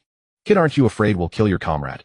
As Shimu spoke, he was about to cut Kushina's skin with the kunai in his hand, but suddenly something pressed against his waist. If you want to die, go ahead and move. A voice filled with killing intent and warning sounded behind them. Shimu's expression froze. When did this happen? He signaled to Aching with his eyes. Aching understood and turned to attack behind them. But with a flash of blade light, Aching felt dizzy. By the time he realized his clothes had been cut into strips all over his body. If the opponent had cut him instead of his clothes, he would already be dead. Thinking how he had just escaped death, Aching felt his bladder loosen and a warm stream flow. Confused, Shimu heard the sound and instinctively looked down only to find Aching's pants were wet. Damn it, Aching, what are you doing? Aching's face alternated between green-white and red, unsure whether to be scared or humiliated. Get lost. Before he could decide how to express his emotions, an invisible force struck both him and Shimu. They screamed and flew backward dozens of meters, leaving Might Dai watching in stunned silence. So this was Akai's true strength. No wonder Akai always said he could never surpass a true genius. Utterly terrifying. Might Dai. Hearing Suyi call his name, Might Dai's heart tightened. Thinking he was about to be questioned, he quickly bowed and apologized. I'm sorry, Suyi, I didn't expect them to threaten your comrade. There's nothing to apologize for. They were right about one thing. This is an exam, not a game. There's nothing wrong with what they did except they picked the wrong people. Suyi's face was calm as he changed the subject. I just want to ask you, what are your identification tags like? I don't know either. Might Dai looked embarrassed. They never showed me or told me. Suyi and Kakashi hadn't expected Might Dai's status in the team to be so low. His two teammates didn't trust him at all, not even willing to tell him about the identification tags. Alright, could you please search them and give me their identification tags? No problem. Might Dai agreed readily, then walked over to his two companions, found the tag on Shimu, and handed it to Suyi. He had no burden of betraying his teammates since he was supposed to hand over the tag after losing the match. Besides, his teammates had used despicable methods to threaten Akai's friends, and they couldn't defeat Suyi and the others anyway, so surrendering was fine. I'm really sorry about today. After apologizing again, Might Dai lifted Shimu and Aching and left. Suyi didn't intend to stop him. Although Shimu and Aching had threatened Kakashi with Kushina, they hadn't actually meant to kill her, so Suyi saw no need to finish them off. If the two had truly intended to kill Kushina, Might Dai wouldn't have had the chance to take them away. That earlier slash would have directly killed them. Kakashi, what are these tags? Suyi threw the seized identification tags to Kakashi. Kakashi caught them, looked at them, and his eyes widened. It seems we've collected them all. All of them. Then we're pretty lucky. A smile curled at the corner of Suyi's mouth. Before the first day was even over, they had gathered all the items needed to pass the exam. From now on, they just needed to survive here for 3 days to pass the exam. But before that, they had to revive Kushina. She had been unconscious for too long. After administering the medicine to Kushina, Suyi had expected her to wake up soon. Unexpectedly, she fell into a coma for 3 whole days, only stirring awake when the examination time was almost over. Suyi, Kakashi, how long did I sleep? Opening her eyes, seeing Suyi and Kakashi sitting nearby, Kushina clutched her head and got up from the ground. She felt a bit dizzy, as if she had slept too long. 3 days. 3 days. Kushina let out a shriek, staring at the two in disbelief. Are you sure you're not lying to me? Kakashi took out 5 ID tags and laid them before Kushina. During the 3 days you were unconscious, 4 ninja squads came one after another. Huh, is that so? You did well. Kushina gave an awkward laugh. As the oldest and most experienced ninja in the team, she had won by simply sleeping. If it hadn't been for Suyi and Kakashi's competence, the team might have been eliminated because of her. Let's eat something first. After we're full, we'll prepare to leave. Suyi handed Kushina the roasted meat and a pot of boiled cool water. Having not eaten or drunk for 3 days, Kushina smelled the fragrance of meat and suddenly felt ravenous. Thank you. After expressing her gratitude, Kushina hastily took the meat and water, eating and drinking at the same time. Suddenly, as if recalling something, she asked Suyi, Suyi, how did you know about the 9 tails? Guessed. Kushina gave Suyi a suspicious glance, but didn't press further. Outside the training ground, Narashikaku and others stared intently at the exit. During these 3 days, 6 squads had already been eliminated and left the training ground early. Now only 2 squads remained inside. If nothing unexpected happened, 2 teams would pass the exam. If something did, they're coming. A Chunin with sharp eyes was the first to spot someone emerging. Everyone followed his gaze. There were 3 figures, 1 woman and 2 men, staggering out while supporting each other, apparently badly injured. After a moment, the 3 walked up to Narashikaku and the others and placed an ID tag on the table. Clearly they had not passed the exam. Without a word, the 3 left with disappointed faces, just like the 3 who had been eliminated before. Narashikaku expressionlessly collected the ID tag, showing neither sympathy nor pity. The Chunin exam only had pass and fail. The last team is out. Hearing this, Narashikamaru sighed with relief in his heart. They were all Konoha ninja, so naturally he didn't want anyone to die in there, especially since the remaining team was the one with Kushina.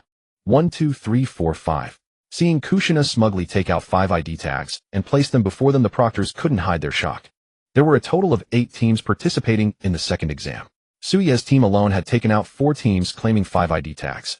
No wonder the other teams hadn't passed. Even Narashikaka couldn't help but praise Kushina.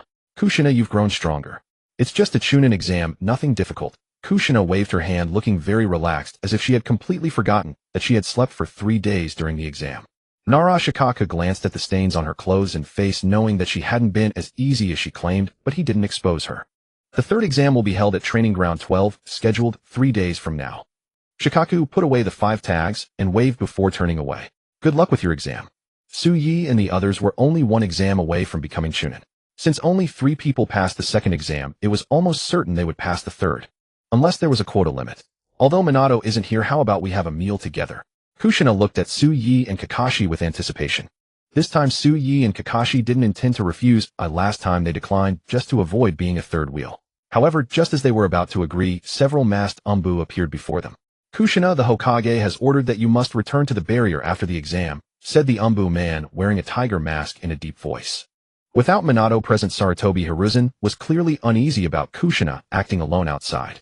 But the exam isn't over yet. Kushina protested. You need to rest, and this is the Hokage's order, the tiger-masked Umbu man emphasized.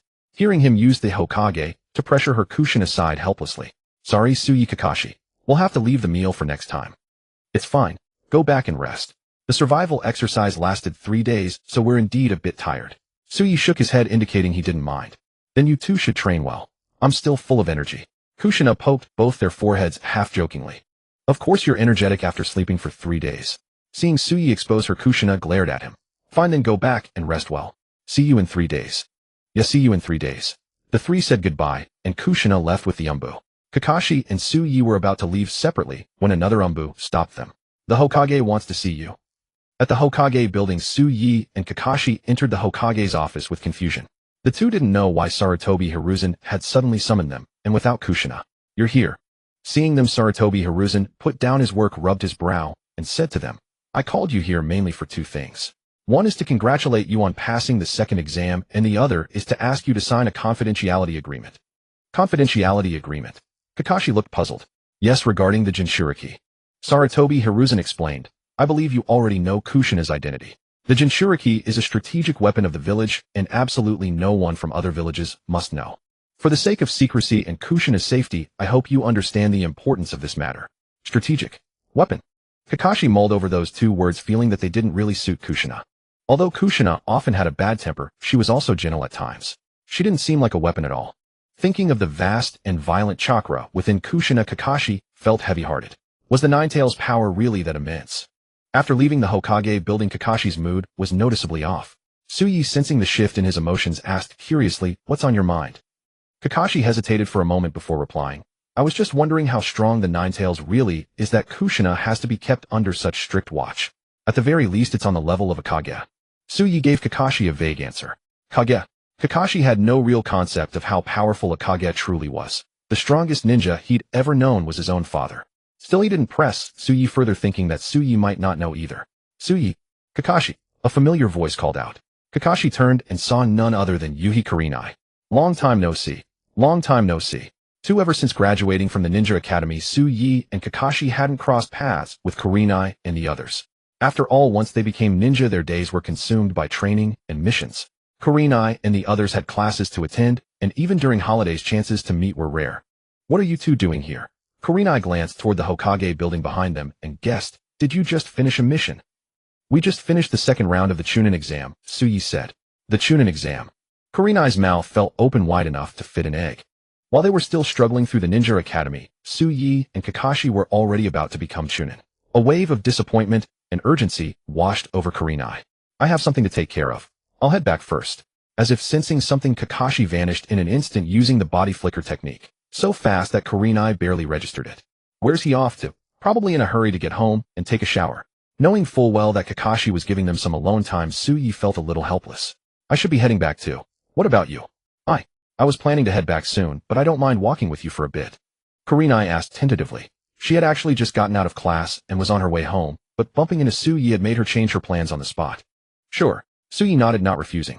He and Kurenai had a good relationship. Nothing romantic, but a deep friendship. Kurenai's heart leapt at the approval, and she smiled brightly. You guys are so amazing. You're already about to become Chunin. There's still one more exam to get through. Suyi said. That's still impressive, and I'm sure you'll pass.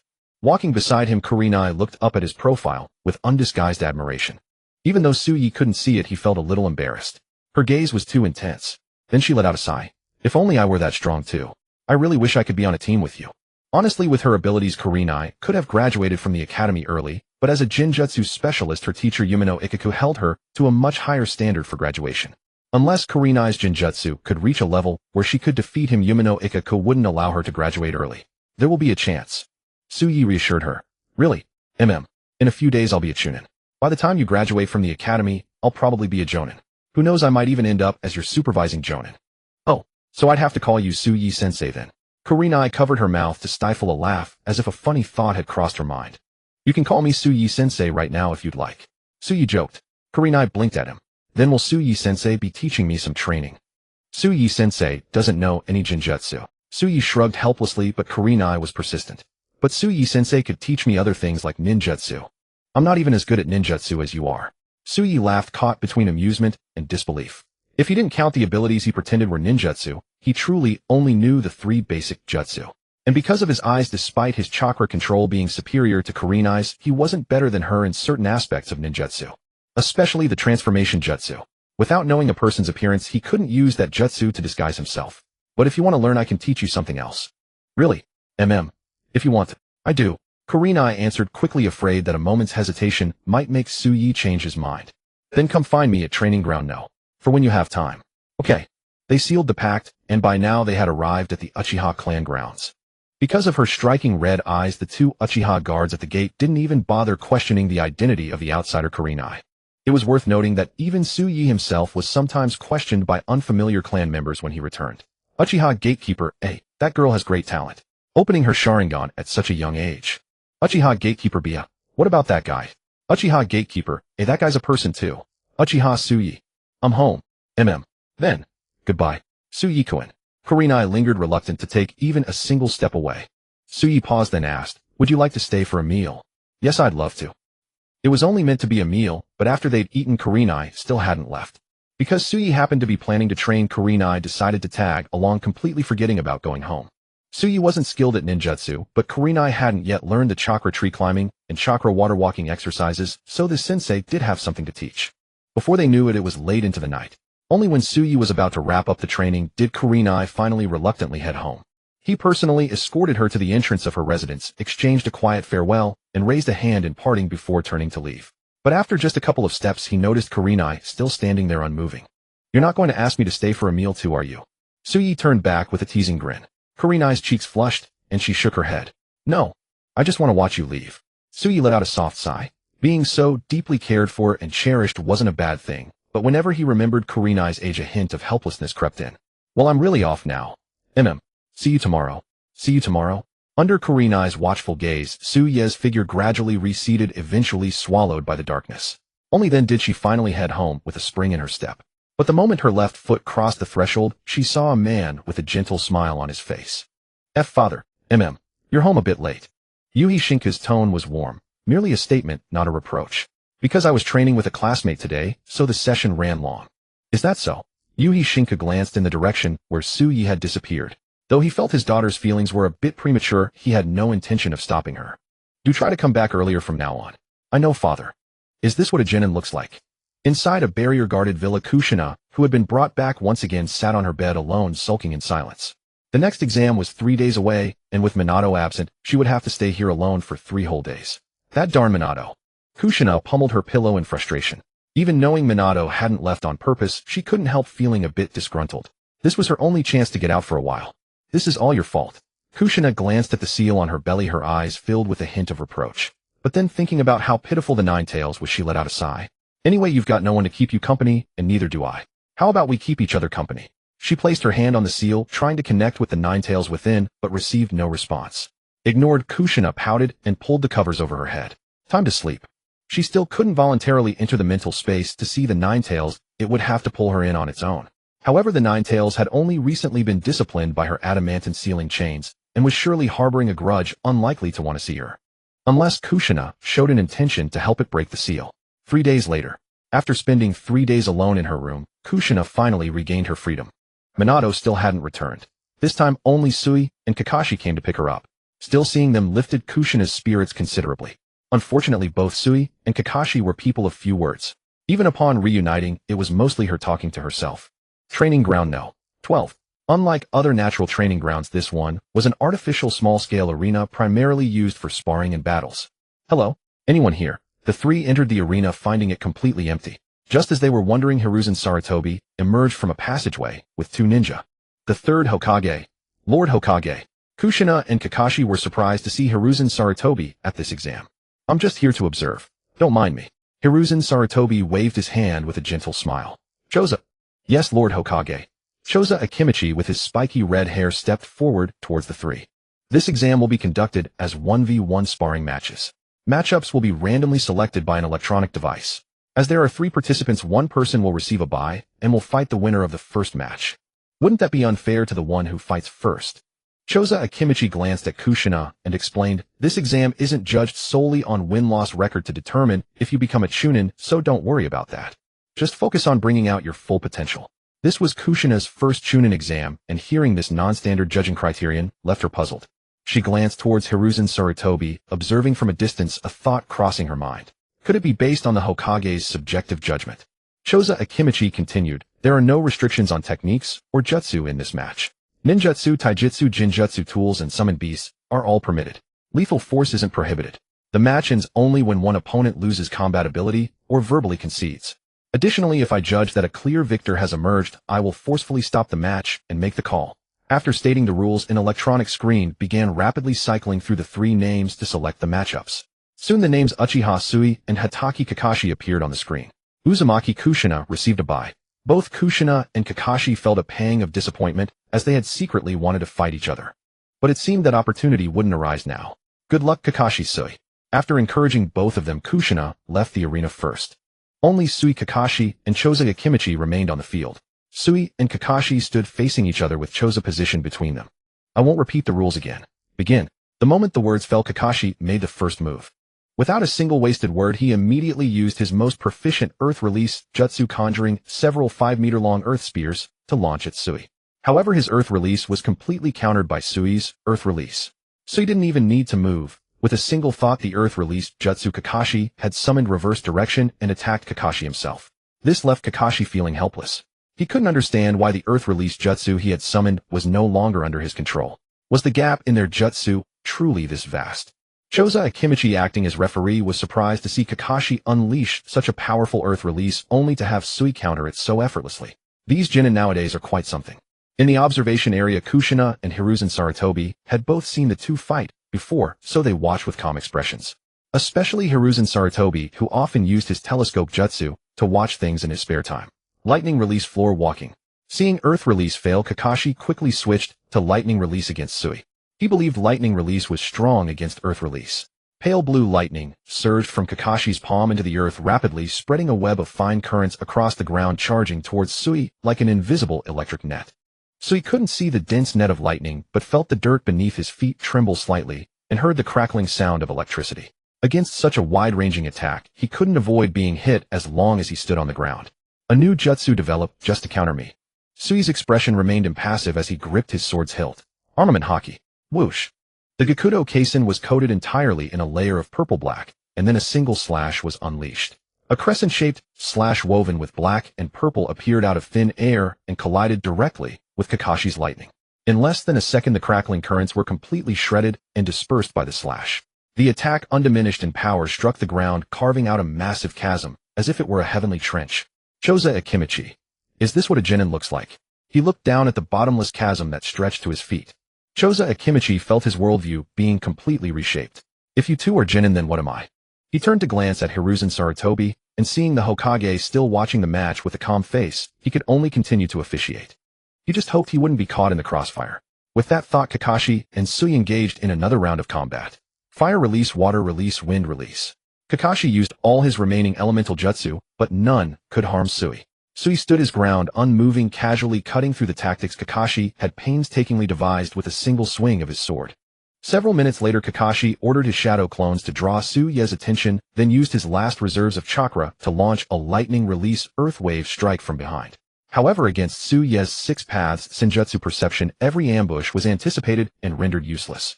With a casual slash of his blade, Kakashi's attack was once again blocked. At this point, Kakashi had no fighting strength left. He bent forward, gasping for breath as his shadow clones dissolved into smoke with a soft pop. Every ounce of his energy had been completely drained. "I yield," Kakashi called out, raising his hand. Chotuchi, still processing the outcome, struggled to mask his astonishment before delivering his verdict. "The match is over. Uchiha Tsuyi victorious." An overwhelming domination as expected. The masked boy was on the verge of collapse while the blindfolded Uchiha showed not a trace of fatigue. From beginning to end, he had simply stood his ground and defeated the boy named Kakashi with casual sword swings. It was terrifying. Sarutobi Hiruzen, experiencing Tsuyi's strength this closely for the first time, was deeply shaken. The reason he had come to watch this match was specifically for Tsuyi, and Tsuyi had certainly not disappointed him. "Do you need a moment to rest?" Although Tsuyi showed no signs of exhaustion, Chotuchi asked out of courtesy. "No need." Tsuyi shook his head. Then the second match. Uzumaki Kushina versus Uchiha Tsuyi begin. As expected, this too was a complete domination. Kushina faced Tsuyi no differently than Kakashi had. No matter what jutsu or technique she employed, Tsuyi crushed every attempt with a single blade stroke. Sarutobi Hiruzen witnessed for the first time Tsuyi cleaving through Kushina's chakra chains. He had not expected Tsuyi's blade to cut even the chains sealing the nine tails. Realizing all her efforts were futile, Kushina also chose to yield. The match is over. Uchiha Tsuyi victorious. Having fulfilled his duty, Chotuchi returned to stand beside Sarutobi Hiruzen. Though he was the chief examiner for this match, the true authority over the exam results rested with the Hokage. Hiruzen nodded at him in acknowledgement of his work, then turned his gaze toward the three of them. "Your performances were all excellent. Although you lost your matches, Kakashi and Kushina, you still possess the capability to serve as Chunin." Being recognized by the Hokage lifted their spirits considerably despite their defeats. After all, Sarutobi Hiruzen was known as the strongest Hokage in history. "Uchiha Tsuyi." Hiruzen paused, a warm and gratified smile spreading across his face. "Your performance far exceeds that of a typical genin. To possess such strength at such a young age gives us great confidence in the new generation of Konoha." Tsuyi remained impassive, unmoved by the praise. Having observed him over this period, Hiruzen was already familiar with Tsuyi's reserved nature and did not take offense. "Starting today, the three of you are Konoha Chunin. Please follow me to the Hokage's office." After passing the exam, the three still needed to complete rank registration, update their ninja files, unlock mission permissions, and collect their Chunin vests. Only after all procedures were finished would they truly be Chunin within Konoha. Normally, genin promoted to Chunin would be reassigned to new teams and updated affiliations. However, due to the special circumstances of Tsuyi and Kakashi, Hiruzen retained their team structure with Minato. As for Kushina, her situation was even more exceptional. Her records and affiliations were fabricated, containing only her pre-Jinchuriki information with nothing more than a title update. She remained an unassigned Chunin belonging to no team and leading none. In the Hokage's office, after updating the three ninja files, Hiruzen handed each of them 3 scrolls. Although you cannot yet lead missions independently, as Chunin you need to understand these procedures. Kakashi opened his scroll and found it contained mission request procedures, report writing templates, and intelligence classification protocols. "I'll read it to you later." Kushina, unable to see, nudged Tsuyi with her elbow. Tsuyi was silent for a moment, then shook his head. "No need." With the Chunin exam concluded, it was time to obtain a pair of eyes of his own. Living without sight had become too troublesome. "No need to be so formal. With Minato absent, let me take care of you." Before Tsuyi could respond, Kushina made a request to Hiruzen to temporarily lead Team 7. "Hokage-sama, I believe Team 7 cannot be without a sensei. Would you permit me to lead them on missions in Minato's absence?" "No." Hiruzen's expression turned stern, his tone firm and unquestionable. "Kushina, what resides within you is more important than anything else. Minato will return within a few days. You need not worry." Noticing her displeasure, he added, "I have already made a special exception allowing you to take the Chunin exam, Kushina. You should understand the compromise I have made for your sake." Kushina lowered her eyes slightly, knowing she could not change his decision. Fine, I'll go back then." But everyone could hear her reluctance. Yet no one could alter her fate. Perhaps only when Minato became Hokage would her circumstances improve. After leaving the Hokage tower, the three did not gather. Kushina was escorted back to her villa by Yinbyu. Kakashi went to visit Sakumo Hatake, and Tsuyi hurried back to the clan compound. Before Fugaku Uchiha's residence, without hesitation, Tsuyi knocked directly on the door. Knock, knock, knock. The door opened, and a young girl with simple attire and long fine black hair peered out, curiously examining the blindfolded boy before her. Noticing the Uchiha clan crest on his clothing, she asked, "Who are you looking for?" "The clan leader." "Wait a moment." The door closed again, then opened shortly after. "Follow me. The clan leader is waiting for you in the study." This time the girl opened the door wider to help Tsuyi enter more easily. My name is Uchiha Shin. You can call me Shin. What's your name? Uchiha Suyi. Suyi did not expect to be questioned, but he answered nonetheless. Suyi. What a strange name. Shin rolled it around in her mouth several times, finding it awkward to pronounce. Who would name an Uchiha that? Before she could finish her thoughts, they had arrived outside the study. Go ahead. The clan leader is waiting for you inside. The study was silent. Uchiha Fugaku was examining a scroll when he sensed Suye's arrival and set it down. You're here? Have a seat. His expression remained stern as always, but his tone was affable, like an elder of the clan greeting a junior. Suyi gave a slight nod, and without ceremony sat down on the stool before him. The Chunin exams concluded today, didn't they? You came to see me so urgently. Did you pass? Uchiha Fugaku inquired with a composed demeanor, though his eyes carefully observed the shifts in Suye's expression. Ever since he had looked into Suye's background, he felt this youth had the potential to pass the Chunin exams. Now with Suyi arriving so eagerly that intuition seemed on the verge of becoming reality. Yes, I passed just a short while ago. Suyi nodded. A flicker of surprise crossed Fugaku's face before it quickly shifted into an expression of approval. Tsukunoma and Miya have raised a fine son. He harbored no suspicion that Suyi might be deceiving him. Such a matter could be verified with a single inquiry. Clan leader, what about my Sharingan? Rest assured I won't go back on my word. However, there is one thing I'm curious about. What is your area of expertise? Ninjutsu. Taijutsu. Swordsmanship. Swordsmanship. Uchiha Fugaku looked taken aback, clearly not having expected such a response. After a pause he added, would you mind giving me a demonstration? Here, follow me. Uchiha Fugaku shook his head and rose, making his way to the courtyard outside. The courtyard was spacious and open, its ground paved with neat gray-white stone slabs dotted with wooden training posts and ninja tools set up for practice. The arrangement rivaled that of a small training ground. Let's do it here. Do you need a blade? Fugaku turned around, noticing the only guide cane in Suye's hand. I have my own. Suyi drew Gakudo Inferno from the guide cane, its jet-black lustrous blade instantly capturing Fugaku's attention. A fine blade. Fugaku praised, then said, go on, strike at me. Without hesitation, Suyi raised his hand and unleashed a flying slash. A crescent-shaped surge of purple-black energy crushed the neat gray-white stone slabs in its path, charging straight toward Uchiha Fugaku. At the sight of that slash, Fugaku's calm expression stiffened. This was swordsmanship. Years of combat instinct told him this blow could not be met head-on. So the instant the slash was about to connect, he used the substitution jutsu to evade. Bang! A log was cleaved cleanly in two, yet the flying slash pressed on, undiminished, threatening to strike the courtyard wall. In a flash, Suyi appeared before the wall, coating Gakudo Inferno in armament Haki, and held it up single-handedly to block. The flying slash, seemingly capable of cutting through anything, was forcibly halted by Suye's own blade, disintegrating inch by inch until it scattered into motes of fading energy. Uchiha Fugaku watched, utterly dumbfounded. Was this swordsmanship? Was this something a 7-year-old child of the Uchiha clan could accomplish? Even the Yuzuki and Gecko clans, renowned for their swordsmanship, could not achieve such a feat, could they? Shall we continue? Suyi asked, seeing that Fugaku remained speechless. And no. That's enough. Uchiha Fugaku snapped out of his daze and quickly shook his head. That single slash had already proven Suye's abilities beyond doubt. May I ask what this swordsmanship style is called? And who taught it to you?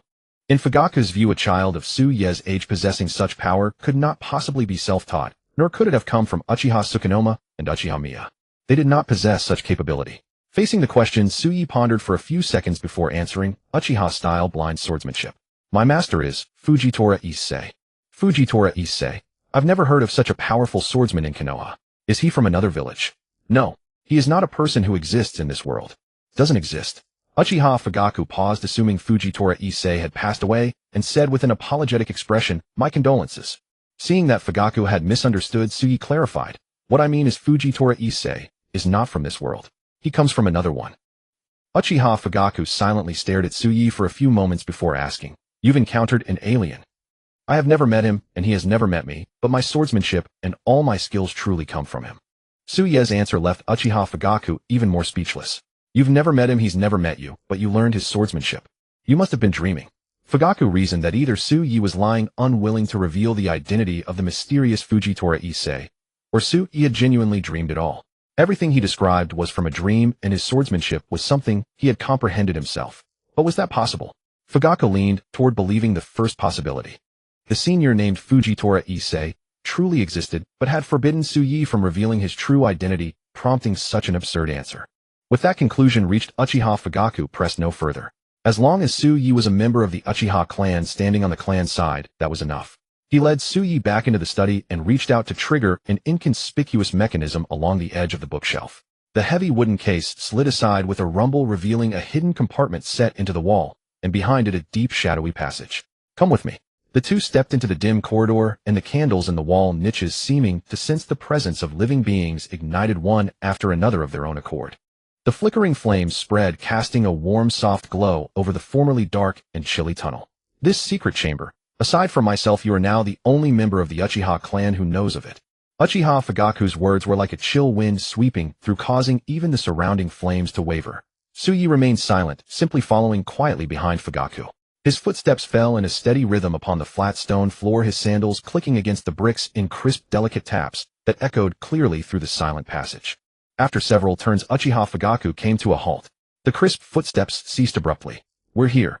So saying, Fugaku produced a silver-white key and inserted it into the rusted gray-brown iron door. As Fugaku turned the key, a sharp click issued from the lock, a sound not unlike a bone being snapped. Then the door was pulled open, groaning with a creak like the cawing of crows perched upon withered vines. Stepping through the iron door, the interior remained shrouded in darkness, save for a sickly green glow intermingling with the gloom, sending a shiver down the spine. Had Suyi been able to see, he would certainly have likened this scene to the dwelling of a zombie from those horror films.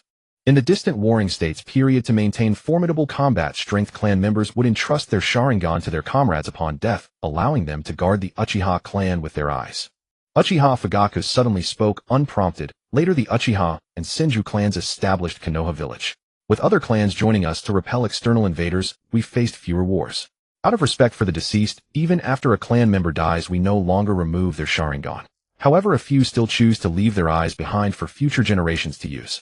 Uchiha Fugaku scanned the dozen or so Sharingan before him, finally fixing his gaze upon a pair of crimson eyes bearing 3 tomo.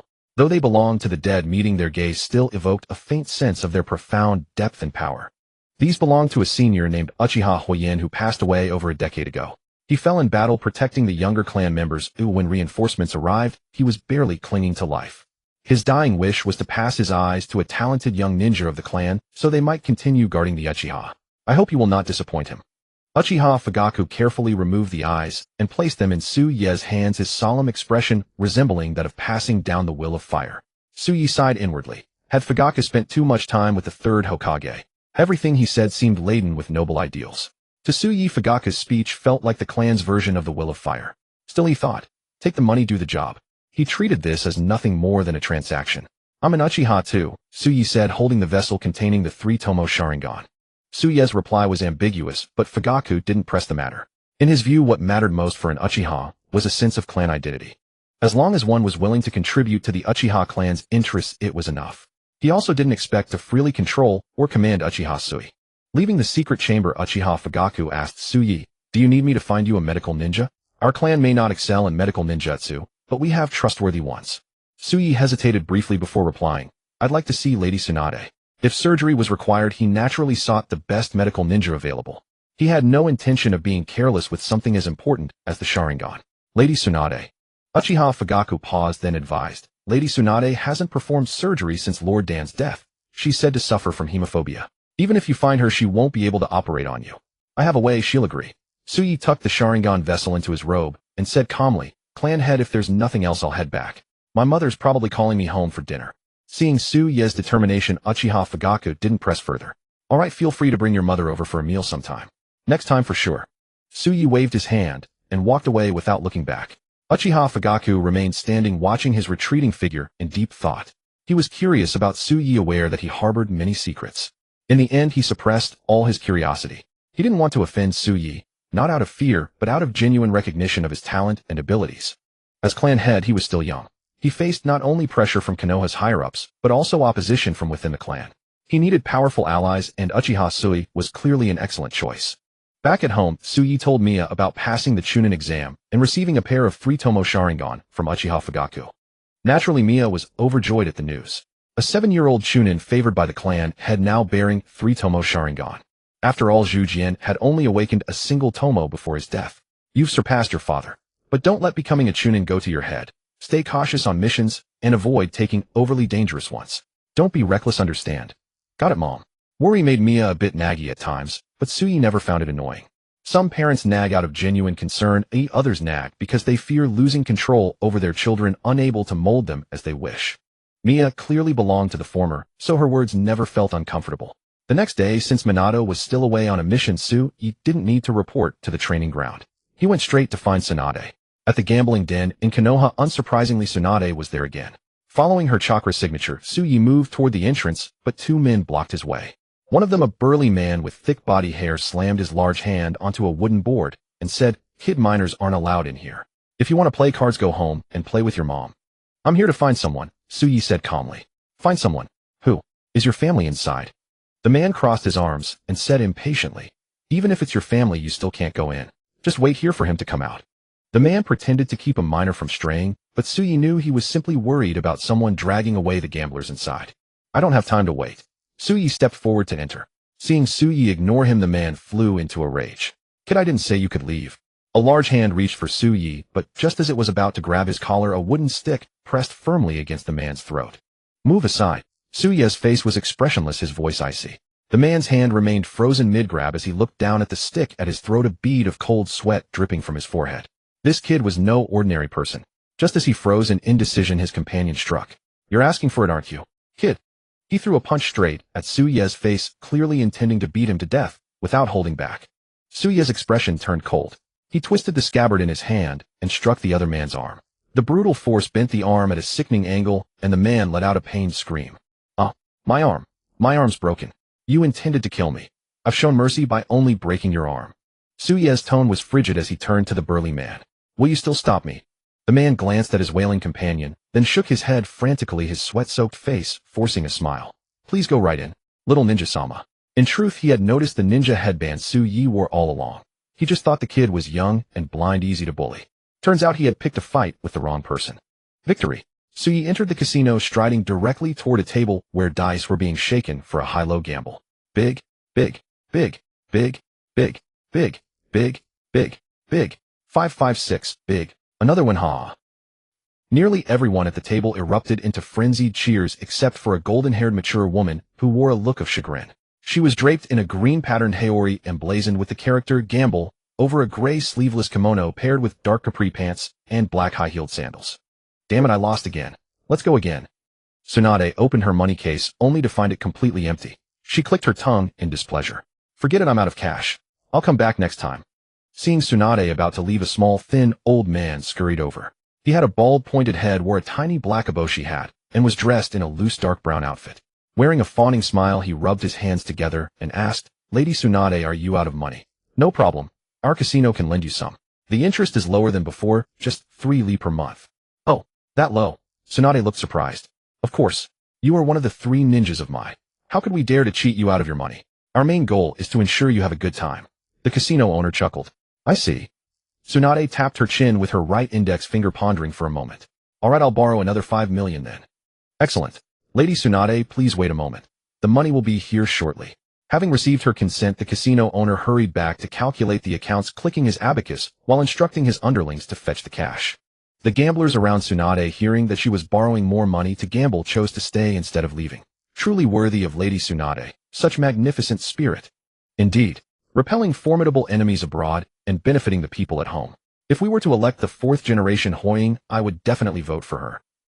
Listening to the idle chatter of the gamblers, Sui felt a little speechless.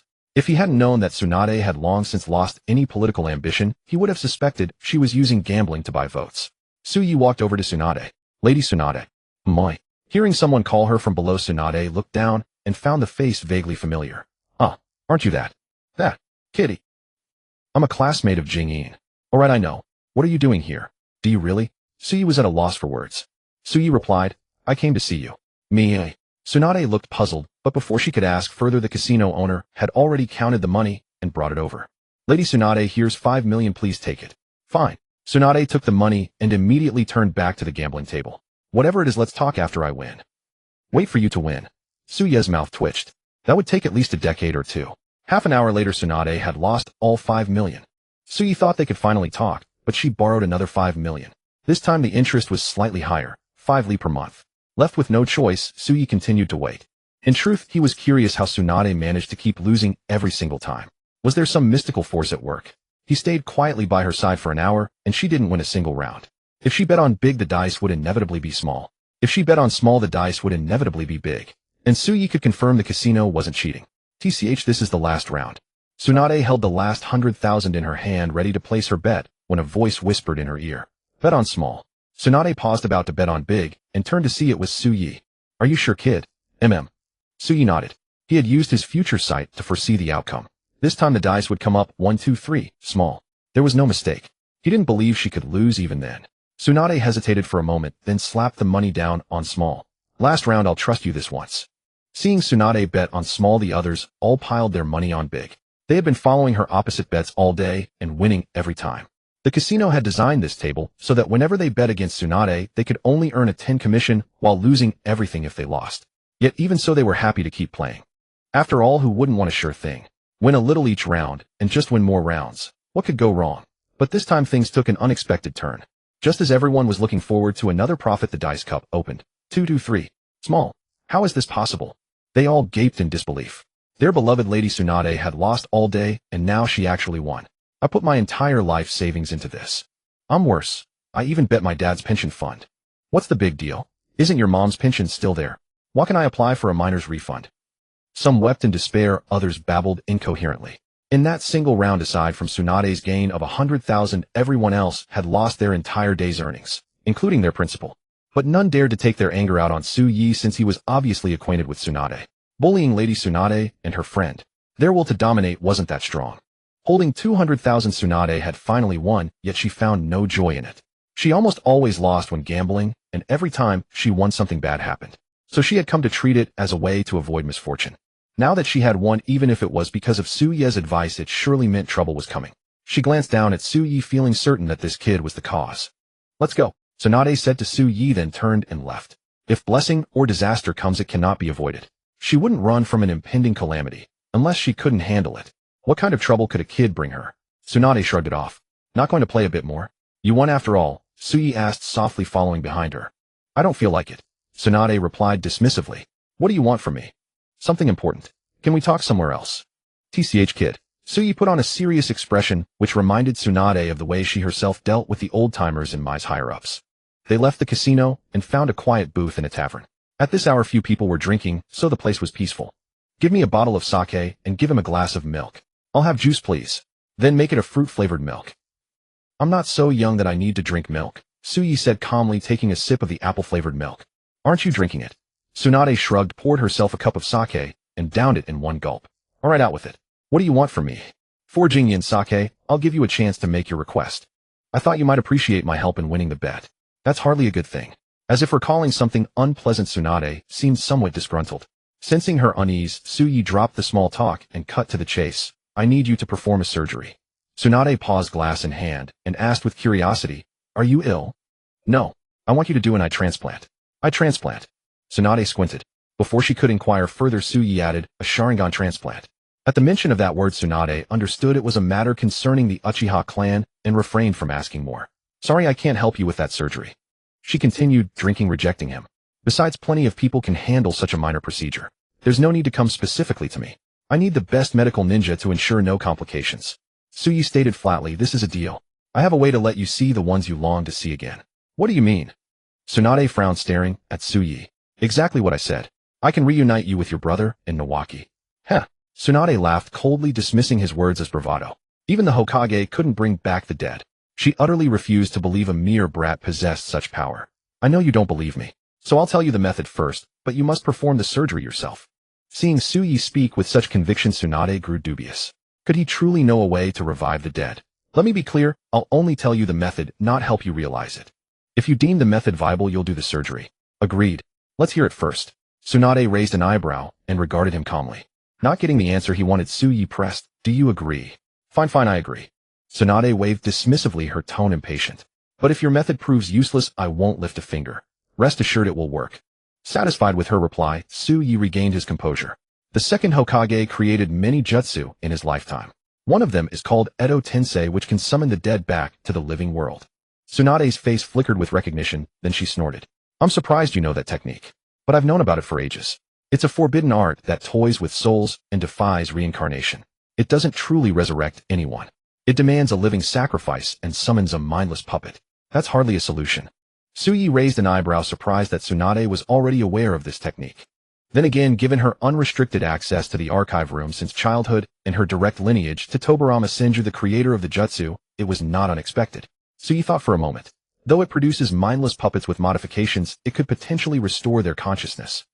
Enough. I won't use that method and I won't operate on you. Tsunade slammed the empty bottle onto the table, cutting him off. The very idea disgusted her, and she now saw Suyi as someone with twisted morals. You're backing out. That jutsu is useless. It's not backing out, brat. Tsunade's tone turned icy. And watch your tone. Do you know who I am? As one of the legendary Sannin, she was a myth in the village. A rookie who had graduated less than a year ago had no right to speak to her like this. If not for Shizun's fondness for Suyi, she wouldn't even bother talking to him. After a few seconds of silence, Suyi smirked mockingly. Impressive. The Sannin of Konoha certainly have their pride. Catching the sarcasm, Tsunade's brow furrowed. This was the first time a brat had riled her up so much. Yet mindful of her status, she suppressed her anger. Getting agitated over a kid was beneath her. Finishing the last sip of sake, she prepared to leave. She resolved to tell Shizun to stay away from Suyi, but a wooden rod blocked her path. Let's talk somewhere else. Suyi drained the milk from his cup. A change of venue might interest you more. No need. Tsunade grabbed the rod, intending to break it with brute force and teach him a lesson. But the moment she applied pressure, a layer of purple-black energy emerged. No matter how hard she tried, she couldn't snap it, nor could she push Suye's hand away. Such strength. Tsunade was startled, staring at his placid face. Something was off about this kid. So interested in relocating. Suye's tone carried a hint of mockery, which irked Tsunade. But she knew this wouldn't end until she put him in his place. Where? Training Ground 4.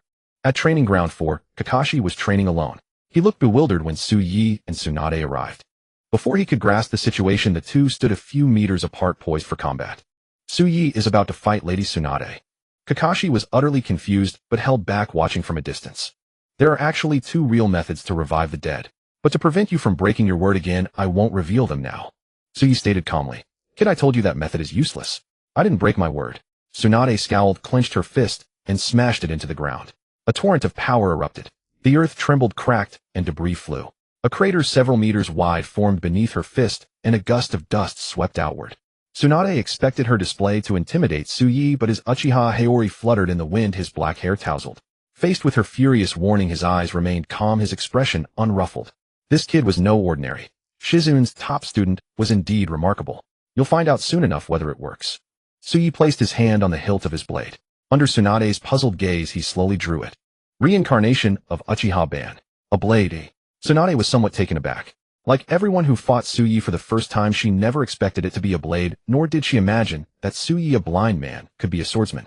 Be careful, Lady Tsunade. If you let your guard down, you might die. Faced with Suye's warning, Tsunade paid it no heed. She admitted that Suyi was somewhat special, but to threaten a Kage-level powerhouse, he was still too green. A 7-year-old child, no matter how strong could he be. What is this? Just as Tsunade was pondering, she saw Suyi gently swing his blade at her. The motion was ordinary, utterly unremarkable. Anyone would take it for a simple slash. Yet the next moment, a deep, dark, purple-black energy ripple emerged from nowhere, tore through the air, and roared like a ferocious tiger straight toward her. Do not meet it head-on. Every alarm in Tsunade's mind screamed. Without a moment's hesitation, she leaped sideways to dodge. The slash flew past her, crashing into a forest hundreds of meters away, triggering a deafening, violent explosion. Before she could recover from the shock, the epicenter of the blast instantly swelled into a massive orb of purple-black energy vast enough to cover the entire woodland. The intricate patterns of that purple-black radiance exuded a terrifying aura. The next moment, the purple-black energy sphere burst like a water balloon filled to the brim, releasing countless streaks of white light from within, radiating outward in all directions. Crack, crack. Within the sphere's range, everything, towering ancient trees and solid boulders alike, shattered under an invisible force of compression and torsion, all reduced to fragments. A single slash, and this guy had destroyed an entire forest. Only then did Tsunade truly realize that he was not joking. He could really kill her. This mere 7-year-old youth possessed the power of a Kage, or even beyond Kage. But how was that possible? He was only 7 years old. Could it be the reincarnation of Uchiha Ban? With such power, and the name of Uchiha, Tsunade could think of no other explanation. And did the third Hokage know about this? Letting your mind wander. Suyi appeared before Tsunade without warning, the supreme fire blade in his hand pressed against the slender curve of her neck. Tsunade glanced at the blade at her throat, but showed no panic. She had fought countless battles in the ninja world, faced life and death numerous times. A blade at her neck meant nothing to her. Little did she know that in Su Ye's future vision, all her movements would be seen through. Others might not be able to kill her, but Su Ye could truly sever her beautiful head in the instant she acted. I admit I underestimated you. Tsunade's expression remained calm. But I still don't think that is a viable method. Impure world reincarnation is an evil jutsu that uses the lives of others. Haven't you ever killed anyone? Su Ye wore a mocking smile. Tsunade frowned. That same expression of contempt again. But now Su Ye indeed had the right to speak to her like this. War brings death, it's unavoidable, Tsunade defended. Don't ninjas kill people when carrying out missions? Were all the people you killed truly deserving of death, or were you forced to kill them? Su Ye shook his head. Let me put it another way. If there exist people who deserve to die, then using the lives of those who deserve to die to save the lives of so-called good people, isn't that a good thing? After all, those who deserve to die were already fated to die. Would that make it easier for you to accept? Tsunade opened her mouth, but found no words to refute. Since war claims lives, is it evil to use the lives of enemies to resurrect one's own comrades? Stuck on a hard question again, so you stay silent. Faced with Su Ye's taunt, Tsunade snorted and stared at the sky at a 45-degree angle. In any case, I won't use that jutsu. I have my principles. It doesn't matter. I have 2 other methods that can help you revive Ting Shu and Duan. But I'll only give you the information. Whether you believe it or not, whether you can achieve it or not is none of my concern. You must perform the surgery for me. Su Ye applied a little force with his wrist, pressing the blade half an inch closer, the cold steel pressing tightly against the skin of Tsunade's neck. You already knew about impure world reincarnation, so I can forgive you once. But if you obtain my information this time, and still fail to keep your promise, then I will get angry. TCH brat. Feeling the chill at her neck, Tsunade clicked her tongue in annoyance. Even if you say that I can't help you with the surgery, I can't perform surgery. Because of your hemophobia? You knew and still came to me. Tsunade raised an eyebrow and pushed Su Ye's blade aside with a finger. Are you doing this on purpose? I believe you can overcome your inner demons for Tung Shu and Duan. Su Ye sheathed his blade casually. If you truly cannot overcome it, then please arrange for the best medical ninja besides yourself to perform the surgery. Of course, I hope you can supervise the entire process. So this was your real aim all along. Tsunade was momentarily moved, but then her brow furrowed again. This kid was full of schemes. He looked so sunny, but why did he give her the feeling of facing Orochimaru? Still, his strength at least proved that his words carried some credibility. After all, even Orochimaru sought in vain for jutsu that could revive the dead, and she had never heard of any other method besides impure world reincarnation. After a moment of contemplation, Tsunade crossed her arms and said solemnly, I'll help you. What are those 2 methods? Su Ye did not answer. Instead, he produced a scroll he had prepared long ago and handed it to Tsunade. The answer you seek is in here. When will my surgery begin? Tsunade did not reply immediately. She opened the scroll and examined its contents. In an instant, her eyes widened, and she looked up at Su Ye in utter disbelief. Where did you get this information? The Uchiha clan has been a great family for nearly 1,000 years. Isn't it normal for me to know some secrets? Su Ye's expression was cold. Now that you have the information, when will you give me what I want? Tsunade stared at Su Ye's face, trying to discern something, but found nothing. The information Su Ye had provided was too astonishing. The scroll contained 2 pieces of intelligence. The first was the secret technique mastered by the elder Chiyo of Sunagakure, the life reincarnation jutsu. A jutsu that sacrifices the caster's life to permanently resurrect the dead. The second was the outer path samsara reincarnation technique. A unique technique of the samsara, capable of resurrecting an unlimited number of the dead regardless of how long they had been dead, restoring their flesh, soul, and form to exactly as they were in life. The only cost was still the caster's life. The former surprised Tsunade, but it was understandable. If one could infiltrate Sunagakure with a spy, there was a chance to obtain it. But the latter, the samsara eye, was the legendary eye of the Sage of 6 Paths. How could Su Ye possibly know about it? 3 days later, Tsunade said, coming to her senses and rolling up the scroll. I'll come find you in 3 days provided you're not on a mission. I'll take leave. Compared to the Sharingan, everything else could wait, even making money. Tsunade nodded at him without further words and turned to leave. She had been too shocked today and needed time to digest it. Kakashi, who had been standing not far away, approached only after Tsunade had left. I heard you talking about surgery. Are you sick? Kakashi asked, a flicker of barely perceptible concern in his eyes. No, I just want to fix my eyes. Su Ye explained. Treating your eyes. Kakashi was taken aback, staring at the bandages wrapped around Su Ye's eyes. A smile curled beneath his mask. Then you'll probably become even stronger, right? Perhaps. Su Ye asked curiously. You don't sound very worried. Aren't you afraid you'll never surpass me?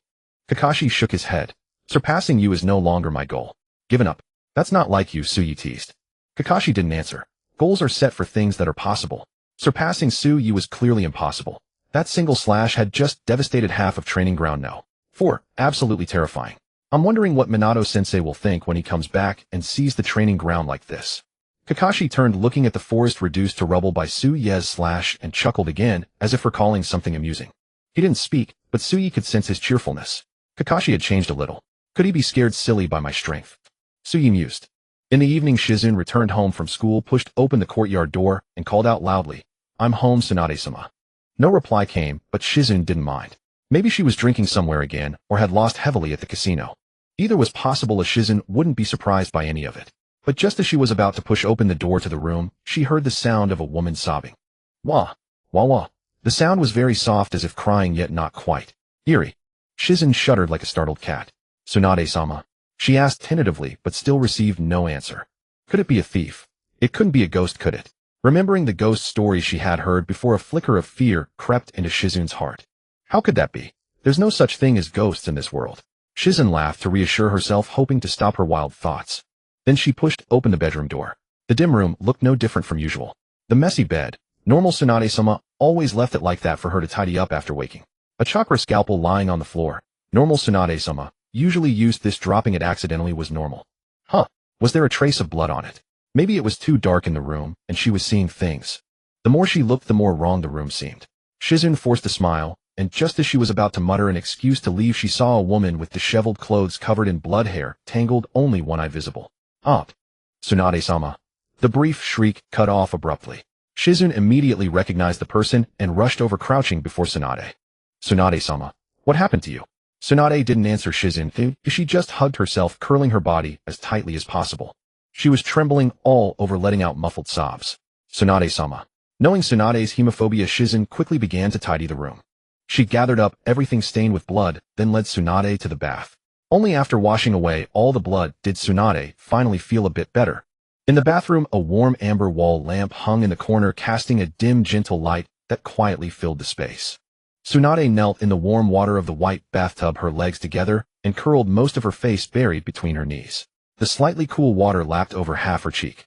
Misty steam rose slowly, shrouding her in a hazy veil, leaving only a thin, lonely silhouette, a figure full of unspeakable weariness and desolation. Gulp. The sound of Shizun swallowing was clear in the bathroom. Tsunade glanced at her, paused for a moment, and then spoke slowly, "Thank you, Shizun." "It's nothing. It's what I should do." Shizun shook her head, looking at Tsunade's beautiful profile. "Tsunade-sama, why did you cut your own hand?"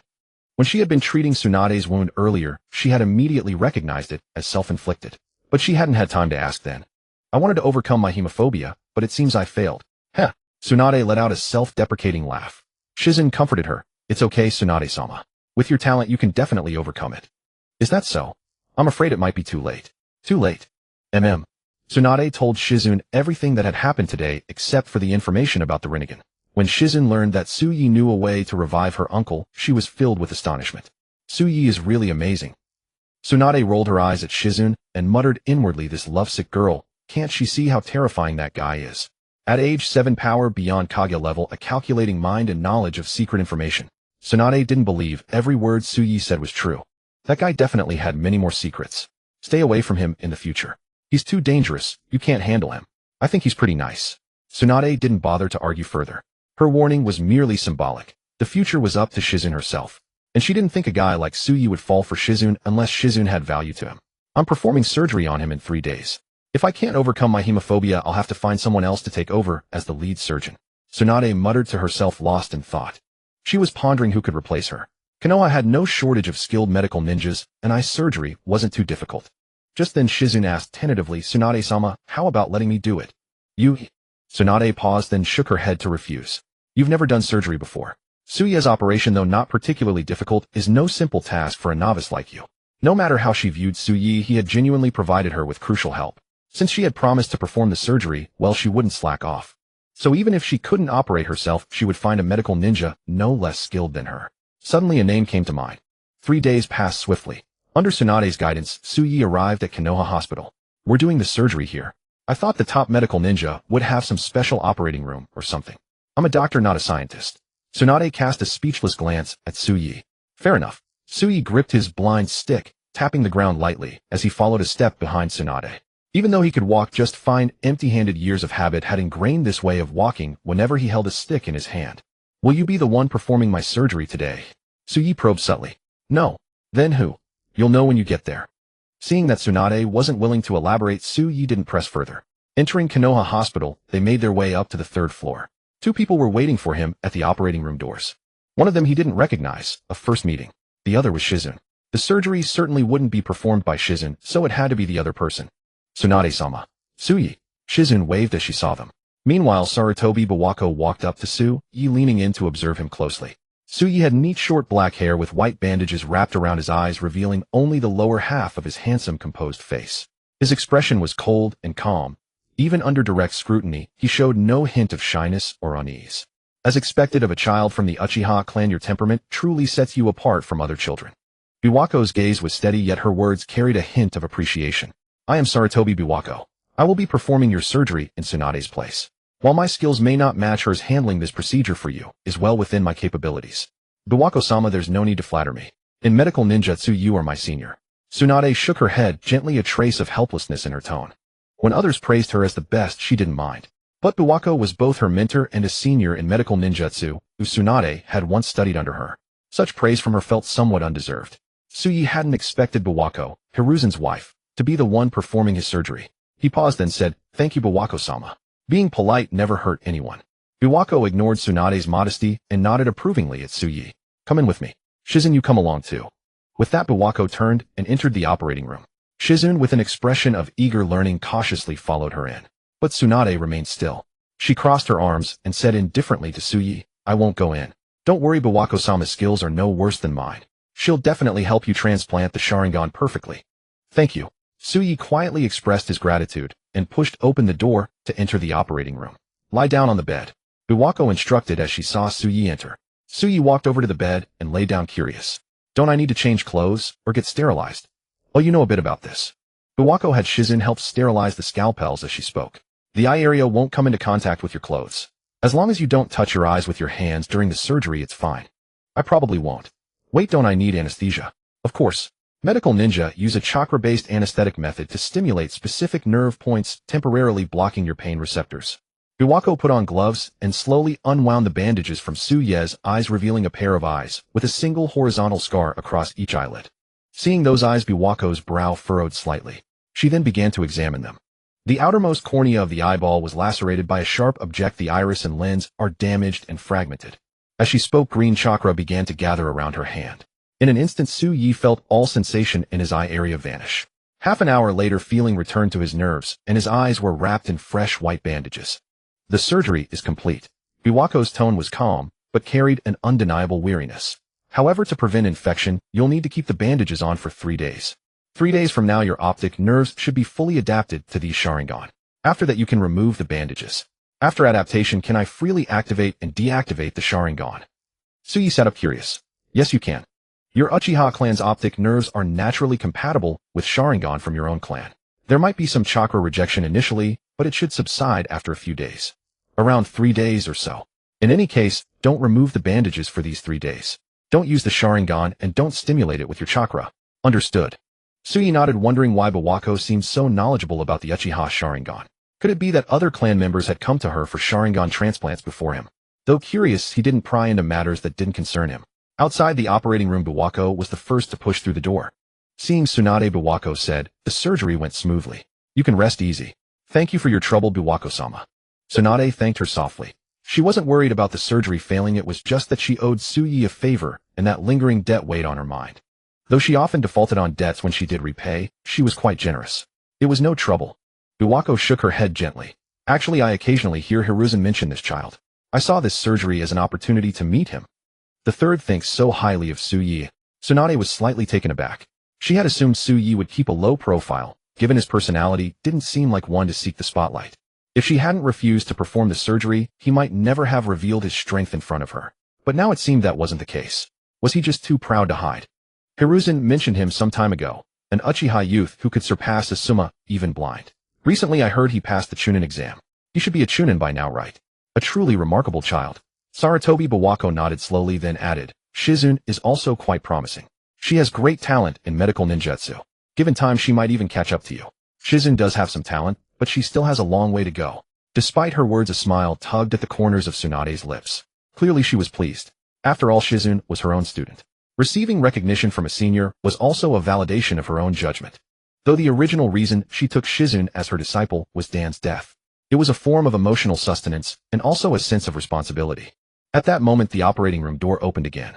Suyi, having just completed his surgery, walked out alongside Shizun. His complexion was rosy, showing no signs of post-surgical weakness. Seeing Shizun's eyes fixed on Suyi, Tsunade pressed her lips together, but ultimately said nothing. Though she felt Suyi was too mysterious and Shizun's feelings likely wouldn't be reciprocated, who could truly predict matters of the heart? She didn't want to be the one to break them apart. Besides, she already planned to leave with Shizun once she graduated from the Ninja Academy. After all, her current situation prevented her from taking on high-rank missions. Without a steady income, her debt spiral would eventually collapse, and even the old man wouldn't be able to bail her out. She didn't want to be chased by creditors all over Konoha. A legendary Sannin becoming a deadbeat would be far too embarrassing. Biwako-sama, we'll be going now. Tsunade said respectfully to Biwako, then turned to Shizun. Shizun, how much longer are you going to chat? Yes, Tsunade-sama. Hearing the stern tone in Tsunade's voice, Shizun jolted and quickly trotted to catch up. But before getting too far, she still waved at Suyi. Suyi-kun, goodbye. What a polite girl. A barely perceptible smile appeared on Biwako's aging face. Suyi, Hiruzen has high hopes for you, and so do I. Don't let us down. Patting Suyi on the shoulder, Biwako also departed. Suyi stood there falling into silence. Since coming to this world, many people had been kind to him, but this kind of kindness with ulterior motives always felt like a transaction in his heart. As for coming to love Konoha or the Uchiha clan, Suyi couldn't find a reason for that.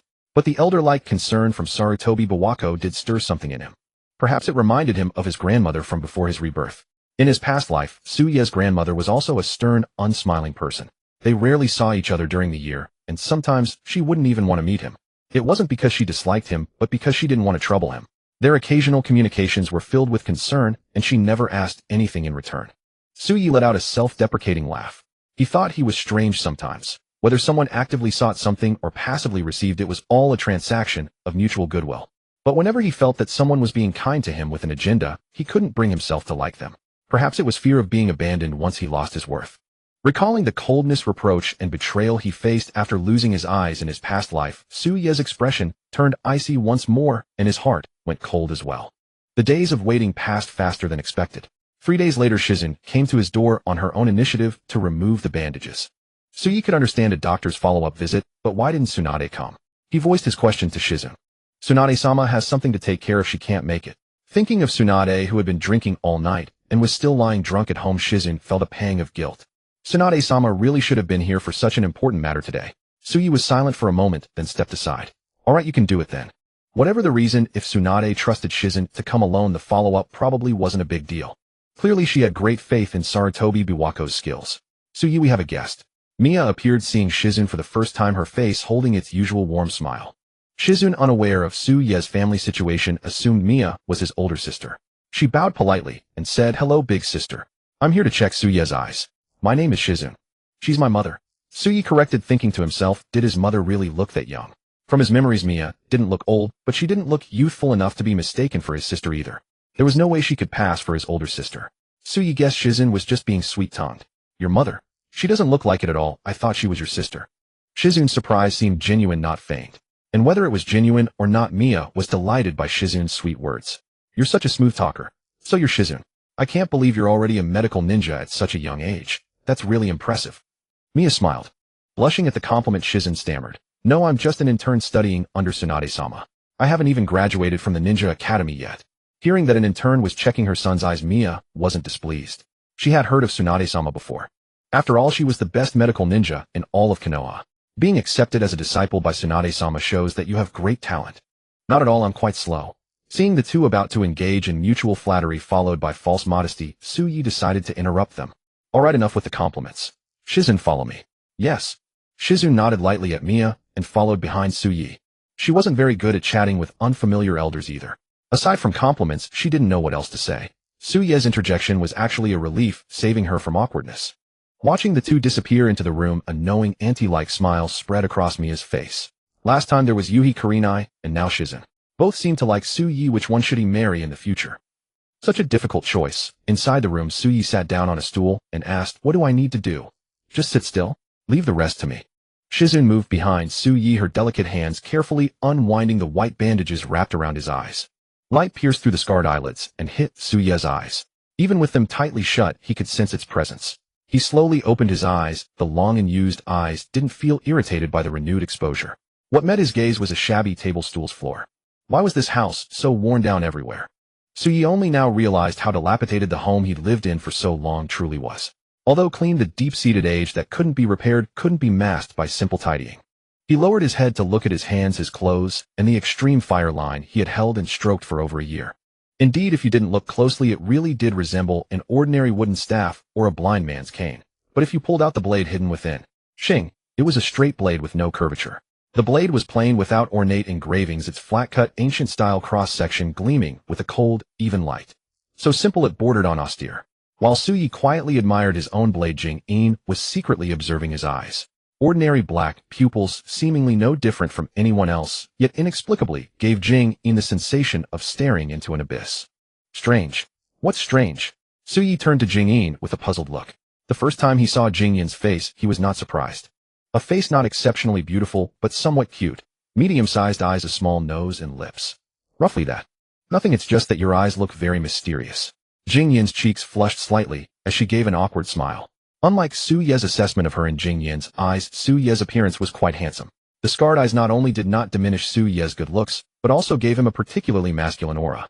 Mysterious. I thought there was something wrong. No problem, I checked, and both eyes are well adapted to you. That's good. Su Yi got up and walked to the mirror. A strange, handsome face appeared before his eyes. This face was vastly different from the one in his memory. It had shed the original owner's childishness and baby fat, replaced by chiseled angular features. Though his eyes were not large, the drooping double eyelids complemented the sharp brow bones, giving rise to a uniquely recognizable cold handsomeness. And that scar always gave off a sense of being full of stories and danger. No one would guess that this scar was actually caused by a careless injury when he was 5 years old playing around. Injecting chakra, the black pupils gradually turned red, and 3 ink-black tomos slowly appeared in his eyes, spinning. 3 tomo Sharingan. Paired with these blood-red pupils, the eyes were truly dangerous. But for now, Su Yi could not yet unleash the power of these eyes. I'm planning to go out. What about you? Want me to see you home? Su Yi turned to Jing-in and asked. Don't trouble yourself, I can go back on my own. Jing-in shook her head, looking at Su Yi. Where are you going? Training ground to practice. Can I come? Let's go. Su Yi turned and walked out, but after 2 steps, he suddenly felt something off. He looked down at the wooden staff in his hand, paused for a moment, then hung it at his waist. Outside, Maya had been waiting because she knew Su Yi could remove the bandages and regain his sight today. Seeing Su Yi emerge and seeing his 3 tomo Sharingan, Maya was stunned and a few tears fell from her eyes. So similar, so much. Su Yi also saw Maya's face for the first time. Very beautiful, but definitely not as young as Jing-in had described. There were slight wrinkles at the corners of her eyes, and even when she smiled, the fatigue on her face was visible. Mom. It's nothing. Maya wiped the tears from her eyes and said with a smile, I'm just too happy. Seeing you have these eyes, I'm too happy. Su Yi sighed softly, stepped forward to wipe Maya's tears, but found himself too short, so he could only hug her waist. Maya gently placed her hands on Su Ye's head and said tenderly, I'm fine. Go on and do what you need to. Come back tonight, and I'll make you something delicious. All right, Su Yi replied, only daring to savor one more second of his mother's warmth before releasing Maya. That Maya loved him was beyond doubt, but those who are loved cannot show too much greed for affection, or it will slip away. Afraid that one day it would leave him. Jing-in, you should come too. Maya suddenly said to Jing-in. Me too. Jing-in pointed at herself. Yes, do you have any favorite foods? Auntie will cook for you. Maya nodded with a smile. Don't trouble yourself, I'll eat anything. Jing-in had wanted to refuse, but somehow ended up saying that instead. She silently scolded herself. Jing-in, oh Jing-in, you're so unguarded. All right then, I'll decide on my own. You two go early and come back early. Maya waved at them and walked toward the kitchen. It seemed she really had a lot of ingredients to handle. Today in training ground, no. For Kakashi was still training alone, hard and diligently. Zirahong sat on a nearby rock holding a book and reading as if waiting for something. Since that day, whenever she had time, she would come here to wait for Su Yi. Sometimes she could wait for him, and then she could train with Su Yi. Other times when she couldn't, she would stay here alone reading until evening. Hong. Suddenly a voice rang out. Zirahong frowned and looked to her left, not far away. The rather roguish Asuma had actually come along with Hinata Tetsu and Feiju Qingting. What are you doing here? Zirahong's tone was impatient because this Asuma was always pestering her shamelessly. She had thought she could have some peace during the holidays, but he had followed her like a sticky plaster. I heard you were here, so I came to find you. Sarutobi Asuma made a flimsy excuse. Zirahong knew at once that he was lying. She had never told anyone she would be here, not even Uchiha Obito and Len. Where could Asuma have heard that? Is there something? Zirahong asked coldly. Can't I come find you if there's nothing? We're friends, right? Haha. Asuma said, nudging Hinata Tetsu and Feiju Qingting with his elbow. The two wingmen could only give awkward smiles. Yeah, we're friends. Zirahong was silent for a few seconds, her beautiful red eyes looking at the three, then she sighed helplessly. She couldn't exactly say she hated them, could she? Though she did a little that would be too hurtful. Do whatever you want. I'm going to read. Don't disturb me. With that, Zirahong turned her gaze back to the book, hoping to drive the three away through cold violence. But if cold violence worked, Asuma would have stopped pestering her long ago. Don't worry, Hong, we absolutely won't disturb you. Though he said that the three of them sat down next to Zirahong. Asuma's eyes kept glancing at Zirahong, causing her to furrow her brows under his gaze. What an annoying guy. What book are you reading? Ancient Records of Illusionary Construction? I said don't disturb me, Asuma. Zirahong snapped the book shut, glared at Asuma, got up, and moved to a spot farther from him. Asuma was about to follow, but Hinata Tetsu suddenly grabbed him. Asuma, isn't that guy Kakashi? Kakashi? Asuma's attention had been entirely on Zirahong, and he hadn't noticed Kakashi training in the distance. Turning to look, indeed it was him. Why was Kakashi here? Was Zirahong here to keep him company? No. That's not right. Didn't Zirahong like Uchiha Tsuyi? Asuma was pondering when Feiju Qingting seemed to sense something, raised his head to face the other side, and said softly, someone's coming. Asuma and Hinata Tetsu looked over, and both froze at the same time. Jing-in. And? Who is this person? Neither Asuma nor Hinata Tetsu recognized Tsuyi at first, they only found him familiar. After all, in the past, Tsuyi had always shown only the lower half of his face, and no one had ever seen his full appearance. Then Feiju Qingting recognized something from the footsteps. Uchiha Tsuyi. What? He's Uchiha Tsuyi. Sarutobi Asuma and Hinata Tetsu were startled, finding it hard to believe. But upon closer inspection, they could see that this person indeed bore a strong resemblance to Uchiha Tsuyi. Although they hadn't seen each other for a while, the clothes, the expression, the hairstyle, and many other features matched. The few differences were that he was no longer leaning on his blind staff blade, wasn't wearing white bandages, and had a pair of cold pupils that conveyed no emotion and made people fear to meet his gaze. Tsuyi. Even Zirahong, who was very familiar with Tsuyi, took a second to recognize him. She hugged her book, trotted over, and looked at Tsuyi with delight. Tsuyi, your eye transplant surgery finally succeeded. That's great. Tsuyi nodded, slightly glanced at the book in her arms, and asked, studying Jinjutsu? Yes, consolidating theoretical knowledge. Zirahong smiled, then, as if just noticing Jing-in, greeted her. Jing-in, you're here too. Yes, I came on behalf of Tsunade-sama, to check on Tsuyi's eye recovery. Jing-in explained softly. I see. Zirahong didn't believe that reason. If it was just a checkup, why follow him all the way here? Obviously Jing-in also liked Tsuyi. This made Zirahong feel a bit of hostility toward her. Jing-in could also sense Zirahong's unfriendliness and instinctively tightened her grip on the chakra scalpel in her sleeve. Seeing that this was about to become his own love battlefield, Tsuyi said, I'm going to find Kakashi. He didn't want to bother with the conflict between two girls. Stop right there, Uchiha Tsuyi. Sarutobi Asuma jumped down from the rock and blocked his path. Though it was the first time he saw that rebellious-looking face, Tsuyi recognized him by his aura. Something? Tsuyi asked expressionlessly. Nothing much, just concerned about an old classmate. Asuma crossed his arms, wearing the mockingly teasing expression typical of Konoha. How does it feel being a ninja? Are you still doing ordinary D-rank missions? I heard D-rank missions are all dirty and tiring, time-consuming, and barely paid. Only the lowest level genin do them. Tsuyi looked at Asuma, his face a mix of confusion and bafflement. He remembered having taught Asuma a lesson for a whole year. How could he dare to provoke him again after just a few months? Did the will to bully as the son of the Hokage surpass that of others? Seeing Tsuyi silent, Asuma thought he had hit the mark and sneered. I told you long ago, graduating early from the Ninja Academy is useless, a complete waste of time. Unlike us, we can still learn things there. Idiot. Tsuyi had no desire to talk to Asuma. He cursed him and tried to walk around him. But this action seemed to Asuma like a sign of guilt, so he became even more aggressive. Hey, I didn't say you could leave. I'm talking to you. Oh. As Asuma was about to continue, Tsuyi punched him directly in the face. A red fist mark appeared on his face, and his eyes rolled back as he fainted. Asuma, Hinata Tetsu, and Feiju Qingting hurried over. Tsuyi looked at them, recognizing them as well, and warned, take him and stay away from me unless you want to get beaten. Understood. They nodded like chickens pecking rice, dragged Asuma, and ran off as if afraid they would be beaten too if they didn't go fast enough. They were sensible enough not to dare provoke Uchiha Tsuyi. Hinata Tetsu, love clouds the mind, love makes one delirious. Feiju Qingting, my father said women are the most dangerous creatures in the world, the closer you get, the closer to danger. The two exchanged glances, feeling a sense of camaraderie. Asuma dared to provoke that monster Uchiha Tsuyu because of a woman, definitely delirious. Asuma is so annoying. He followed me here earlier, and now he's provoking you. Zirohong stepped forward to explain why Asuma was there to prevent Tsuyu from misunderstanding. But Tsuyu didn't care why he was there. He wasn't going to get jealous over a kid. Train hard. Next time he follows you, just beat him up like I did, and he won't dare. Tsuyu said calmly. Okay. Zirohong nodded firmly, looking serious. I will work hard to become stronger, and then I will protect myself and protect you. Protect me. Tsuyu tilted his head to look at Zirohong. On that beautiful face, her big red eyes seemed to speak, telling him that she wasn't joking. However, her pretty face was too childish, making it hard for Tsuyu to feel moved. 3 years start maximum penalty, understand. There will never come a day when I need your protection. Tsuyu tapped Zirohong on the forehead and said softly, I will keep growing stronger, surpassing everyone by far. He couldn't accept being protected by a woman. Zirohong blinked. Being this close and meeting Tsuyu's eyes, so exciting. Jingyin so envious, so wanted. Alright, I almost forgot I came here for serious business. Tsuyu sighed, helplessly looking up at a 45-degree angle into the sky. The sky was shrouded in gloom, as if a pair of eyes were watching him. Could it be that even the gods fear my growing strength?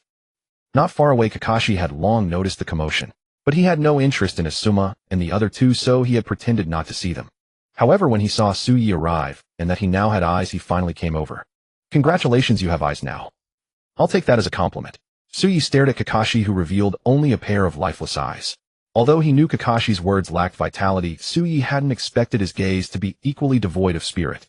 If not for the fact that Kakashi's eyeballs still moved, Tsuyu would have suspected he wasn't alive. How about a spar? Keep me company.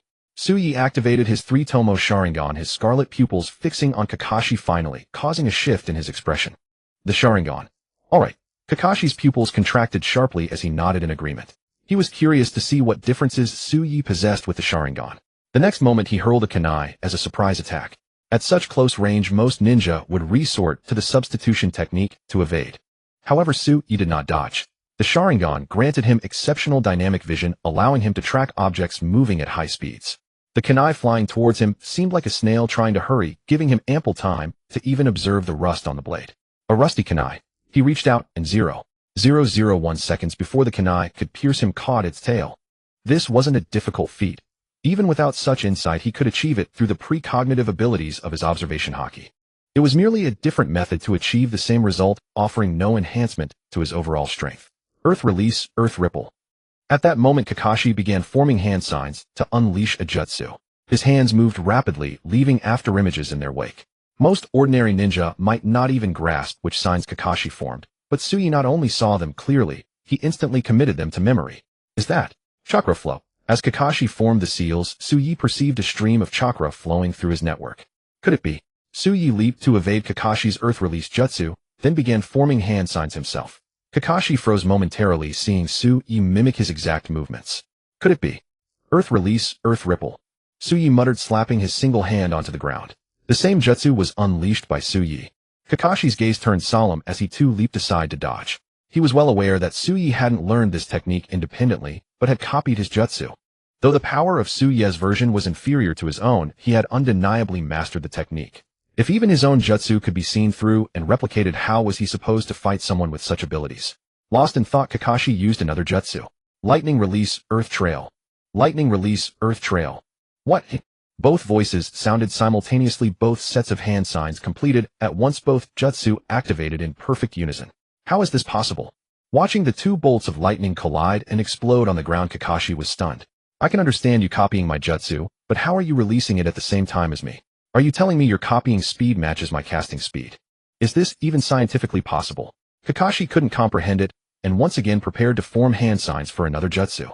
But this time he was even more bewildered. Because the moment his hand began to rise, before he even formed a single seal, he had already started his own hand signs. The sequence of seals was exactly identical to the jutsu he intended to use. Impossible. Can he read my mind? No. That's not it. Even if he could read my thoughts, he shouldn't be able to copy a jutsu I haven't even used yet. How can he possibly know it? Kakashi's mind went blank when he saw Tsuyu complete the hand signs and unleash the very jutsu he had planned to use. Earth release, earth dome wall.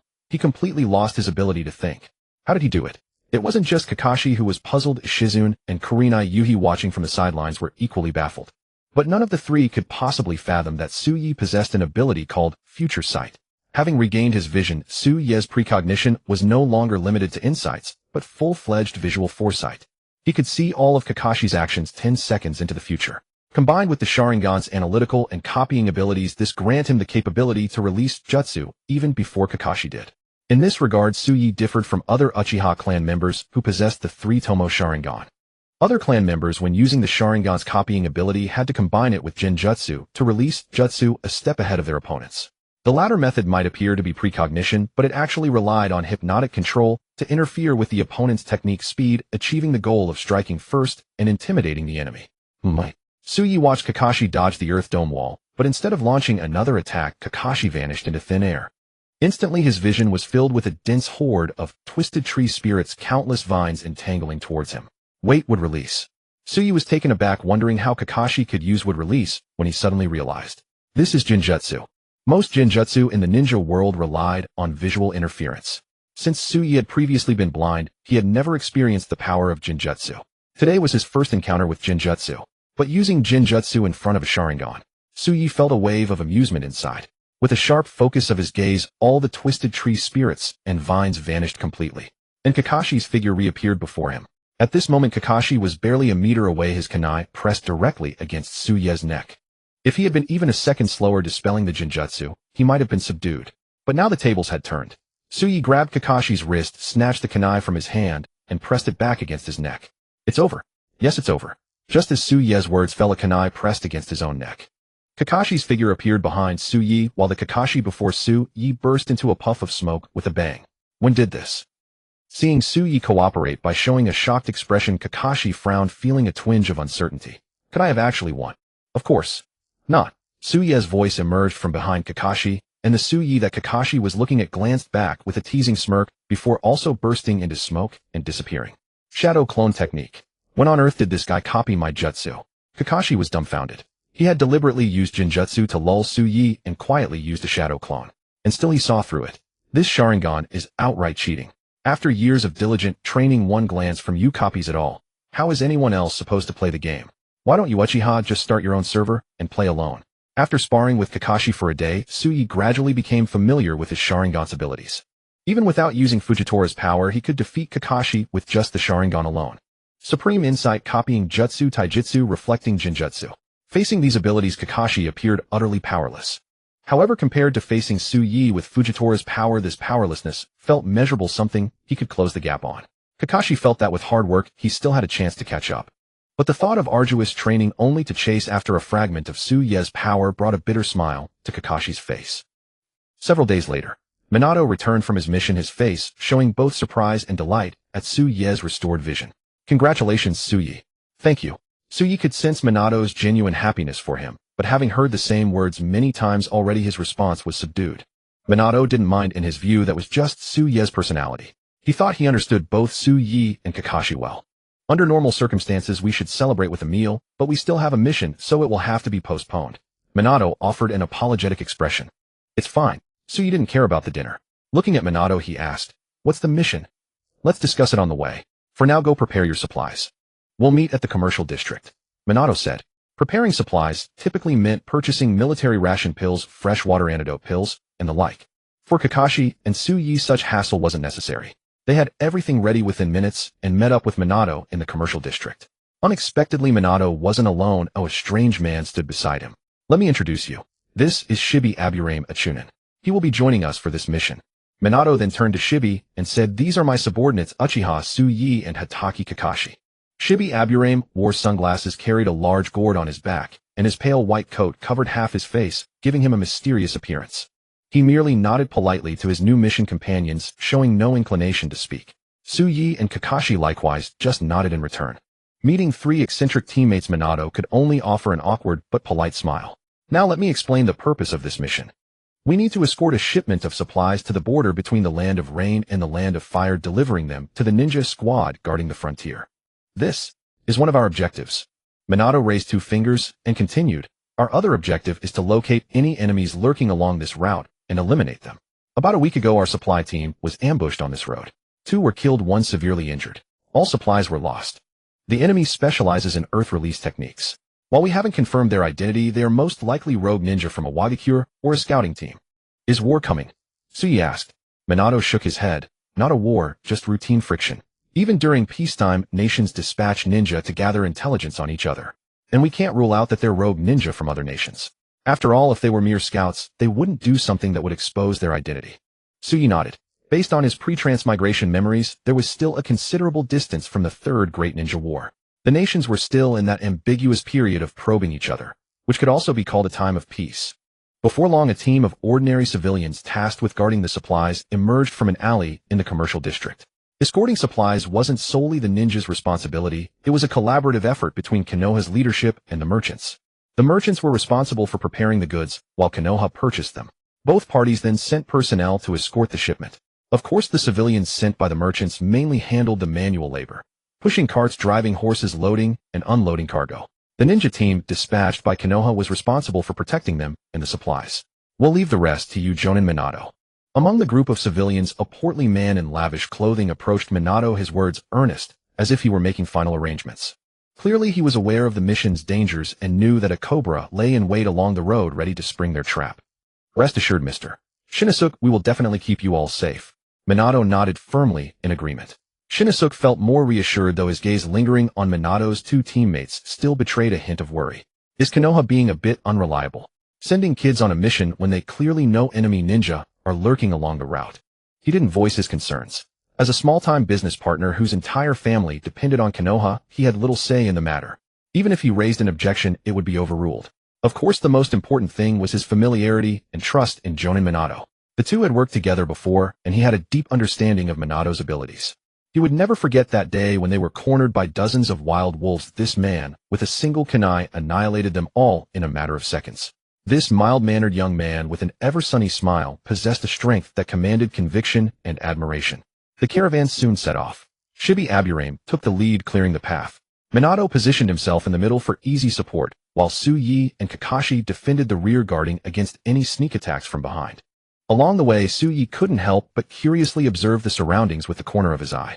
Although this was his second time leaving Konoha, it was the first time he laid eyes on the scenery beyond the village. Dense forests, winding streams, soaring birds, and the azure sky. It all looked no different from the scenery inside Konoha. Suyi even felt it wasn't as distinctive as some of Konoha's training grounds. But then he remembered this was still within the land of fire, and his surprise faded. The day passed uneventfully. The distance from Konoha to the land of rain and land of fire border exceeded 900 kilometers, a journey that would take a typical ninja team about 2.5 days of steady travel. Their supply caravan laden with large quantities of goods would take even longer, even with horses and mules pulling the load. Minato roughly estimated it would take around 4 days. We'll rest here tonight and set out again tomorrow morning. With Mr. Shinosuke's announcement, the caravan halted and made camp for the night. Suyi and the others leaned against trees nearby, feigning sleep, vigilant against potential enemy attacks. Although no enemies had shown themselves all day, it was still wise to remain cautious. Another uneventful night passed quietly under the watchful eyes of Suyi and the others on rotating guard duty. No enemies appeared, nor even any suspicious figures. The next day was equally calm, an uneventful escort mission. On the third day, Minato cautioned the group, the next stretch of road demands heightened vigilance, offering no further explanation. Suyi deduced this was the same section where the merchant convoy had been ambushed. This area was the farthest point from both Konoha village and the border ninja, making it the most vulnerable location for reinforcements to arrive. If Suyi were the one tasked with raiding, he would certainly choose this spot. Meanwhile, on a mountain 2 to 3 kilometers away, several men clad in earth-brown mesh undershirts and Chunin vests were observing them. Captain was Han. A new target has appeared, a rather scrawny man said, peering through binoculars. How many are there? A 4-man squad. Led by a young man, the 3 subordinates appear to be Jin and 2 of them children. Oh. Was Han Yi's face showed confusion. I'd have thought Konoha would assign a stronger ninja squad for escort after the last incident.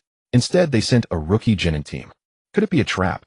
He didn't believe Konoha would make such a deployment, knowing this route was dangerous. Thus he concluded it was a trap set by Konoha ninja.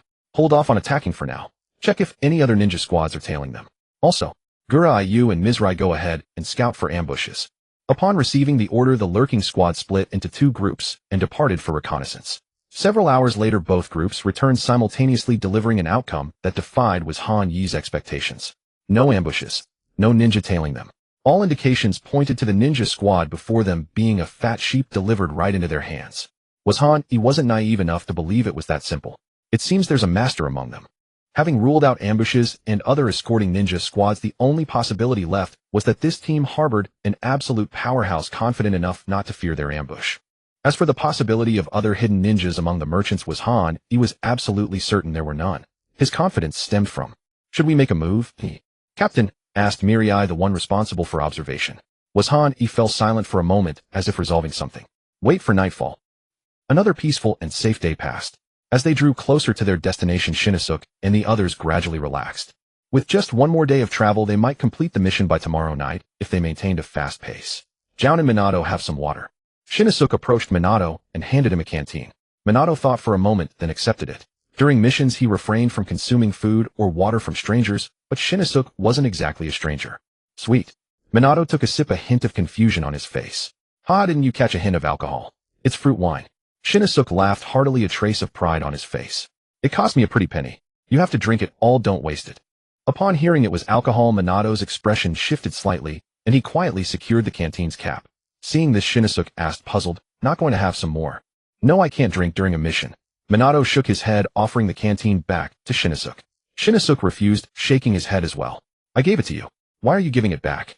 I have more. Keep that one. With that, he began to rise and leave, but at that moment a kunai pressed against his neck. Joun and Minato, what is the meaning of this? Shinnosuke showed no panic, even with the kunai at his throat, casting a sidelong glance at Minato. Shinnosuke never drinks. You are not Shinnosuke. Who are you? Minato's voice was icy, his eyes fixed piercingly on Shinnosuke. I don't drink, but can I carry it? Shinnosuke explained. Why bring it if you don't drink? You didn't bring it specifically for me, did you?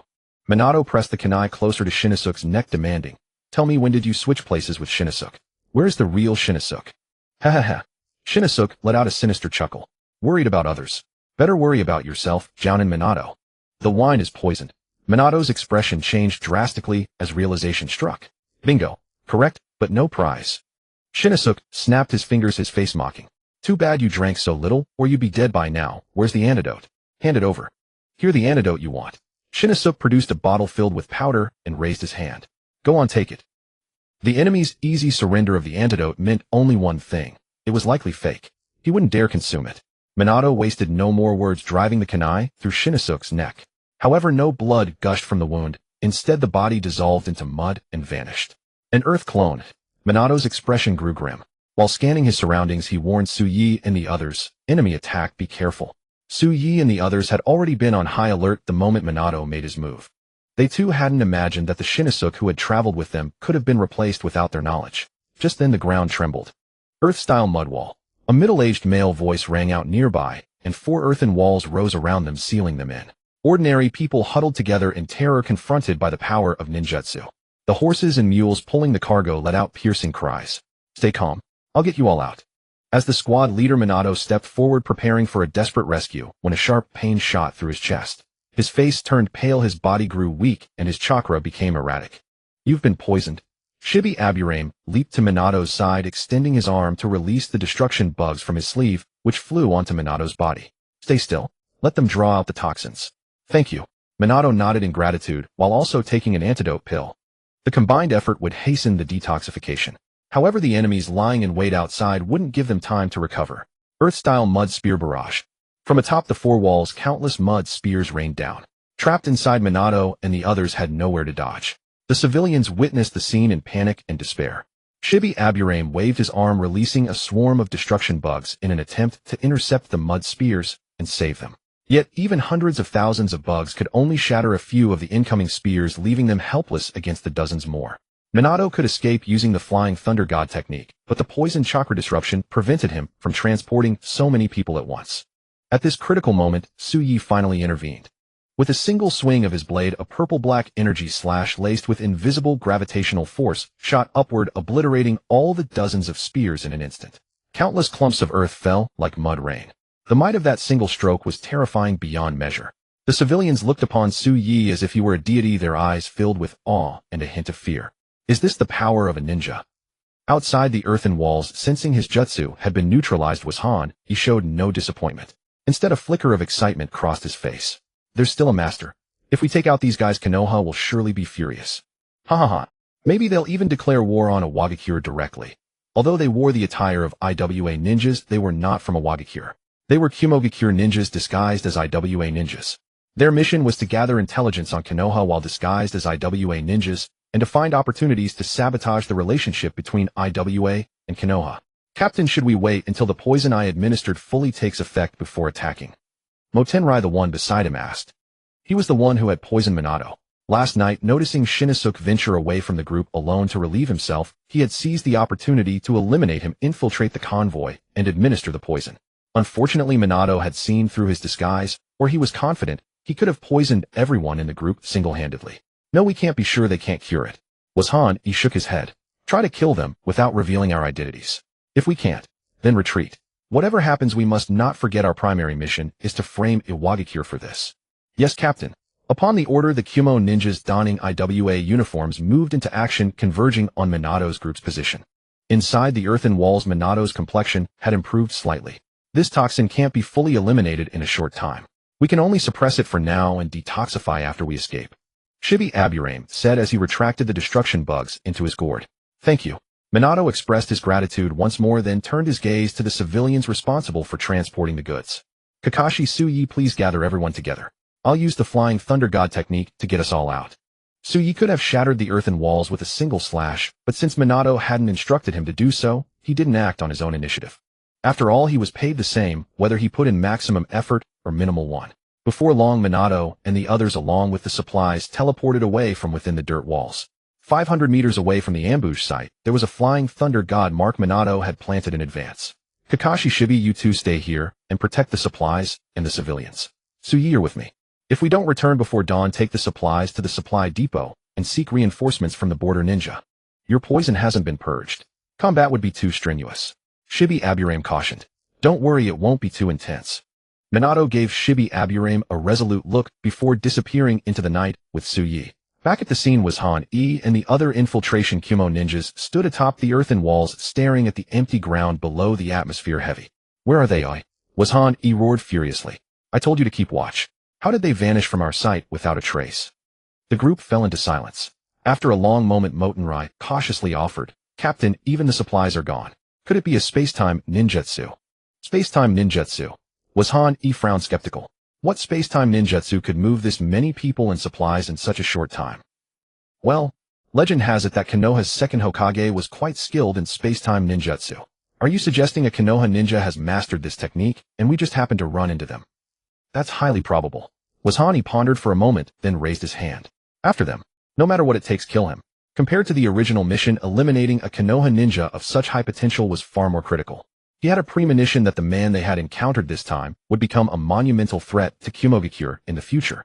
The dozen or so Kumo ninjas were about to disperse to search for Minato and the others when they turned around to find the two Konoha ninjas had already returned.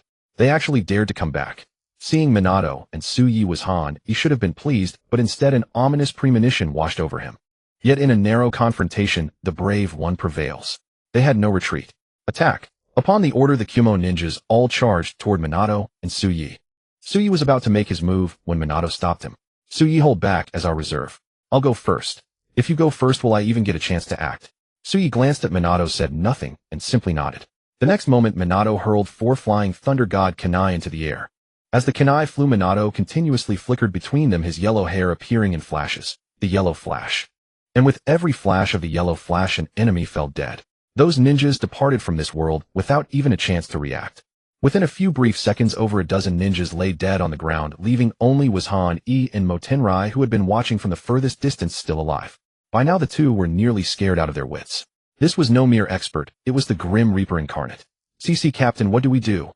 Motenrai's legs trembled as he looked at his captain. But in the next second, a flash of yellow appeared right behind his captain. With the sound of a kunai slicing through flesh, blood sprayed, splattering all over him. Now only he remained. Now I ask you, answer. A low yet gentle young man's voice sounded from behind Motenrai's ear. He glanced sideways and backward, only to realize the man who had just killed his captain right before his eyes had somehow appeared behind him without warning. Why you? Go ahead. What's your name? Motenrai. How many of you are there? 16. What is your objective? Gather intelligence on Konoha. Disrupt Konoha's supply lines. Why disrupt Konoha's supply lines? Is Iwagakure preparing for war? I don't know. Minato's expression turned cold, the kunai slicing through the skin on Motenrai's neck, drawing blood. He warned, you don't get a third chance. I'll talk it. Ugh. Wu Motenrai began to spew black blood from his mouth, his eyes bulging, his body convulsing before going limp and collapsing to the ground. He was dead. Suicide by poison. Minato's expression darkened slightly, his gaze fixed on the black blood at the corner of Motenrai's mouth, a hint of gravity emerging in his eyes. How could a man unafraid of death reveal so much to him? Unless he feared that the true intelligence would be discovered by me. At that moment Sui followed over. Seeing Sui, Minato said, Sui, your perception has always been excellent. Scan the vicinity for any suspicious strangers. That depends on the range. Within 2 kilometers there are none. Within 5 kilometers a few unfamiliar auras. Within 10 kilometers dozens of unfamiliar auras. Minato was speechless. This was the first time he had so directly realized the extent of Sui's perceptual prowess. With himself as the epicenter within a radius of 2 to 10 kilometers, he had complete knowledge of everyone's aura. Had he not known Sui's character, he would have suspected Sui of fabricating. Are any of them particularly suspicious? For instance, someone fleeing at high speed. Minato asked further. Sui sensed for a moment and shook his head. No. He could not be certain that none of those individuals were enemies, but indeed, no one matched Minato's criteria. Hearing this, Minato decided to gather intelligence from the corpses of the fallen ninja. Upon searching, he indeed made a discovery. Although these men wore the attire of Rock Village ninja, the characteristics of their ninja tools and their appearances differed from those of Rock Village natives. The faces hidden beneath their masks were mostly black and white, whereas the people of the Land of Earth typically had sallow skin. Thus they could not possibly be Rock ninja. Minato, being well-traveled and knowledgeable, judged after some thought that these individuals were most likely Cloud Village ninja. But why would Cloud Village ninja impersonate Rock ninja? Frame up, sabotage, disguise. Minato was uncertain and decided to bring the corpses back to Konoha for the 3rd Hokage to decide. Matters involving major political powers could not be handled rashly. After a half-day delay for Yui Shibi to detoxify, they finally delivered the supplies to the depot on the 5th day. Without resting, they hurried back to Konoha. The Hokage building. Twilight light gently poured through the window lattice into the Hokage's office, the soft radiance casting a serene and peaceful atmosphere. Sarutobi Hiruzen leaned back in his wooden chair, his white and red patterned Hokage robe loosely draped over his shoulders, his gray goatee hanging down to his chest. An old wooden pipe rested between his teeth, held at a slant.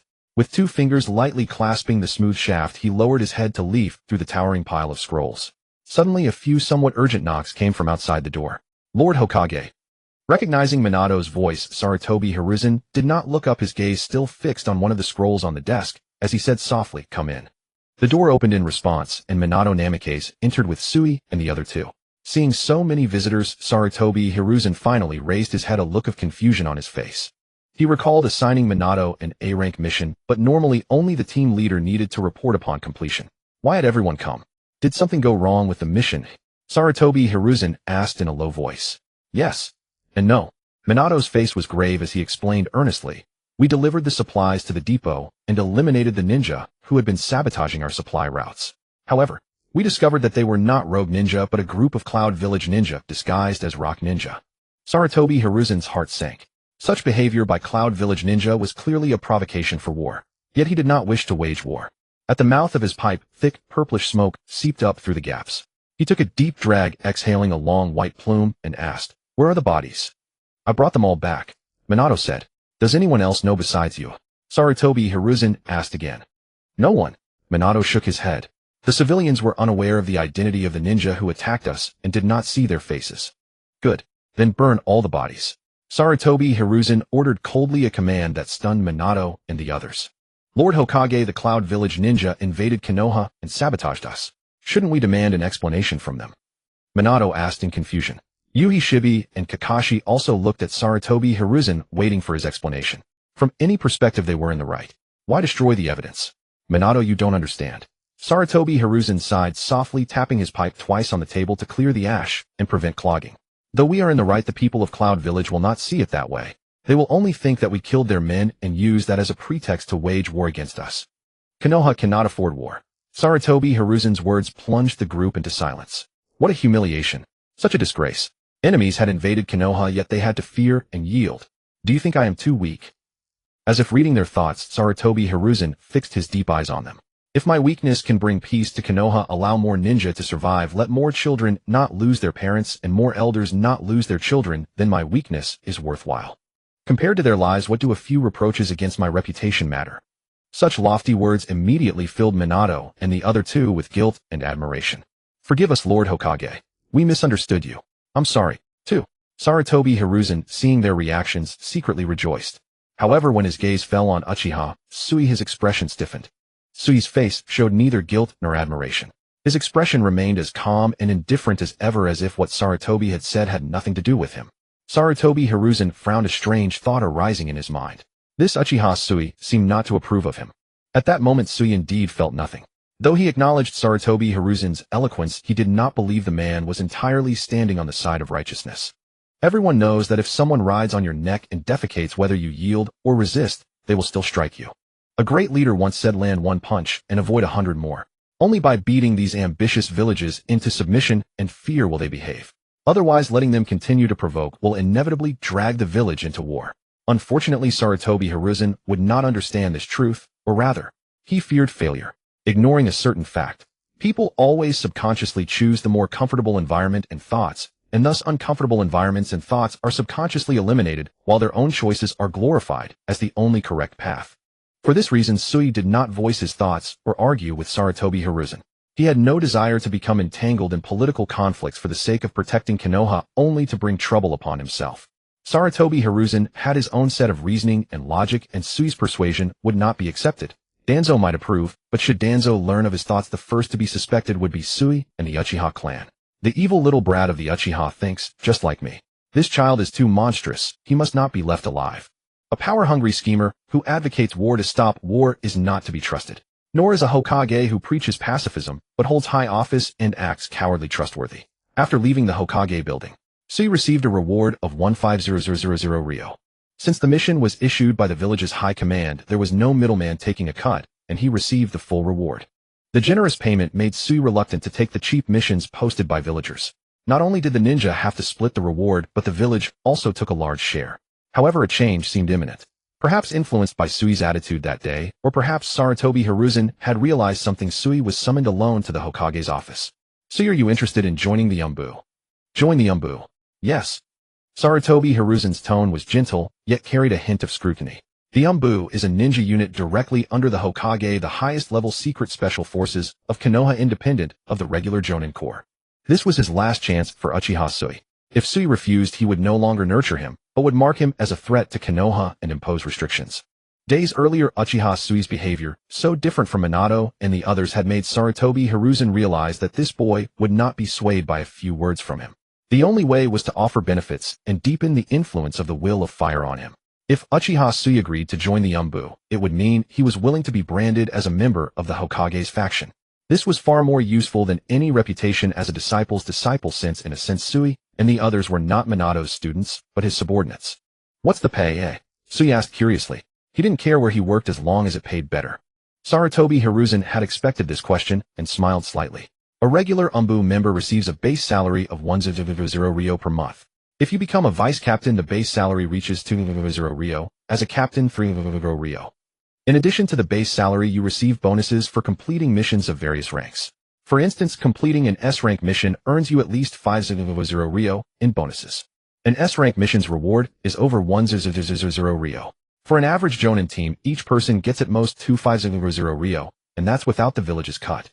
With the village's deduction and the captain's higher share, a regular member completing a minimum reward S-rank mission could only earn 100 ryo. Thus, compared to regular Jonin teams, the Umbu's compensation was far superior. Not only a base salary, but also generous bonuses. After this analysis, Sui immediately agreed. Count him in. The Umbu it is. He wasn't learning anything from Minato anyway, and Minato often had to lead other ninja teams on missions, so joining the Umbu was better. Good. Sarutobi Hiruzen's face beamed. He warned, after joining the Umbu, you are no longer an ordinary ninja. There are several important requirements you must remember. First, without my permission, you cannot leave Konoha on your own, and you must be on standby 24 hours a day, as I may summon you for a mission at any time. No problem. Sui waved his hand dismissively. Though it was said to be 24-hour standby, it didn't specify where he had to be during that time. He could easily do whatever he wanted while on standby. Second, once you become an Umbu, you must conceal your identity. You are absolutely forbidden to tell anyone you are an Umbu member. When executing missions, you must wear an animal mask to prevent your identity from being exposed. Third, as an Umbu, even if you achieve great feats, you will not be publicly recognized. No one will know of your accomplishments, nor will anyone know of your sacrifice. Because Sui was still young, Sarutobi Hiruzen worried he might have vanity, so he specifically emphasized the third point. But Sui clearly didn't care. He waved his hand again, indicating he had no issues, and urged when he could start.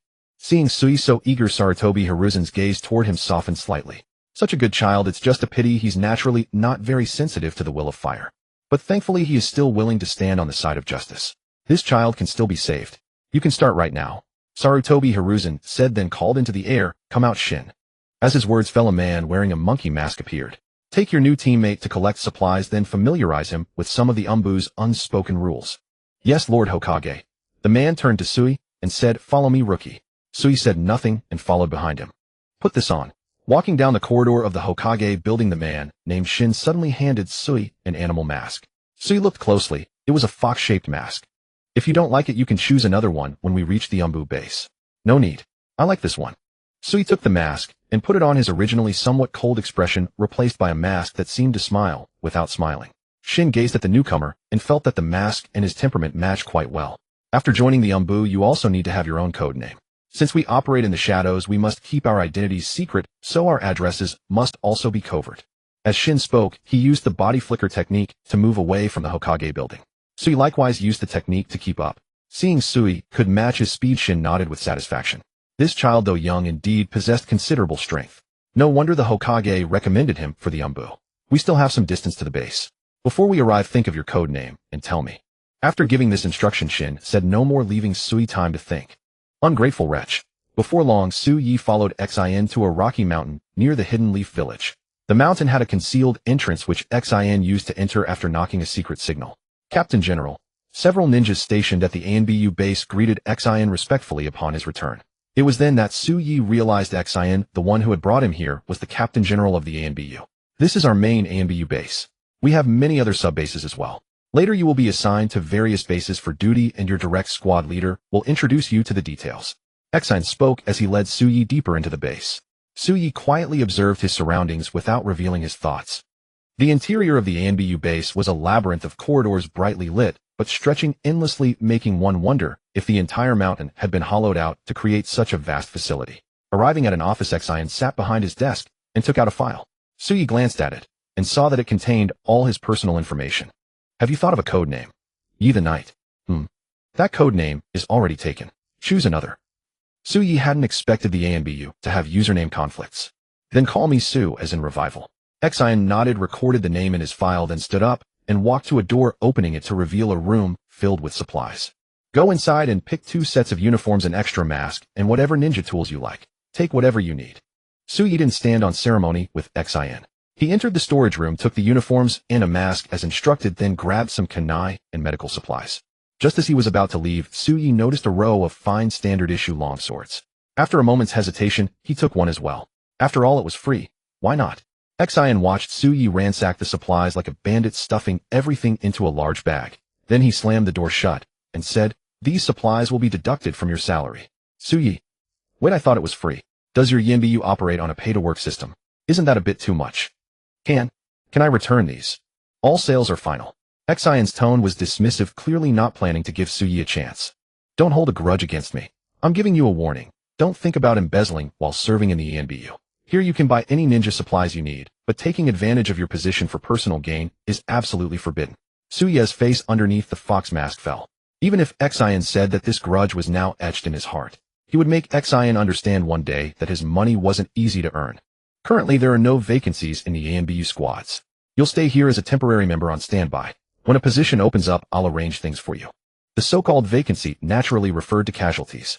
The ANBU undertook extremely dangerous missions, the lowest being B rank or above with a high mortality rate. With that, Xion led him outside and gathered the ANBU squad stationed there. This is Su. He will be temporarily assigned to your squad to guard the base. Xion then looked at a man wearing an elephant mask. Shio, take him around to familiarize himself with the base. Yes, Captain General. After receiving Shio's response, Xion nodded to him and turned to leave the base. As the Captain General, he was busier than ordinary ANBU. He had to handle all matters of the ANBU, big and small. Just after dealing with Su Ye's induction, he had to go inspect various ANBU branches and ensure the Hokage's safety. It was no exaggeration to say he was overwhelmed with daily affairs. Let me introduce myself. You can call me Captain or my code name, Chill. These three are my team members, Yi Shu and Feng Zheng. Upon hearing someone called, Yi Suyi glanced at that person with interest. She was a woman in a tight black outfit with a straight-blade sword on her back. Her figure was curvaceous, rivaling even Tsunade's. "Tisk, the person who took my code name actually happens to match my taste." As if noticing Su Ye's gaze the woman code name, he said coldly, "Look again, and I'll gouge out your eyes." Su Yi snapped back to reality and grinned playfully. "Is that so? I don't believe you." An awkward silence fell. Just as he was about to draw her blade to teach the rookie a lesson, Xiao grabbed her wrist. "Su is still young. I think you misunderstood." Shu and Feng Zheng beside him nodded in agreement with the captain's judgment. Su was small in stature, clearly a child. There was no way he would have such dirty thoughts. Of course, Su Yi himself didn't think so either. He was merely curious and appreciative. Curious about the woman who had taken his code name, yet possessed such an alluring figure. Indeed, compared to the innocent affection of a young girl like Shiri Hong, he preferred mature women. Thinking this way, he felt a bit like a scumbag. No. Before Hong came of age, they were just friends. As he mused, he heard Yi snort coldly and walk away. Chiao smiled helplessly and said to Su Yi, "Su, don't take it to heart. Yi is just a bit difficult, but she's a good person at heart." "It's fine." Su Yi gave a faint smile. "I don't mind." "Good. Now let me take you on a tour of the base." Chiao then said to Shu and Fengjing, "You two go back to your posts." "Yes, Captain." Two they acknowledged and left. Chiao led Su Yi on a stroll through the base until they reached a spacious, doorless chamber. There was an electronic panel above, and below it an ANBU member dozed off. "This is the mission hall. When there's no assignment from above, your squad can pick up missions on your own. After obtaining the Captain General's approval, you can set out." Chiao knocked on the stone table, the crisp sound waking the drowsy ANBU ninja. "Ah, Captain Chiao." A child's voice, somewhat immature, sounded. The boy wiped the corner of his mouse mask as if trying to wipe something off, but his hand touching plastic made him realize it wouldn't come off that way. He awkwardly lifted the mask slightly and reached inside to wipe away the drool. "Captain Chiao, are you here to pick up a mission?" "But the Captain General hasn't returned yet." "Mole, I think you're still half asleep. My mission today is to guard the main base. I don't have time for missions. Besides, the Captain General did come back and just left." Chiao rolled his eyes at the boy, but the elephant mask blocked it from view. "Huh, the Captain General came back. He didn't catch me napping, did he?" The boy codenamed Mole seemed somewhat afraid of Xin. His gaze suddenly fell on Su Yi and he asked curiously, "Who's this?" "And you're afraid of being caught by the Captain General? When have you ever not sneaked a nap?" Chiao said in exasperation. "His name is Su. He's a new member. The Captain General came back this time to register him." "Hee-hee, I see." Mole nodded like a pecking chick, his eyes examining Su Yi curiously. Not tall, roughly the same height as himself. Could he be a genius like him? In fact, Su Yi was tall for his age. At only 7, he looked almost as mature as a 12-year-old boy. "I'll take him to see other areas. I woke you up just so you could recognize him. Don't cause any misunderstandings later." A stranger appearing in the main ENBU base could easily arouse suspicion. Although the mask hid his identity, Su Yi was unfamiliar with the place. Any behavior that didn't match an ANBU members would be grounds for suspicion. "This is the closed training room." Chiao pointed to a door. "When there's no mission, you can come in here to train. But don't make too much noise. This is still inside the rock mountain." Su Yi nodded and made a mental note. This would likely be a frequent spot for him if he could stay at the main base and slack off. Under Captain Chiao's guidance, Su Yi visited the medical room, interrogation cells, temporary holding cells, the meeting room, and the dormitory. The dormitory was temporary with no fixed rooms. However, Su Yi could choose a bunk to store unnecessary items. After completing his rounds, Xin returned to the Hokage building. "Have you arranged everything?" Sarutobi Hiruzen habitually tapped his pipe, his gaze settling on Xin. Through that monkey mask, he could almost see a face that bore a 6/10 resemblance to his own younger self. "Yes. He has been temporarily assigned to the headquarters as a reserve member on standby." Xin nodded, his tone calm, but carrying a trace of barely perceptible fatigue. "When Liang returns, I'll have her take Su on missions." You've been working hard lately." Sarutobi Hiruzen spoke gently. Placing his own son in the position of ANBU Captain General was largely an act of nepotism. And because of his selfishness, Shinzo had to bear pressure from all sides. After all, he was the Hokage's son. Sitting in that position, some would trust him because of his identity, while others would be jealous and suspicious, thinking he was a connection hire. To prove himself, Sarutobi Shinzo personally handled many matters, even leading high-risk missions himself. "I'm not tired." Shinzo shook his head, his young voice firm. "As the Hokage's son, this is what I must do." "You are indeed my son. You may leave." "Yes, Lord Hokage." Sarutobi Hiruzen watched the spot where Shinzo had stood and sighed softly in his heart. He felt both pride and pity for his son. "Such pressure. I hope you can bear it." As Sarutobi Hiruzen thought this, the door suddenly burst open. A slovenly boy walked in with a lazy, swaggering gait. Father, address me by my title while on duty, Asuma. Sarutobi Hiruzen's tone was displeased, his gaze stern as he looked at Asuma. A flicker of irritation flashed in Asuma's eyes, and he muttered under his breath, "Humph, as if I wanted to call you that anyway." His voice was low, but Sarutobi Hiruzen heard it clearly. He wanted to lose his temper, but remembered they were in the Hokage's office and held back. "What do you want?" Sarutobi Hiruzen's voice was cold, entirely different from when he spoke to Shinzo. "I want to graduate early. Talk to teacher Hei Jiao for me. I don't want to stay in the academy anymore. I think I'm strong enough. There's nothing to learn there." Asuma had thought that after Suyi left he would have a chance to pursue Shirihong. But who would have guessed that Shirihong's thoughts were still entirely on that Uchiha Suyi? Now heartbroken, he decided to do something only a child would do. Stay away from his crush and silently tell himself, 30 years on the East Bank, 30 years on the West. Don't bully a young man for being poor. He would become a genin, then catch up and surpass Uchiha Suyi, making a grand return to win Shirihong's admiration and make her realize her initial choice was wrong. However, in Sarutobi Hiruzen's eyes, this childish behavior was nothing but blind imitation and nonsense. Nonsense. Sarutobi Hiruzen roared. "Do you think you've learned enough? Just because you saw Kakashi and Uchiha Suyi graduate early, you want to do the same? Do you think being a ninja is a game?" Scolded Sarutobi. Asuma's face turned pale with anger, but he stubbornly retorted, "I'm not imitating anyone, and it's not a game. I really have the strength to pass the exam. It's just the 3 basic techniques. I learned them long ago. You think that's enough?" Sarutobi Hiruzen said sternly. Kakashi and Suyi were able to graduate early from the academy because their strength far exceeds that of ordinary genin. Do you think you're the same? Want to graduate early? Fine. First master the fire release of the Sarutobi clan. At your age, Shinzo could already skillfully use the Sarutobi clan's fire release techniques. Instead of wasting time, learn from those better than you. Hearing Sarutobi Hiruzen mention his brother, a flash of resentment and jealousy crossed Asuma's eyes. With a precedent like that, having Sarutobi Shinzo ahead of him, everything he did was compared to his brother. Whenever he fell short in any way, Sarutobi Hiruzen would scold him for being unambitious. Was it that he didn't want to be ambitious? It was that you never recognized me. Why did my brother get praised and acknowledged for everything he did? Why was everything I did denied by you? I'm a genius too, and I work hard. Is it just because I'm not as obedient as my brother? Asuma's personality was much more rebellious than Sarutobi Shinzo's, but he didn't believe that was a mistake. In his eyes, Sarutobi Hiruzen played favorites, treating him unfairly, and always looked at him with a biased eye. "Oomph. You'll regret this, Lord Hokage." Throwing out those angry words, Sarutobi Asuma slammed the door and left. Sarutobi Hiruzen, flushed with anger from Asuma's attitude, slammed his pipe on the desk. Ungrateful wretch. Shortly after Asuma left, the door to the Hokage's office was knocked on once more. Thump, thump, thump. Enter. Hiruzen. Sarutobi's tone was still sharp, clearly still in a foul mood. Minato walked in, and seeing Sarutobi in such a state combined with his chance encounter with Asuma moments ago, thought to himself, the Hokage truly has a difficult lot in life. He must not only be an exemplary Hokage managing all of Konoha's affairs, but also a good father handling family matters. Minato. Hiruzen. Sarutobi took a moment to compose himself, softening his tone. "Yes, Lord Hokage, you summoned me." Minato asked. "Yes, there is an important matter I need to discuss with you." Hiruzen. Sarutobi hesitated, placing the wooden pipe tightly between his teeth. A few quick sharp puffs made the ember in the bowl flare up brightly. He closed his eyes, then exhaled a long, thick plume of smoke, as if finally steeling himself. "Minato, I am reassigning Uchiha Suyi." "What?" Minato was taken aback, a hint of confusion in his voice. "Have I done something wrong, Lord Hokage?" Had it been before leading the team, Minato might have thought himself too inexperienced to be the supervising jonin for such a prodigious ninja. But he had been leading the team for months now and had formed a bond with Kakashi and Suyi.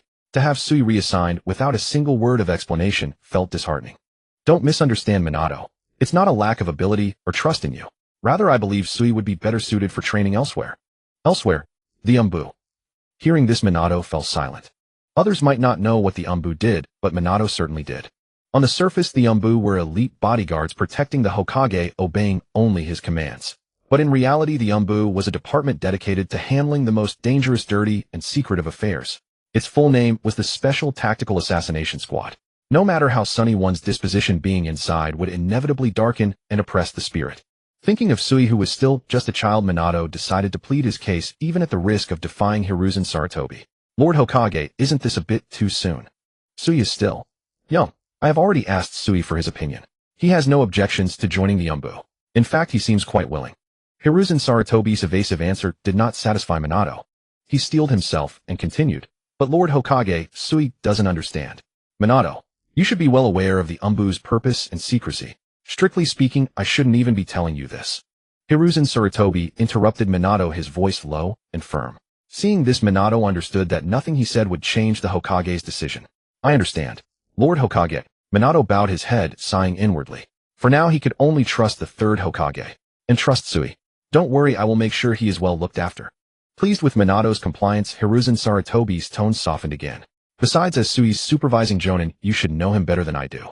With his abilities, we should trust that he can adapt to the Umbu environment. I trust him. Minato nodded gently. He certainly trusted Sui's abilities, he just felt the Umbu wasn't the right place for him. But with Hiruzen Sarutobi in agreement, and Sui himself agreeing, what weight did his disagreement hold? In a corner of a forest, Asuma Sarutobi was venting his frustration on a tree stump. Damn, old man. What does Shinosuke have that I don't?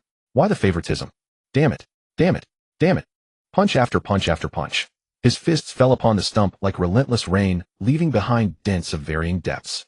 A voice suddenly sounded from behind him. No matter how hard you punch a dead tree stump, it won't feel any pain. You'll only hurt yourself. Who's there? Asuma tensed up and spun around, seeing a handsome young man with flowing black hair standing not far away, watching him with a faint knowing smile. Shinosuke. Calling your big brother by his name like that. That hurts, Asuma. Shinosuke feigned a hurt expression, but the corner of his mouth curled upwards. Who cares about you? Asuma saw through Shinosuke's act and sneered. Don't say that. Shinosuke walked over and crouched in front of Asuma, ruffling his hair. I'm your big brother after all. I'd rather not have one.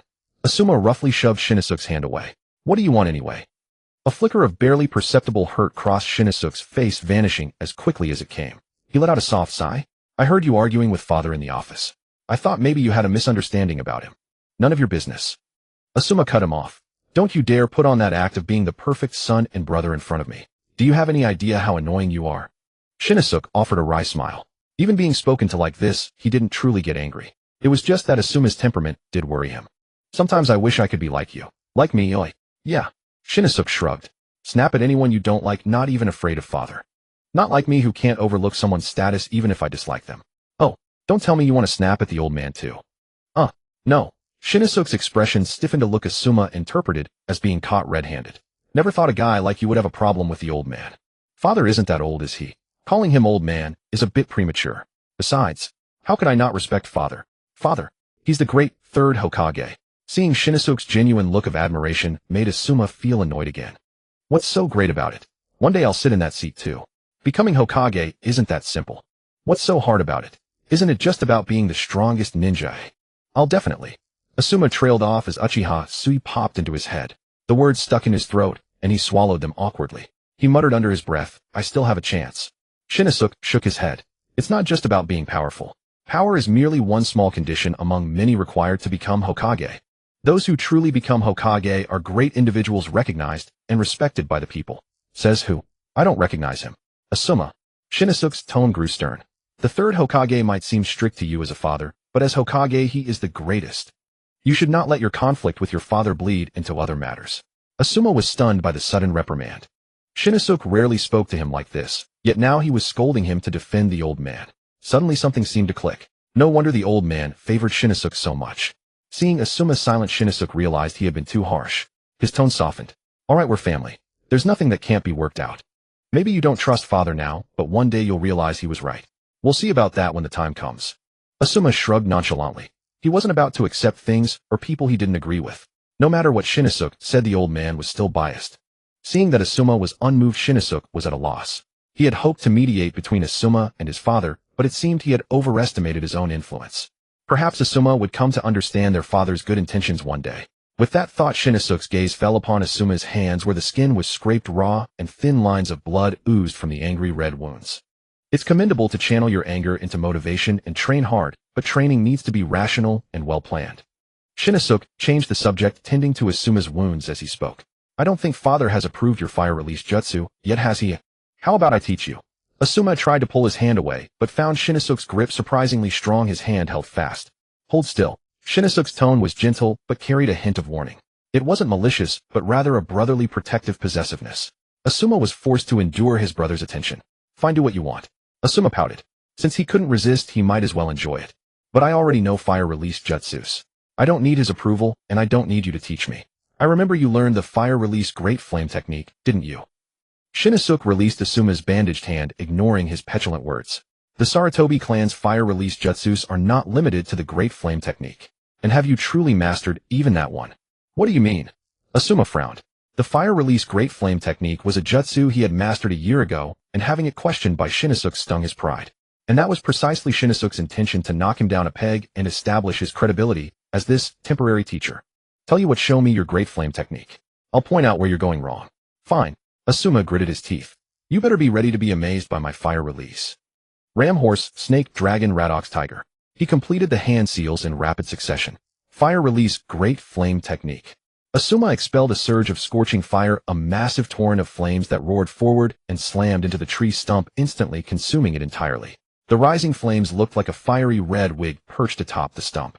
To flaunt his power, Asuma had poured the vast majority of his chakra into the technique. To Shinosuke, however, this seemed like showing off his flaws. That's not how you use the Great Flame technique. Shinosuke held up 3 fingers. You have 3 problems. First, your hand seals and chakra control are off. During the ram and horse seals, you should indeed guide the fire nature chakra down into your abdomen, but immediately after you must channel the chakra up and pool it in your chest. Only then can you maximize the technique's power. As he spoke, Shinosuke mimicked Asuma's hand seals, his abdomen instantly filling with searing chakra, his chest swelling. He bent backwards nearly 90 degrees, then quickly snapped forward, unleashing a torrent of blazing fire. It struck the same stump, instantly overwhelming Asuma's earlier flames with a more violent crimson blaze over a meter high. The same jutsu used with a different method can produce completely different results. This is something you need to learn and change. Shinosuke held up 2 fingers. Second, you're using far too much chakra. Is that a mistake too? Asuma instinctively wanted to retort, but found his throat dry, hoarse, and sore. His abdomen also felt uncomfortable, as if scorched by fire. Feel that? That's the consequence of using this jutsu with excess chakra. Shinosuke spoke with the air of a senior, patiently explaining. Using a jutsu isn't about having as much chakra as possible. More chakra doesn't always mean more power. They should have taught you this at the Ninja Academy, but it seems you haven't taken it to heart. Asuma had no comeback because Shinosuke was right. Even though the Academy taught, this experience had told Asuma that more chakra did make technique stronger. He had often been prideful, thinking his genius surpassed even the accumulated wisdom of past ninja. Now he felt like a fool. And thirdly, when using the Great Flame technique, you should mix a trace amount of Earth Nature chakra into the outer layer. This seals in the heat, reduces unnecessary consumption, and ensures the technique retains its power upon impact. Shinosuke raised an eyebrow. I recall this is taught to every Sarutobi clan ninja when they learn the Great Flame technique. Why didn't you do it? Because I'm not good at molding Earth Nature chakra. Even Asuma with his thick skin felt a little embarrassed admitting that. I didn't think it made a difference since the jutsu still works. It definitely makes a difference. Shinosuke didn't scold him, but instead offered sincere advice. Even if you're not skilled at Earth Nature chakra, you can't just give up on it. A ninja's training cannot afford shortcuts or laziness. I understand. Asuma nodded. Despite his jealousy, he had to concede Shinosuke's expertise. Good. Then train hard. Once you've fixed all the problems I mentioned, I'm sure father will see you in a new light. Who wants him to see me in a new light? Asuma mumbled, though a flicker of hope stirred within him. What child doesn't yearn for their father's approval? Secretly strengthening Obito.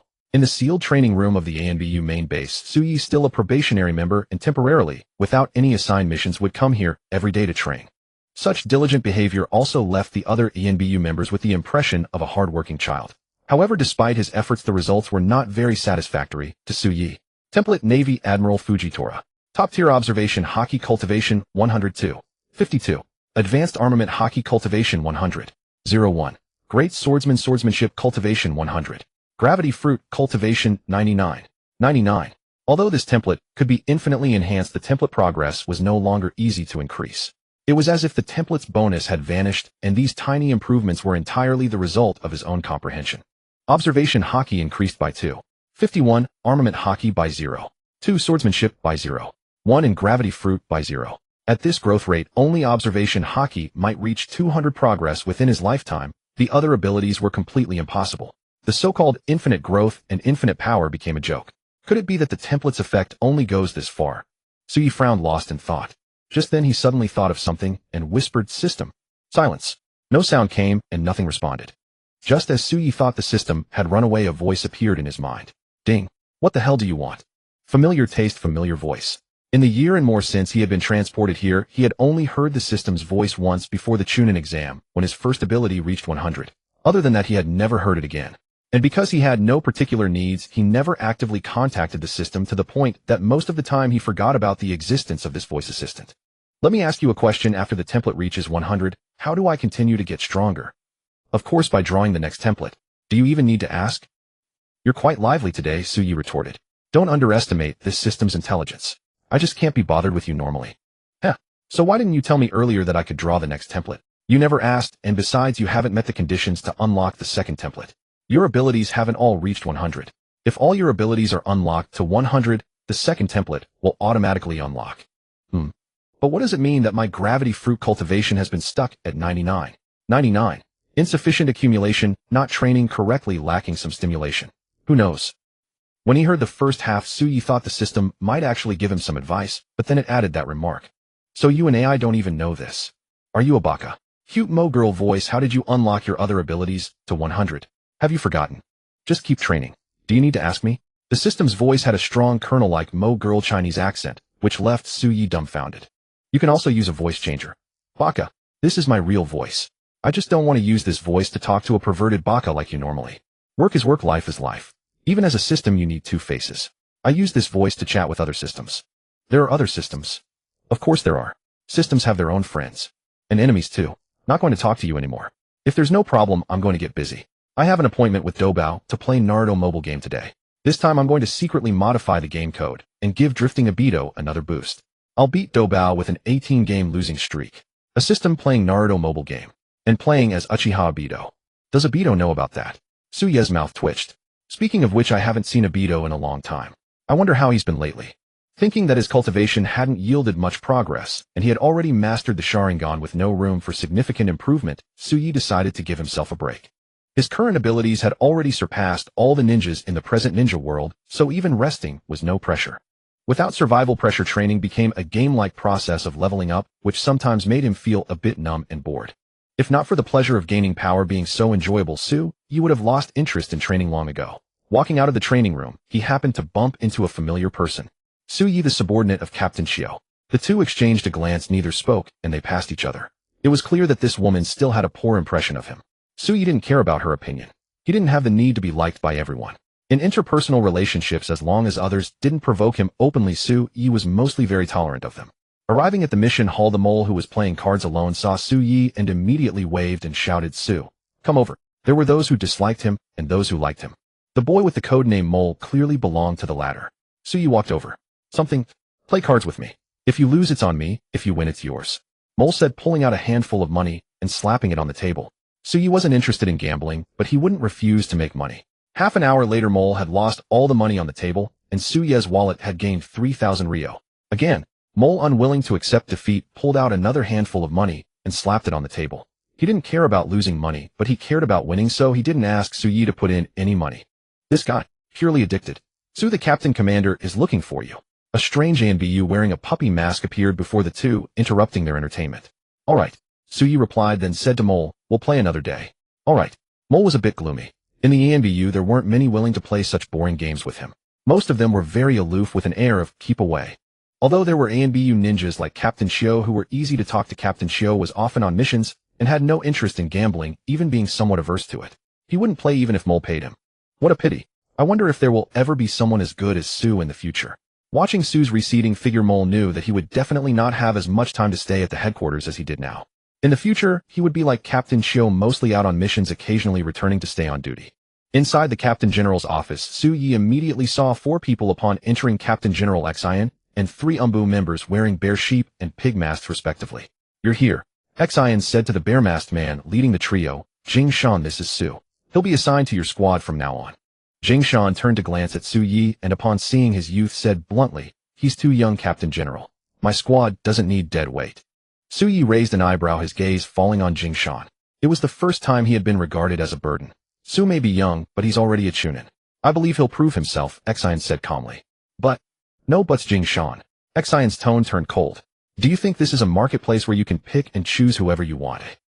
"I understand." A flicker of discontent passed beneath Jing Shan's mask, but he refrained from continuing the argument with Xian. After all, Xian was the Captain General. Even if he disagreed, he had to submit. But his temper towards Suyi was far less restrained. Just an ordinary squad member. "Follow me, brat." Jing Shan spat out coldly, then turned and strode away. As he passed Su Yi, he deliberately angled his shoulder to bump into him, but Su Yi anticipated the move and dodged. Jing Shan paused, seemingly surprised that Su Yi had evaded him. He shot a fierce glare over his shoulder, and even through the mask Su Yi could feel his fury. It was clear that he too possessed the will of domination. Meanwhile, Jing Shan's two subordinates followed suit. Though they didn't deliberately provoke Su Yi, their demeanor was cold and distant. Moved. With Xian present, Jing Shan dared not go too far. He threw out the command and continued on. Su Yi glanced at Xian, who had nothing more to say, and followed. Su Yi wasn't sure whether Xian had intentionally assigned him to such a squad, but it mattered little either way. Now Su Yi was merely curious about what Jing Shan would do next. If he truly wanted to bully him, Su Yi hoped the man would at least make it entertaining. After leaving the base, Jing Shan and his two men sprinted at a speed that would leave most Chunin struggling to keep up. Has it begun? A hint of excitement laced Su Ye's voice. He didn't know why, but he used to feel anger when seeing the will of domination from Konoha's ninja. Now he only found it amusing. Was this a side effect of growing stronger? The arrogance of the powerful. Captain, are we really not going to wait for that guy? Wait for him. Let him chase. If he can't even keep up with this pace, he's not qualified to be an Umbu. That said, we can't refuse the Captain General's arrangement. And if we leave him too far behind, we'll have to go back for him. Hearing this, Jing Shan fell silent for a moment, then said with annoyance, "TCH, you have a point. Let's wait for him." The three slowed down, though even at this reduced speed, it would take a normal Chunin some time to catch up. 5 minutes later. Damn it, where is he? Jing Shan, seeing no sign of Su Yi, cursed angrily. He hadn't expected the newcomer to be this slow. Hizuan, go find him. Yes, Captain. The two acknowledged and were about to leave when Su Ye's voice came from ahead. No need to look for me, I'm here. Jing Shan turned and saw Su wearing a fox mask, frowning in confusion. When did you get ahead of us? I've been ahead of you all along.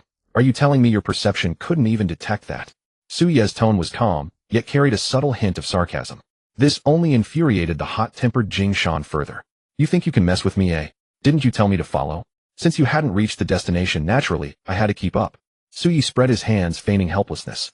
Jing Shan's face twisted as if he had swallowed something foul. He realized he had underestimated this brat. All right, so you want to follow, do you? You better keep up, you little.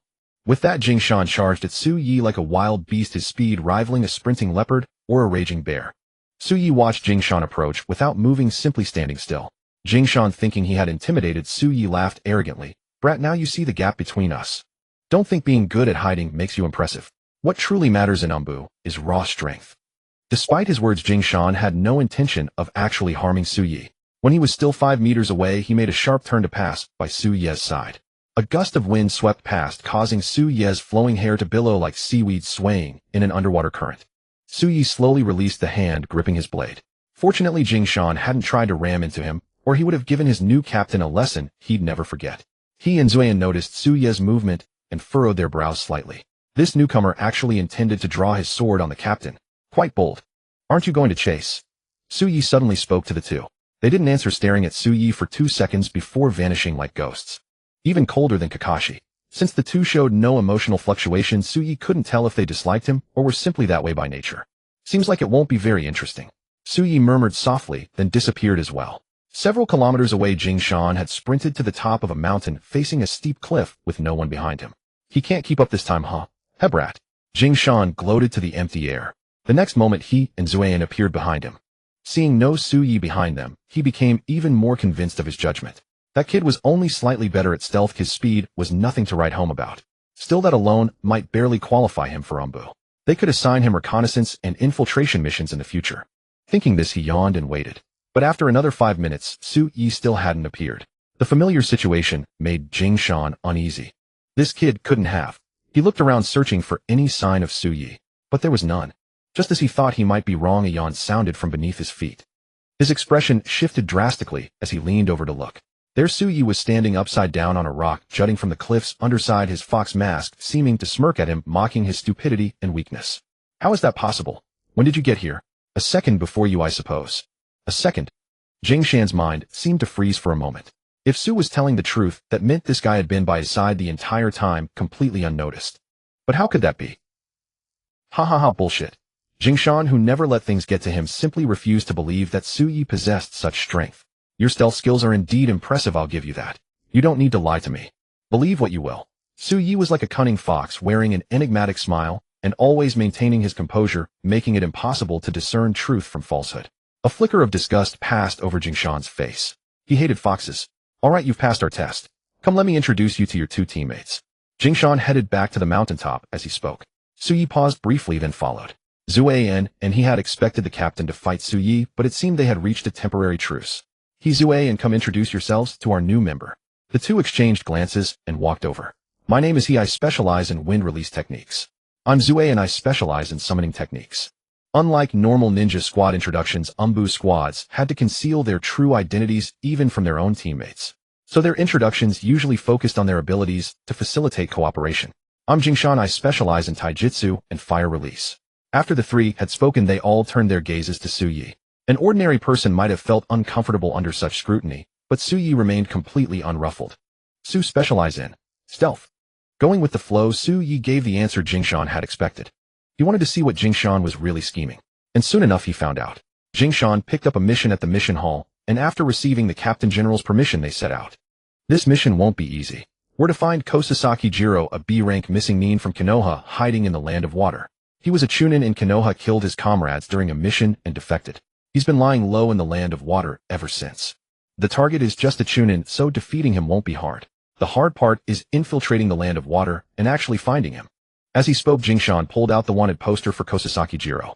In the photo was an old man with a gaunt face and two thin mustaches, his eyes carrying a weariness that not even the photograph could hide. Good thing we have Su, who's skilled in stealth. Once we infiltrate the Land of Water, finding the target will be your job. Heh. The little black-clad figure had finally shown his true colors. Suyi sneered inwardly, but didn't refuse.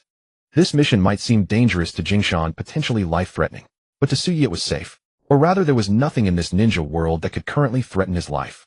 Days later they arrived at the border between the Land of Fire and the Land of Water. The two lands were separated by the sea, so they needed to take a boat to cross. The weather was foul that day with dense fog that even sunlight couldn't penetrate to guide their way. The Land of Water is perpetually shrouded in mist. This is normal. The experienced Jingshan tried to soothe the team's nerves.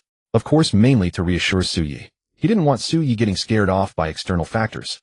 The mission reward was substantial, and if they succeeded, he as the captain would receive a hefty sum. And if Suyi died during the mission, he'd get an extra share. But the prerequisite was that they couldn't fail. If the mission failed, even if they died, they'd have died for nothing. Just like the comrade who perished on their last mission. During that mission, Jingshan had arranged for him to take the lead, then cover the retreat, and he was eventually killed in action. When the squad returned to the village because the mission had failed, they received no rewards. Although the fallen comrade's family would receive a pension and long-term living subsidies, in Jingshan's eyes it wasn't much, just about 1 month of his own salary. Risk his life for that paltry pension and subsidy. He wouldn't do it even for a base salary of 300,000 a month. If it weren't for the fact that he was now the squad captain, he would have quit long ago. Unlike those ninjas who joined the out of admiration for the third Hokage, Jingshan joined purely for the money. In that regard, he and Suyi were actually alike. Once we're in the Land of Water, don't do anything unnecessary. Your only task is to find traces of Kosasaki Jiro. He's greedy, lustful, and loves gambling. Use his vices to track him down, and you'll find him. What about you two? We'll be waiting at a safe location for your intel. You find we strike. Despite saying that Jingshan wasn't really going to send Suyi alone. Suyi was still a newcomer, and no matter how much he loathed him, Jingshan still had to consider completing the mission. Zuei and you'll go with him.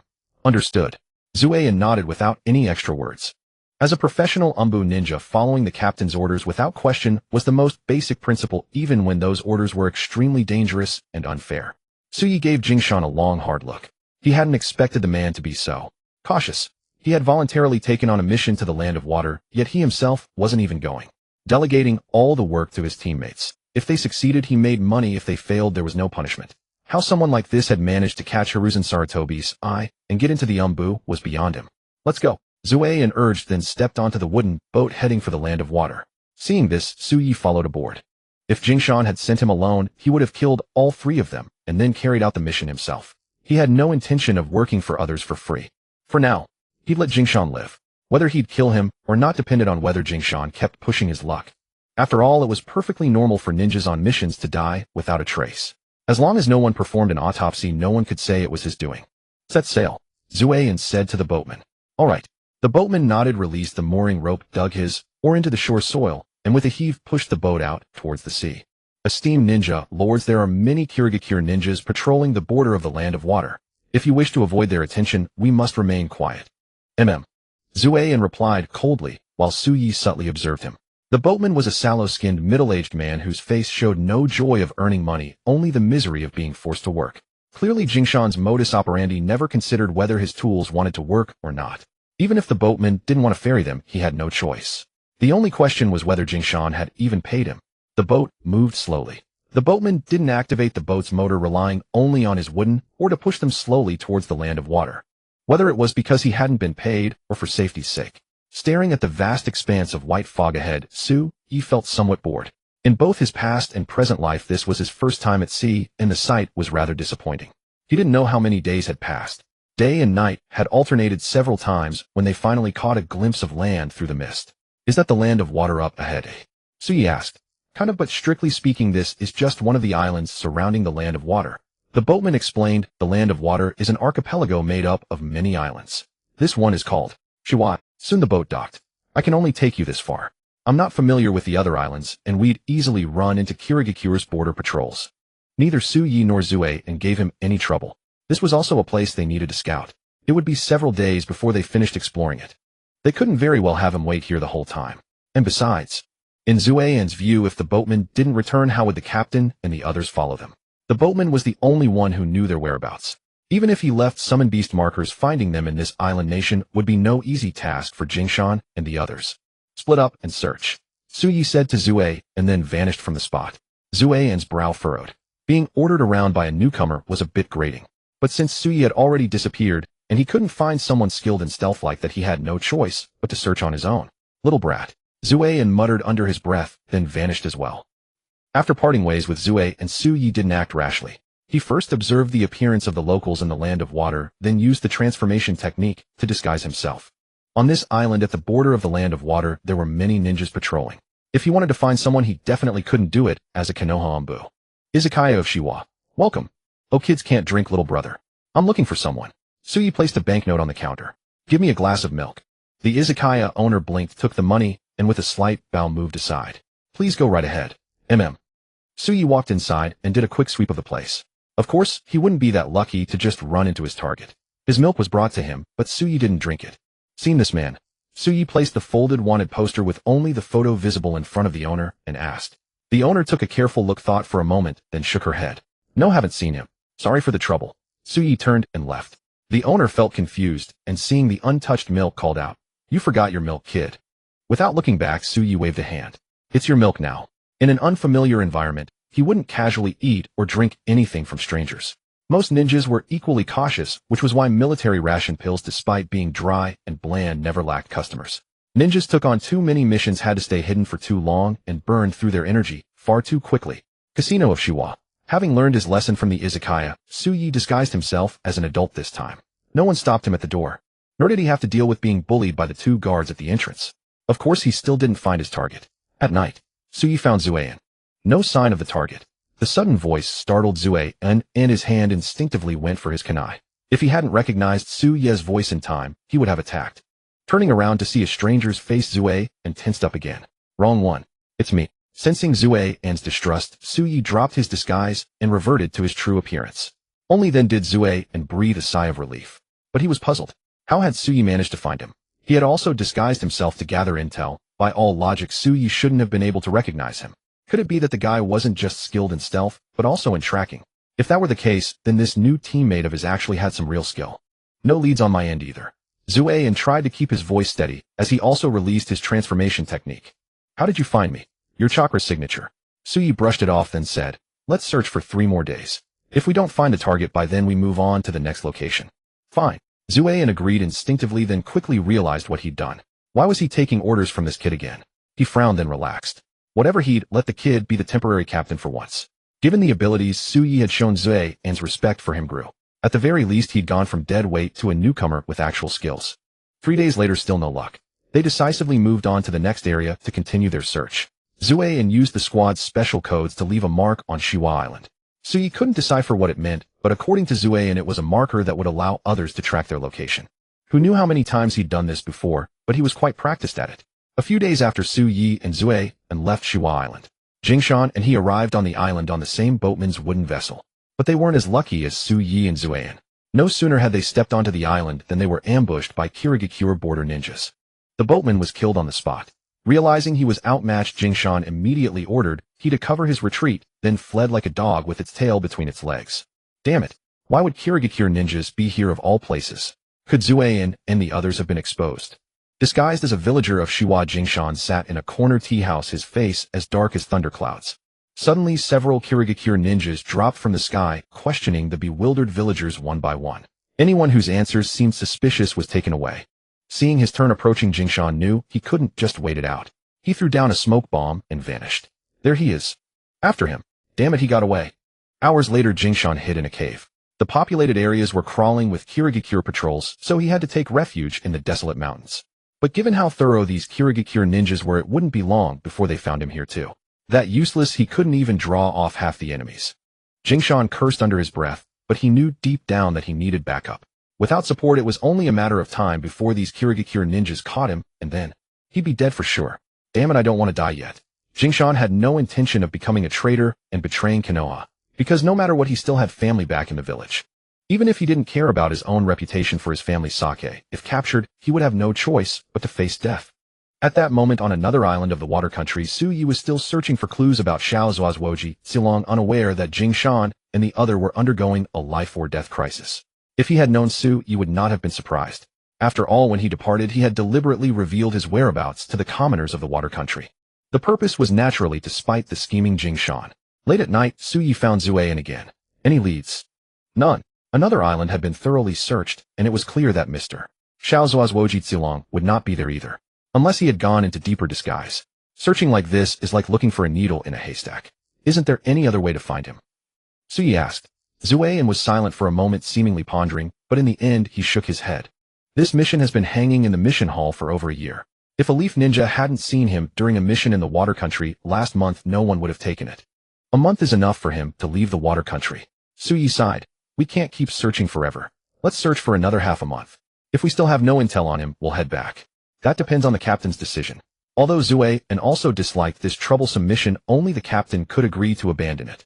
Having spent some time with Zuein, Su Yi understood that he was a staunch adherent of rules and regulations, so he said no more. In Zuein's eyes, no matter how strong Su Yi was, or how many impressive abilities he displayed, he could not make decisions on behalf of the captain. The next day, the two set off for the next town. During this process, Zuein noticed that the Mist Village ninjas seemed even more vigilant. They had nearly been discovered several times. This anomaly gave Zuein a bad premonition. Could the captain and the others have been exposed? Concealed in the town, Zuein approached Su Yi to discuss. Maybe we should stay here for a few more days and wait for the captain. All right. Su Yi did not refuse and agreed directly. Thus, several more days passed, but Captain Jingshan still had not arrived. During these days, Zuein had been trying to find out the reason for the Mist Ninja's heightened alert, but he had not obtained any useful information. The locals were used to the occasional heightened alert from the Mist Ninjas and found it unremarkable. Few outsiders came, and the occasional merchants who arrived might not know the reason either. No, we must go back and find Captain Jingshan. Zuein could no longer sit still and voiced his idea to Su Yi. The water country is under martial law now. If you try to go back by boat, you'll definitely be spotted by Mist Ninjas. Su Yi said calmly. If you ask me, the best course is to keep calm and wait patiently. But what if Captain Jingshan and the others are in danger? Zuein's voice was low, thick with gravity. Su Yi glanced at him and retorted, do you think that if we were in danger, Jingshan would come to save us? Zuein paused. Probably not. Then why should we risk our lives and jeopardize the mission to save him? Or to investigate him? Su Yi reminded, there is no rule in ninja missions that requires us to prioritize the safety of our comrades above all else. If there were such a rule, Jingshan should have been the first to follow it instead of sending us two to scout at the risk of our lives, don't you think? A ninja should prioritize completing the mission. After uttering these words, Zuein silently acquiesced to Su Yi's decision. They had no reason to abandon the mission to save a comrade who would never save them. On Zaiva Island, facing an endless siege of Mist Ninjas, Jingshan had reached a point of utter exhaustion. Damn it! Where are Zuein and Su? Why haven't they come to reinforce me? Hidden in the shadow of a rocky outcrop, Jingshan cast a wary glance around and cursed in a low voice. Just yesterday he had consumed his last soldier pill. Today he could only survive on wild fruits and some game. But because the Mist Ninjas were conducting a massive mountain search, he dared not light a fire, so even if he caught game, he had to eat it half raw. If he couldn't escape and continued eating like this for a few more days, his health would surely deteriorate. No, I can't just wait to die. A cold gleam flashed in Jingshan's eyes. Gritting his teeth, he decided to force a breakthrough. He still had some strength left to use ninjutsu for disguise and resistance. If he delayed any longer, even if his body didn't give out, he would be caught by the mist ninjas arriving as reinforcements. He was well aware that the reason he had managed to stay hidden for so long was not because of his exceptional concealment skills, but because these mist ninjas were not good at tracking. Once the mist ninjas skilled in tracking arrived, he would be as good as dead. At the thought, he grew even more resentful toward Su Yi and Zueyan. How dare they abandon a comrade during the mission and play the deserter? When I get back, you two are finished. Jing Shan muttered to himself about reporting Su Yi and Zueyan's behavior, then vanished from the spot. Just a few minutes after he left, several mist ninjas appeared at the spot he had just vacated. No mistake, he was here not long ago. So he's still on the mountain. How we can't let these bugs get away. Water release hidden mist technique. The fleeing Jing Shan had no idea that his whereabouts had been exposed. He was still cautiously moving, trying to find a way out of the water country. But before he could get far, the fog thickened visibly. This fog. The experienced Jing Shan quickly realized it was the work of mist ninjas. Already tense, he panicked and scanned his surroundings, but found nothing. During a ninja mission, such uncertainty was terrifying. He didn't know his own situation, the enemy's situation, or whether he should run or hide. An uncontrollable fear surged and spread within Jing Shan. He swallowed repeatedly, and the fingers of his hands gripping the kunai turned white from the force. Just as he mustered the courage to move, a chilling voice came from the mist. "Found you, little bug from the leaf." Upon hearing the voice, Jing Shan didn't hesitate.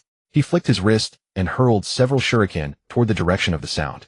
The sharp whistles of the blades cut through the air, and under his watchful gaze they disappeared into the mist. He awaited the result of his attack, but the air only echoed with a few clangs of metal before falling silent. Clearly his surprise attack had not hit the target, instead the enemy had blocked it with some weapon. A dying struggle. The voice rang out again, followed by another sound. The heavy whoosh of an object slicing through the air. Before Jing Shan could guess what it was, he felt a deadly sense of crisis. Not good. He shuddered and instinctively dodged sideways, but he was a fraction of a second too slow. A cold light grazed his shoulder, severing his entire left arm at the elbow. Blood sprayed from the wound along the blade's path. The pain of the severed arm elicited a shrill scream from Jing Shan. "Tisk, lucky bastard, you dodged." A man emerged from the mist carrying a large blade on his shoulder. He looked at the miserable Jing Shan with a mocking expression. "Who are you?" Jing Shan lay half reclined, his right hand pressing against the wound on his severed left arm, panting heavily as he stared at the man before him. "I have no interest in explaining myself to a dead man." The man grinned widely, revealing a mouthful of sharp, jagged fangs. His already ferocious face became even more monstrous and brutal, sending chills down Jing Shan's spine. Suddenly, as if struck by a thought, Jing Shan exclaimed excitedly, You're one of the 7 swordsmen of the mist, Pipa Shirzong." "Correct, but no reward." Pipa Shirzong raised the decapitation sword with one hand and swung it fiercely toward Jing Shan. "Die." As the legendary decapitation sword loomed closer, Jing Shan's pupils constricted. A bitter thought crossed his mind. Was he going to die? "Wait, Shirzong." A man's voice came from the mist, halting the blade that was about to fall on Jing Shan. "What? Are you trying to steal my credit? I'm not giving up this kill." Pipa Shirzong glared displeasedly at the latecomer Samahada's wielder Shiguashan Hegwigi. "That guy is still useful. Maybe we can get some intel about the leaf out of him." Shiguashan Hegwigi walked up to Jing Shan with a deadpan face. Seeing his agony, without regard for Pipa Shirzong's opinion, he reached out to take Jing Shan for treatment. But just as his hand extended, he heard the sound of something being ignited. Shiguashan Hegwigi's eyes narrowed. He looked closely and saw that Jing Shan had secretly lit several explosive tags. "You want to capture me alive? Not so easy." Jing Shan grinned, then lunged wildly at Shiguashan Hegwigi, grabbing his pant leg with one hand. "Die with me." "Ha ha ha." Shiguashan Hegwigi sneered disdainfully. Instead of panicking, he unsheathed the Sanzu slave blade from his back and swung it. Jing Shan's left hand, which had been gripping him, was severed cleanly. Then the great sword Samahada elongated its body to fully envelop Shiguashan Hegwigi. Boom. With a single explosion, Jing Shan was blasted into pieces. But because the great sword Samahada had wrapped around Shiguashan Hegwigi, he sustained no damage.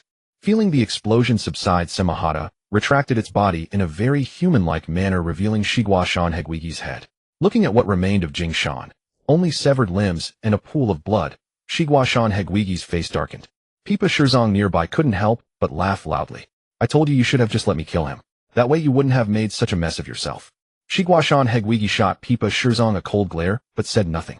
If he had known, he would have let Pipa Shirzong handle it. It would have saved him the trouble of pleading for this fool.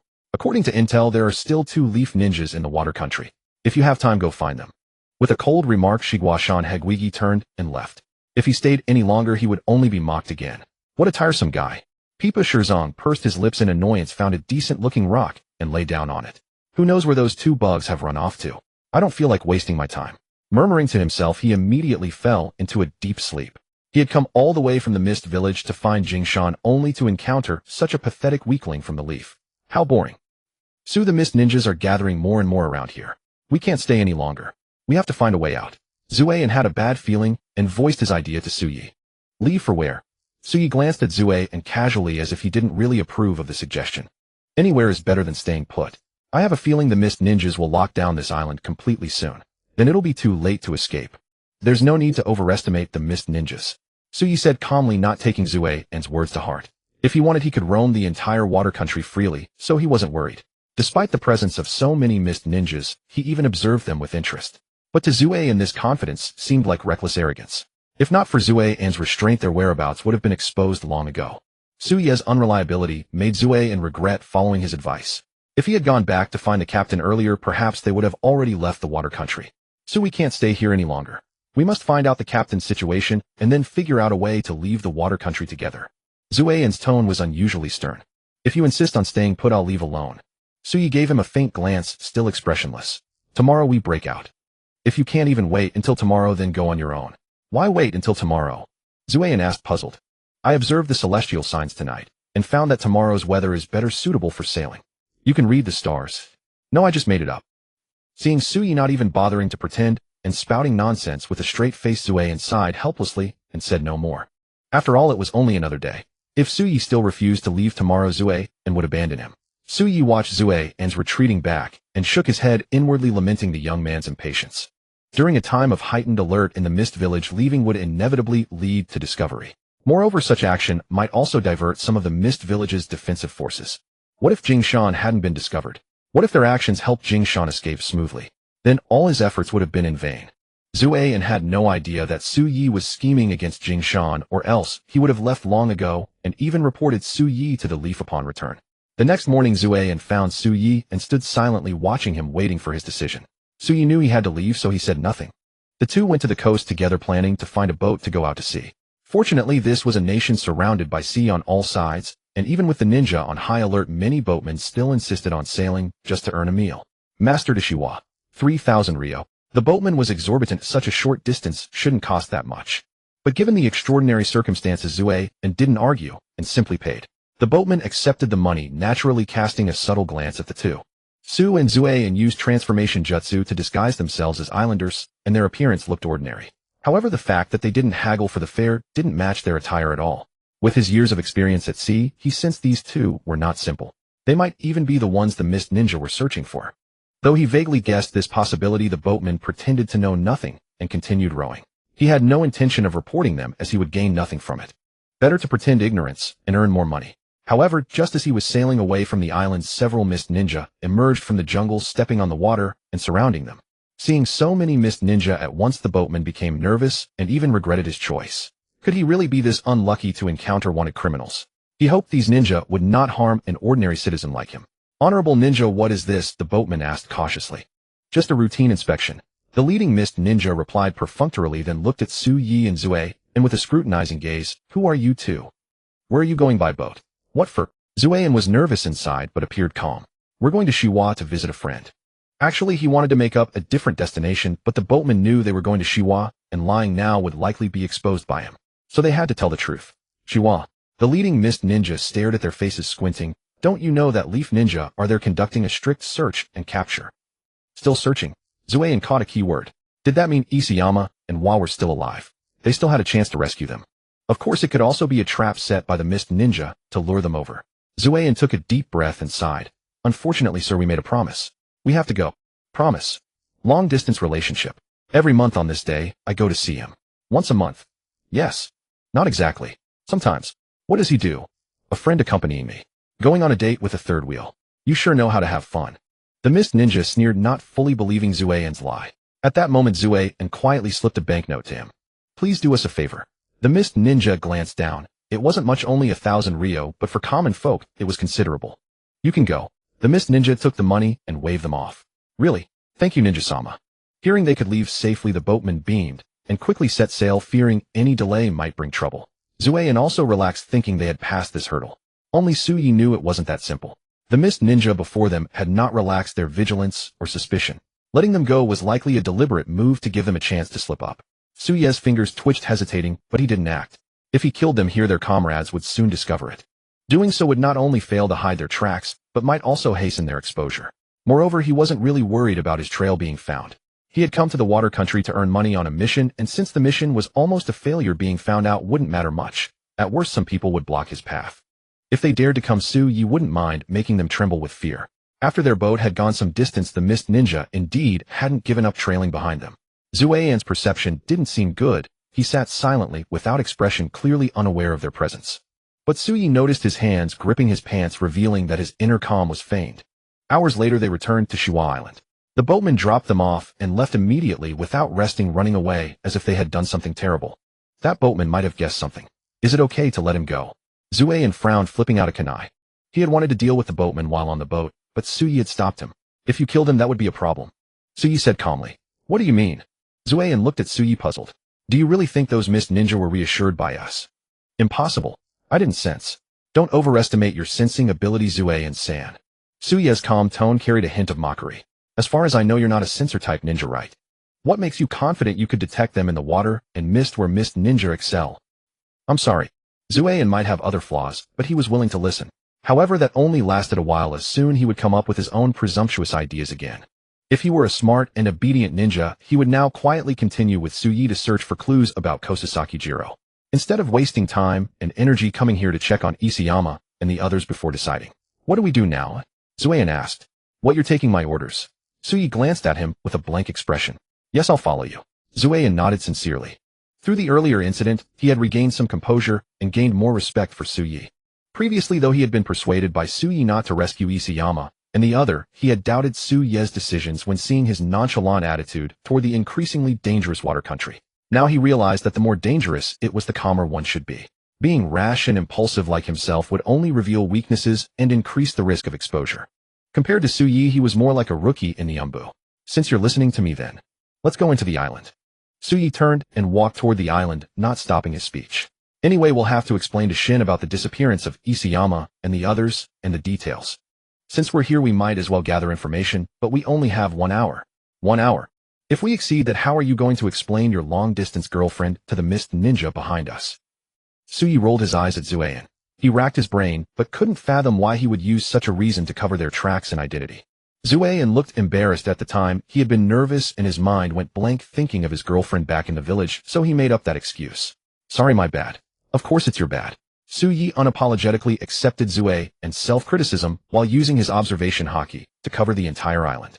Odd, there was no sign of Isayama. Did he escape? The other one's presence wasn't here either. In that case, there was no need to go into the village to gather information. He walked to a remote and quiet place. Just as Zuei and wondered why they were going somewhere so desolate, Suyi slowly drew his blade. Jigakatabi. Without any warning, the several mist ninja tailing them were crushed by immense gravity, unable to rise. What's that sound? Hearing the commotion behind him, Zuei and instinctively turned and was shocked. Mist ninja. Don't worry, I've got them under control, Suyi said, walking to the mist ninja. Without speaking, he activated his Sharingan and hypnotized one of them. Sharingan. Seeing those eyes, not only Zueyan but even the mist ninja were astonished. Could Su be from the Uchiha clan? Zueyan wondered. Suyi ignored their reactions and asked the hypnotized ninja, tell me everything you know. My name is Mizunatsuki Kaisen, age 16, a chunin. Before I was born, my parents died. Wait, no need for so much detail. Suyi interrupted with a helpless look. Just tell me about the foreign ninja in recent days. Have you killed or captured any who entered the country? Yes. Just as Mizunatsuki Kaisen was about to reveal the information, another mist ninja gritted his teeth, preparing to ignite the explosive tags on his body to blow up himself and his comrades. However, the moment the thought crossed his mind before he could act, the gravity on his body suddenly increased several-fold. Nanny. Aunt. The mist ninja let out a harrowing scream, his entire body seeming to be struck by an invisible heavy hammer. Bones shattered, blood flowed. In the blink of an eye, he lost consciousness completely. Continue. Suyi didn't even glance at that man, gave the warning, and had the hypnotized Mizunatsuki Kaisen continue speaking. From his account, Suyi finally learned that one leaf ninja had been captured and one had been killed. What were the names of the killed and captured? The leaf ninja we captured is called Kunmiwa, code name Wa in his organization. The one we killed was named Isayama. Isayama was a name told to us by Wa. It's his code name, not his real name. What affected? Hearing the news, Zue grabbed Mizunatsuki Keisen's collar in agitation, wanting to interrogate him, but saw his hollow eyes. He understood that he wasn't questioning the person, but a hypnotized puppet. If he ruled out the possibility that Suyi was deceiving him with Jinjutsu, then this guy was telling the truth. Were you close with Wa? Suyi asked. We worked together for a long time, but it's hard to believe he would surrender and defect. Zue threw Mizunatsuki Keisen to the ground, his face showing disappointment and sorrow. Normal. If I were subjected to such severe torture as the honey trap, I might also lose my resolve and betray the leaf. Suyi gave Zue a pat that seemed comforting, but it didn't make him feel better. Of course, it was also hard for him to keep up the sorrow. What should we do now, Su? Zue looked at Suyi only to see him start patting down the mist ninjas' bodies. So what are you doing? Can't come all this way for nothing. Since I didn't get the mission bonus, I can earn some pocket money. I'll just consider it a paid vacation. Suyi explained, then pulled out a few hundred ryo from them. That's so little. Few ninja carry much money on missions. Zue sighed helplessly and asked again, so are we ready to leave the water country? Didn't we miss one place? Suyi pondered for a moment and asked. Search. Kosasaki Jiro. Our mission is to capture or kill the rogue ninja, right? We're still going to continue the mission, or go to the hidden mist village to do it. Zue felt like he was dreaming, which leaf ninja would infiltrate the enemy's stronghold to kill someone. And just two of them. I think we should reconsider. Infiltrating the hidden mist village could easily cause misunderstandings. If it leads to conflict between the villages, that would be bad. Don't worry, I believe Hiruzen Sarutobi will compromise. There won't be a war. Compromise? Wait, you address the Hokage by his name. Ignoring Zue and shock, Suyi said to himself, actually going to the hidden mist village isn't entirely for the mission, it's reverse thinking. You see, after we kill these mist ninja, they'll think we're fleeing toward the border. But we won't, we'll do the opposite. Head straight for their lair. Maybe. Let's play it safe. Zue suddenly regretted letting Suyi come back here with him. If he had known Suyi was this bold, he would have insisted on staying on that island. Am I not safe? When the enemy's attention is focused outside, going to their least guarded base is the safest move, isn't it? Theoretically, yes, but with just the two of us, we probably can't attract so many mist ninja away from their village. I know, but a ninja needs courage and ideals, otherwise what's the difference from a salted fish? Zue, under Suyi's earnest persuasion, followed Suyi to Kirigakure village. Shortly after they left Shiwa, the bodies of several Kirigakure ninjas were discovered. Pipa Shirzong examined the bodies of the several men and concluded, all bones shattered, no signs of resistance. It seems a skilled master did this. It doesn't look like the work of those two Konoha ninjas. According to the Konoha ninja, we captured the other two Umbu members. One is skilled in summoning jutsu, the other in stealth. Zigwashin Hatungwi said, it's completely different from the cause of death of these men. TCH, whoever it is, I'll find them and take them out. Pipa Shirzong curled his lips in disdain. Zigwashin Hatungwi, too lazy to waste words, ordered his subordinates to pursue along the shipping route out of the country.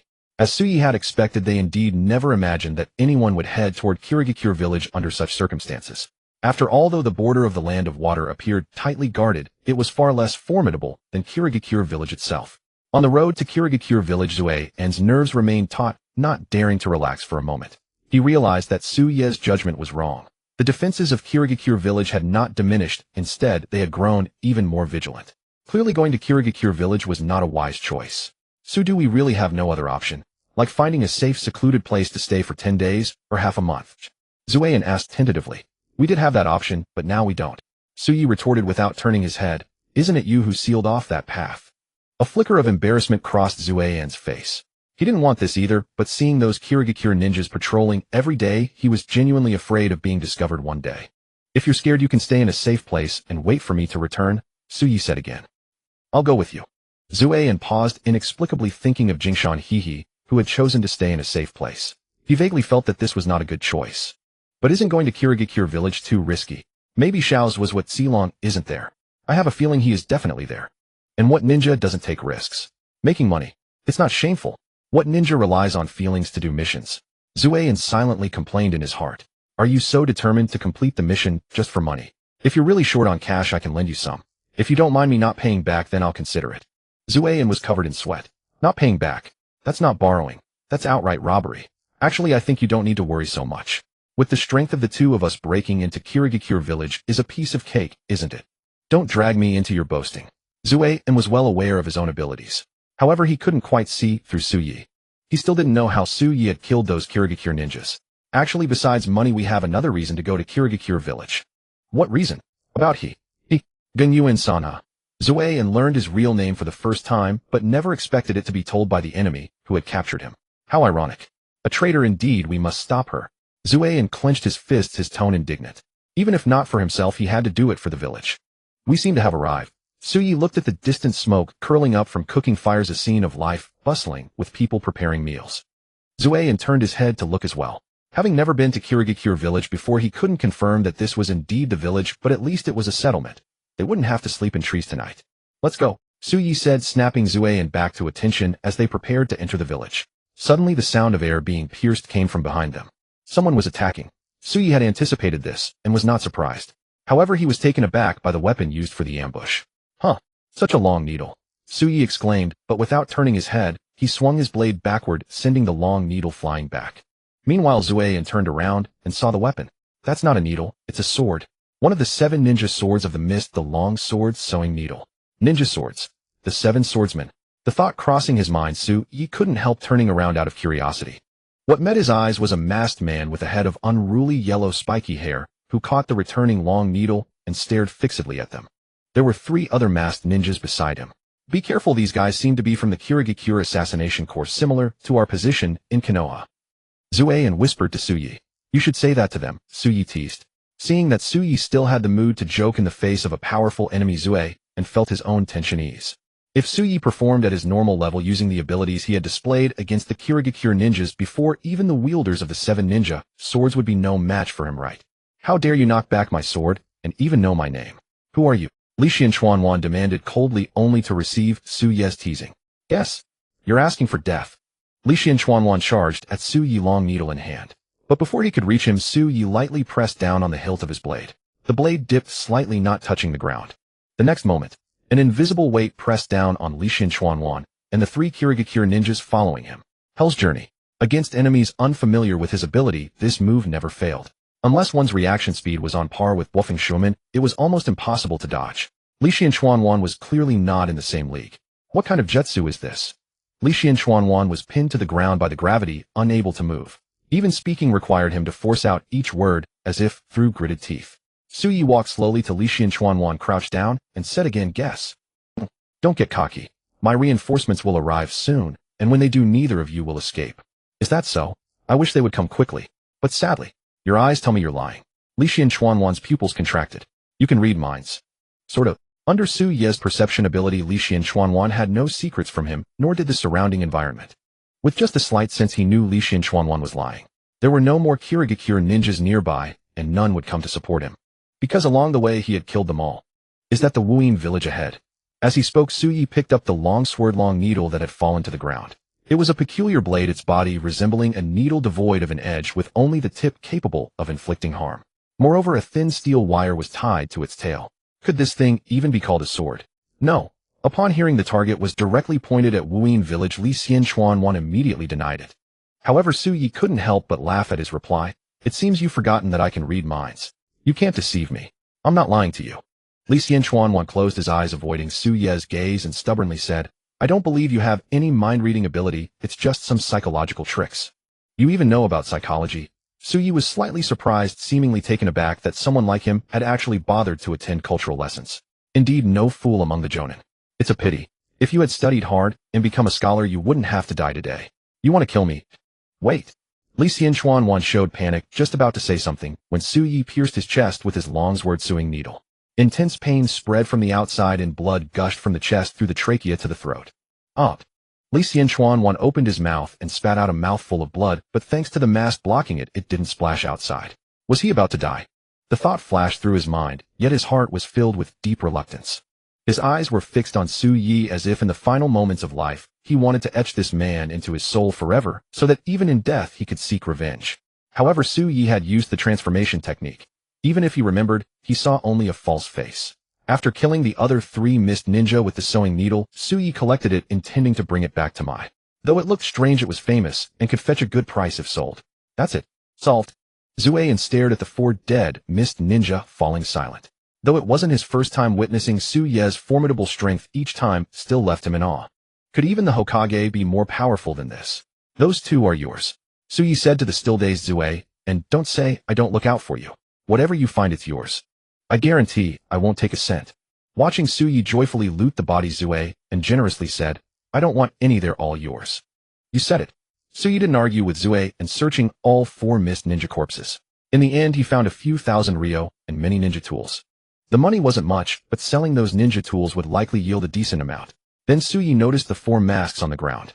The masks of the missed assassination squad were different from the various animal masks of the Mayambu. They shared a high degree of similarity.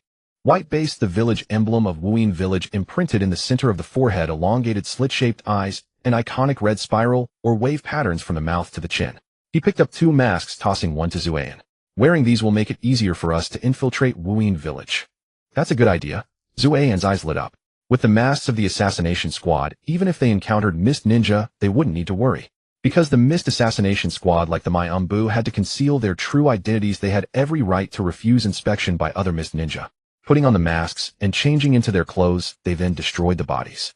Both were originally members of the Umbu, so no one would suspect. The only problem might be Su Ye's young age. "Su, aren't you going to use the transformation technique to disguise yourself?" Zueyan said to Su Yi, "Your age is too young but might stand out. In front of ninja with strong perception, the transformation technique is more conspicuous than my age." Su Yi shook his head in explanation. An Umbu who is supposed to hide identity using a disguise technique would be like 300 taels of silver buried here, drawing unnecessary attention. Zueyan thought it over briefly and found Su Ye's reasoning sound, so he didn't press further. "Let's go enter the village before other mist ninja discover what happened here." With that, Su Yi led the way into the village. Zueyan took a deep breath and followed nervously. Before teaming up with Su Yi, he never imagined he would one day infiltrate Wuyin Village. It was a feat worthy of pride, yet also a thought-provoking act. Why was he in a squad with Su? He had seen reckless rookies, but never one this crazy. If he could, he would rather have never met Su Yi. If he could return alive, he would say 3 words to the Hokage: "I quit." At the entrance of Wuyin Village, several ninja guards stood. When they saw Su Yi and Zueyan approaching, they all glanced over, and then quickly looked away. A glance confirmed these were people they dared not provoke. The mist assassination squad killed not only enemies, but also their own. They dared not offend them. Once they incurred displeasure, they could be labeled as rogue ninja and killed, and it would be their own fault. Wuyin Village was too dark. Once listed on the mist assassination squad's death list, no matter how far they fled or how many years they hid, the pursuit would never cease. It was an absolute, unending deadlock. The guards thought, lowering their heads even further. Minutes later, as the footsteps faded away, they breathed a sigh of relief. Finally gone. I didn't want them to remember me. Don't you guys feel their oppressive aura growing stronger? How many people have they killed? Didn't anyone notice there's a child? Now even kids can join the mist assassination squad. Or is there really a genius? Of course there are geniuses. The young users of the 7 ninja swords are all extraordinary, and that Terumi Mei. She has mastered 2 bloodline limits, terrifyingly powerful. Come to think of it, Terumi Mei is about that age. Could the person who just walked by be Terumi Mei? Hey, if you want to die, don't drag us into it. The identities of the assassination squad members are strictly confidential. I was just guessing. I have no intention of prying into their identities. The conversation touched on taboo topics, and they immediately fell silent, afraid that speaking too much would bring trouble upon themselves. They wouldn't want to be sitting at home one day when suddenly some masked men dragged them to an interrogation room. In the hidden village of Kirigakure, Su Yi and Zueyan stood atop a tree concealed by leaves and branches as they observed the passers-by below. Compared to Konoha, the atmosphere here was noticeably more oppressive. Though instances of outright bullying were rare, a subtle air of wariness and distrust lingered between people. Su Yi keenly noticed that ordinary citizens instinctively avoided any encounter with members of prominent clans who dressed in elaborate attire. "As usual, let's split up," Su Yi said to Zueyan beside him. "Regardless of what we find, we'll meet here at midnight every day. If you discover anything, don't act on your own, understand?" "Understood," Zueyan replied in a low voice, then vanished using the body flicker technique. A few seconds after Zueyan left, Su Yi jumped down from the tree when no one was around, turned into an alley, and slipped into a nearby residence. He had observed for a while and confirmed that this house was empty. It was perfect for him to change his appearance. Using the identity of the Mist Assassination Corps to search for someone in the village would draw too much attention, so he decided to use his own face. With just a change of clothes, no one would pay him any mind. Soon Su Yi, wearing clothes purchased from this household, appeared on the main street of Kirigakure village. As Su Yi had anticipated, his attire did not attract much attention. Occasionally someone's gaze fell upon him, but they were only briefly captivated by his looks before looking away. "Now then, Mr. Kozazaki-jiro, are you here?" Su Yi strolled leisurely through the streets of Kirigakure, eventually stopping in front of a gambling den. One of the conditions for finding Kozazaki-jiro was his love for gambling. 2 men stood guard at the entrance, standing upright with indifferent expressions. Sensing Su Ye's gaze, they both turned to look at him. What do you want? One of them asked in a gruff voice. Su Ye stepped forward. Can I go inside? The man sized him up for 2 seconds, then said coldly, if you've got money, you can enter. If you're looking for someone and broke, wait outside. I have money. Su Ye took out a 500 Ryo bill from his pocket and flashed it. Seeing the money, the guards, indifferent to whether he was there to gamble or not, said expressionlessly, go on in. Thanks. Su Ye put the money back in his pocket and stepped into the gambling house. The interior layout and games differed from what he had seen in Konoha, but those were not his focus. He had no interest in gambling. His eyes scanned over the fervent gamblers one by one, but none matched Kozuzaki Jiro's appearance. This world doesn't have plastic surgery, does it? Su Ye muttered to himself in complaint.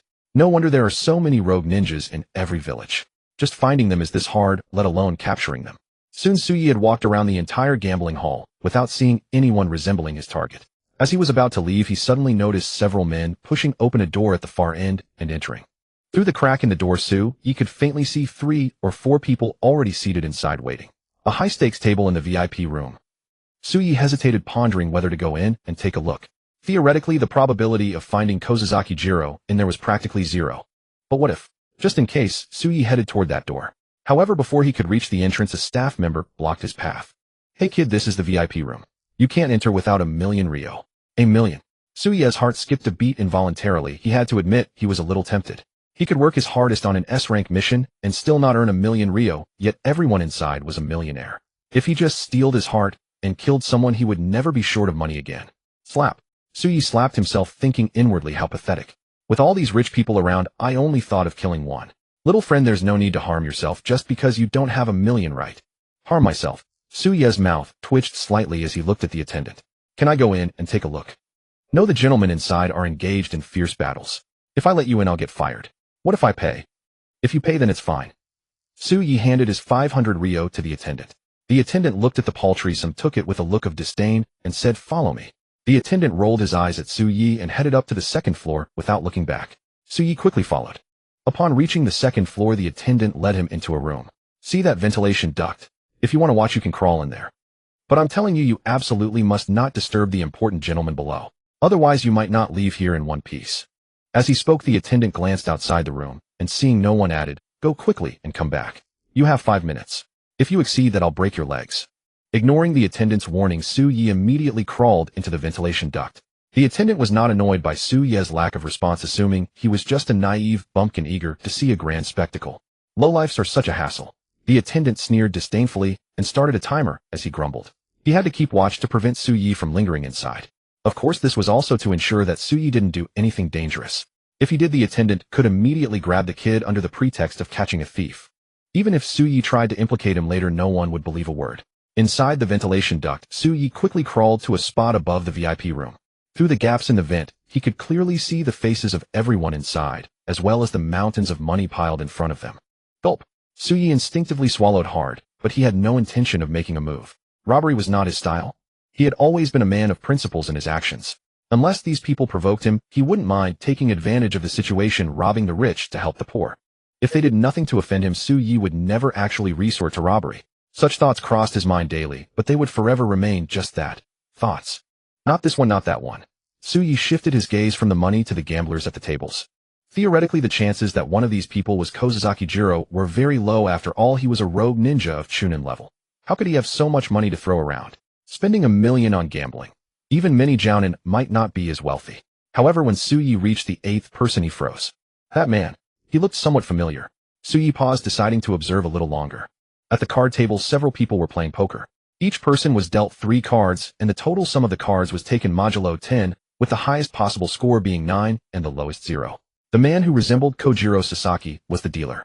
The other players compared their hands to the dealer's. If their hand was larger, they won, doubling their bet. If smaller, they lost, and their entire bet went to the dealer. Mr. Kojiro, I bet 500,000. Show your cards. The first player pushed his chips forward, a confident smile on his face. His hand this round was 8 points, giving him a high chance of winning the game. However, when he handed his cards to the dealer, Mr. Kojiro looked at them and revealed a regretful expression. What a pity, you were just 1 point short of beating me, Mr. Aoto. I'll take this 500,000. Nanny. Aoto slammed the table and stood up. How is this possible? I don't believe it. I want to check the cards. You can check the cards, of course, but only after the game is over. A smug smile curled at the corner of Kojiro's lips. He tapped his finger lightly on the table and looked at the second player. Miss Cocolia, what about you? Are you going to open my cards, or will you observe a little longer? Miss Cocolia was a beautiful woman with a gentle and charming appearance and a mature voluptuous figure clearly possessing the allure of a married woman. Well, I think I'll play it safe. Cocolia hesitated for a long time, then finally shook her head and chose to fold. Her hand was not small either with 7 points, but even the confident Auto had lost, so her 7 points surely had no chance. Following Cocolia's fold, several consecutive players also chose to fold. Until the last player. He had only one hand, a shaved head, a scar on his face, and wore a black open-chest warrior outfit looking like a formidable Yakuza boss. 3 million. I'll open your cards. The man casually threw down his 3 cards. The others were shocked when they saw them because his cards were 3 identical ones. I have 3 twos. Even if you had 9 points, you couldn't beat me. The man put his hands on his hips and laughed heartily. Although 3 twos only added up to 6 points, 3 identical cards had a bomb effect, making them stronger than a simple point total. Unless Kojiro could get a bigger bomb. I'm truly sorry, Mr. July. Kojiro revealed his own hand showing 3 threes. My hand is exactly 1 point bigger than yours. What? Didn't you say it was only a little bigger? Before Mr. July could say anything, the first loser, Mr. Auto, stood up in shock. Don't get excited, Mr. Auto. My 3 threes add up to 9, which is exactly 1 point bigger than your 8, isn't it? Kojiro spread his hands, pretending to look innocent. Mr. Auto was full of frustration. Although he knew Kojiro was putting on an act, his explanation was indeed correct. 9 points were indeed only 1 point bigger than 8. Auto, I must say you're being petty. It's only a loss of 500,000. I lost 3 million and didn't even bat an eye. Mr. July teased. How many more 3 million do you have? Keto July, you don't have much savings left from your time as a ninja, do you? Auto was not one to be trifled with. After being mocked, he shot back, directly silencing July. Alright, winning and losing is normal in gambling. This round I got lucky, next round maybe you'll be the lucky ones. A few million is nothing, you can win it back in 1 round. Come on, deal the cards. Thump thump thump, thump thump thump. Rhythmic knocking came from outside the duct. Suyi knew it was the server urging him to come out. He glanced at Kojiro again. Kojiro Sasaki Kojiro. Similar name, similar appearance. There couldn't be such a coincidence in the world. But the man before him was completely different from the tired elderly figure in the photo. The man named Kojiro was much younger. His mustache was shaved, his hair was jet black and glossy, and his spirit was much stronger. Could defection make one younger? Suyi thought to himself as he slowly withdrew from the duct. Your time was way over 5 minutes. The server said, dissatisfied. If you give so little money, next time you can't come. Look into my eyes. What? The server instinctively looked into Suye's eyes, crimson pupils, black magatama. Before he could see more clearly, he lost consciousness. Do you know the identities of those people in the VIP room? Who is the dealer? The dealer is the boss behind our casino, named Kishi Kojiro. Kishi, are you sure that's his surname? I'm sure. Suyi frowned slightly.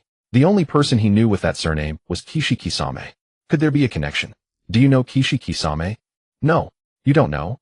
Besides this, what else do you know about your boss? The boss's wife is Kishi Akiha, the daughter of a Kishi clan elder. Our boss married into the Kishi clan and changed his surname. What was his original surname? I don't know. Alright, forget everything that just happened. Seeing that the other party had no more useful information, Suyi used the hypnotic ability of his Sharingan to erase the server's memory of the past few minutes, then retrieved his own 500 Ryo from the server's pocket. You can't handle this 500 Ryo, oh, I'll return it to its rightful owner for you. Suyi patted his shoulder, letting his body collapse to the floor in a daze. After leaving the room, he did not stake out the casino, but instead found a small tavern, ordered a glass of milk, and waited until midnight to go with Zue and to capture Kojiro. He had already memorized the scent of Kishi Kojiro. As long as he was still in Kirigakure, he couldn't escape his grasp. My. Before midnight, Suyi saw a familiar figure walk past him. That mask, that silhouette, it was definitely Zuein. I didn't expect to run into him here. Suyi stood up to follow, but noticed someone had already followed Zuein before him. Has Zuein been exposed? Suyi narrowed his eyes, focusing on that person. He was not tall, with a slim build, wearing a loose dark green haori over a fishnet shirt, a thick scarf wrapped around his neck, green hair, purple eyes, and a baby face. This face doesn't seem unfamiliar. Suyi muttered to himself, paid the bill, changed into a Kirigakure Yenbyu disguise, and quietly followed. Zuein crossed the crowded street and entered a forest. When he reached a spot far from the crowd, he stopped. You've been following me for so long, and don't you think it's time to come out? Bro, are you Darui? Following a rustling sound from the bushes, a boy stepped out. Zuein turned around, seeing such a young person following him, and felt relieved. Probably some curious rookie genin. As he thought this, he was about to reprimand the boy and scare him away, but the boy spoke first. Are you a spy from another village in disguise? The air fell silent for a few seconds before Zue and said coldly, "I'm not a spy. You've made a mistake." "Not a spy." The boy drew his weapon, a long hooked staff, and said expressionlessly, "I trust my own judgment." Zue felt as though he might be dealing with a madman, daring to question the identity of the Kirigakure assassination squad without a shred of evidence. In that case, summoning jutsu. Zue formed hand seals with both hands bit through his fingertip and dragged a streak of blood across the palm of his other hand before slapping his palm against the ground. Boom. A cloud of smoke exploded and a wingless large bird with a strange beak appeared out of thin air. No, rather than a large bird it looked more like a free-range chicken. "Take him down." Caw-cawed. The bird let out a strange cry, its thick, yet long legs kicking out violently, and the entire creature shot forward like a cannonball. Facing the surprise attack, the boy remained calm. One hand held his weapon, while the other formed hand seals. Water release iron shell bullet jutsu. Several massive spheres of water condensed out of thin air hurtling toward the strange bird like fierce cannonballs. The bird was agile, dodging the water shells while sprinting forward without losing any speed. Boom, boom, boom. Each missed water shell smashed into the ground, triggering one explosion after another. Seeing his ninjutsu was ineffective, the boy's eyes turned cold. He held his hooked staff horizontally in front of him, blocking the bird's sharp beak. The bird was surprisingly strong, and the boy struggled to hold his ground, being pushed backward step by step. As his body was about to crash into a tree, the boy stomped his foot hard, launching himself into the air and performing a flip to clear over the bird's head. The bird didn't expect this and couldn't brake in time, crashing heavily into the tree. Thud! The great tree groaned and split in two, unable to bear the impact. Die! Taking advantage of the dazed bird before it could turn around, the boy leaped into the air and brought his staff down hard onto its head. Crack! The sound of bone fracturing echoed. Caw-cawed. Agonized by the searing pain, the bird let out a shrill scream, rolled its eyes back, and dissolved into smoke before vanishing completely. "Do you have any other tricks?" The boy turned and walked toward Zue, and step by step his eyes carrying an unmistakable killing intent. Being looked down upon by a child, Zue's face darkened with embarrassment. Does he think he's Sue? Just a mere genin. Don't get carried away. Genin. The boy's face, unusually showing expression, twisted into a mocking cold sneer. "You still claim you're not a spy, yet as a member of the Kirigakure assassination squad you've never heard of me, Kabashi Yaharu." Kabashi Yaharu. Suyi, hiding in the shadows, felt a flicker of surprise in his eyes. Wasn't that the name of the fourth Mizukichi? No wonder he found the boy's clothing somewhat familiar. Zue was equally surprised, for he had also heard of the name Kabashi Yaharu, an elite jonin of Kirigakure, a genius ninja, favored by the third Mizukichi. He never expected this person to be a boy with a baby face. Could this guy also be some kind of monster like Sue? "How old are you?" Zue asked curiously. Kabashi Yaharu's eyes narrowed slightly. He knew what Zue was thinking. Because of his appearance, he had been asked this question countless times and had long grown accustomed to it. 18, Kabashi Yaharu said expressionlessly. "You're 18. Kabashi Yaharu didn't look a day over 12, but it hardly mattered at this point. "Never mind." Zue shook his head and formed hand seals once more. "I've never killed an elite jonin before. You'll be the first." Summoning jutsu. Boom, boom, boom. 3 clouds of smoke exploded in succession. A one-eyed black bear clad in shoulder armor and 2 horned sheep appeared before Zue. "Attack! Roar! Ba! Ba!" Though his command was simple, the 2 sheep and the bear understood his intent. Letting out strange cries, they charged toward Kabashi Yaharu. Having faced these summoned beasts before, Kabashi Yaharu handled them with ease. He first used a water cannon as a feint to hold back the bulky and clumsy black bear, then spun his long staff in his right hand. Water release mirror still water. A circular disc of water appeared before him, halting the charge of both horned sheep. Then Kabashi Yaharu repeated his earlier tactic, leaping into the air and catching both sheep's horns with his staff, pulling them downward with all his strength. The 2 horned sheep were dragged forward by a single hand and slammed headfirst into the ground. Boom, boom. With 2 thunderous impacts, both sheep passed out, their tongues lolling from their mouths. Such tremendous strength. Zue stared at Kabashi Yaharu, a trace of unease rising in his heart. He had clearly underestimated this baby-faced genin. His strength surpassed even Captain Ayama's. While his last summoned beast was still engaged with the enemy, Zue pulled 2 scrolls from his inner lining. He unrolled both scrolls and threw them into the air, forming hand seals. Release. With Zue's whispered command, the 2 scrolls began spinning wildly in the sky. Then one burst of smoke after another exploded, and all manner of small summoned beasts appeared out of thin air. Birds, rabbits, dogs, rats, snakes. Suyi watched this group of creatures, and his eyebrow twitched. Seriously, are you Darui, or what? Just as Kabashi Yaharu had struck down the black bear, another wave of summoned beasts appeared before him. Patience gradually drained from his eyes. "Is that all you've got? Talk like you've already won." Seeing Zue and still talking tough, Kakashi Yaharu's expression turned cold, and he spun his staff once more. Water release, iron shell bullet. One water shell after another erupted, knocking down Zue and summoned beasts one by one. Though numerous, these summoned beasts were no match for the bear, the sheep, and the free-range chicken before them. This was precisely why Kakashi Yaharu had said Zue and's capabilities were lacking. A ninja whose summons grew progressively weaker with each use was clearly running out of options. With cries of agony from various animals, Zue and summoned beasts dissolved into smoke and scattered. Seeing his trump card fail, Zue and immediately threw a smoke bomb. Boom. The 36th stratagem of the ninja, retreat. Trying to run. Kakashi Yaharu moved like a flash, dispatching all remaining summoned beasts in an instant before swiftly giving chase. Tsuyi emerged from the shadows, lowering his gaze to the bodies of the summoned beasts that would not dissipate even after death. He wondered what method Zue and had used to forge contracts with so many magical creatures. Although these summoned beasts were not particularly powerful, their sheer numbers would have prevented him from being a nameless figure among Chunin. Rise. Tsuyi raised his right arm, crooking a finger. The remains of the summoned beasts on the ground all levitated, floating silently in midair. Then he gently pointed downward with his fingertip. The earth trembled with a roar, the ground suddenly caving in to reveal a deep pit that materialized out of thin air. Fall. As if his words were law, the floating remains of the summoned beasts all plunged into the deep pit. The surging soil around them cascaded down layer upon layer, burying the bodies deep without leaving a trace. After erasing all traces of the battle, Tsuyi vanished with a body flicker, chasing after the direction of Goju Shirtsong and his group. In the dense jungle, Zue and was fleeing at breakneck speed, with Goju Shirtsong following closely, less than 10 meters behind.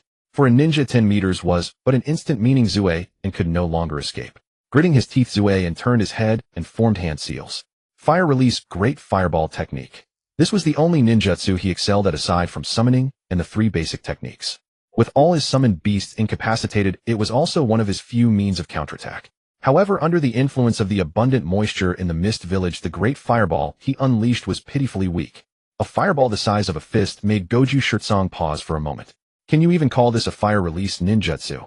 Goju Shirtsong couldn't help but laugh. He didn't even bother to channel chakra for a water release. With a casual swing of his long staff, he effortlessly shattered the incoming fireball. Seeing that his fire release was utterly ineffective, Zue and could only accelerate his escape, biting his finger once more. Summoning technique.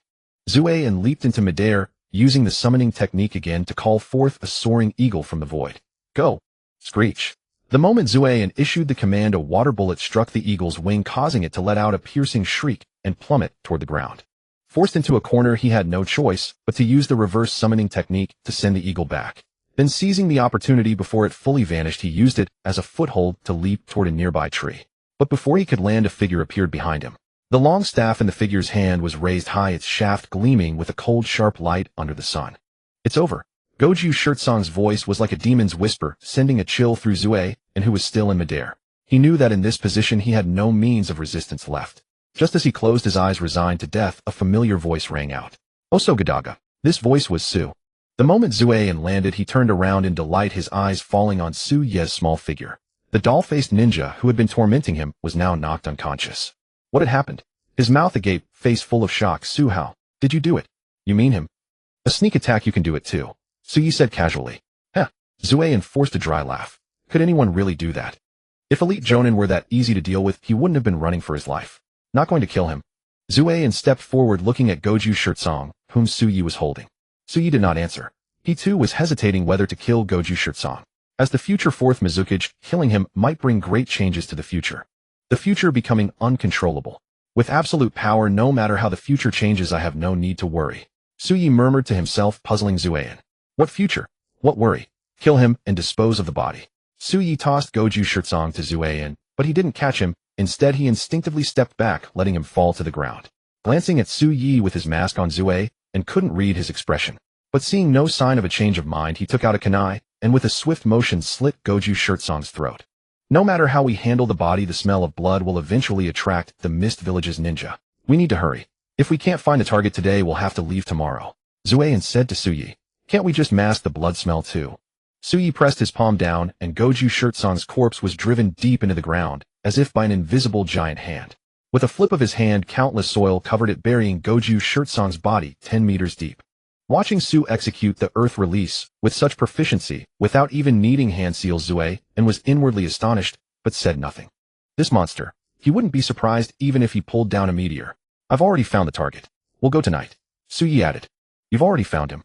This good news brought a flicker of joy to Zueyan's face, but it quickly subsided. No matter how he thought about it, this wasn't really something to celebrate. They had been through too much for this mission. The captain felt teammates betrayed. Was it worth it to kill a rogue Chunin? Zueyan couldn't help but wonder. Let's go. Wait until nightfall. Suyi felt the heaviness in Zueyan's heart and patted him on the back. Zueyan looked down at Su. Though he was younger and a rookie having been through so much, he seemed calmer than himself. Was this what it meant to be a genius? Su. Moi. What about he? Suyi countered, what's your idea?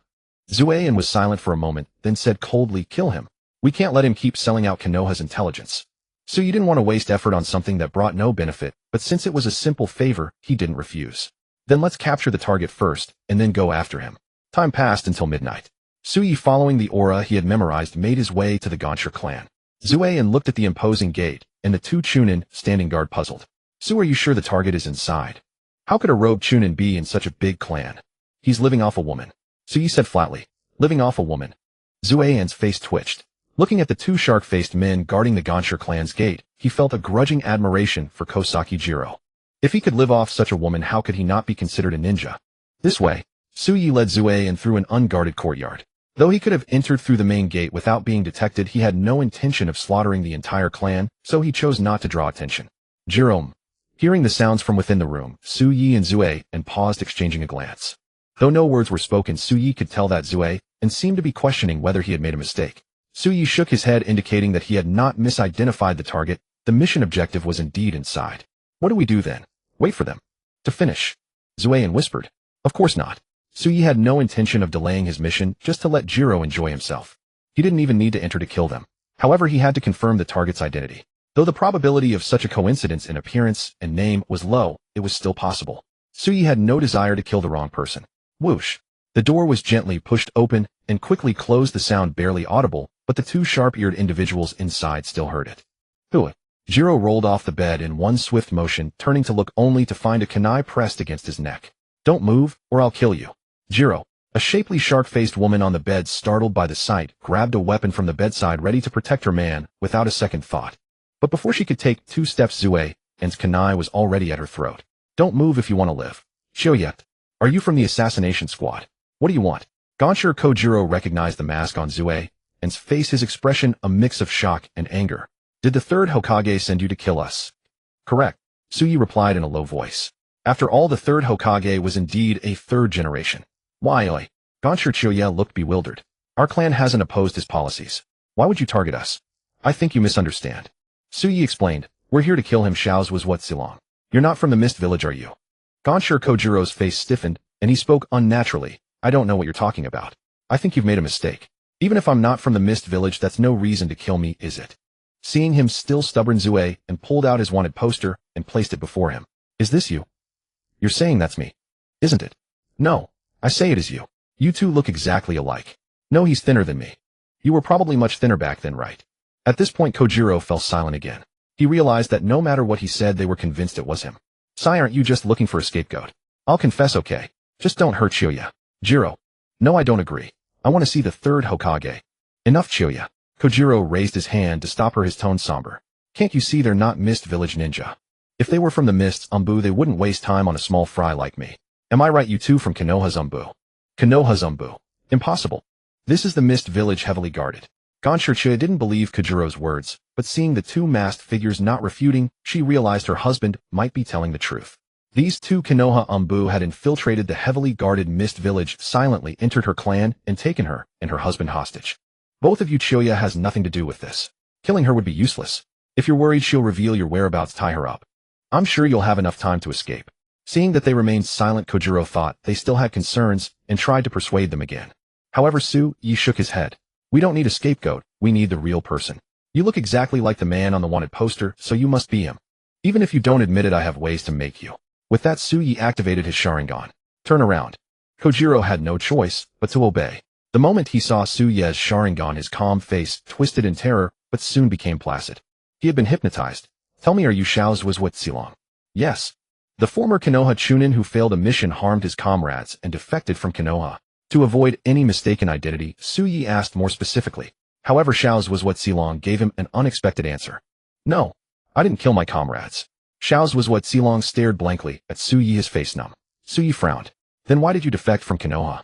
After the mission failed, my teammates died, and I fell unconscious. Later Gonshir Choya saved me and brought me to the Mist Village. I planned to return to Konoha once I healed, but Choya told me. She loved me. During the time she cared for me, I realized I had also fallen hopelessly in love with her. In the face of my village and love, I shamefully chose love because my conscience told me that if I didn't choose Choya, I would regret it for the rest of my life. Fell in love with her. You fell in love with her money. And her figure. Shameless. Zueyan glanced at Choya's voluptuous form and muttered under his breath. Gonshir Choya's cheeks flushed slightly, whether from the heartfelt confession of Xiao's was what Xilong or the embarrassment of Zueyan's remark. Honorable Konoha ninja, I know you take on missions for money as well. I'll offer 10 million taels to buy our lives. What do you say? Gonshir Choya looked at Su Yi with hopeful eyes. She understood that the shorter of the two, Su Yi, was the one in charge. 10 million. Su Yi fell into thought. In a sense, Xiao's was what Xilong wasn't truly a rogue ninja. The village had simply misunderstood him. If he killed him, he would be wrongfully murdering an innocent man. Moreover, a genuine love would be destroyed by his own hands. He had taken on this mission for money anyway. Between 10 million and a few 100,000, the choice was easy.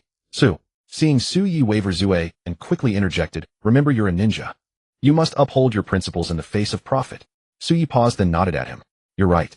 Zue and smiled with relief.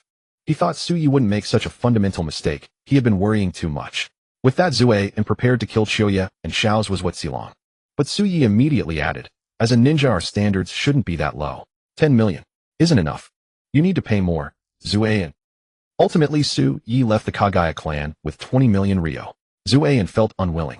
Watching Su Yi's self-satisfied demeanor, he couldn't help but question, Su is doing missions all about money. What else? Su Yi looked at Zue as if he were an idiot. Isn't work for earning money? Or is it because you love working? But being a ninja isn't just a simple job. It represents a commitment to duty. We paid such a great price finally about to complete the mission, yet for a mere 20 million. A mere 20 million. Do you know how long you have to work to earn that 20 million? Su Yi coldly interrupted Zue.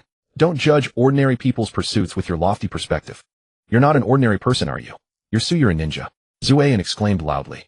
What you've done is a complete betrayal of the third Hokage's trust in us. Oh, so what? Su Yi replied expressionlessly. I will report everything that happened truthfully. Su, I don't want to oppose you, but I absolutely cannot tolerate your behavior.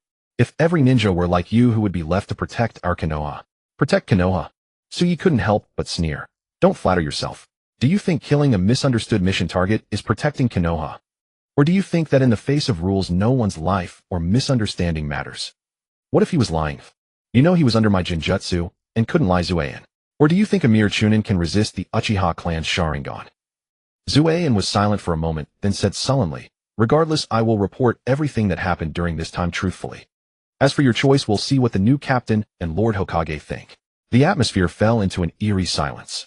The chirping of insects faded away without a sound, and a cloud happened to cover the moon's eye. Su Yi and Zueyan walked on, neither speaking, letting the darkness envelop them. After a while, the moon revealed a corner again, and Su Yi spoke once more. I was actually going to share 10 million with you. Rare for me to be generous. I won't take this dirty money. Dirty? Su Yi sighed lightly, then suddenly turned and grabbed Zueyan's throat. In that case, farewell forever. You. Zueyan opened his mouth to say something, but was choked tightly by Su Yi, unable to make a complete sound. He tried to make hand seals to resist, but his body suddenly lost strength. With a crack of his neck being twisted, he fell into complete darkness. Su Yi released his hand, letting Zueyan's body slide down. Then he calmly disposed of the corpse. He wasn't afraid of Sarutobi Hiruzen, but if Zueyan had reported him, it would have caused considerable trouble. Moreover, most importantly, Zueyan's actions were a betrayal. He didn't want to be watched by such a person on every future mission. Good night, Zueyan. Soon I'll send your good brother to keep you company. Su Yi turned and merged into the darkness, heading toward another direction of the hidden mist village. A dozen minutes later, Su Yi silently left the secret room. He was the last person who knew the inside story. Killing him meant that when Su Yi returned, he could fabricate the mission report however he wanted without anyone finding a flaw. After all, aside from him, the other three had all died with no remains left. Stop! As Su Yi was about to leave the hidden mist village, a clear female voice called out to him. Are you a ninja of the Mist Assassination Squad? Sensing no killing intent, Su Yi didn't act in haste. He turned around and looked at the girl. The girl was about his height and age. She had long reddish-brown hair, and her emerald-green eyes were striking in the darkness. Something? Su Yi asked calmly. No, I'm just curious who you are. You look about my age, yet you've already joined the 3rd Mizukage's personal squad. The girl stepped forward a few paces, curiously examining him, as if trying to see through his mask. I'm older than you, just not tall. Is that so? The girl looked skeptical. But your voice sounds very young. My voice is naturally like this. Are you Yagura's brother? If there's nothing else, I'll be going. Suyi turned to leave, but the girl behind him called out quickly, wait, my name is Terumi Mei. I know you can't tell me your name, but I'd like us to get to know each other beyond our duties and identities. Suyi paused, turned, and looked at her. Terumi Mei. He hadn't expected that the girl he happened to meet now would be the future 5th Mizukage. If he killed Terumi Mei, wouldn't the Hidden Mist Village be without a successor? Could it be Ao or Chojuro? Suyi figured neither would be suitable. If the Hidden Mist Village had no suitable Mizukage successor, it would likely be an elder named Motoi, who would temporarily assume the Mizukage's duties. Do you want to know my name? Suyi smiled teasingly. Terumi Mei nodded, then shook her head. Given your current identity, it's better not to tell me. When we meet again in the future, you can tell me under a different identity. No need for that trouble, Suyi said as he reached up to remove his mask. Terumi Mei looked surprised. What are you doing? Letting you get to know me. There's no need. Before she could finish, Suyi had already taken off his mask. Seeing Suyi's young and handsome-faced Terumi Mei was stunned. So handsome. My name is Uchiha Suyi. Pleased to meet you, Terumi Mei. Pleased to meet you. Wait, what's your surname? Uchiha. Seeing Suyi's teasing smile, Terumi Mei knew she had stepped into a minefield. You're a spy from Konoha? Terumi Mei stared at him nervously, taking out a kunai and assuming a combat stance. No, I just happened to enter the Hidden Mist Village on a mission, Suyi denied, shaking his head. No matter your reason, you're not going back. Terumi Mei said coldly. Are you going to kill me? Suyi asked with a smile. Terumi Mei paused, then said, if you don't resist, I won't kill you. Is that so? Thank you then. Hearing this, Terumi Mei thought Suyi was going to surrender. But the next moment he vanished and reappeared behind her. Now it's your turn to thank me for not killing you. Wait. Ignoring Terumi Mei, Suyi directly struck the back of her neck with a knife hand. Terumi Mei let out a muffled groan, and without any time to react, closed her eyes and fainted. Suyi grabbed Terumi Mei by the collar to prevent her from falling. When you wake up, you should thank me. Well, if you don't repay kindness with enmity, that's already enough conscience from you. Suyi muttered to himself, then tossed Terumi Mei by the roadside. After a moment, he turned back and dragged her into a small grove. If he left her by the roadside, a passing wild dog might harm her. Just in case, it was better to move her to a safer place. Now it's safe. Suyi clapped his hands, admiring his handiwork. On a tree of unknown species, Terumi Mei was tied to the trunk with a rope of unknown origin. This position was more than 2 meters high, so ordinary wild dogs couldn't reach her. Work done. Back to the village. Suyi turned around but paused. What if there are snakes? Forget it, not my business. The 5th Mizukage can't be that easy to kill, right? The next morning, a bird perched on Terumi Mei's head, pecking at her continuously. Ouch! The feeling as if her skull was being pried open woke Terumi Mei from her slumber. Opening her eyes, she saw her dangling feet and was startled. What am I? Ouch! Terumi Mei jerked her head up, glaring at the bird pecking her. The bird, startled, flew into the air, seemingly not understanding why the tree moved. Angry, it abruptly pecked Terumi Mei's head again, snatched a few strands of her hair, and flew away. Oh, stupid bird, foolish bird. I'll kill you. As she cursed, something seemed to occur to her, and her voice grew louder. Uchiha Suyi, I'll kill you. Achoo. Having just left Kirigakure and already aboard a ship leaving the land of water, Suyi sneezed. Strange, who's thinking of me? Suyi rubbed his nose, pondering, but couldn't figure out who. Because there were too many people who might think of him. Mizukage-sama, that's what happened. You're saying a Konoha ninja about your age infiltrated Kirigakure disguised as an assassination unit member? Yes, Mizukage-sama. I reckon he hasn't left the land of water yet. I suggest we send people to chase him now. Seeing Terumi Mei's resolute expression, the 3rd Mizukage knew she wasn't lying. Although the matter was bizarre, he had no choice but to believe it. It seemed he needed to strengthen the management of the Kirigakure assassination unit in the future. Thinking this, the 3rd Mizukage said to Terumi Mei, it's too late. If he had no reason to stay, sending people from the village to chase him would be futile. According to Terumi Mei, she fainted just after midnight and 6 hours had already passed. Even using summoning beasts to relay messages to the border ninjas wouldn't be quick enough to intercept him. Damn it, are we just going to let him escape back to Konoha? Terumi Mei felt unwilling. The memory of being knocked out with a single knife hand and tied to a tree filled her with humiliation. She was a genius and a girl at that. How dare that bastard Uchiha Suyi treat her like this? Absolutely unforgivable. Don't worry. Though it's hard to catch him, we've captured his companion. His companion? Yes. The 3rd Mizukage said calmly, about a dozen days ago a group of Konoha ninjas intruded into our border attempting to assassinate a B-rank rogue ninja in our land. However, they were discovered by our border ninjas. One was killed, one captured. With this person we can negotiate with the Hokage. Knowing Hiruzen Sarutobi was easy to bully, even the peace-loving third Mizukage was glad to cause trouble for Konoha. But before he could rejoice for long, several Umbu rushed in hastily. Bad news, Mizukage-sama. What happened? The Konoha ninja we captured. He's dead. Dead? How? Didn't I tell you to restrain him and prevent suicide? He wasn't killed by himself, but murdered. What? Murdered? The third Mizukage was stunned, collapsing into his chair. How is that possible? Are you saying an enemy infiltrated the heavily guarded Umbu's secret chamber last night and killed our prisoner? Though it's hard to believe that's exactly what happened. The Umbu ninja lowered his head, as if bracing for the third Mizukage's wrath. However, the third Mizukage only pointed at them in anger, but didn't say anything harsh. Alright, what about the enemy's casualties? Any survivors? No. None. Why didn't you keep one alive? The third Mizukage's tone grew heavier with a hint of reprimand. Because we didn't even find the enemy. The entire Mizukage office fell into dead silence, followed by the third Mizukage's helpless laughter. Ha ha ha, you're saying an enemy infiltrated our most heavily guarded Kirigakure assassination unit, killed our prisoner, and left silently. Yes. What the hell are you good for? The third Mizukage glared at the Umbu, shouting, Where's Munashi Jinpachi?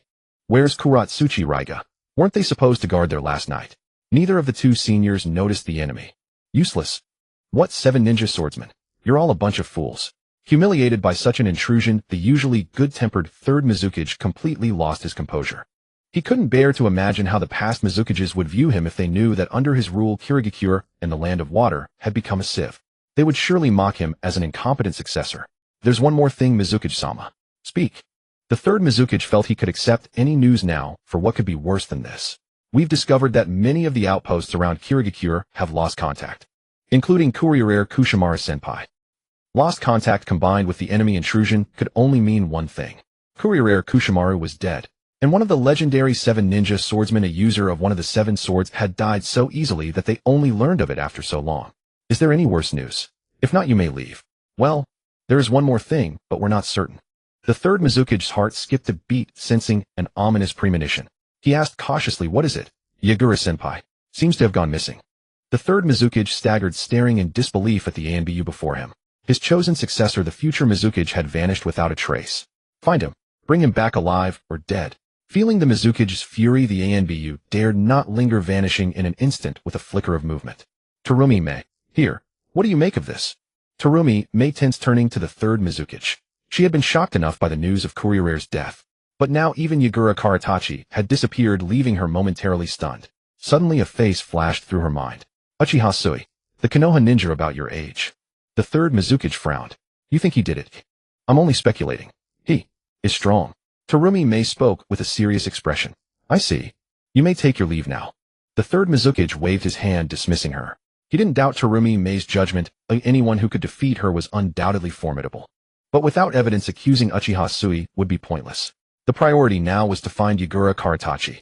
Several days later, in the early morning of Konohagakure, 2 Chunin arriving for guard duty at the village gate were still half asleep. Morning, Sanji. Morning, Kubo. They yawned in unison, then leaned against opposite sides of the wooden gate. First time on the early shift feels a bit strange. Yeah, at least we'll switch in a week. Hey, someone's coming.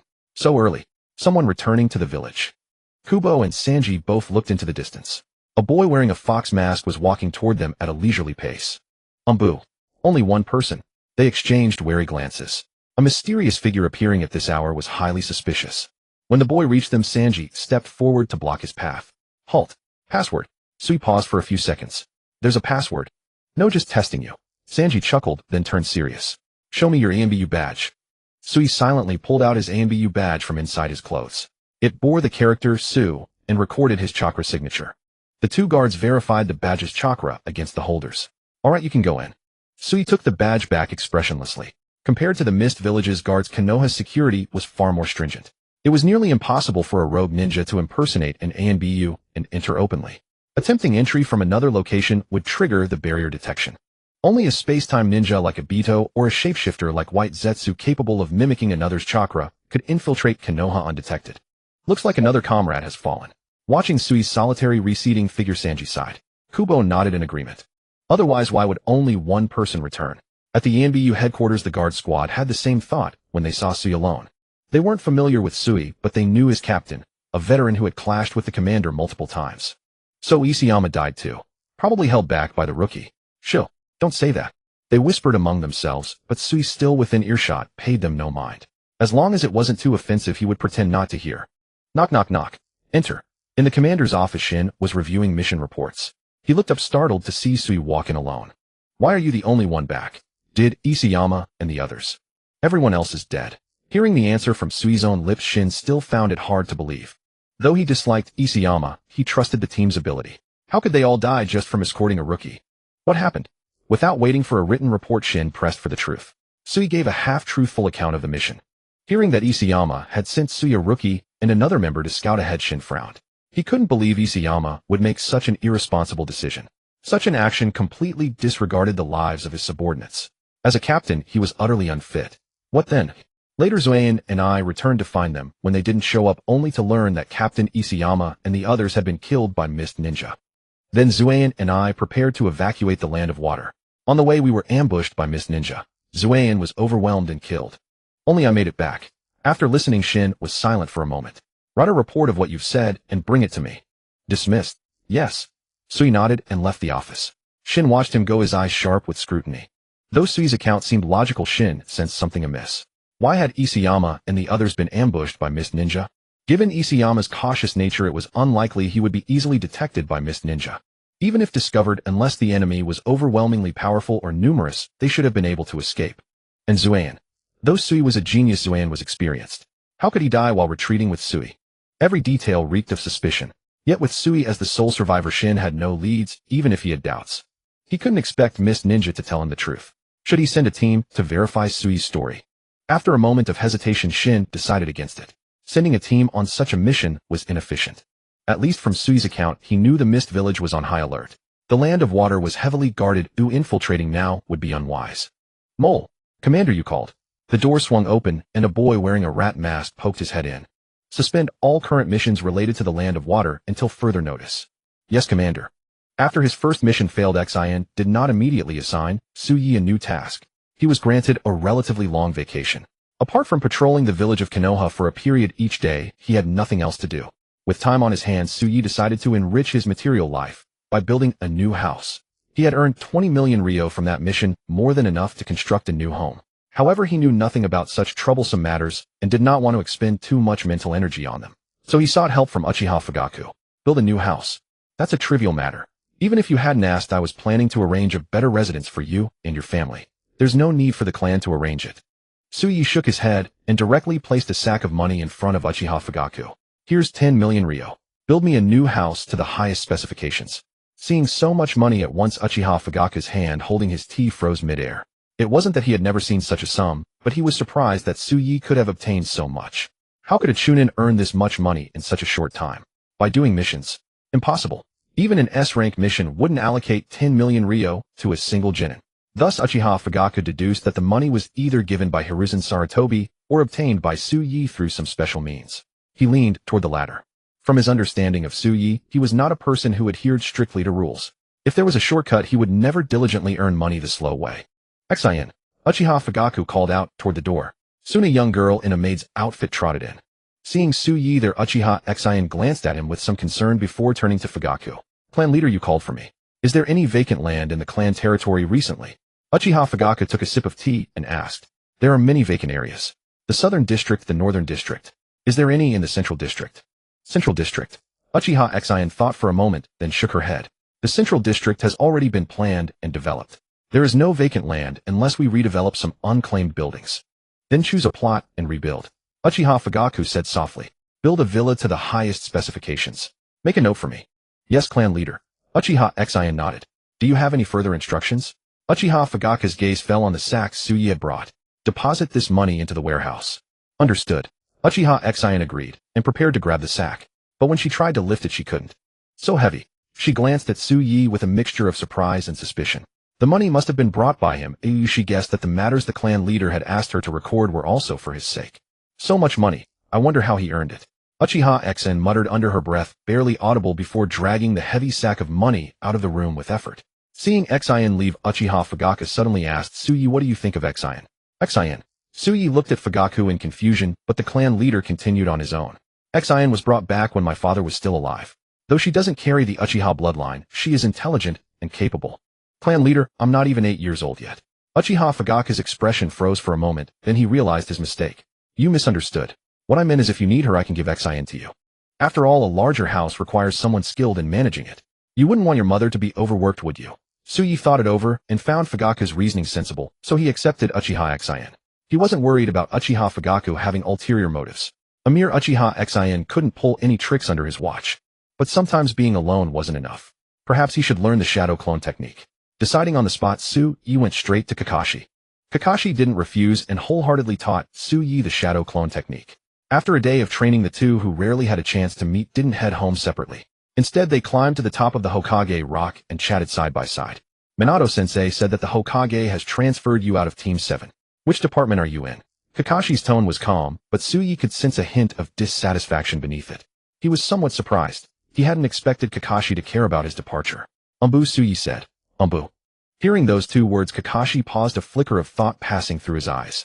If you're joining that department, you probably can't reveal your identity to others, right? It's fine. You wouldn't go around telling everyone, would you? Suyi lay down, hands behind his head, looking utterly unconcerned. Seeing this, Kakashi didn't press further, but the dissatisfaction in his heart eased slightly. I might go on missions with Minato-sensei at any time.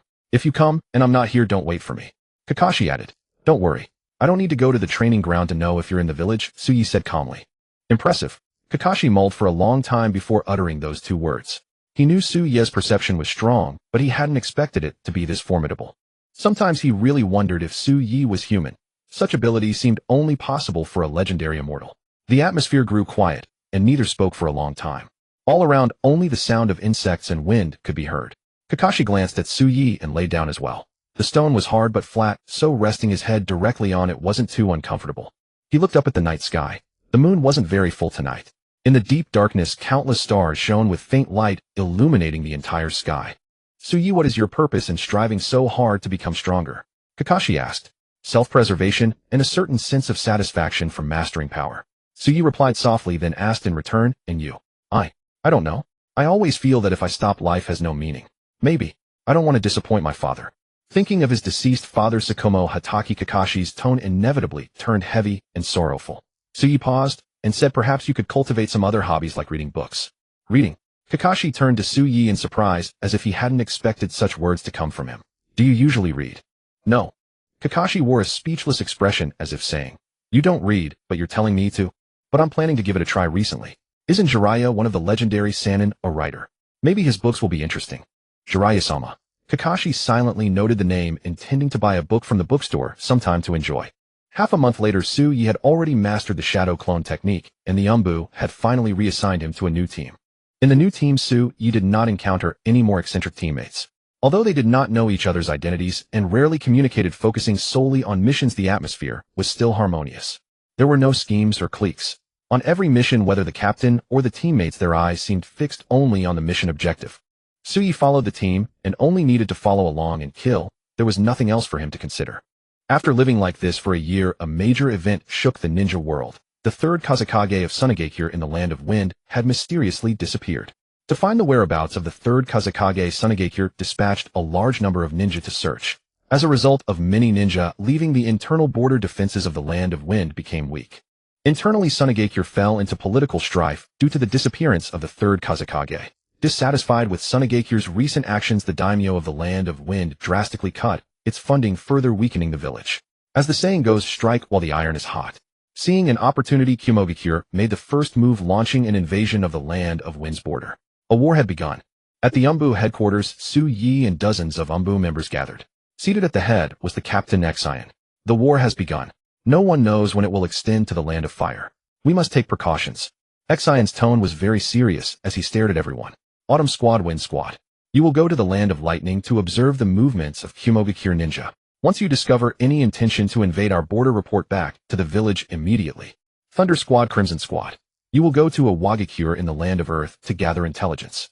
Dark Squad. Every 3 squads formed a group dispersed to various countries to gather intelligence. Suya's squad was among them. Whether Xian did it intentionally or inadvertently, they were assigned to the Land of Water, tasked with monitoring Kirigakure's movements. Time is urgent. I won't say more. Move out. With that, the squads dispersed and set off toward the 4 great nations. Although every 3 squads were responsible for intelligence gathering in one country, they did not need to act together. Each squad could choose its own timing and infiltration method, reducing the risk of exposure. The captain of Su Ye's squad departed 3 days after the mission was assigned and arrived at the Land of Water 7 days after departure. Due to the special terrain of the Land of Water, they did not infiltrate too deeply. Instead, they hid on an island close to the Land of Fire. The 4 disguised themselves as ordinary people moving through various venues each day to gather intelligence on Kirigakure ninja, but most of the time, they obtained nothing useful. However, sometimes no news is good news. It meant Kirigakure had no intention of attacking other villages for the time being. Time passed drop by drop. While in hiding, Su Yi received a message from the Land of Fire. While already at war with Sunagakure, Kumogakure also declared war on Awagakure, and Konoha sending ninja to ambush Konoha's border guards. While Konoha was actively defending against Kumogakure ninja, Awagakure, which had been invaded by Kumogakure, did not fight alongside Konoha. Instead, it took the opportunity to attack Konoha together with Kumogakure. Konoha temporarily fell into the predicament of fighting on 2 fronts. After some more days, the Sunagakure ninja, who had been routed and were fleeing in panic for some reason, sent troops to ambush Konoha's southern front. When Su Yi saw these messages, he initially thought they were false. But the intelligence did not turn out to be false. Su Yi also saw through the calculations of these nations. Whether it was Kumogakure, Iwagakure, or Sunagakure, no matter who they fought, they all coveted the Land of Fire with its more abundant resources. Konoha was now engaged on 3 fronts simultaneously. As expected, Kirigakure would soon be unable to restrain itself. The situation unfolded as Su Yi had predicted. About half a month after the news reached him, the number of ninja at the Land of Water's borders increased significantly, most of them gathering along the border between the Land of Fire and the Land of Water.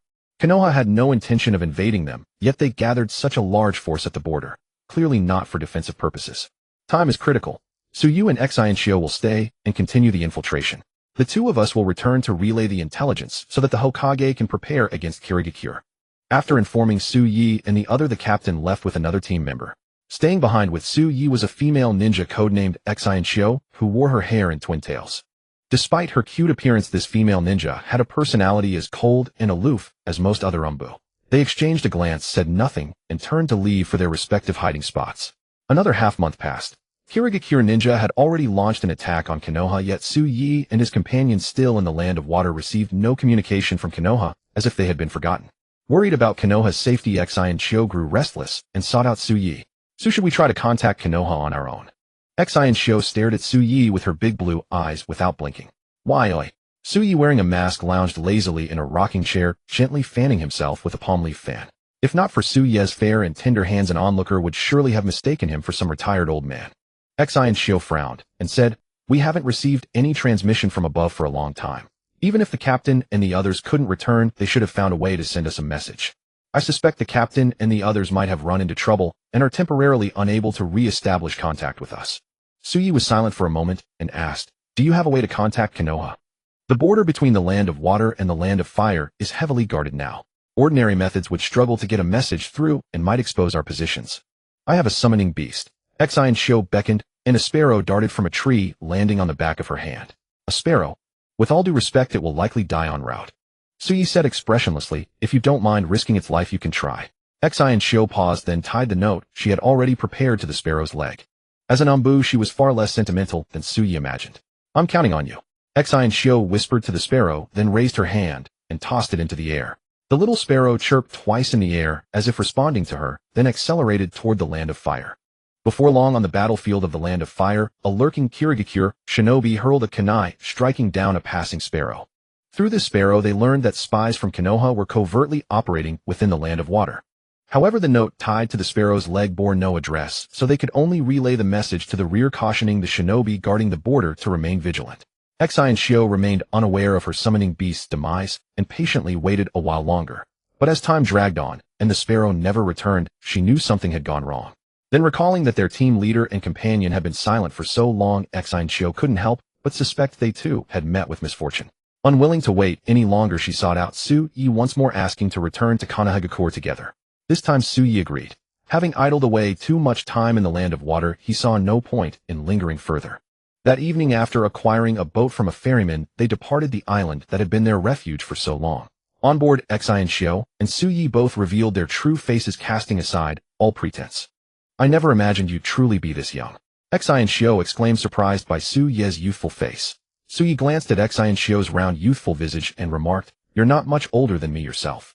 I'm already 18 this year, which makes me much older than you. I just look young." Xian Shio shook her head, then glanced around cautiously. "If we encounter any Kirigakure ninja, we'll pretend to be siblings out fishing. If we can't maintain the ruse, you run ahead. I'll hold them off." Over the past year, Suyi had been coasting, never revealing his true abilities. So in Xian Shio's eyes, he was a junior in need of protection. "Who goes fishing this late at night?" Suyi rolled his eyes at Xian Shio. "If you trust me, let me guide the way." Xian Shio hesitated, puzzled. "Shouldn't we follow the retreat route the captain said? Do you see any sign of the captain now?" Suyi's words were blunt, but they echoed both their thoughts. If the captain had successfully made it back to Konoha, there was no reason he would have forgotten about them. Even if they had been temporarily assigned to the battlefield, Konoha would have found another way to contact them. "Fine, I'll follow your lead." Xian Shio nodded. Slipping silently from the land of water back to Konoha was nearly impossible now. Either way, it was a gamble. Might as well trust her teammate. Though Suyi usually appeared unremarkable and utterly ordinary, she could hear a note of confidence in his voice this time. Days later, as the boat docked and her feet touched the soil of the land of fire, Xian Shio could scarcely believe it. She couldn't believe they had encountered no Kirigakure ninja along the way. Not a single soul, as if the entire border was undefended. But could Kirigakure truly leave their border unguarded? That was impossible. So the only explanation was Su. Su had employed means she didn't understand to evade every potential enemy. Gazing at the boy before her, Xian Shio felt as though she were seeing him for the very first time. Possessing such formidable power, why had he remained so ordinary all this time? Time to go. Suyi slipped his fox mask back on and looked at Xian Shio. Understanding, she donned her rabbit mask as well. Though they had revealed their true faces to each other, they still needed to conceal their identities upon returning to the land of fire. Their status as Konoha Umbu granted them many privileges and protected them from friendly fire. Of course, there were drawbacks. Their distinctive attire made them targets for enemies lurking within the land of fire. After all, the nation was at war, far less safe than before. The two raced onward and soon reached a nearby village. They had hoped to gather information, but the once lively village now stood eerily deserted. They walked through the ravaged streets, overturned and broken carts lying by the roadside, rotted produce scattered across the ground, emitting a foul stench. Suyi's gaze swept to the side. The walls on both sides were marred with battle scars from blade slashes and jutsu impacts. Kunai and shuriken were embedded densely into the plaster, making the walls resemble the bristling hide of a porcupine. Since arriving in this world, he had always considered himself a selfish outsider, unwilling to use his power to change anything. Yet witnessing the brutal reality of war firsthand, he couldn't help but feel a profound heaviness in his heart. A question arose in his mind: should he use his immense power to do something? Suyi didn't consider himself a paragon of virtue or a saint. Grand ideals like saving the world had never been part of his personal code. In his view, there was no such thing as lasting peace in this world. Even if he could temporarily change something, he couldn't alter the struggles of the future. Since the outside world was destined to become this way eventually, why should he bother trying to preserve anything? Even if he didn't step forward, there was still the yellow flash Naruto, Uzumaki Boruto, Uzumaki. This world will always have its saviors, but it will never be me. What? Xian Shio heard Suyi's muttering and looked over. Nothing. Suyi pretended nothing had happened, then his tone shifted abruptly. Follow me. Wait. Su, what's going on? Confused and caught off guard, Xian Shio grew anxious, seeing Suyi dash off so quickly. Because she realized she couldn't keep up with his speed. How is he this fast?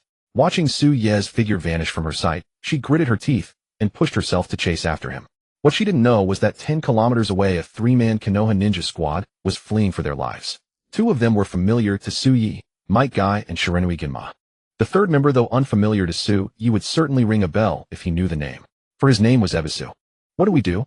Looks like we can't escape. Might Guy, clad in his ever-present green bodysuit, ran at the front, drenched in sweat. With the front lines stretched thin and supply lines constantly attacked and destroyed, 3 fresh genin had been assigned to patrol this area. Who would have thought they'd be unlucky enough to run into 6 formidable Kirigakure shinobi?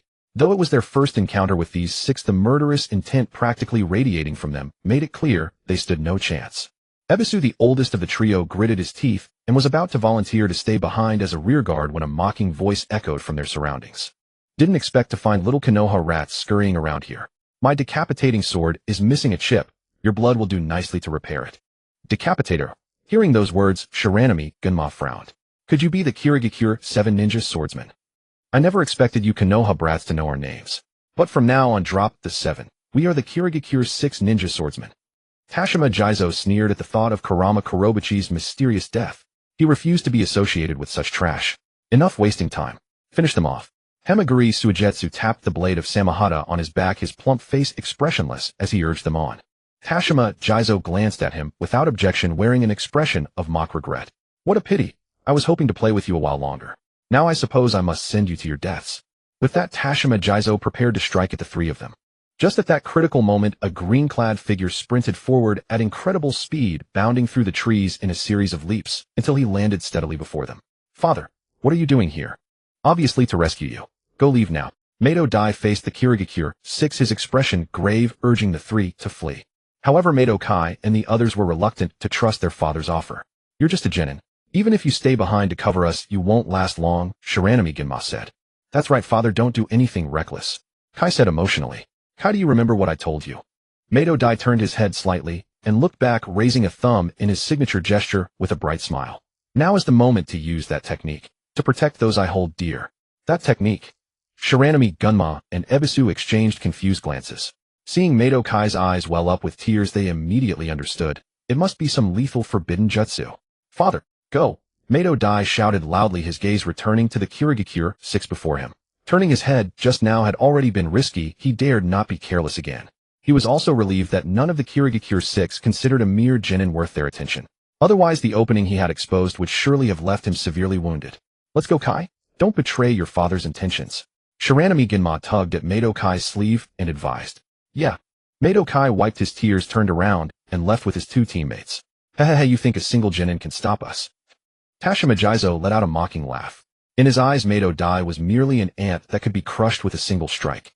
Ignoring Tashima Jizo's taunt, Mato Dai assumed a combat stance, his eyes firm as he stared at the 6, ensuring none of them would try to bypass him and pursue Mato Kai and the others behind him. I won't let you pass, even if it costs me my life. Is that so? Let's see how you plan to stop us. Tashima Jizo, a sneer spreading across his face, sprang forward and landed directly in front of Mato Dai. With a casual swing of his blade, he intended to end the fight right there. However, the expected scene of Mato Dai being sliced in two never materialized. Instead, a surge of green steam erupted from Mato Dai's body, propelling him into the air, and he managed to dodge the decapitator. Oh! Tashima Jizo was clearly surprised by Mato Dai's speed, though only slightly. Desperate struggles. Tashima Jizo sneered and pressed his attack, his decapitator swinging relentlessly, each strike brimming with devastating power. Yet no matter how ferociously he slashed, he could not land a single blow on Mato Dai. Worse still, Mato Dai seized opportunities to kick away the decapitator and punch him backward. Hey, no way. Tashima Jizo, you can't even handle a single Konoha genin. Stop playing around, Tashima Jizo. Faced with his comrade's mockery, Tashima Jizo's pride was bruised. I get it. Blushing, he responded, and immediately unleashed his full power. Yet even at full strength, he still could not defeat Mato Dai. Although he held a slight advantage, he could never pose a real threat. This guy was like a slippery loach, his speed astonishing, and his strength was formidable. Even blocking his attacks with the decapitator left his palms numb. Truly useless. Seeing that Tashima Jizo could not overcome Mato Dai, Himagiri Suigetsu and the others joined the fight. With several jonin attacking together, Mato Dai, who had only opened the 6th gate, could barely hold his ground. On the verge of defeat, he prepared to open the 8th gate and fight to the death. Suddenly, an invisible force pressed down, and the Kirigakure 6 who had been surrounding him were suddenly pinned to the ground, unable to move. What is this? Mato Dai was both shocked and confused. Reinforcements had arrived. But who possessed such power? Withdraw. This is no longer your concern. A voice sounded from his side. Mato Dai turned his head and saw a boy wearing a fox mask, petite in stature, standing on a tree and gazing steadily at him. Umbu. Suyi nodded. I'll handle them. Take Mato Kai and the others back. Just as Mato Dai was about to agree, he suddenly felt that this voice was familiar. So he tentatively asked, are you Suyi? When Suyi was still at the Ninja Academy, he often came to visit Mato Kai. Since Suyi and Mato Kai were close, Mato Dai naturally found his voice very familiar. Suyi did not deny it. The Ambu's concealment of identity was not particularly important to him. It really is you. As expected of a genius, your strength. Anyway, thank you.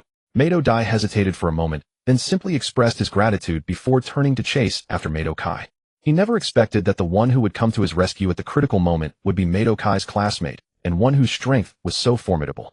If Mato Kai learned of Suyi's current power, he would surely be astonished. He did not worry about crushing Mato Kai's confidence any further. The current Mato Kai no longer fixated solely on catching up to geniuses. For the present Mato Kai, the purpose of growing stronger was to protect those he cared about. Catching up to geniuses was merely one of the motivations driving him to strive for strength. Watching Mato Dai leave Su-yi turned his gaze toward the Kirigakure 6 he had pinned down. If I eliminate you, the Kirigakure 7 will have all perished at my hands. I don't know whether to call that your fortune or your misfortune. What? You killed Kurama Kurobuchi. Ignoring Hamaguri Suigetsu's question, Su-yi tapped a finger and the gravitational pressure increased another tenfold. At the same time, he swung his blade, killing all 6 in one strike. Taking out so many jonin at once should fetch a considerable reward, shouldn't it? Su-yi was unsure whether he could exchange these bodies for money. After all, killing them was not technically his mission. He picked up the 6 ninja swords and after some thought decided not to take the corpses. With these weapons and Mato Dai as a witness, the third Hokage would surely recognize his achievements. He picked up the 6 ninja swords and after some thought decided not to take the corpses. With these weapons and Mato Dai as a witness, the third Hokage would surely recognize his achievements. Hexai and Shio arrived late, and by the time she got there she saw the 6 mist ninja corpses lying neatly on the ground. She opened her mouth in astonishment. Did you take care of all these? Su-yi acknowledged without explanation. Come on, let's head back to the village. Hexai and Shio had many questions. How Su-yi had sensed so many enemies from such a distance, and how she had eliminated these 6 formidable-looking foes in such a short time. But seeing that Su-yi had no intention of telling her, she had no choice but to suppress her doubts. Back in the village, Su-yi and Hexai and Shio went straight to the Hokage's office to find Sarutobi Hiruzen. After reporting everything that had happened over the past months, they learned from Sarutobi Hiruzen that their team leader had not returned. No wonder they hadn't received any information all these months. Their captain had likely fallen in battle. So you said you took down the 7 ninja swordsmen of the mist?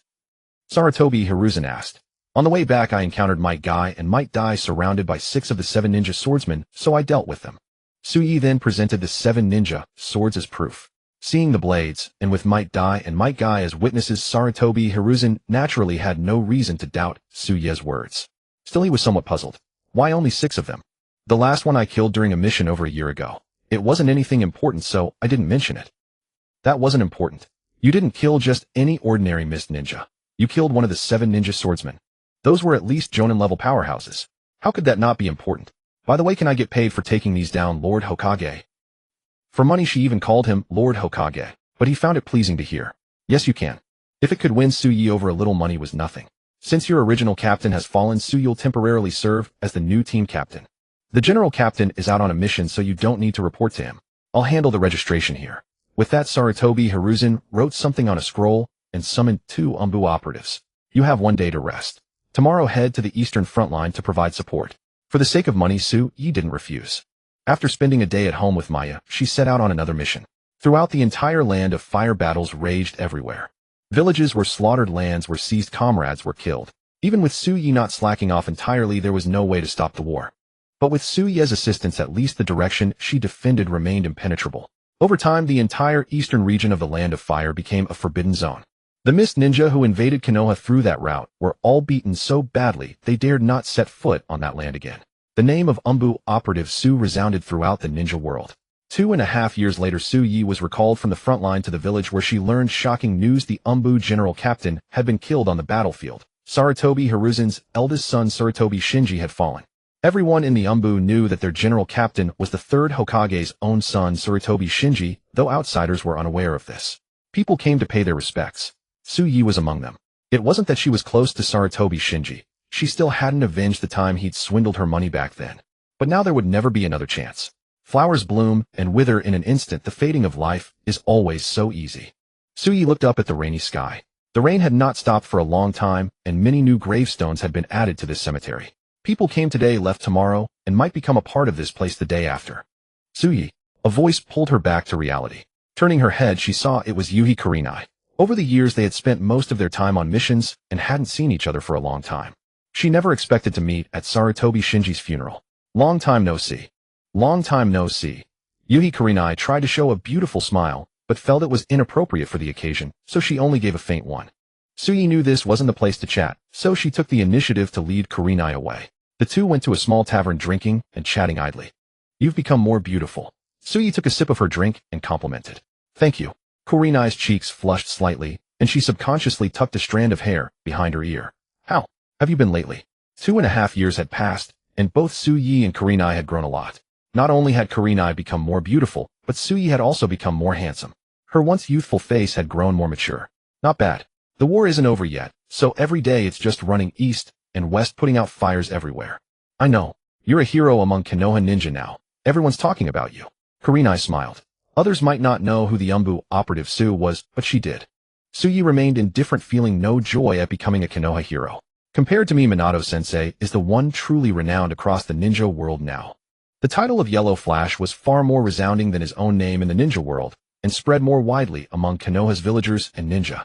Because she was an Umbu operative, most people didn't know her true identity, and her fame circulated mostly among ninja. Ordinary people felt nothing when they heard the name Umbu operative Su. Minato-senpai is indeed remarkable. Thinking of Minato's achievements, Kurenai nodded in agreement.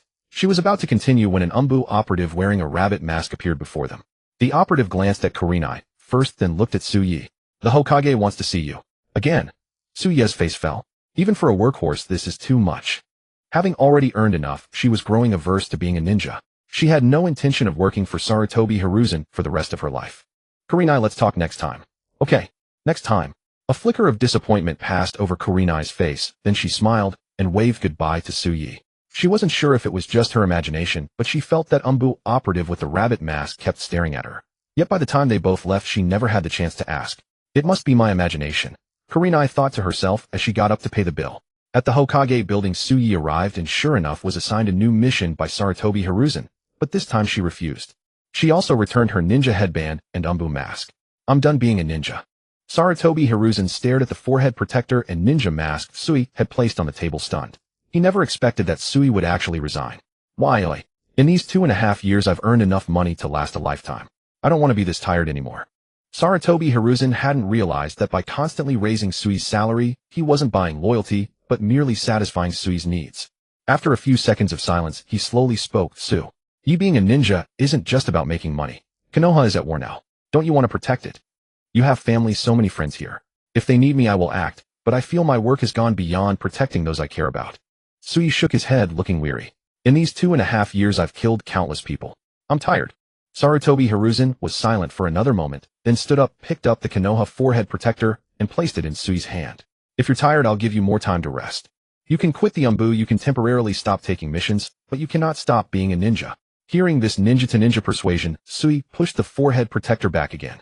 From now on, I just want to be an ordinary person. With that, Sui turned and left directly, leaving Sarutobi Hiruzen with a grim expression. He had spent so much patience and money trying to bribe the Uchiha genius, only to be abandoned. It was somewhat frustrating for him. But he couldn't force Sui to stay. He could only clench his fists, secretly gritting his teeth and muttering, Uchiha. Meanwhile, the news of Sui leaving the Umbu quickly reached someone's ears. Lord Danzo, Su has left the third Hokage. Is that so? A cold smirk flickered across Danzo's face. Sarutobi, you can't even keep such a talent. And with Sarutobi Shinzo dead, it seems my opportunity is coming soon. Do you know where Su went? He went home. It seems he doesn't intend to be a ninja anymore. Doesn't intend to be a ninja? That's not for him to decide.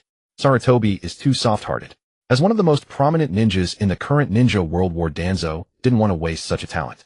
He stood up, leaning on his cane, and walked out of the route. Come, let's go find him. Yes, Lord Danzo. Uchiha clan grounds. Sui returned to the clan and rested for a few days. Then the clan leader Uchiha Fugaku came to visit, bringing with him a child named Uchiha Itachi. Call him Big Brother. Big Brother.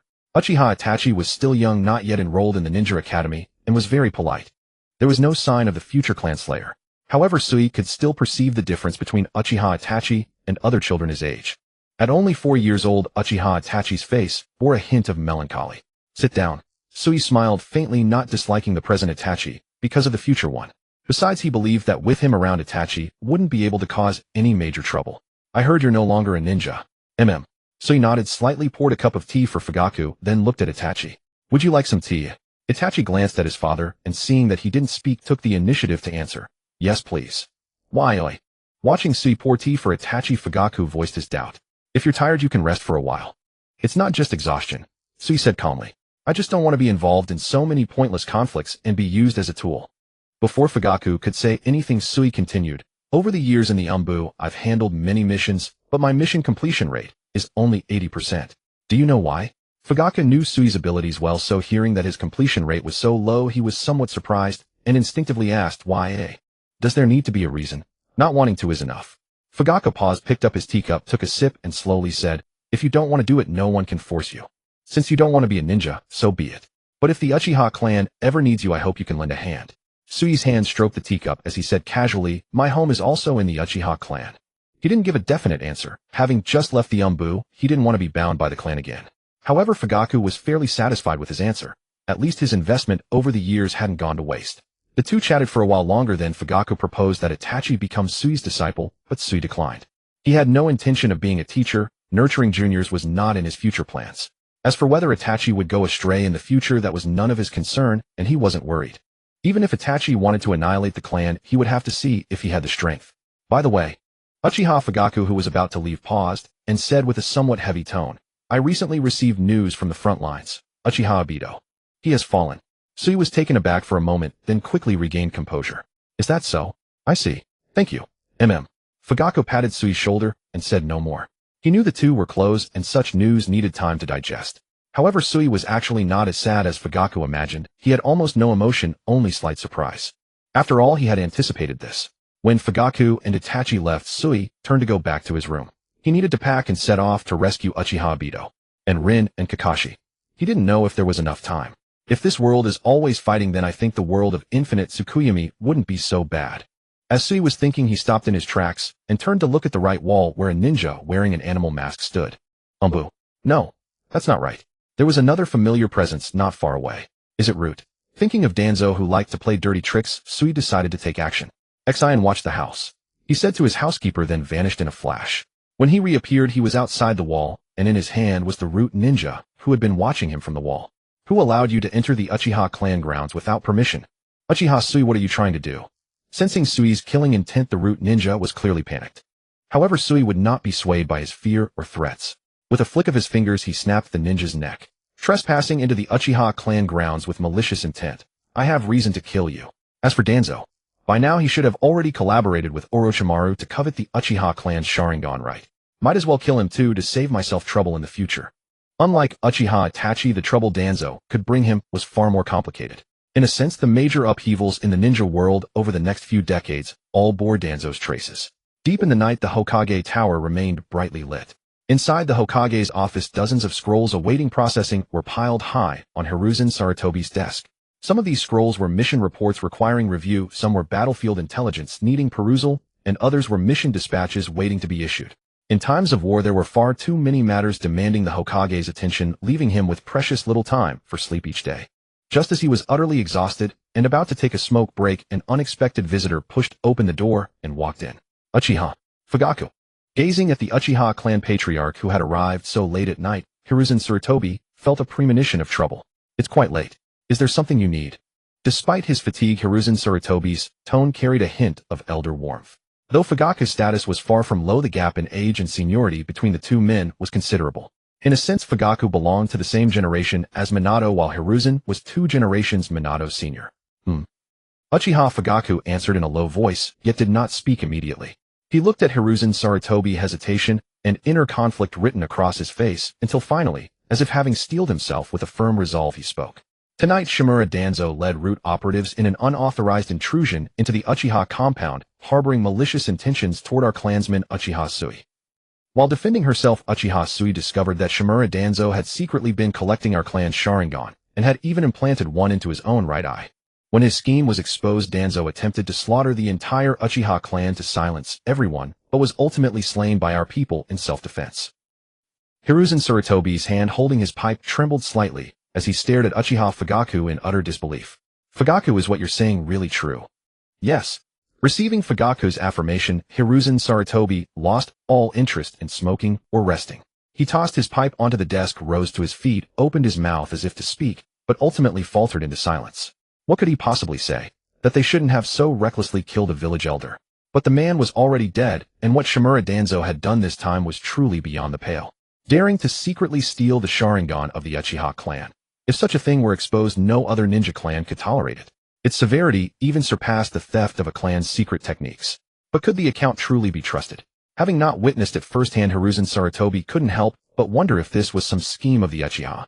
Danzo's death was in itself a provocation by the Uchiha against the village's leadership. Take me to see Danzo's body. He brought several Umbu squads along to guard against the possibility of a Uchiha conspiracy. Uchiha Fugaku could plainly see Hiruzen Sarutobi's lack of trust, and could only offer a helpless wry smile. To be honest, had he not witnessed it himself, he wouldn't have believed it either. When Sui had come to him not long ago, he had been completely dumbfounded. A Hokage's advisor infiltrating the Uchiha clan, stealing the Sharingan, and being killed by Uchiha Sui in self-defense. Even he, who had always remained neutral within the Uchiha faction, found this a monumental headache. If this matter were mishandled, it could easily ignite conflict between the Uchiha and the village's leadership. And with the war still raging, this was hardly the opportune moment. Before long, Hiruzen Sarutobi stood before Danzo's corpse. He stepped forward to personally examine it, and detected traces of chakra energy that did not belong to Danzo. Besides the chakra residue of the Uchiha trait right eye, there was also his right arm. From that arm, he sensed the chakra of the first Hokage, Orochimaru. Hiruzen Sarutobi's face darkened. In Konoha, the only one capable of such a feat, and closely associated with Danzo, was Orochimaru. I have now confirmed the situation. Konoha will give the Uchiha clan an explanation. With both witnesses and physical evidence in hand, regardless of what motives the Uchiha had in killing Danzo, Konoha could not possibly fault them for it. After all, who was to blame for Danzo sneaking into another clan's territory at night and coveting the Uchiha Sharingan? Uchiha Fugaku watched Hiruzen Sarutobi leave with Danzo's body, a sigh of relief escaping him. Had this matter been mishandled, the Uchiha clan's standing in Konoha would have become even more precarious. He glanced back towards Sui's residence. Here he was racked with anxiety, while the very instigator of this whole affair remained aloof and unconcerned. With power like that, even if you refuse to be a ninja, you cannot escape destiny. The next day, the entire Konoha leadership was shaken. None could believe that during wartime such a severe internal conflict could erupt within the village. This is utterly outrageous. Our ninjas are fighting on the front lines, and the Uchiha clan chooses this very moment to murder a village elder. Advisor Mitokado Hamura was the first to speak. His accusation aimed squarely at the Uchiha clan. That's not quite right, is it? Didn't Danzo himself break into Uchiha territory intending to steal their Sharingan? The Hokage has already confirmed this with solid evidence. The Uchiha were merely defending themselves. Where's the fault in that? Countered Hayashi Hyuga, the current head of the Hyuga clan. As a fellow clan renowned for their dojutsu, they had no desire to one day share the Uchiha's fate. To protect his own clan's interests, he felt compelled to stand up for the Uchiha despite having no particular bond with them. The other major clans also found Hayashi's reasoning sound, yet openly opposing the advisors over the unfamiliar Uchiha clan was hardly to their liking. Even if Danzo was at fault, the Uchiha had no right to take matters into their own hands and kill him. Do they still hold any respect for us elders? Udatain Koharu spoke up in support of Mitokado Hamura. They had always known Danzo's methods were dirty, though stealing the Uchiha Sharingan had exceeded their expectations, standing in the same position themselves. Who among them could claim to be entirely clean? If anyone could follow the Uchiha's example and dispose of village elders at will, their own standing would plummet dramatically. Still, he didn't want to push things to an ugly extreme. The Uchiha needed to be admonished, but they couldn't, and it wasn't feasible to deal with the entire clan. In my view, it suffices for the Uchiha to hand over the ninja who killed Danzo.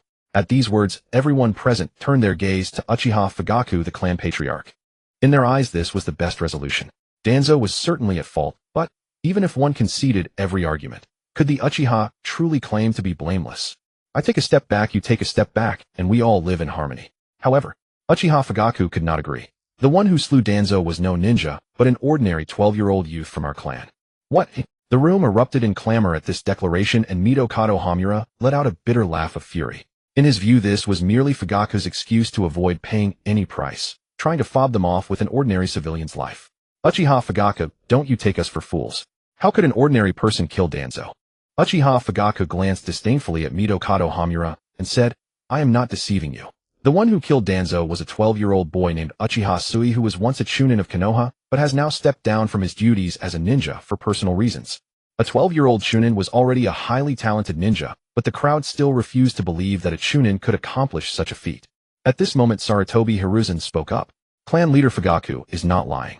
That 12-year-old chunin once served in the Umbu, and I'm sure you have all heard of his alias. He deliberately paused for a second. So I'm sure you are all familiar with him. During this war, he slew the 7 ninja swordsmen of the Mist, saved countless frontline ninjas, and even drove the Mist ninjas back to their homeland. So he is Su, the hero of Konoha from the Uchiha clan. I never expected someone from the Uchiha clan to join the Umbu. The crowd buzzed with discussion over this astonishing news. The two advisors were also surprised, but their expressions quickly turned stern. In that case, hand him over. Impossible. Uchiha Fugaku spoke with a firm tone, glaring at the two advisors. Not to mention Danzo's offenses against the Uchiha clan, even considering this incident alone, Danzo brought it upon himself. The Uchiha clan will never hand him over. Are you Uchiha clan rebelling? Midokado Hamura roared, springing to his feet and glaring at Uchiha Fugaku. Although Uchiha Fugaku was somewhat nervous, he maintained a calm expression. He believed that Sarutobi Hiruzen would give him an explanation as Hiruzen had promised him. However, when he looked at Sarutobi Hiruzen chose to remain silent. Hokage. He was about to ask for Hiruzen's opinion, but was interrupted by Midokado Hamura. Uchiha Fugaku, I ask you one more time, will you hand him over or not? Uchiha Fugaku did not answer, his gaze fixed on Sarutobi Hiruzen. Seeing that Hiruzen remained unmoved, he finally understood that these people had long been colluding, just waiting for this opportunity to eliminate their clan's genius. Instantly his face turned ashen, and he could no longer utter any rebuttal. His character had always been indecisive. Earlier he had been certain that Sarutobi Hiruzen would side with him, which emboldened him to confront the two advisors. Now that Sarutobi Hiruzen had turned against him, even if he refused, his words alone carried little weight. I'm here. What do you want? Uchiha Sui stepped out from the shadows, walked to the front, and quietly stared at Midokado Hamura. Midokado Hamura was taken aback, curiously examining the handsome young man with short black hair before him. Are you Uchiha Sui? Sui did not answer, still staring at him calmly, but his tone was aggressive. I asked you, what do you want? Midokado Hamura's forehead veins bulged, and his face turned icy. A life for a life. But before he could finish, an invisible blade of light slashed out. To everyone's shock, Midokado Hamura's head rolled to the ground. The atmosphere in the entire Konoha high-level meeting hall instantly plummeted to freezing point. Sui's voice rang out again. Since it's a life for a life, then let your life be the payment. How dare you? Guards! Guards! Koharu Uchiha, seeing her partner dead, changed color drastically and shouted urgently. Over a dozen Umbu ninjas instantly appeared surrounding Sui. Seize him. Koharu Uchiha issued the command again. Just as the dozen ninjas were about to act, a crushing gravity descended. In the entire hall except for Uchiha Fugaku, everyone was pinned to the ground. Some tried to use ninjutsu to escape, but the terrifying gravity made it difficult even to move a finger, let alone form hand seals. What exactly are you trying to do? Koharu Uchiha, old and frail, seemed to exhaust all her strength just to speak. What am I doing? Wasn't it you who wanted to capture me? Now I'm giving you a chance, but you're not up to the task. Who knew you were so powerful? If I had known, I wouldn't have said such things. Do you know what consequences your actions will bring? Do you intend to oppose all of Konoha? Even if you don't think for yourself, you should think for the Uchiha clan. Threatening me even at death's door. Sui curled his lips into a smirk and snapped his fingers with his thumb and middle finger. With a crisp sound, Koharu Uchiha's entire body exploded, splattering blood all over Sarutobi Hiruzen, who was standing nearby. Sarutobi Hiruzen, who had witnessed the horrific deaths of the two advisors before his eyes, glared with rage. Sui, why did you do this? Sui glanced down at Sarutobi Hiruzen and said coolly, wasn't it you who tacitly allowed those two old fools to go after me? I have no patience for your schemes and plots. If you want to come after me, just come directly. How about you have the entire Sarutobi clan's thousands of ninjas come at once? Sarutobi Hiruzen. Sui's eerie and overwhelming power left him without a shred of will to resist. Such a sense of oppressive force was only possessed by Uchiha Madara in the past. Could it be that Uchiha Madara was reincarnated? Sarutobi Hiruzen showed a bitter smile and lowered his stance. We were wrong today. Whatever compensation you want, I'll agree to it. Compensation? Sui sat on the table, his gaze sweeping over the Konoha high-ranking officials. He lacked nothing, and Konoha had nothing that could compensate him. But if he killed all these people, the trouble it would cause would be considerable. Even if he could raise all of Konoha to the ground, it would be meaningless. This was not the outcome he desired. What he really needed was a peaceful and stable environment. After a moment's thought, he fixed his gaze back on Sarutobi Hiruzen. For the sake of past bonds, this is the last time, Hokage-sama. Sui's gaze was icy, each word a warning. Sarutobi Hiruzen's heart tightened, and his voice was hoarse as he said, I understand. Sui pointed a finger, and the gravity pressing down on everyone instantly released. You too. Don't provoke me. This is your last warning as well.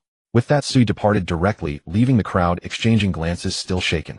At this moment, everyone understood one thing: Uchiha Madara had returned. However, the Uchiha clan had produced another Uchiha Madara, but the Senju clan would never see another Senju Hashirama. Now, even the Senju clan had vanished, and the only remaining member, Tsunade, had not inherited Senju Hashirama's talent. It was utterly impossible for anyone to stop Sui from doing as he pleased in Konoha. The existence of Uchiha Sui was like a meteorite suspended above Konoha, casting everyone under his shadow. After resolving the troubles in Konoha, Sui hastened to the front lines of the battlefield. Upon confirming that Kakashi and Rin were safe, he swiftly disposed of the enemies nearby. I'll go save Obito. Stay here and don't move until I return. Save Obito. Kakashi and Rin exchanged puzzled glances as they watched Sui's retreating figure. Hadn't Obito already died? But before they could voice their questions, Suyi had vanished. In the land of grass, Suyi recalled that Madara Uchiha had been hiding with Obito in an underground cavern there ever since saving him. He didn't know their exact location, but fortunately the land of grass wasn't vast. Within less than a day, he located the cavern by tracking Obito's chakra signature. "Since you're here, come on in." An aged voice echoed from the depths of the cave. Unless he was mistaken, this must be Madara Uchiha. "How about you come out instead?" Suyi stated calmly, standing outside the cavern. No response came from within. Suyi raised a finger, and the entire cavern began to shake violently. Rocks and soil soared into the sky, floating high above. Inside the cavern, Madara Uchiha, Obito Uchiha, Black Zetsu, and White Zetsu all struggled to conceal their panic. An earthquake. "We need to run." Obito tried to stand and flee, but his unhealed body screamed in agony with any movement, making it impossible to even get up. White Zetsu lunged to carry Obito away, but a massive boulder flew over and crushed him into a pulp. Obito, frozen in terror, could only cover his head and crouch, awaiting his own demise. Yet all the stones seemed imbued with a strange sentience, swerving around him to fly skyward. Meanwhile, Madara Uchiha and Black Zetsu came under attack from the flying rocks. Black Zetsu, possessing an immortal body, remained unharmed even after being flattened by the boulders. Madara Uchiha's body had long lost its mobility, and having given his Rinnegan to Nagato, his current strength was less than 1% of his prime.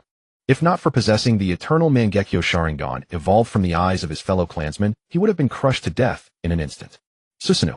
Madara Uchiha strained to expend his chakra, summoning the second form of Susanoo to shield himself from the rocks. However, the excessive chakra drain left him panting heavily. "Who the hell are you?" Madara Uchiha stared grimly at Uchiha Sui, who was approaching him step by step. It was the first time since Hashirama's death that he felt pressure from another person. "You don't recognize me?" Sui was slightly taken aback. "I thought you'd have noticed me. Seems your intelligence agent failed to detect my existence." Madara Uchiha's gaze shifted to Black Zetsu, who was pinned and helpless under countless boulders, unable to answer his silent query. In recent years, Sui had joined the Umbu and rarely appeared publicly. Even when he gained fame on the battlefield, Black Zetsu never realized he was from the Uchiha clan. After all, Suye's formidable power was demonstrated through his swordsmanship and powerful jutsu. His Sharingan was almost never used. Well, it doesn't matter anymore. Suyi looked at the two masterminds stirring chaos in the ninja world and swung his blade. A black-purple slash moving with the speed of teleportation struck Madara's Susanoo. Crack! With a crisp sound, the Susanoo shattered without holding for even a second. Following that, Madara Uchiha's body disintegrated into dust. "Guess even the Rinnegan can't revive you now, can it?" Suyi muttered to himself, turning his gaze towards Black Zetsu, who was firmly under his control. This creature had an immortal body. Even if cut into pieces, it could reform. However, there was still a way. "How about I send you to meet your mother?" "What?" Black Zetsu felt a sense of dread as he saw Suye's fox-like grin.